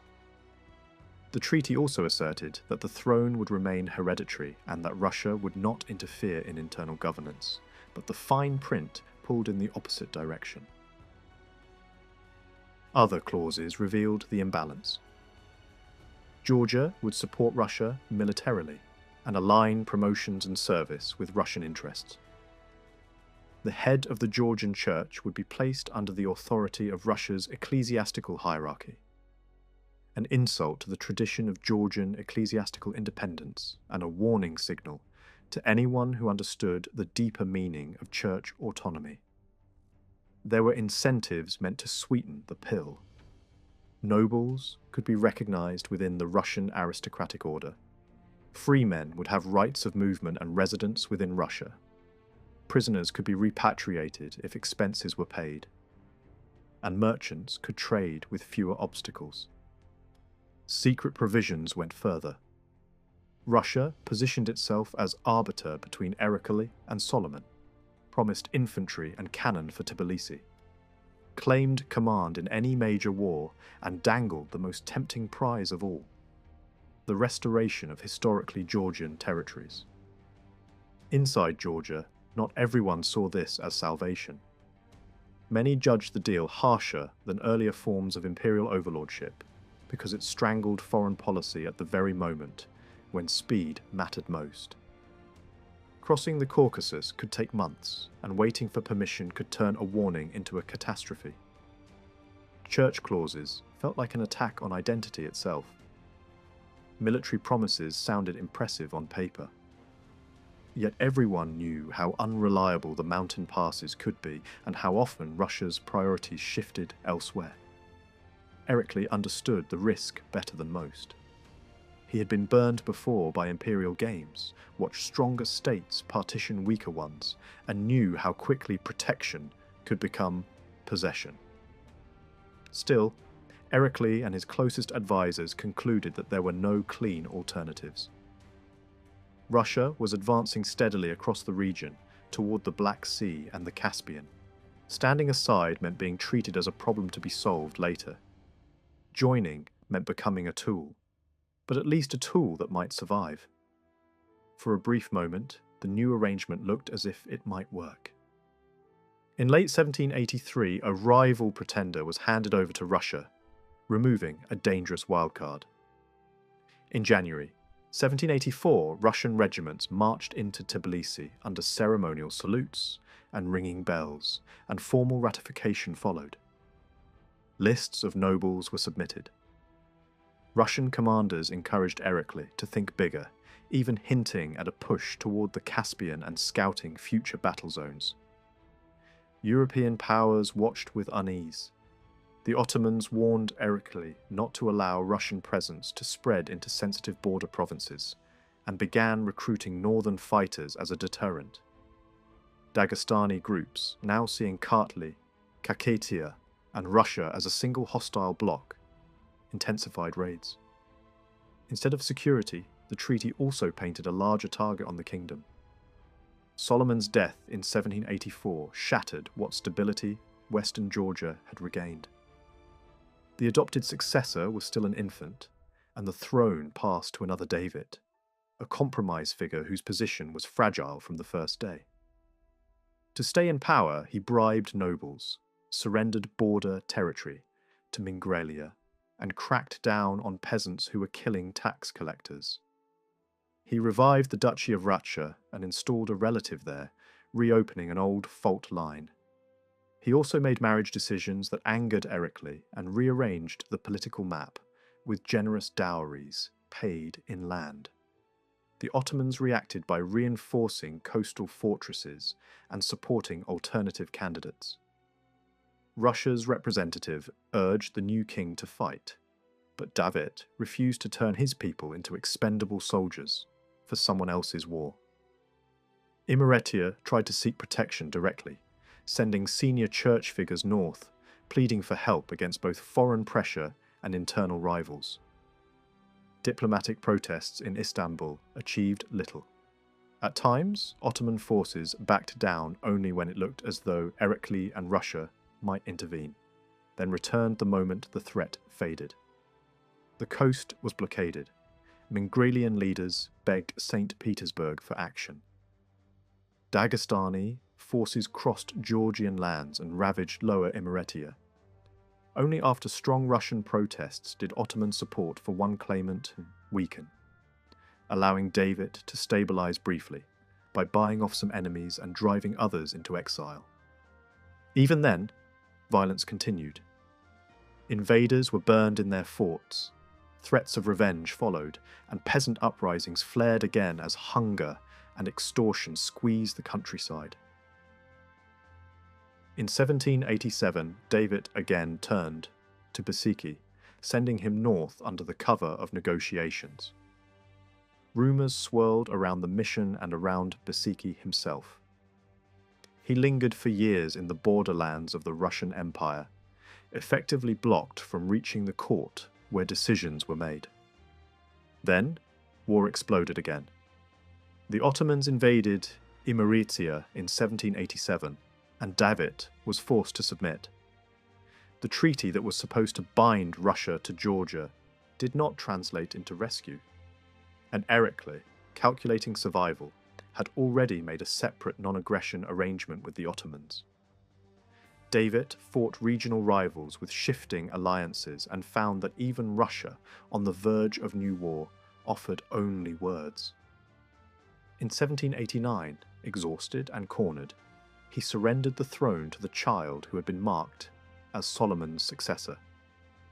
The boy took the royal name Solomon II, and the new arrangement was sealed with an alliance that mirrored the earlier Russian agreement in its structure of mutual promises and shared danger. A senior churchman later helped calm the country, and David accepted the reduced status of crown prince, even handing over a son as a guarantee. In the east, the Russian presence proved thin and conditional. A joint action in 1785 captured hundreds of raiders. But Russia's real priority lay to the north, where revolt and holy war threatened its frontier. The Dagestani raiders moved too fast for Georgian artillery and too freely through the terrain to be stopped consistently. Erekli resorted to tribute, paying Omar Khan yearly, funding it with a special tax openly associated with the northern threat. Russian commanders also paid Omar Khan separately to protect strategic mining interests guarded by Russian soldiers. These payments, combined with the cost of feeding Russian troops, crushed peasant households. In 1786, even nobles demanded military help to put down rural revolts, a sign that the social order was fraying under the combined weight of taxation, raids, and forced service. Russia's own representative painted a bleak picture of Erekli's realm. Roads unsafe, people hiding from raiders and recruiters, trade choked, and former vassal Kanates drifting away toward Ottoman influence. Even Armenian communities, despite their Christian ties, feared the consequences of Russian protection. The regular army Erekli had been building weakened after the death of a key prince, and requests for additional Russian soldiers were ignored. Worse still, in 1787, when a new Russo-Turkish war began, the Russian garrison in Kartli was pulled out for operations elsewhere, leaving Erekli exposed. The earlier betrayal that Georgians remembered from the previous century seemed to replay itself in a new form. Ottoman diplomats demanded that Russia renounce its claim of protection over eastern Georgia. Russia, focused on holding Crimea rather than fighting for Transcaucasia, effectively told Erekli to manage his neighbours alone. Erekli protested bitterly, telling Russian commanders he had become a mockery in the eyes of enemies and hinting that the agreement might be meaningless if protection vanished when it was most needed. His advisors urged a hard pivot, repair relations with Turkey and open channels toward Iran as well. A new Iranian warlord, rising rapidly, sounded at first like a potential partner because he wanted international recognition of his claims. Erekli moved quickly, making peace with the Ottomans despite humiliating opening demands, and benefiting from the fact that Istanbul had other urgent wars and wanted calm in the east. He also aligned with a Persian claimant, which in turn provoked fresh attacks from Dagestan. The goal was not trust, but time. Border governors played their own games. A powerful Ottoman official in Childa, descended from Georgian dynasts of earlier centuries, sought accommodation with Erekli because the northern mercenaries he sheltered were expensive and uncontrollable. These riders lived by looting and used hidden forest routes that let them cross Georgia unseen. In 1786, an understanding was reached. Erekli would block further Russian troop entry into the region, and the Ottoman side would keep regular forces from crossing into his realm. The arrangement held for several years and even produced bizarre moments. when Ottoman officials borrowed Christian soldiers from Erekle to crush Muslim raiders, shocking local sensibilities. Erekle justified this double game by pointing to the obvious fact that Russia had not kept its side of the bargain. Many Georgian nobles blamed him anyway. His own letters from 1786 show a ruler caught between impossible choices, doubting where help could be found and fearing that every direction led to humiliation. To hold his coalition together, he convened councils and sent envoys to both Ottoman and Iranian centres, masking the latter mission with harmless explanations in communications to Russia. In the West, the easing of pressure from a Colchis encouraged renewed talk of unification. Clergy and delegates from multiple principalities begged Erekle to bring all Georgia under one crown, and a council in 1789 supported immediate reunification, with Erekle's heir speaking openly about the danger of division. Court politics blocked it.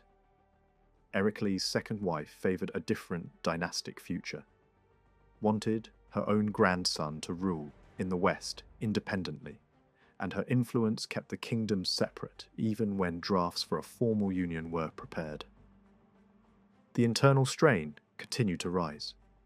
In 1789, peasants, impoverished by endless taxes and war burdens, demanded a new king and an end to extortion by royal relatives who extracted grain, livestock, and wine. Russia offered material aid that was useful only indirectly, sending metal supplies Erekle could sell to raise ransom money for captives, while avoiding any serious military commitment. Then, another peace agreement between Russia and the Ottoman Empire arrived in 1791, and Georgia was once again treated as a bargaining chip. Russia kept what mattered most to it. The fate of Georgia was barely mentioned, and western Georgia remained under Ottoman dominance. Persiki, still trying to argue Imeretia's case, died of fever before any meaningful concessions were secured. That same year, Erekle made a dynastic decision that would haunt his kingdom. Under pressure from his second household, he signed a testament that altered succession, requiring his eldest son to pass the throne, not to his own heir, but to a half-brother from Erekle's later marriage, if that half-brother proved worthy. The choice created a crack in the future of the crown at the very moment external danger was hardening into certainty. The Iranian leader, who had once seemed negotiable, became Shah and no longer sought Georgian friendship, only Georgian submission. For the first time in centuries, Ottoman policy explicitly recognized Iranian claims over Kartli and Kakhetiya, signaling that Georgia could be sacrificed in a larger balance of power trade. Russian commanders warned Erekle in 1792 that only diplomacy would be offered if Iran attacked. Ottoman agents encouraged Sunni allies in Dagestan and in the southern Khanates to pressure Georgia. Russian court attention to Georgian appeals cooled. Even the Georgian ambassador was ignored for long stretches. By 1794, the Iranian Shah was openly preparing for invasion. Erekle repaired the highway across the Caucasus and pleaded for a small Russian force to fulfill the promise of protection. The request was refused. In 1795, the storm finally broke. Fighting erupted in Karabakh. Refugees poured north, and a massive army crossed the Araxes, abandoning other objectives to march straight toward Georgia. In September, an ultimatum arrived, written in the language of imperial inheritance and contempt. It reminded Erekle that Georgia had long been considered within Iran's orbit, mocked the idea that Russia could protect anything beyond its trade interests, and warned that refusal would bring a campaign so violent that the rivers themselves would seem to run larger with blood. The message was not negotiation. It was the announcement of a reckoning. Erekle's inner circle could not agree on a single course. Some urged submission to buy time. Others insisted that yielding would only invite a slower death. Erikle chose defiance. He refused to answer the ultimatum with obedience. Yet he still sent riders north with urgent pleas, hoping Russia would finally treat its promise as more than ink. The response was cold. In Georgievsk, General Gudovich remained seated behind orders that prioritized calm over commitment. He was told to avoid trouble, keep costs down, and not be drawn into a war that might inconvenience the imperial budget. While messages and gifts moved quietly between Gudovich's camp and the Iranian court, Erikle gathered what strength he could and marched south with Solomon II and a contingent from western Georgia, trying to meet the danger before it reached the capital. The effort came late. Deals had already been cut in the south. In the Armenian ecclesiastical centre, a huge payment was offered to purchase peace, and for a moment it seemed the city might be spared. But money could not stop an army that had set its mind on Georgia itself. The Georgian force, thin and outnumbered, faced an enemy that was preparing to strike with a scale few in Tbilisi had ever seen. Around 5,000 Georgians stood in the path of an Iranian host that could afford to lose thousands and still keep moving. At first, the Georgians managed to slow the assault outside Tbilisi, fighting hard enough to make the attackers cautious. Scouts tried to read the battlefield, but the price was brutal. Nearly all the forward eyes were cut down. Even so, the defenders pulled off a dangerous maneuver, drawing Iranian units into the Kura Gorge, funneling them into a killing ground where artillery could matter. In that narrow space, Crown Prince David's guns smashed the leading ranks and turned the first rush into chaos. It was the kind of moment that can change a battle, but it demanded support and coordination that never fully arrived. Crown Prince Georgi, who held thousands of Kakhetian troops, did not commit his whole strength. Only part of his men joined the line, and the rest stayed back, leaving the defenders thinner than the situation required. The next phase came in fog and confusion. On the morning of September 11th, the Iranians realized the truth. The Georgian front was brave but small. Once that became clear, the attack shifted from probing to encirclement. From multiple directions, under cover of mist, the Iranian army pressed in. The Allied force from western Georgia collapsed at the worst moment. Of Solomon's several thousand Imeretians, only a few hundred stayed to fight. The rest scattered, stripping the field and then drifting back toward home with whatever they could carry. The battle became a disaster measured not only in casualties, but in the sudden absence of unity. The Iranians paid a heavy price in dead, but they could afford it. The Georgians could not. Thousands of Georgian fighters fell, including experienced commanders and the men who'd kept the artillery functioning. A highland detachment from the Aragvi region was wiped out. Erikle, already in old age, stayed in the saddle and fought at close range, cutting through infantry with a desperation that looked almost unreal to those watching. He survived only because his grandson Iwan pulled him out before the line broke entirely. By the end of that day, Tbilisi was burning. Many residents had fled earlier, and merchants had already loaded their goods onto carts and escaped while there was still time. Those left behind faced the worst possibilities. Large numbers were killed outright. Others were seized and driven away into captivity. The city was not merely defeated, it was stripped and violated. Churches and palaces were broken open and looted, sacred spaces profaned, and the symbols of kingship carried off. In a matter of days, a generation's attempt to rebuild civic life was erased.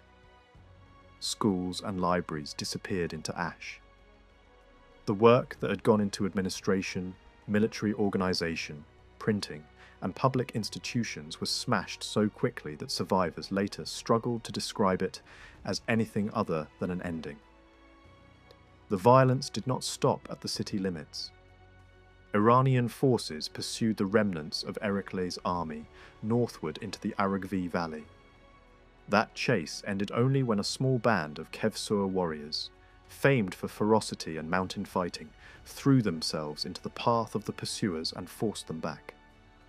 Erikle tried to gather fresh highland fighters, begged Georgie again for even a modest reinforcement from Kakheti, and looked for a way to negotiate.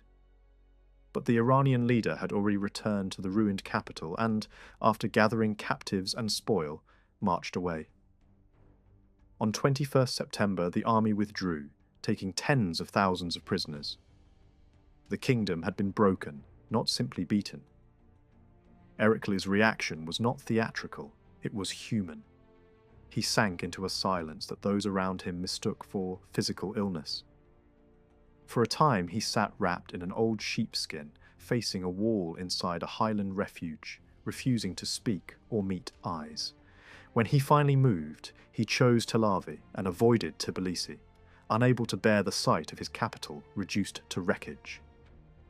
Letters followed, and bitter and accusatory, aimed at Gudovich and the Russian command.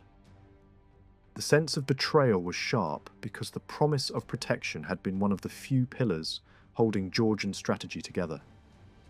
Now, that promise looked like a performance staged for diplomacy, not a shield meant for war. Russia's reputation suffered across the region. An Iranian warlord had reduced a kingdom tied to Russia by treaty to rubble within days. People who watched from the outside began to ask whether this outcome had been allowed on purpose. Some contemporaries and many later commentators suspected a deliberate abandonment, reasoning that a devastated ally is easier to control than a confident one. Whatever the intent, the effect was clear. Help arrived only when it no longer mattered. 2 Russian battalions crossed the Darial Pass months later, after the Iranian army had moved far away to deal with rebellion in the east. With little resistance remaining, Russian and Georgian troops advanced easily, reached toward the Caspian and retook Ganja. The campaign looked impressive on paper, but it was too late to save Tbilisi. Then the Russian court changed. Catherine died in late 1796, and her son Paul reversed course almost immediately. Policies were torn up, commanders received new instructions, and Erikle found himself abandoned again. Russian officers were told to treat him not as a partner, but as a convenient piece on a hostile board. Warnings from Georgian diplomats that the Iranian threat might return slowed the withdrawal for a short time, but the retreat came anyway. As Russian forces stepped back, Iranian power reasserted itself in the south, without meeting serious opposition. Erevan and Karabakh slipped away again. Only the murder of the Iranian Shah in 1797 prevented a second blow from landing immediately. His killer was an aide of Georgian origin who acted out of fear after being threatened with execution. That assassination created a window in which Erikle could recover fragments of what had been lost, but it did not change the structural problem. Russia resumed pulling out troops and money and demanded strict obedience to the very treaty it had failed to honour when the kingdom burned. The result was paralysis. Georgia was expected to obey restrictions on diplomacy and war-making. Yet, it was denied the support that had supposedly justified those restrictions. After 1795, Kartli-Kakhetiya ceased to function as a defensible state. Population loss was catastrophic. There were not enough peasants to feed an oversized aristocracy and a sprawling royal household, and certainly not enough to support an army capable of protecting the borders. Trade withered. Roads remained unsafe. Markets emptied. The crown's ability to collect revenue collapsed. On January 11th, 1798, Erikle died, exhausted by war, grief, and the slow realization that the protection he had chosen was conditional at best. His successor, Georgie XII, inherited ruin and division. He was chronically ill, weakened by gout, and lacked the energy and decisiveness needed to rebuild. Court observers described a ruler who gave only a small slice of each day to government and spent the rest in prayer, food, drink, and sleep. The stronger personalities around him became the real engines of intrigue. The Dowager Queen, Darajan, and Ericles' sons from his second marriage still had ambitions and loyalists. Yet they were pushed aside. Russia removed one of the most forceful princes to Russian territory, not as a reward, but as a leash, ensuring compliance through distance and dependency. In theory, recovery was still imaginable. A more effective king might have rebuilt authority, and if the succession had been clearer, the state might have regrouped. International circumstances were even shifting in a way that could have helped. By 1799, events in the Mediterranean were pushing Russia and Turkey toward accommodation. Under different leadership, the Western principalities and the strategic southern borderlands might have been drawn into a broader Georgian structure, creating a state large enough to survive. But that path required unity at the top, and unity did not exist. Georgi's main focus became succession itself. He worked to undo Ericles' earlier testament and secure recognition for his own son, David, as heir. The Russian Tsar accepted this alteration in 1799, but the decision enraged other members of the royal family and deepened fractures. Kartli split into camps. Those loyal to David, those loyal to Yulon, those among merchants and some urban groups who believed the monarchy had become a liability and wanted direct union with Russia, and those who wanted to break with Russia entirely and return to older alignments with Iran. Every faction believed it was choosing survival. Every faction weakened the state. Paul ended debate by sending troops and a political handler. In November 1799, a regiment entered Tbilisi with ceremony and noise. Cannon fired salutes. Bells rang. Crowds gathered in the streets and on rooftops. Women dressed in white-lining balconies to watch what many believed was a final deliverance from decades of raids. Villages competed to host soldiers. People spoke as if the long nightmare had ended. Few understood that the troops were not arriving as temporary guests. In western Georgia, the 1790s brought no peace either, even without a major foreign invasion on the scale of 1795. Solomon II fought constant internal battles against powerful rivals, including his former regent, David, Georgis, and the shifting leadership in Mingrelia. Hostages were taken. Bargaining conducted at dagger point, and families dragged into the conflict. David's wife, Anna, and their son, Constantine, became pawns. Constantine was held, and Anna escaped death only by running through forests toward Kartli, where Russian grenadiers saved her near Surami. She was sent north, and years passed before her son's release could even be negotiated. David died in exile in Akaltsike, but the struggle continued. Solomon replaced the Dadiani with a relative, and new claimants emerged, backed by different regional factions. Exhausted nobles began asking Russia to take the entire West, believing annexation might at least end the civil wars. Pro-Russian posture became a weapon. A deposed ruler presented himself as Russia's friend to gain protection from enemies at home and received honours that advertised Russian favour. In Guria, a determined regent used councils, threats, and executions to reshape the political landscape, targeting those who leaned toward the Ottomans and punishing slave traders with death. Russia's interest in the West was practical. Ports mattered. Ottoman garrisons still controlled key coastal points, and outsiders were shut out. Russia wanted access and leverage, but moved cautiously, wary of provoking Turkey too openly. It sent a discreet observer rather than a large force, measuring mood and opportunity. In Kartli, Russia gained fresh popularity late in 1800 after a joint action defeated Dagestani raiders. That success made Russian presence look like genuine security again. The Tsar sent a new senior commander, a large, friendly figure who behaved like the king's companion while quietly turning himself into the executive power behind the throne. Georgian advisors who demanded strict enforcement of the treaty's mutual obligations were marginalized.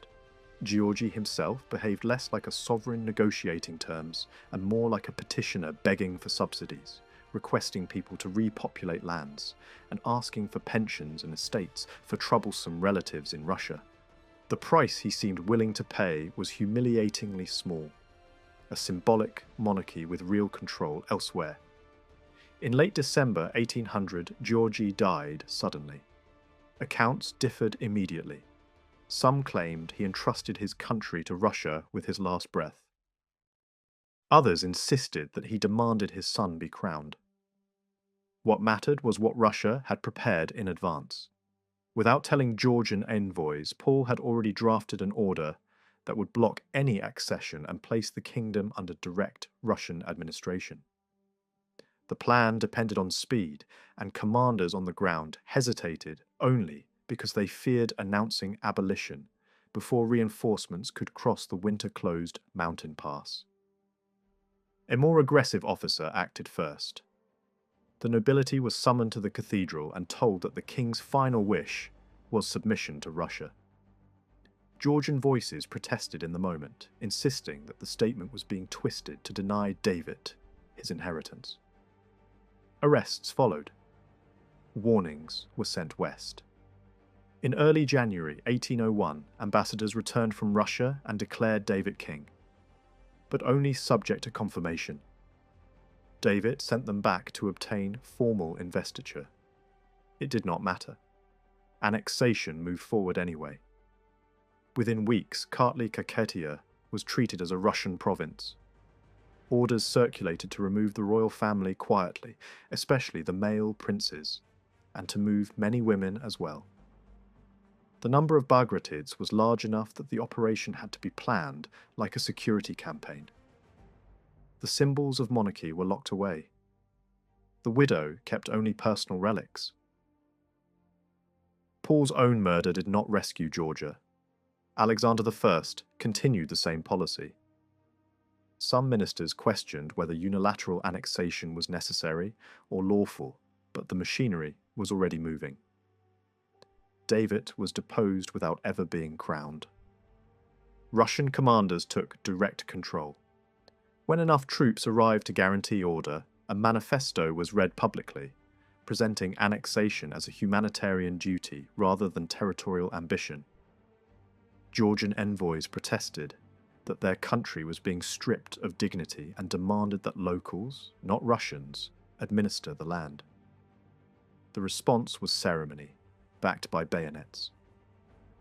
In the cathedral, surrounded by armed troops, nobles were compelled to swear allegiance before Easter services began. Resistance flared.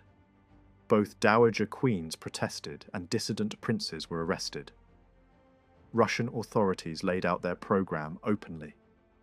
Convert highland communities. Link strategic routes to Black Sea and Caspian targets. Settle newcomers, and make the province profitable enough to fund its own occupation.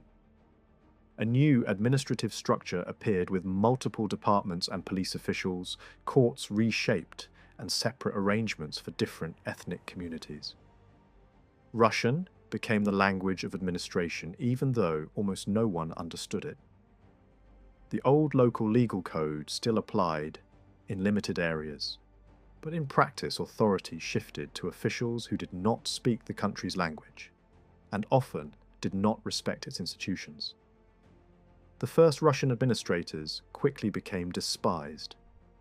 Even by the standards of empire, their behavior was predatory.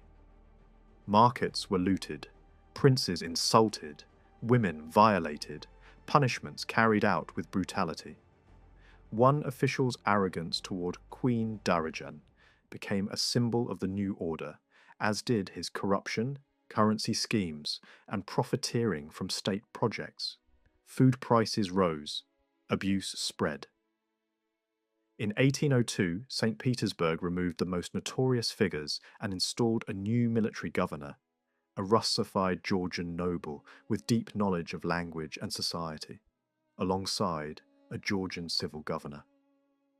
Improvements followed in small ways. A school was founded, street cleaning ordered, public rules announced. Yet the deeper problem remained.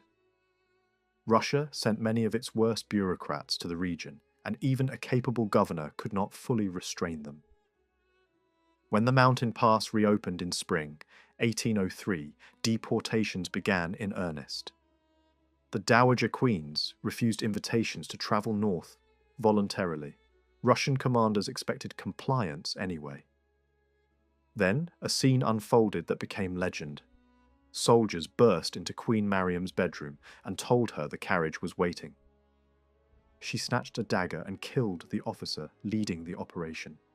A relative wounded another man. The response was immediate. Mariam was sent under guard deep into Russia, stripped of freedom and even simple objects that could be used as weapons. Darajan resisted longer, but she too was eventually deported. Princes were moved out one by one, sometimes with secrecy, sometimes with force. Attempts at sabotage followed. Bridges were damaged. Guerrilla bands formed in the hills. Some princes chose exile in Ottoman or Iranian territory and began decades of resistance from abroad. Others tried to force Russia to honour the treaty by insisting that a Bagratid should still be crowned. The dynasty's infighting weakened sympathy at home. Some royal figures served Russia loyally as officers. Others fought each other, tearing up lands belonging to rival camps. The merchant class resisted too, refusing to sell supplies below cost, manipulating exchange rates, and treating Russian money with open contempt. Russian officers privately insulted the local population in foreign language correspondence and struggled to grasp the economic reality. A peasantry that produced mainly for survival and a state whose revenues could not cover the costs of occupation, pensions, ransoms, and garrisons. New taxes were invented to fill the gap, including levies that targeted households in the capital. In Russia, exile quickly split the Bagratid family into two stories: adaptation and resentment. Many of them, once the shock of removal faded, learned to live inside the imperial system. Titles, salaries, uniforms, estates, and academic posts offered a substitute for crowns. A number of princes became senators or officers, others turned into landowners or bookish men who chased prestige through language, genealogy, and history. The former uncrowned king, David, tried to behave like a practical man of the new order. He sold off his properties in Tbilisi so they could be turned into government offices, as if converting the last pieces of a lost court into administrative stone might make the humiliation feel less personal. Yet he could not accept his downfall without searching for a culprit. He focused his anger on his wife, Helene, and pushed for a divorce through church authorities in Russia. The Georgian nobility, as a class, was handled with calculated generosity. Promotions, pensions, decorations, and ceremonial respect rewarded those who made peace with the new reality. Most importantly for them, their power over their own peasants remained intact. The empire absorbed local aristocrats the way it absorbed provinces, by leaving certain privileges untouched, while removing sovereignty. Georgian nobles took their place in the familiar provincial structure, including the election of a leader who represented their estate. The honour fell to a seasoned diplomat, a man who understood how to speak to the imperial court without openly begging. This kind of arrangement softened the nobility's panic. It created the feeling that status had survived, even if the state had not. At the top of the new administration, a hard-driving governor tried to steady the situation and make occupation look like governance. He offered gestures meant to restore civic life, A printing press that had been dismantled in the chaos of invasion was put back together. Pharmacies and postal services appeared. Police violence was curbed where possible, and local laws were ordered into translation so Russian judges would not rule blindly. These reforms were not romantic, they were functional. They aimed to prevent the province from collapsing into banditry and famine. Yet even as order returned to the streets, the borderlands remained a wound. Dagestani raiders still appeared in the outskirts of Tbilisi, taking hostages. Kurdish soldiers crossed from Ottoman territory to hunt Cossacks. The new rulers answered with punitive expeditions. Captured raiders were marched publicly through Georgian districts as trophies, and entire communities were fined or stripped of land. Key regions near the frontier were annexed, and rebel groups were cut off from outside support by pushing imperial control eastward toward the Caspian. In the capital, those advances could be celebrated as protection. In the countryside, they felt like the tightening of a fist. For Georgia's peasantry, the change of flag brought little relief, and in some places it brought fresh cruelty. The first major uprising did not begin in a palace or a church council, but on a road, near the vital passage over the mountains. Local people protested requisitions of grain and meat taken by armed detachments. A police official answered their complaints with degradation, rather than negotiation, using imprisonment and filth as punishment. Then the demands escalated. Villagers were forced to clear snow and rock from the highway in brutal conditions. Men were beaten until they died. Women were harnessed to loads like animals and struck to keep them moving. Workers vanished in avalanches.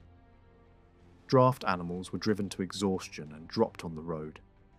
Outrage turned into violence. The Aragvi Valley rose, attacked troops and seized key points on the route. Rebels from different communities asked a royal fugitive to lead them, hoping his name would give their anger legitimacy. A battle followed on the heights. Highland fighters managed to trap Russian units in dangerous terrain, and the Russians were saved only by hesitation among local nobles and by the return of an experienced commander from another front. The aftermath was severe. Hundreds were killed with bayonets or dragged away in chains. The lesson was delivered clearly. The empire could absorb protest, but it would not tolerate armed refusal. After that, open rebellion quieted for a time, though hatred did not. News of Kartli Kaketia's fate shook western Georgia. Solomon II of Imereti had once looked to Russia as a counterweight to Ottoman pressure and internal rivals. Now he saw what protection could become. His closest political mind urged him not to yield ground without iron guarantees.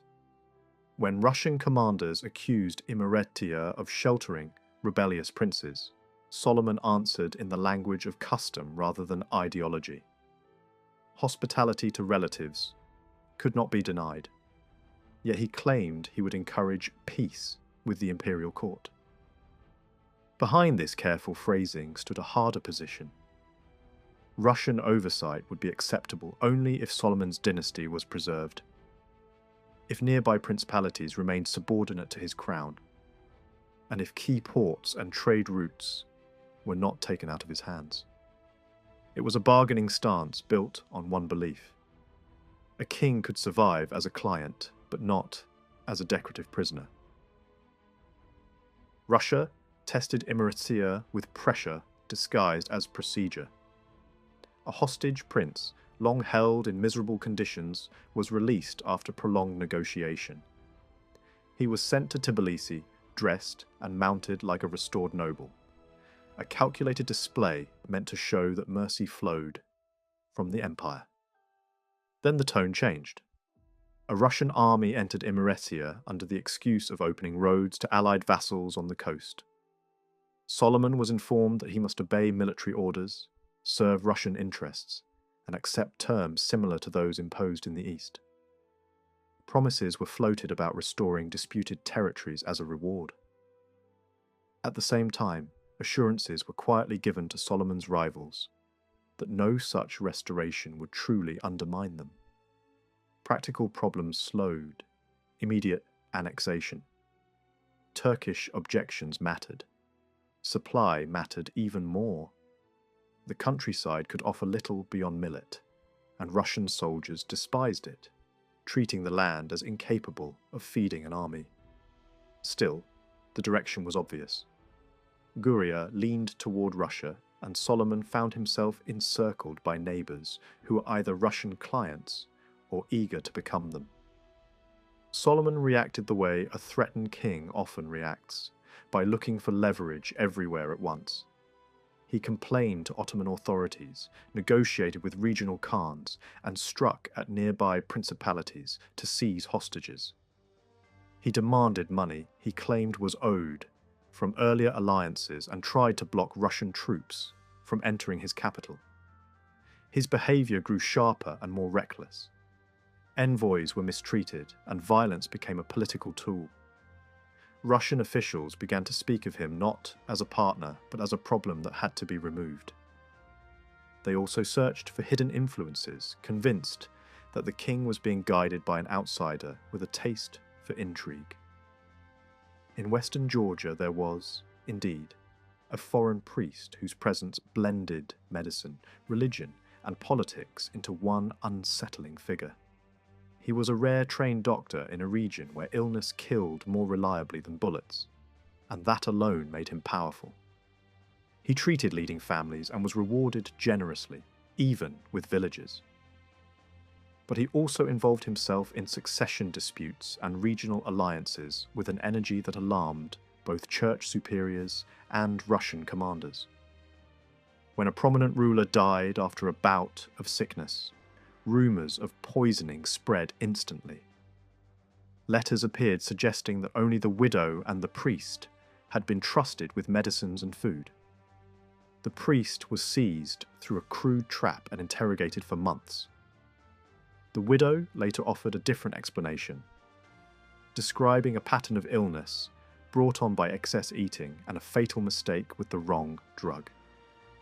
Despite the contradictions, the priest's removal served a political purpose. Even after he regained freedom and returned to the coast to collect debts from patients, the stigma remained, and Russian authorities continued to treat him as a disruptive operator rather than a clergyman. Along the Black Sea, Russia's strategy hardened into something more than managing princes. Abkhazia became a proving ground. Its leaders played Turkey and Russia against one another, shifting promises with the wind. Hostages, raids, and family feuds shaped politics as much as diplomacy. Russia offered salaries and ranks to princes, tried ultimatums, used gunboats, and seized forts.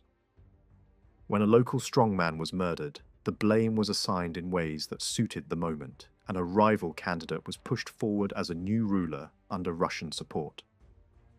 The installation was met with violent resistance. Russian ships stormed the coastal stronghold, hundreds died, and thousands fled across the sea into Ottoman lands. A new leader took power under Russian protection, while a rival continued to stir rebellion from the mountains for years. The coast was being rearranged, not only by treaties, but by fear, exile, and naval fire. For the imperial court, these punishments and palace dramas mattered less than one practical objective: securing a port that could connect Georgia to the wider empire by sea. The route from Odessa to the Black Sea coast, then inland along rivers toward Kartli, promised speed and supply without dependence on mountain passes. Yet the key port remained blocked by an Ottoman garrison unwilling to cooperate, even for bribes. Russia used a smaller nearby landing place instead and tried to reshape it into a working base. Officers surveyed swamps for canals and routes, wading through malarial ground that sickened soldiers and frightened locals. Even where coastal rulers welcomed Russia, ordinary people watched troops with anxiety, sensing that protection always arrived with requisitions and new rules. International politics complicated everything. A Russian defeat in Central Europe emboldened Turkey and Iran and invited foreign intrigue in the Caucasus. Diplomats in Europe listened to reports claiming Georgians were disgusted with Russian administration and eager to throw off another yoke. Plans were drafted abroad that treated Georgia as a bargaining chip, a territory to be promised to Iran in exchange for alliances against Russia. Those plans shifted and collapsed as European powers changed partners, signed new treaties, and abandoned yesterday's commitments. Even so, the idea of foreign liberation lingered in the imagination of exiled princes. Some clung to the hope that a Western conqueror might one day march across the region and restore Georgian kingship as a political gesture. While courts plotted, the war on the ground continued. Dagestani and Lezgi forces struck Kakheta. From Akaltsike, Ottoman warfare remained half-hearted, but it still bled the borderlands. Russian-Georgian armies raided and counter-raided, taking forts and contesting rivers. A small Russian force faced an enormous Iranian army in Karabakh, a land deliberately stripped into desert to starve invaders.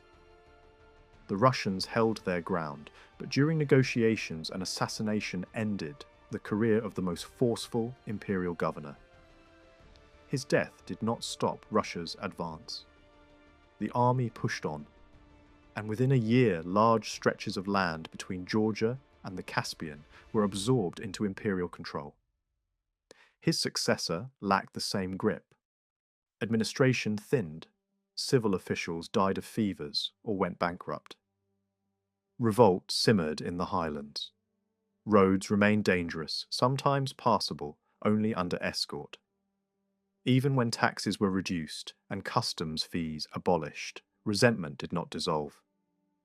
Education expanded, but priorities were reshuffled in ways that revealed the empire's mindset.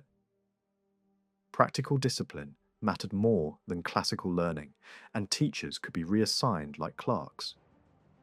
Surveillance grew. Arrests multiplied. Networks of dissidents were hunted even beyond Georgia's borders. Imereti, meanwhile, became darker. Solomon II complained that drunken soldiers desecrated his palace and that his advisor had been seized.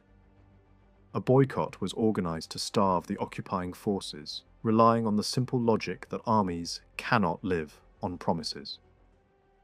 Rival claimants feared execution and sought rescue from Russian officers. The king became increasingly isolated. Russian commanders began to speak of him with contempt, calling him unworthy of a royal title. Orders were issued in foreign languages to prevent interception. Printing presses were brought in, not for learning but for proclamations. Solomon was accused of negotiating with Turkey, Iran, and Dagestan, and of plotting to seize Tbilisi and unify Georgia under his own rule with outside help. Whether these plans were realistic mattered less than the fact that they were imaginable. From that point, Solomon was no longer a king in negotiation, but a target in a campaign. Control of the coast advanced again when Russian forces seized the key port. Local allies, assisted by slaughtering Ottoman troops, sent to reinforce positions, leaving the shoreline open for Russian ships. With Abkhazia under a Russian-backed ruler, the maritime connection from the Crimea to Georgia became workable. A new commander arrived in the Caucasus and ruled with speed and severity. He dismantled layers of bureaucracy, made decisions instantly, deported petitioners who annoyed him, and favoured swift punishment over formal trials. Officials wore swords, while Georgian princes were forbidden to carry weapons. Nobles were ordered to compile genealogies to prove their status.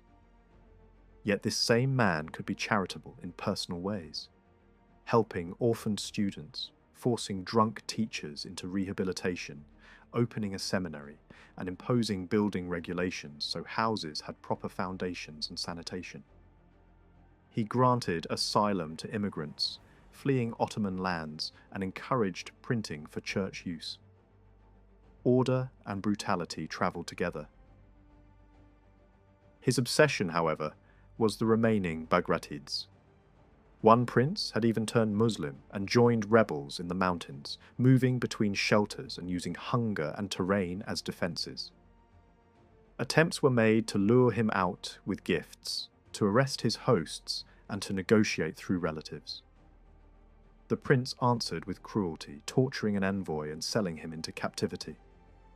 Rewards were offered for capture. He was eventually killed by raiders, not by Russian troops, a reminder of how chaotic the region remained even under occupation. Another prince, more dangerous and more elusive, kept slipping between Dagestan and Iran, recruiting fighters and evading pursuit. Not all Bagratids chose resistance. One crown prince left Iran for St. Petersburg and reinvented himself as a scholar, moving into languages and history, training future researchers, and leaving politics behind. In the cultural world, another royal figure gained fame for writing that blended invention and encyclopedia, a strange literature born from a dynasty that had lost its state and turned inward. The empire then moved against the Georgian church. A leading church prince was offered a pension and removed to Russia. After his departure, the Georgian church was placed firmly under Russian religious authority. Services in the main cathedral were sung in Russian. Choir schools trained voices to match new standards. Church treasures were melted down, and icons were altered or whitewashed when they did not fit imperial taste. Dioceses were merged and reduced. This stung deeply because other religious communities within the province kept their autonomy. The message seemed unmistakable. Political annexation was being reinforced by ecclesiastical absorption.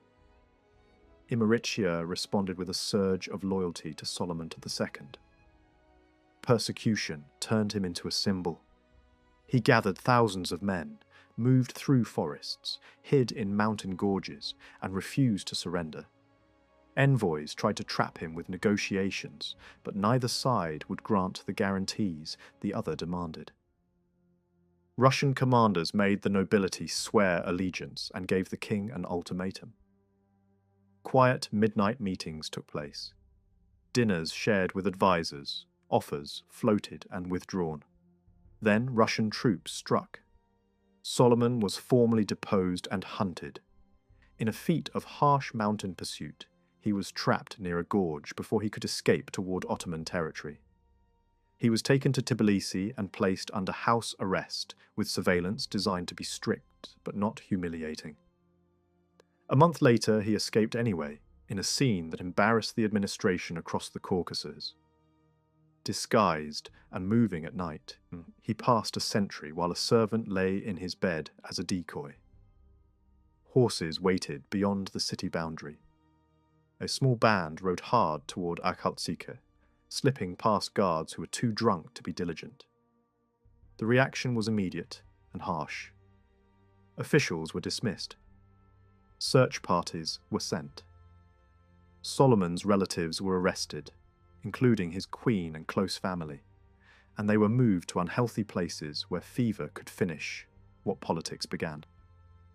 The Tsar took the escape as an insult, especially because Solomon left behind a high decoration he'd been awarded, as if rejecting the empire's attempt to purchase obedience with honours.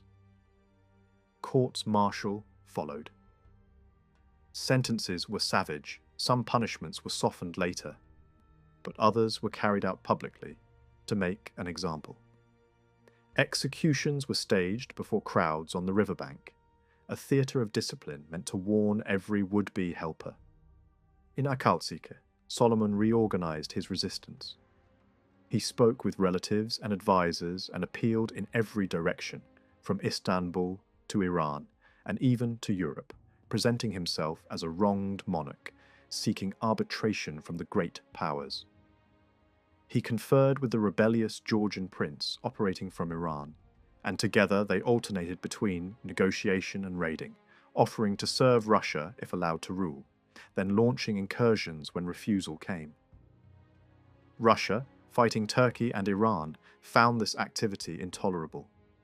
Yet Solomon hesitated to rely openly on Turkish troops, fearing that using foreign soldiers would turn his own people against him.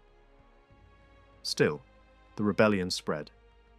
Russian forces suffered humiliations in rugged terrain, and the occupation's only true hostages were the relatives of key advisors. Pressure was applied through family, surveillance, confiscations, and threats. The struggle dragged Imeretiya into catastrophe. Bad harvests, blockades, and warfare produced famine on a scale that felt apocalyptic. Tens of thousands died in a single year. Abkhazia suffered mass hunger as well. Disease arrived with the opening of the Ottoman border zones, as it so often did, and plague cut through populations with terrifying speed. Soldiers and civilians fell together. Refugees streamed eastward, and city streets filled with the dying. In Kartli and Kakhetiya, some people supported the war because it promised recovery of lands long lost.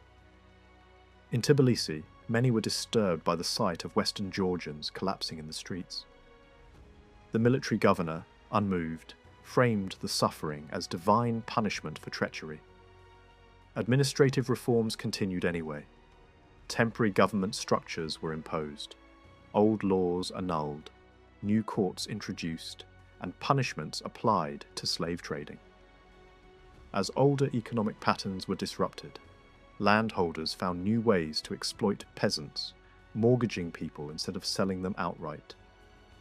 Plans were drawn for exploiting forests for shipbuilding. Schools were pushed on the clergy, and Russian moral manuals were distributed like tools for reshaping society.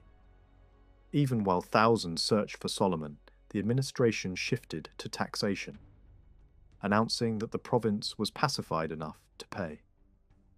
Complaints about food prices were dismissed. Attempts to import grain from Russia started too late, and autumn storms made the sea impassable. Money was allocated instead, but money could not create grain in a blockaded landscape. The stubborn pursuit of one fugitive king was draining troops from other fronts and turning the western province into an expensive wound. The Tsar's patience thinned. The governor was replaced, and new leaders arrived with different styles. One was urbane and reform-minded. Another fought the Western crisis, while the first tried to clean up abuses in Tbilisi. They did not even share fluent Russian and worked through rough French, but they were less rigid and more pragmatic. These new administrators tolerated institutions that earlier governors treated as enemies, including Catholic missions that also served as the region's only reliable medical network.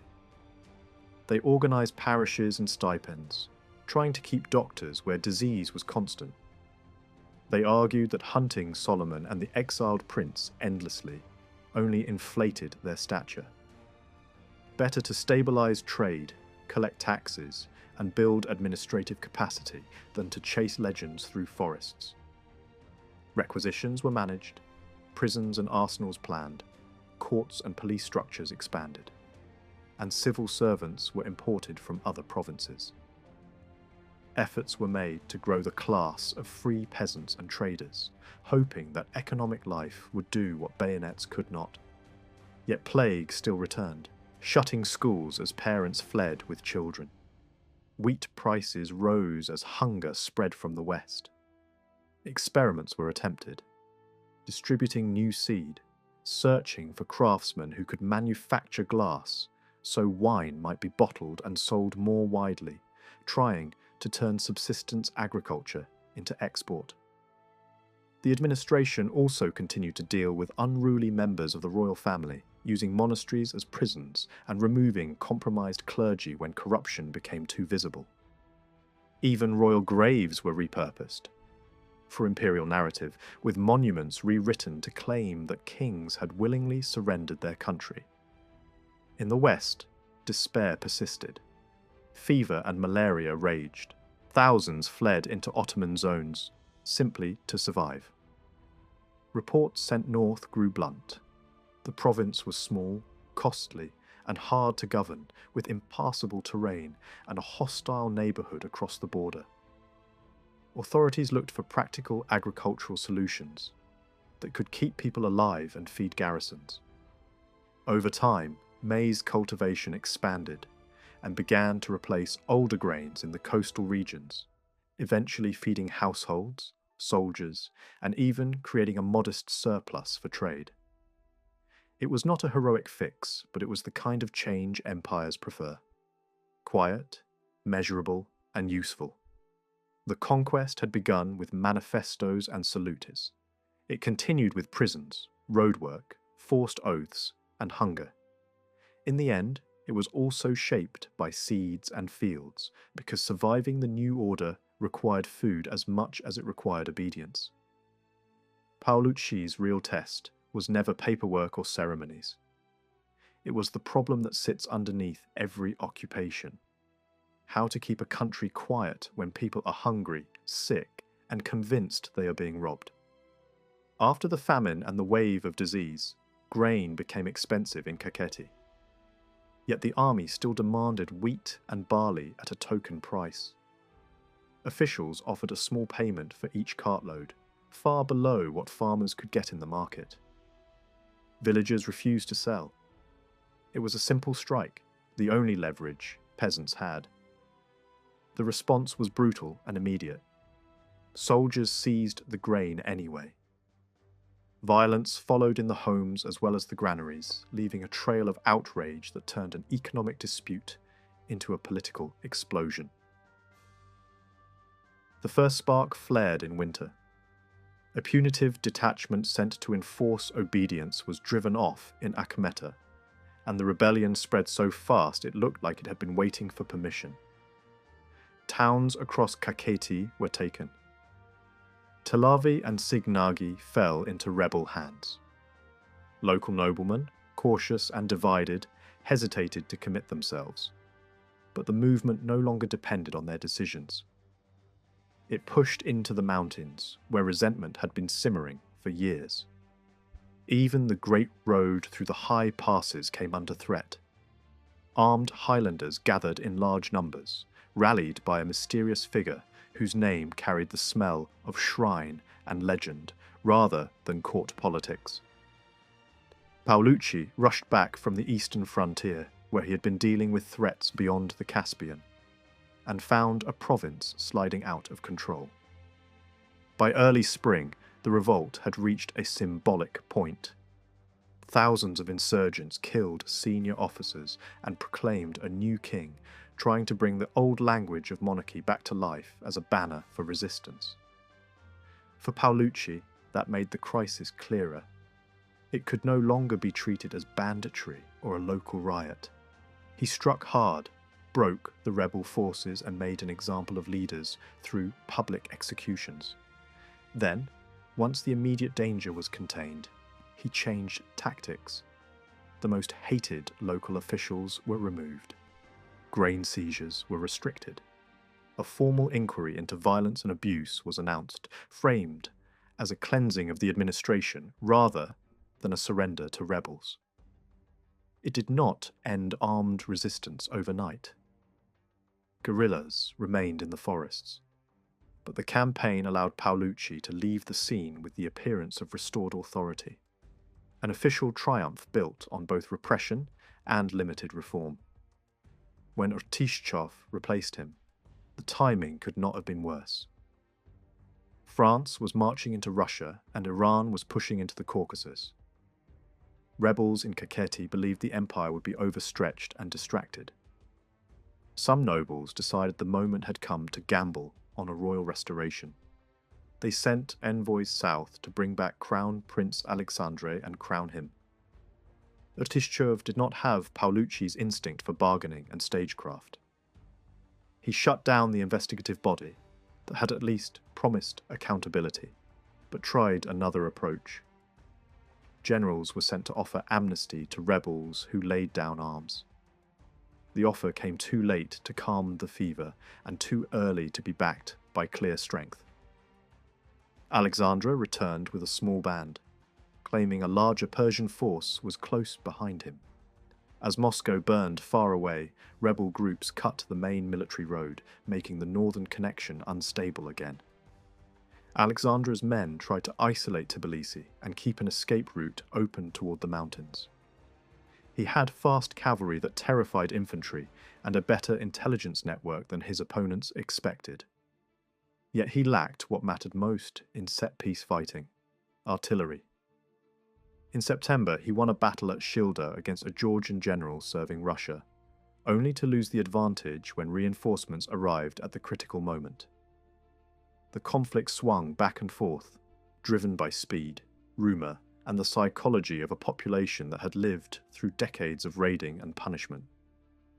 By October, imperial forces regained the upper hand. A Persian column sent in support was crushed, and Alexandre's position weakened rapidly. Georgian backing began to evaporate. His allied fighters from the north drifted away, calculating that the risk was no longer worth it. Only the highland communities fought on with the stubbornness of people who had little to lose. The counterattack that followed was merciless. Fortified villages were destroyed. Entire settlements were burned. In one campaign, hundreds of mountain fighters were killed and strongholds were reduced to rubble. Alexandra slipped away into Dagestan, leaving behind prisoners who faced execution or forced labour far from home. Ertishchov governed the aftermath through fear. Rebel villages were torched along with their vineyards and fields, designed to make survival itself a punishment. Thousands were killed or driven from their homes. Trials were held by military courts. Clergy were arrested alongside nobles. Some were locked away. Others sent to distant labour camps. Public hangings returned, including the execution of elderly villagers, chosen to underline that age offered no protection. The province was forced to pay massive fines in silver and grain, and the effect was predictable. Hunger deepened, resentment hardened, and collective responsibility became law. Theft and resistance were met with flogging. Military authority replaced civil rhythm. Even inside this harsh system, a few local figures were treated as useful exceptions. Certain priests and tough-minded community leaders were trusted with weapons or resources because they were seen as effective against raiders. They could rally people quickly and they were paid for loyalty. The empire preferred such men because they offered results without requiring trust in the broader population. Ertishchov then spent years trying to solve the one problem that would not burn away: Crown Prince Alexandre. Negotiations dragged on, alternating between threats and promises. Rewards were offered to regional rulers in exchange for Alexandre, dead or alive. Alexandre understood too well what surrender could mean and surrounded himself with bodyguards from the northern mountains. Both sides relied on intermediaries. They disliked and distrusted. The imperial governor even tried to bargain with Iranian leadership, floating the idea that Alexandre could be handed over if he were kept under tight control. For a moment, it looked as if he might come down from the mountains and surrender. Instead, he prepared a bolder escape. In 1818, moving with a tiny retinue, chatting casually with border guards as if he belonged there, he crossed into Ottoman territory and then made his way back to Iran. The embarrassment was severe, and the officer responsible was punished harshly. The empire wanted the message to travel faster than the prince had. Meanwhile, the wider map shifted again. A peace with the Ottomans forced Russia to return some captured places, keeping only what it could justify through diplomacy and local leverage. On the coast, one port became firmly Russian as local rulers aligned with the empire. Western Georgia's exiled king, Solomon II, lost his remaining usefulness to Ottoman policy once the border stabilized. He remained in Anatolia, weakened and isolated, and died in Trabzon in 1815. After his death, an agreement was made to allow his body to be returned for burial in the royal mausoleum, and members of his household were permitted to go home. His widow and close female relatives lived comfortably in St. Petersburg, a reminder that the empire could be generous once a threat had ceased to exist. In Imeretia itself, ordinary life did not brighten. The best-intentioned Russian administrator died suddenly, and the region remained poor, with one unhealthy coastal outlet and little commerce. Food shortages continued. Church governance was tightened under imperial religious authority, and administration remained clumsy and punitive. Authorities lashed out at financial practices they disliked, whipping lenders and sending families away as a warning, yet slavery and trafficking did not disappear. Decrees multiplied, requiring witnesses and paperwork, but the underlying misery created new ways to exploit the weak. Artishchov tried to fight robbery by turning landowners into responsible parties, forcing them to compensate victims of theft on their land. He attempted to run justice personally, hearing petitions on set days and issuing decisions quickly. He demanded genealogies to curb false claims of nobility. He also struggled with money itself. Small coinage was minted but lacked base metal. New supplies had to be imported. Paper banknotes were introduced, but people disliked them because they were worth far less than their printed value in daily trade. These measures made governance look modern, while leaving villagers feeling squeezed from every side. Tishchov resigned in 1816, praising his own legacy in the usual official tone, but his failures were obvious. One of his most costly experiments had been building a new port site near Poti, where thousands of soldiers died of fever before the place was abandoned. His replacement was Ermolov, a commander who believed that order was created by force and maintained by fear. He had wanted the post for years and approached it like a personal mission. He purged false nobles, began reshaping local law into a form imperial courts could use, demanded huge subsidies from the centre, and treated the church primarily as a property problem to be managed. He rebuilt the main mountain highway so that spring floods and rockfalls would no longer sever the province from Russia. He surveyed new roads to bind east and west together. To fight depopulation and stagnation, Ermolov imported German Protestant farmers from Württemberg and settled them near Tbilisi. These colonists arrived with their own beliefs and discipline, hoping for a religious destiny of their own, and were expected to teach local peasants better farming and dairy methods. They did improve supply in certain areas, bringing new foods and crafts into the capital's markets. At the same time, they clashed with local realities, struggled with harsh winters, and became targets for raids. Their families sometimes had to be ransomed after attacks. Still, their numbers grew, and more settlers followed because the empire valued any population that could produce reliably and remain loyal. Ermolov raised taxes in Tbilisi, judging that the city could bear a heavier burden. He criticized aristocratic exploitation of peasants, pointing to the endless obligations villagers carried. Not just rent and tithes, but the costs of their lords' celebrations, funerals, hospitality, and seasonal gifts, plus labour, horses, and even wet nurses.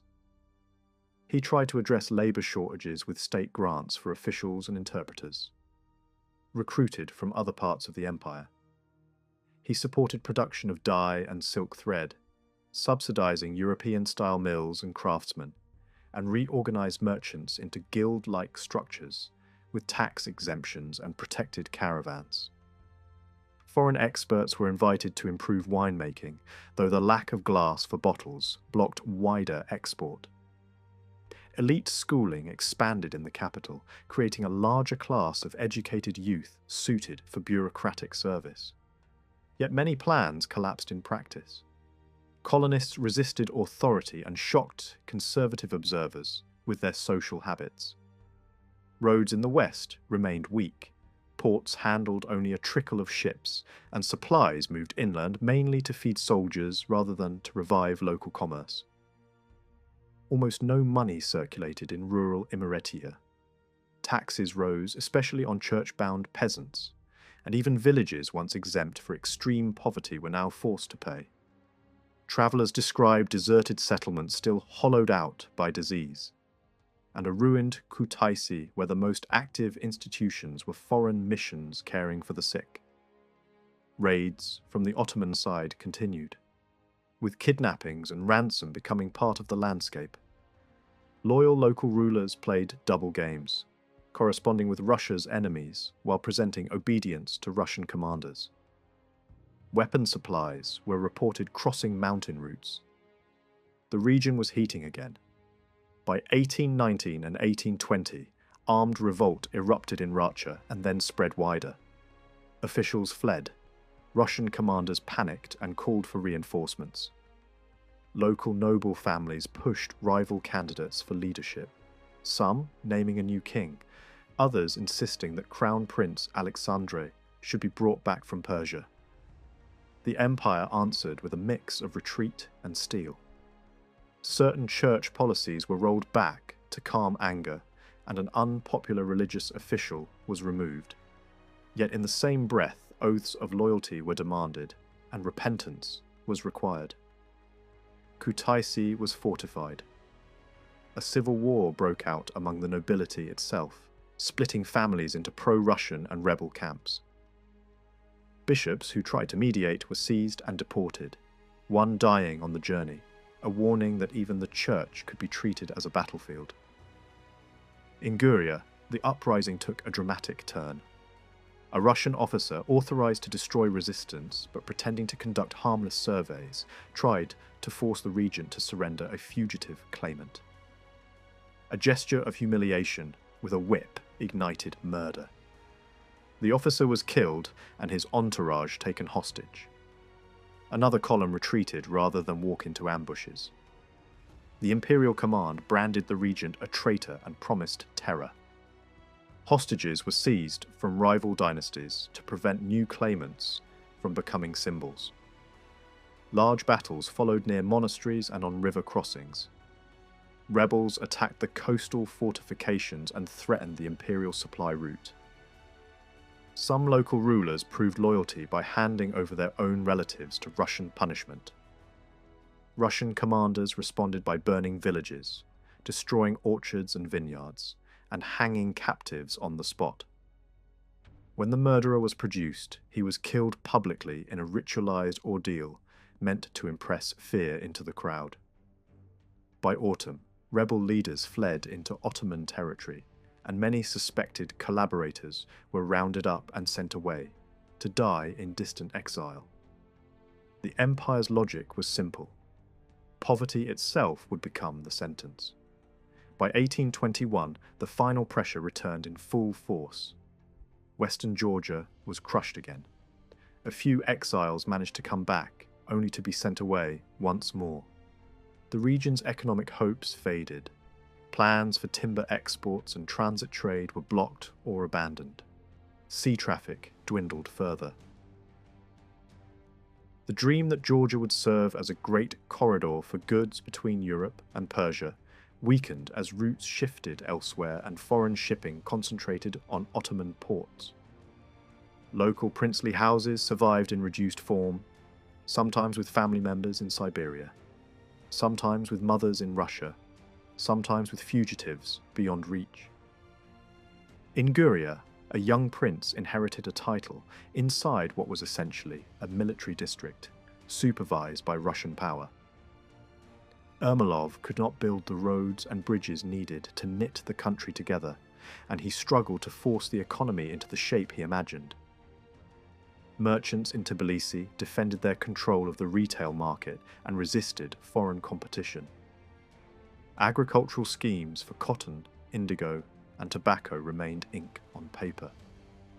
Foreign proposals to import artisans and transform silk production stalled on money, politics, and the sheer difficulty of forcing long-term investment into a land still shaking from revolt.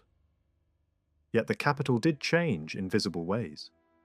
Foreign traders, many of them British, treated Tbilisi as a transit point between Ottoman lands and Iran.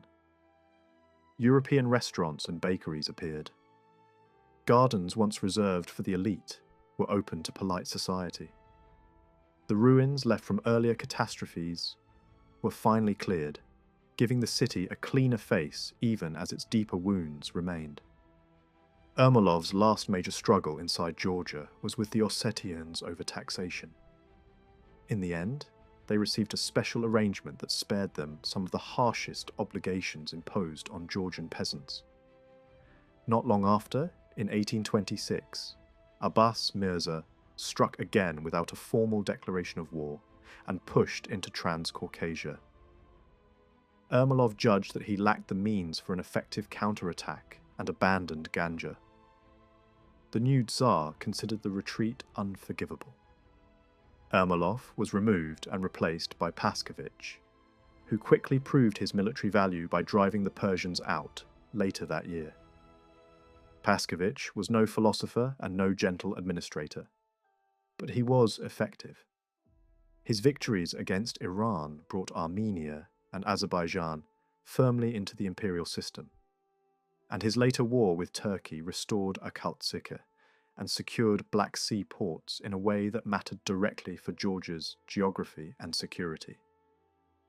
Under his rule, Abkhazia and Svanetia were drawn more fully under Russian control. In practical terms, the empire had completed the reintegration of Georgian lands under one umbrella, though that umbrella was imperial, not royal. Unexpectedly, Paskevich also pushed civic improvements. Plans were drawn for hospitals, libraries, orphanages, and shelters, and church lands were taken to fund them. A proper water supply and a wholesale market were discussed. Post stations multiplied. New prisons were planned, though money and corruption delayed much of it for years. The city still suffered from basic shortages, and prisoners died in improvised dungeons because the system could not build fast enough. Some European-style buildings rose through forced labour, but even that effort was cut short by death and illness among officials. Education expanded again. Elite schooling became closer to a true grammar school. New schools opened in other towns, including the first serious efforts at educating girls and training craftsmen among crowned serfs. Workshops, sawmills, and mills were installed and apprentices trained. Clerks were imported as administrative workers. Coinage was produced more reliably.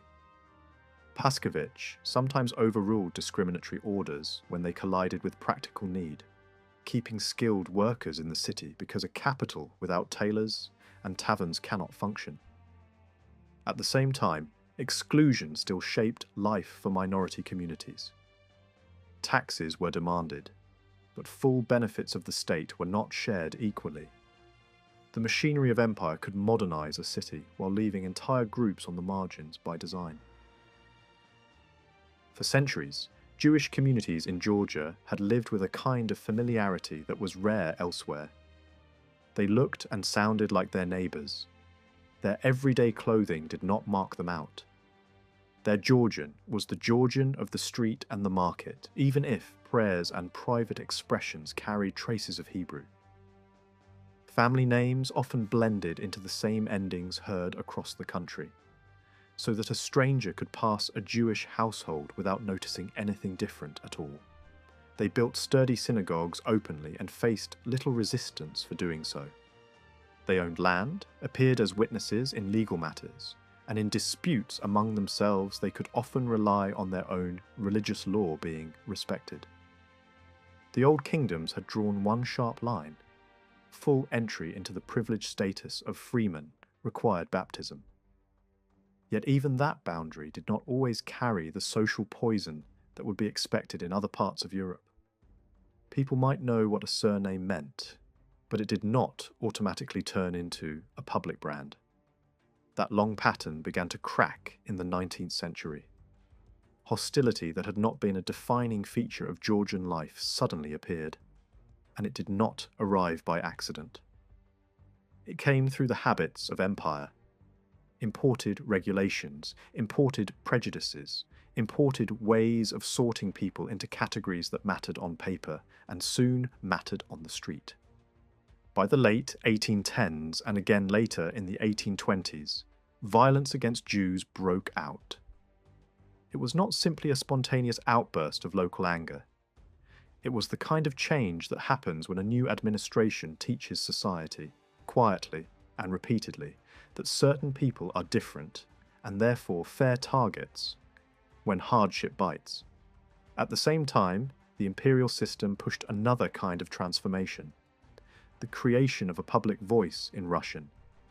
A state-supported newspaper appeared in Tbilisi, written for an empire at war and for officials who wanted the story told in the right tone. Campaigns against Persia were covered with the expected loyalty. Sensitive reports were handled with caution and information was sometimes filtered depending on the audience. This was not only journalism, it was messaging, a way to shape what people thought was happening in their name and what kinds of sacrifices were normal.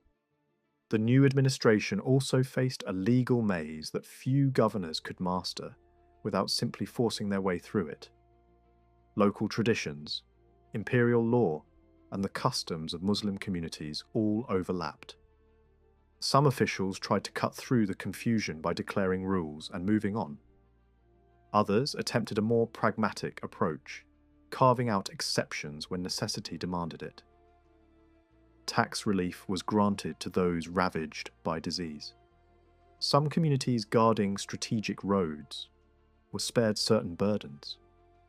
Areas damaged by troop movements received exemptions.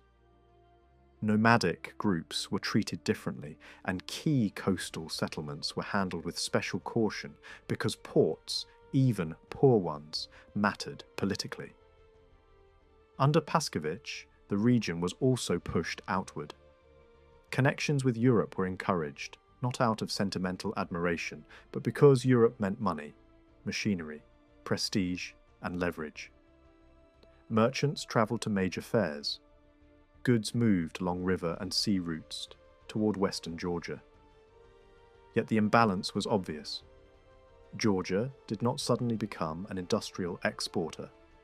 Its manufactured exports remained small, and the real economic change came from population movement and new territory.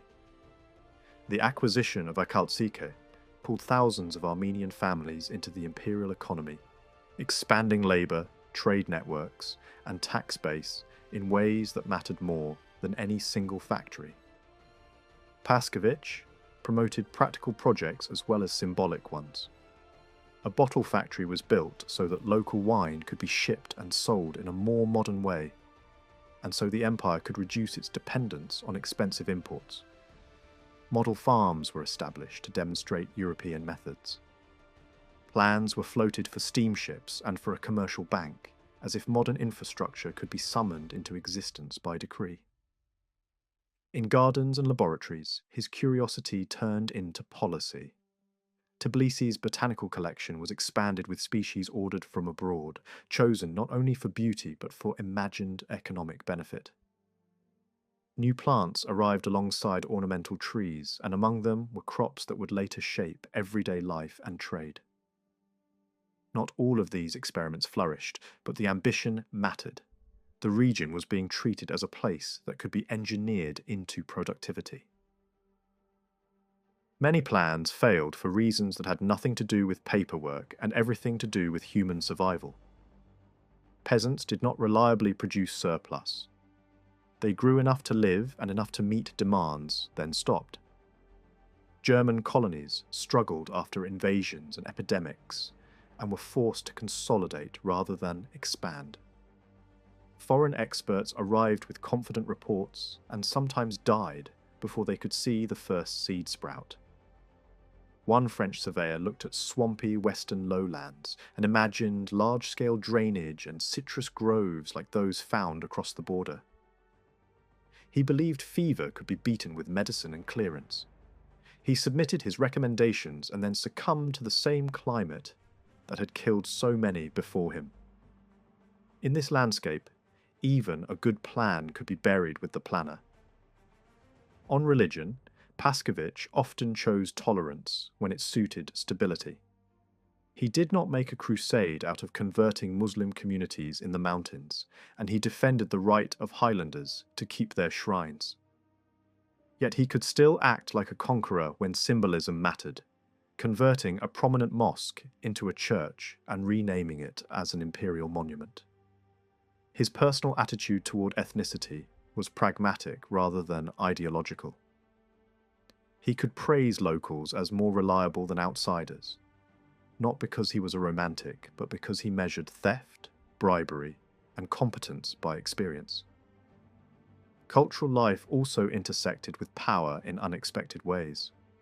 A famous writer and diplomat killed violently abroad was buried in Tbilisi by the wishes of his widow, tying the imperial story to the Georgian landscape. A celebrated poet was allowed to accompany an army into Ottoman lands, despite police suspicion in the capital. The Caucasus, once treated as a distant frontier, had become a stage where reputations, literature, and politics mixed. Inspectors sent from the centre eventually arrived to look for disorder, and they found plenty. Corruption, idleness, and the constant improvisation that happens when the state's reach is longer than its capacity. Even so, the inspectors struggled to accuse Paskevich of much beyond rough methods and missing paperwork. In one infamous case, a captured courier was executed quickly and publicly, without the formalities that a modern bureaucracy claimed to value. It was a reminder that imperial order could be both legalistic and lawless, depending on what the moment demanded. The Caucasus then lost Paskevich the way it often lost its most capable administrators: promotion elsewhere. When Poland rose in rebellion, the empire reached for a man who could fight and govern at the same time. He was sent west, and the Caucasus waited months for a replacement. Eventually, Baron Rosen arrived, not merely with a portfolio, but with a family, a devout household, and the quiet confidence of a man personally trusted by the throne. He tried to rule with a human touch. In the burning heat of Tbilisi, he would check on sentries himself, loosening their uniforms with his own hands. That small gesture mattered in a city used to being ordered about by strangers. Rosen inherited the same swamp of petitions and grievances. Some were predictable, false claims to noble status that required elaborate proof, because titles meant privileges and privileges meant survival. Others were more emotional and dangerous, protests from royal descendants whose rank had been downgraded and from clergy who saw their bishops living comfortably while parish life starved. The administration lived in half-ruined buildings, staffed by officials weakened by fever or rotten with corruption. Every policy announcement produced a new wave of requests, complaints, and accusations. Rosen attempted popularity by broadening the official voice. The state newspaper appeared in multiple local languages, aimed at reaching Muslim readers as well as Christian ones. With the Ottoman and Persian fronts quieter for a time, recovery began in a slow, uneven way. The burdens on serfs were adjusted closer to what existed elsewhere in the empire. Some returning prisoners were freed, a policy that created grateful families and also created new expectations. Limited immigration was allowed. Currency was standardized, and Russian coins replaced the older mixture of local and foreign money that had been circulating side by side. Weights and measures were also unified, another quiet revolution because it changed trade, contracts, and daily bargaining. Sugar refining began, tobacco and maize cultivation expanded, and western forests were cut for timber and fuel. But industrial dreams kept colliding with basic reality. Food was expensive and wages had to be higher than planners expected. In that situation, factories that might have worked elsewhere collapsed. Skilled workers were scarce. Glass production remained weak, so wooden casks became a substitute and coopers were brought from across the border. In some crafts, however, local skill impressed even hardened military men. Russian officers admired the quality of blades forged in Tbilisi, and the empire tried to steal the secrets by sending master smiths to study under the city's best. Materials were imported, local iron was blended, and the steel was folded and worked with techniques that sounded almost like culinary metaphor, layer upon layer, until the metal held both sharpness and resilience. It was one of those moments when a conquered region quietly proved it had expertise the empire wanted. Then came the shock of 1832. A man known for stirring trouble visited his brother, a respected official, and revealed a plot to overthrow Russian rule. Motives were murky. He might have been recruiting. He might have been frightened, realizing that correspondence had been intercepted and hoping to save himself by betraying others first. His brother reacted with panic and moral blackmail, threatening self-harm unless the confession was made formally. Arrest orders were issued quickly, but the actual roundup dragged on for months, because conspiracies are easy to imagine and difficult to map. The Tsar, already haunted by earlier plots against his own power, demanded investigations and military trials. When the case was finally assembled, the conclusion was almost embarrassing. The conspirators were poorly organized, better at talking than acting, more dreamers than strategists. Officials described them as no real danger, yet scapegoats were still sought. Members of royal families were suspected from habit, even when they had no idea a coup had been discussed. In the capital cities of the empire, certain princes were already under suspicion for reading the wrong philosophers or complaining too openly about their lack of position. Others were watched because they travelled, asked questions, or attracted educated circles. The most dangerous royal exile, the prince who had spent decades as a symbol of resistance, was largely uninterested. Old age and hard experience had drained his appetite for romantic plans, and he dismissed the would-be plotters with weary indifference. There were also new currents shaping Georgian political imagination.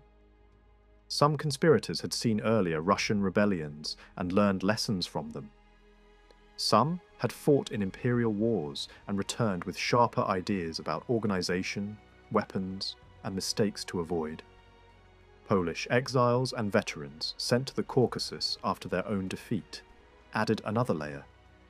They arrived as soldiers, doctors, engineers, and administrators, and their presence accelerated development in practical ways even as it spread dangerous political stories in private rooms.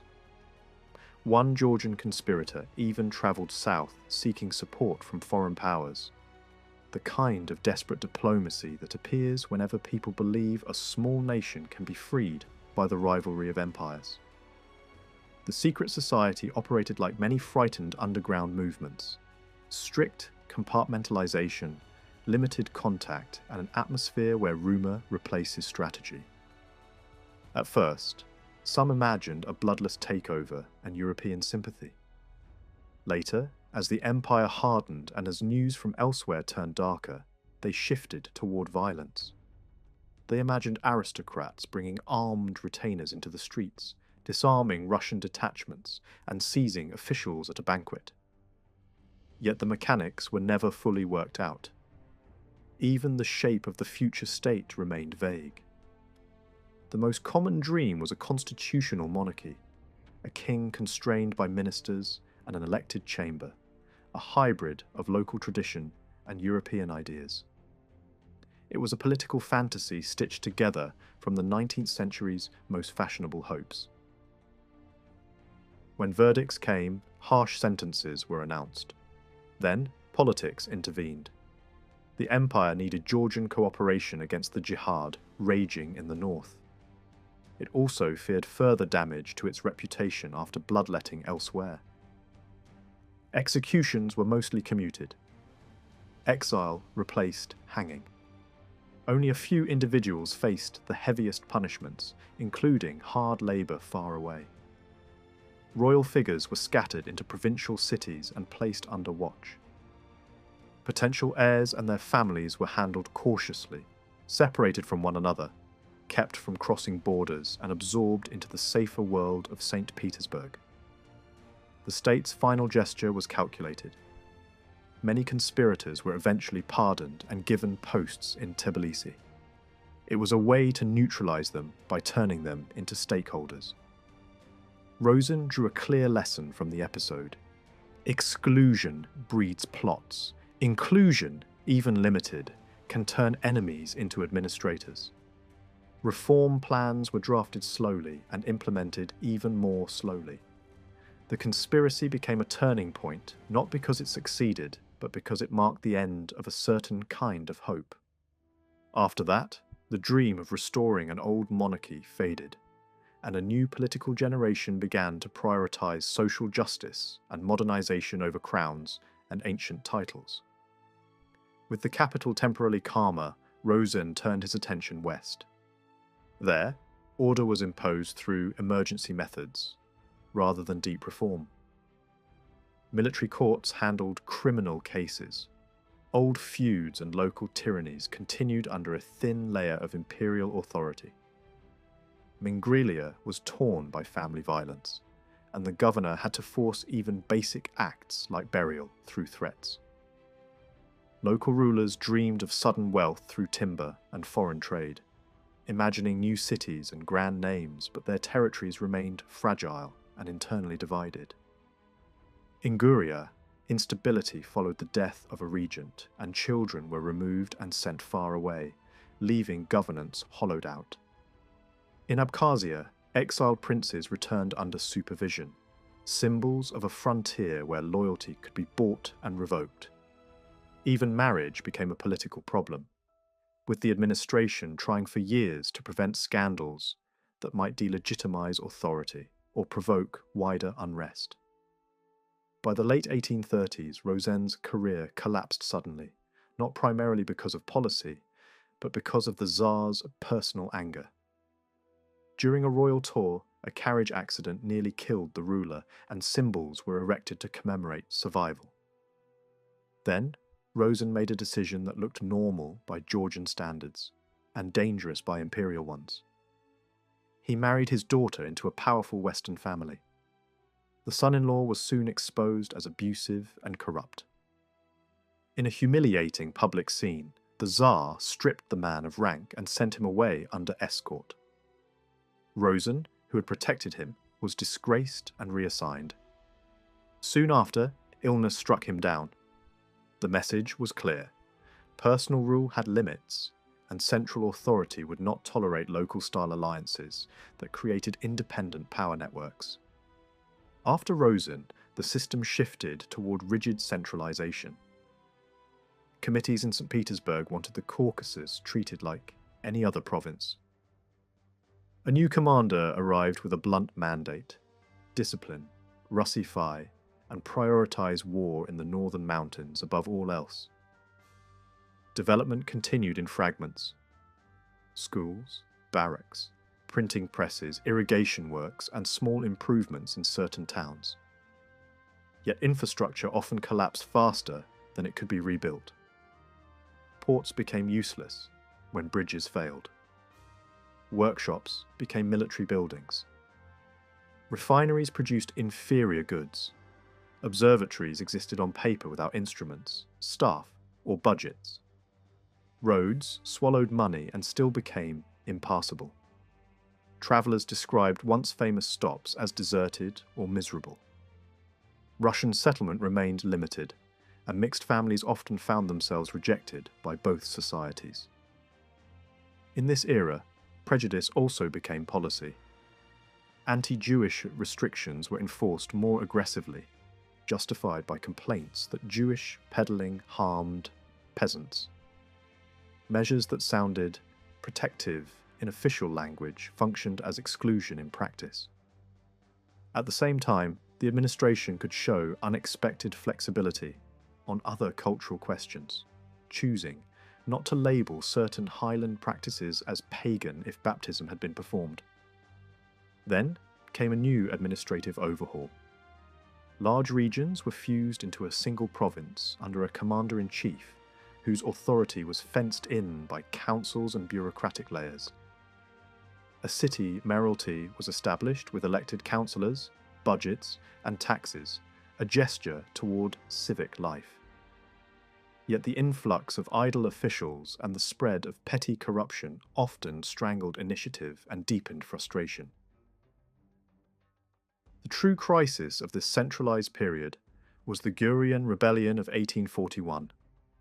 It began with villagers chasing off tax collectors, then escalated into armed bands demanding the end of cash taxes. Soldiers patrolled, but the revolt expanded until much of Guria was trying to push the military out. In one battle, a Russian column was forced back into a fortress.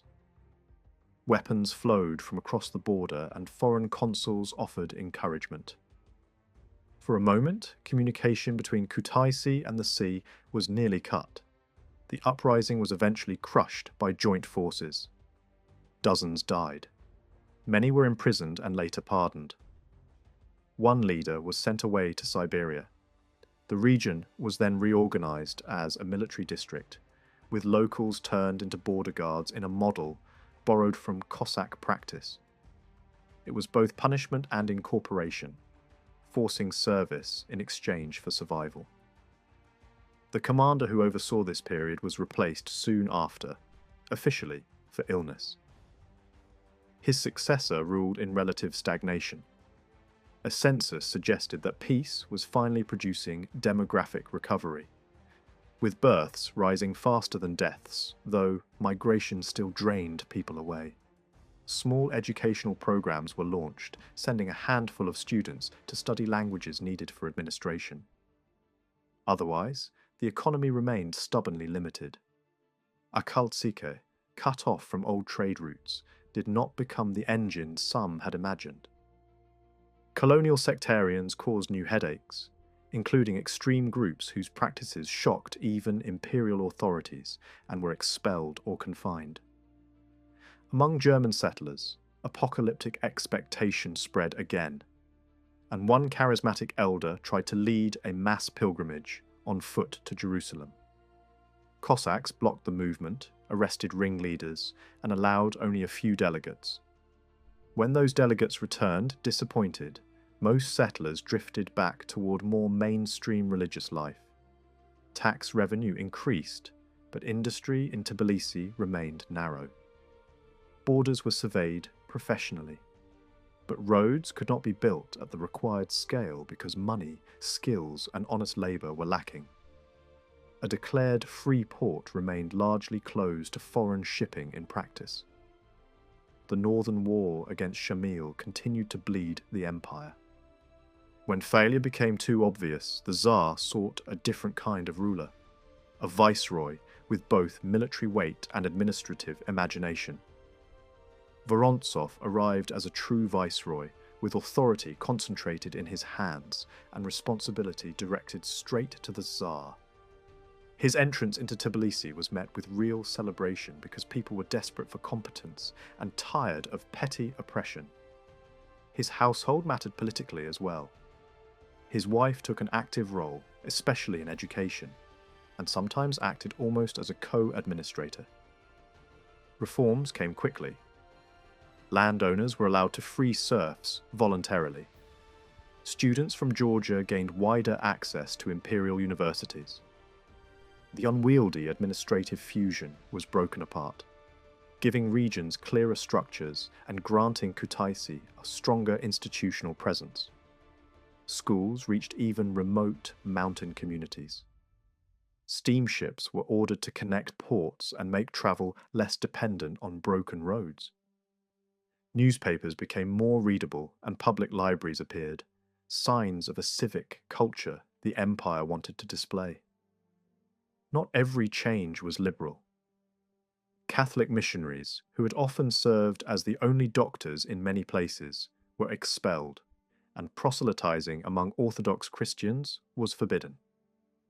Some clergy chose exile abroad, founding institutions that became centers for diaspora life. Vorontsov's effort to exalt orthodoxy sometimes produced ugly consequences. A massive church bell was cast and dragged across the frozen river by soldiers in a public spectacle meant to glorify faith and empire. During the operation, a Jewish soldier was crushed to death, a moment that captured the dark side of the period. Public religion mixed with prejudice and disregard for the bodies that made such displays possible. Vorontsov's most effective strategy was integration through local elites and languages.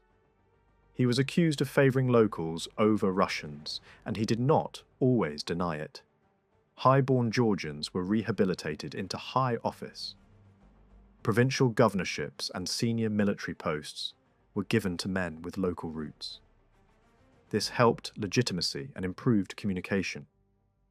Imperial schooling in the region required Russian boys to learn a local language, an unusual policy that acknowledged reality rather than pretending it away.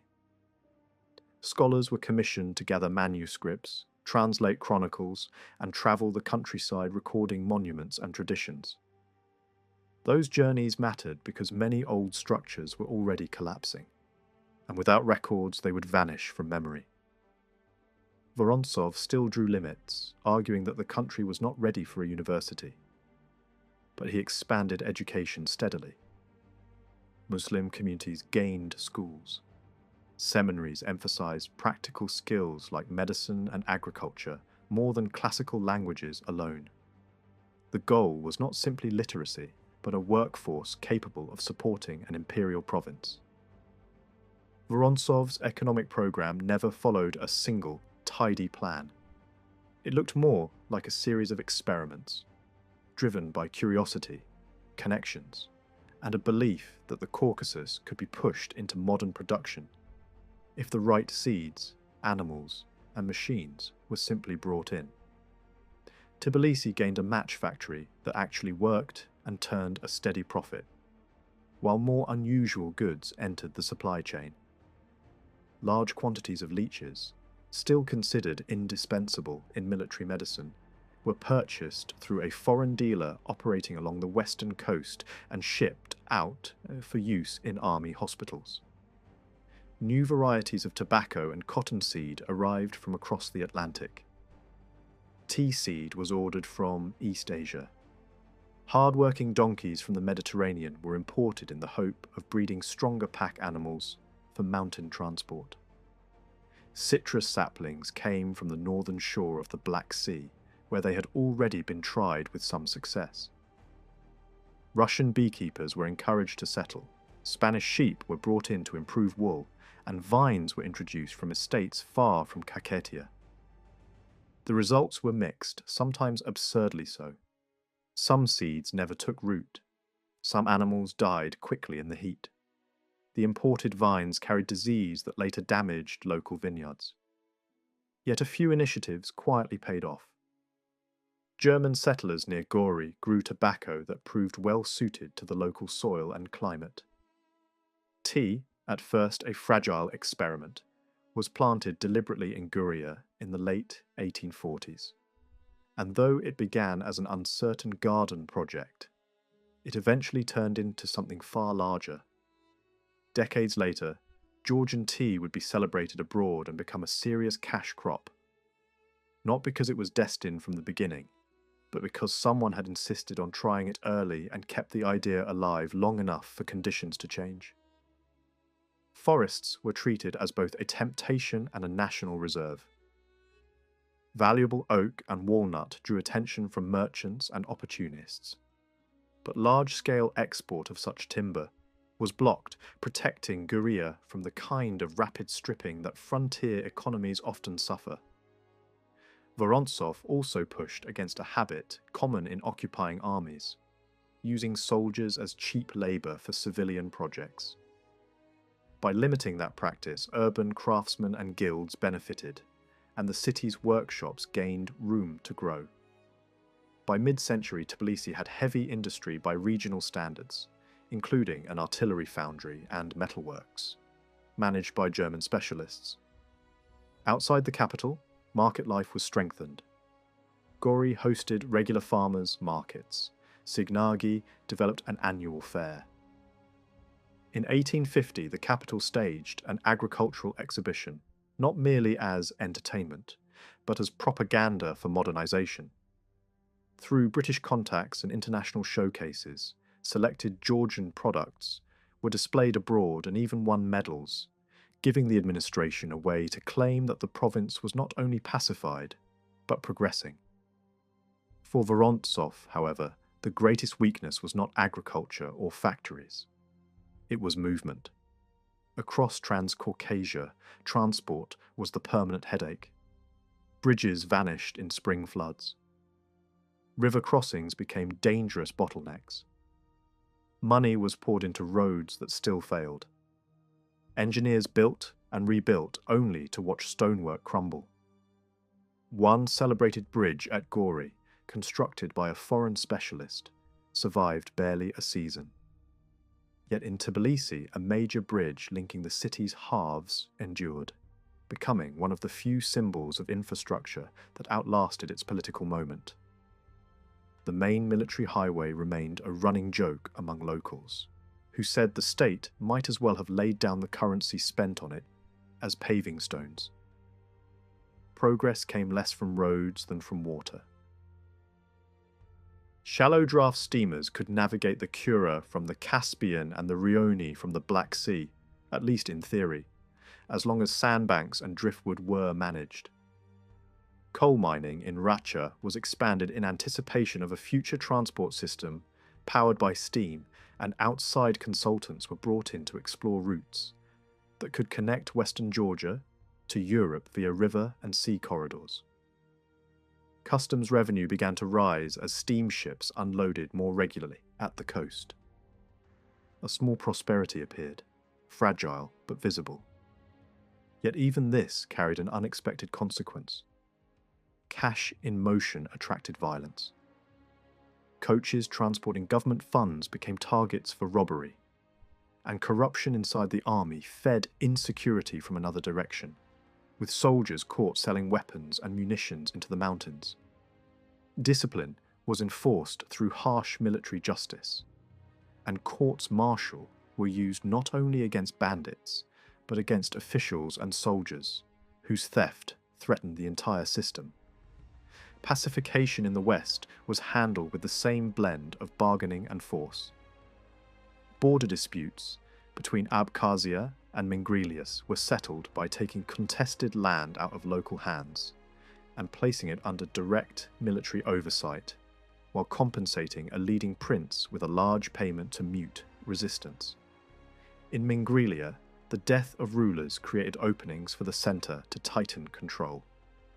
Regency arrangements were used to reduce autonomy, placing power in the hands of figures who were socially tied to the imperial world rather than to local dynastic networks. By the 1850s, the ruling family in Zugdidi lived in conspicuous European style, with a court that spoke Russian and dined like St. Petersburg, while a small elite extracted wealth from a much larger peasantry. Guria, too, was folded more tightly into the Western administrative system, and even when local men were once considered suitable border guards, that role was withdrawn and redefined. Abkhazia remained an awkward compromise, its ruler tolerated despite dealings that the empire publicly condemned, including connections across the Ottoman frontier and the continued shadow economy of slavery. Svanetchia, remote and violent, was treated almost as a separate world, with blood feuds and clan warfare continuing beyond the reach of normal law. Vorontsov's success changed how the throne viewed him. His liberal instincts, once suspect, became acceptable as long as they delivered results. When the heir toured the Caucasus in 1850, the atmosphere contrasted sharply with earlier royal visits, marked by scandal and humiliation. The viceroy's court was staged as a smaller version of the imperial capital, complete with banquets, salons, and social rituals designed to bind the Georgian nobility to the system. A definitive register of noble status was compiled and fraudulent claims rejected in large numbers, not only to impose order but to control privilege.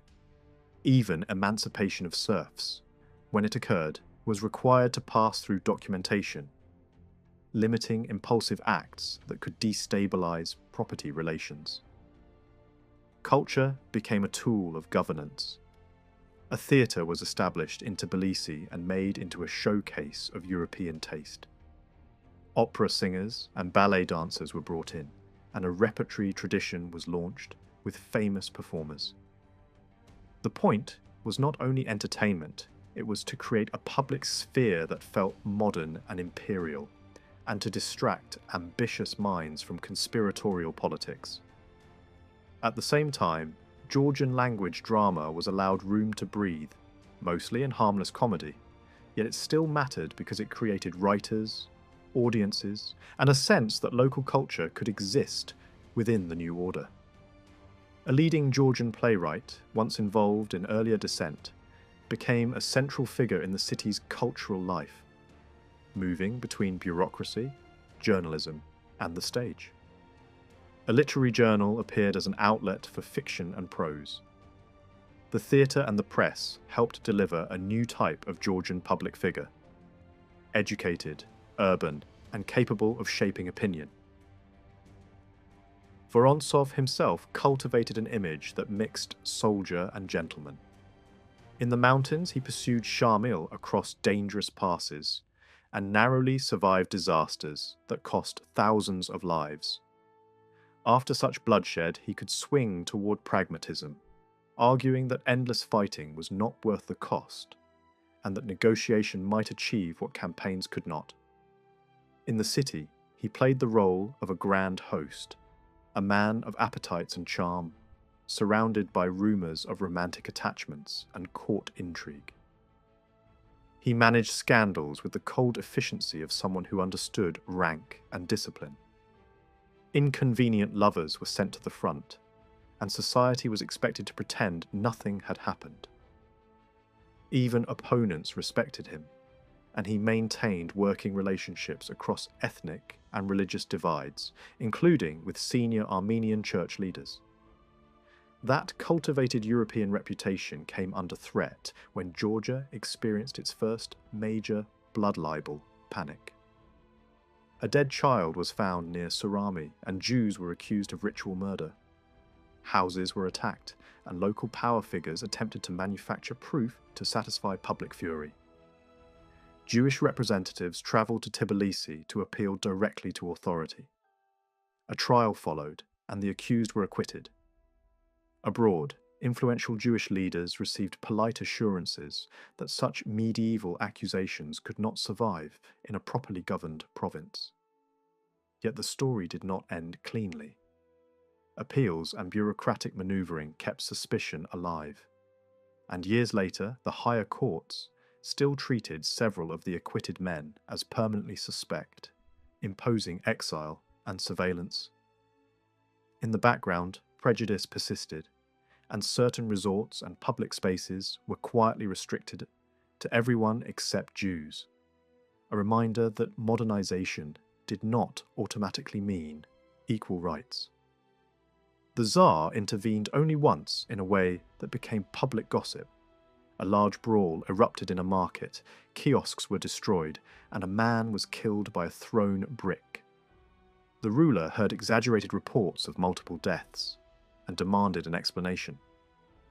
The viceroy responded bluntly that mass brawling had long been treated as a kind of urban sport and had been tolerated by earlier regimes. The solution imposed from above was almost comic. Fighting could continue, but only outside town, under police supervision and without weapons. It was an attempt to regulate violence rather than eliminate it. By the end of 1853, Vorontsov's health declined, and the broader geopolitical situation darkened. War with the Ottoman Empire escalated into a larger European conflict that threatened the entire structure Russia had built in the Caucasus. Vorontsov resigned, leaving behind instructions and unfinished projects. His replacement lacked imagination and confidence. The war cut the province off from its ports, disrupted supplies, and turned development into emergency management. Essential goods ran scarce. Road building was abandoned on key passes, and broken routes were patched rather than rebuilt. Foreign entrepreneurs continued to operate under suspicion. Highland communities were treated as security risks and were prevented from purchasing grain in case supplies reached Shamil's fighters, now aligned with Russia's enemies. Economic hardship sparked flight and panic. Villages that depended on passing trade lost income when travel collapsed. Shortages of salt and grain pushed communities toward desperation. Some settlements emptied as residents fled rather than starve. Authorities treated flight as rebellion, further poisoning relations. In western Georgia, suspicion spread like a second epidemic. Catholic clergy were branded as foreign agents. Polish exiles were watched. Even an American businessman could be described as a conspirator simply because foreigners were convenient targets in wartime. Reed's reputation was destroyed when raiders from Dagestan struck Kakhetiya, killing many and taking hundreds of captives, including prominent aristocratic women, children, and a foreign governess. The hostages were delivered to Shamil, and the imperial court was forced into a humiliating exchange to secure their release. Compensation was paid to noble families, but the psychological damage was greater. It exposed how fragile security remained, despite decades of pacification. A new viceroy arrived in 1855 with a reputation for harshness. Almost immediately he reversed as many of Vorontsov's civic initiatives as possible. The theatre was closed, justified by the death of the Tsar and the needs of war, but the gesture was read locally as contempt. Plans were made to dismiss professional musicians and reduce culture to military bands. Georgian plays were dismissed as morally suspect. Economic experiments were shut down, and institutions that required long-term investment were criticized as unprofitable. The Armenian Patriarch was treated as a hostile agent for receiving correspondence from abroad. Georgians were pushed out of administrative roles. Petitioners were treated as nuisances, and women's petitions were often ignored unless they fit narrow categories that the bureaucracy considered acceptable. Education suffered badly. Schools were converted into hospitals or burned during wartime chaos. Graduation rates collapsed. Instead of expanding training, the administration emphasized rote memorization of prayers and strict uniforms, as if discipline could replace learning. The viceroy's personal behavior scandalized locals and reinforced the sense of humiliation. Yet, despite these failures, the crisis of war forced attention back to military realities. Ottoman forces attacked from multiple directions, threatening Akhaltsikhe and the valley routes toward Tbilisi, pushing into coastal zones and enabling movement up the rivers toward the interior. Shamil's fighters kept pressure on Kakhetiya from the northeast. Local militias played a major role in holding key positions, while some regional leaders were suspected of playing both sides, promising loyalty until foreign armies actually landed. Western Georgia suffered heavily during the conflict with the Ottoman Empire, as towns were destroyed, estates burned, and local elites weakened. Although Russia captured key positions like Kars, peace settlements reshaped regional control rather than ending tensions. After 1855, Russian rule in the Caucasus intensified, under a new administration that combined military force with reform. The defeat of resistance leader Shamil in 1859 allowed the empire to focus on governance, introducing administrative reorganization, economic development, education, and infrastructure. However, corruption, social inequality, and delayed reforms, especially the slow abolition of serfdom, created unrest among peasants and nobles alike. Local revolts in regions such as Mingrelia and Svanetia led to the removal of traditional rulers and the gradual elimination of regional autonomy. Russian authority expanded through direct control, forced population movements, and suppression of resistance, particularly in Abkhazia and the northwest Caucasus. Mass deportations, land redistribution, and military administration reshaped the demographic structure of the region. At the same time, modernization advanced unevenly. Cities grew, trade expanded, railways connected major regions, and industry developed around oil, agriculture, and manufacturing.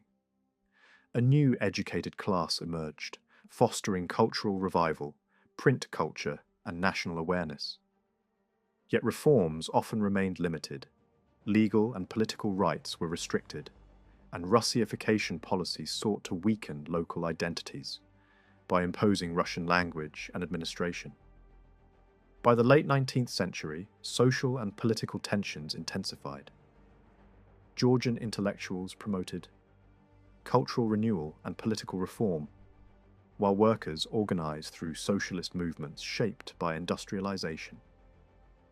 Minority communities also experienced major change, including urban migration and rising political awareness, but continued to face discrimination. Increasing centralization under Alexander III brought harsher control, cultural repression, and growing resistance.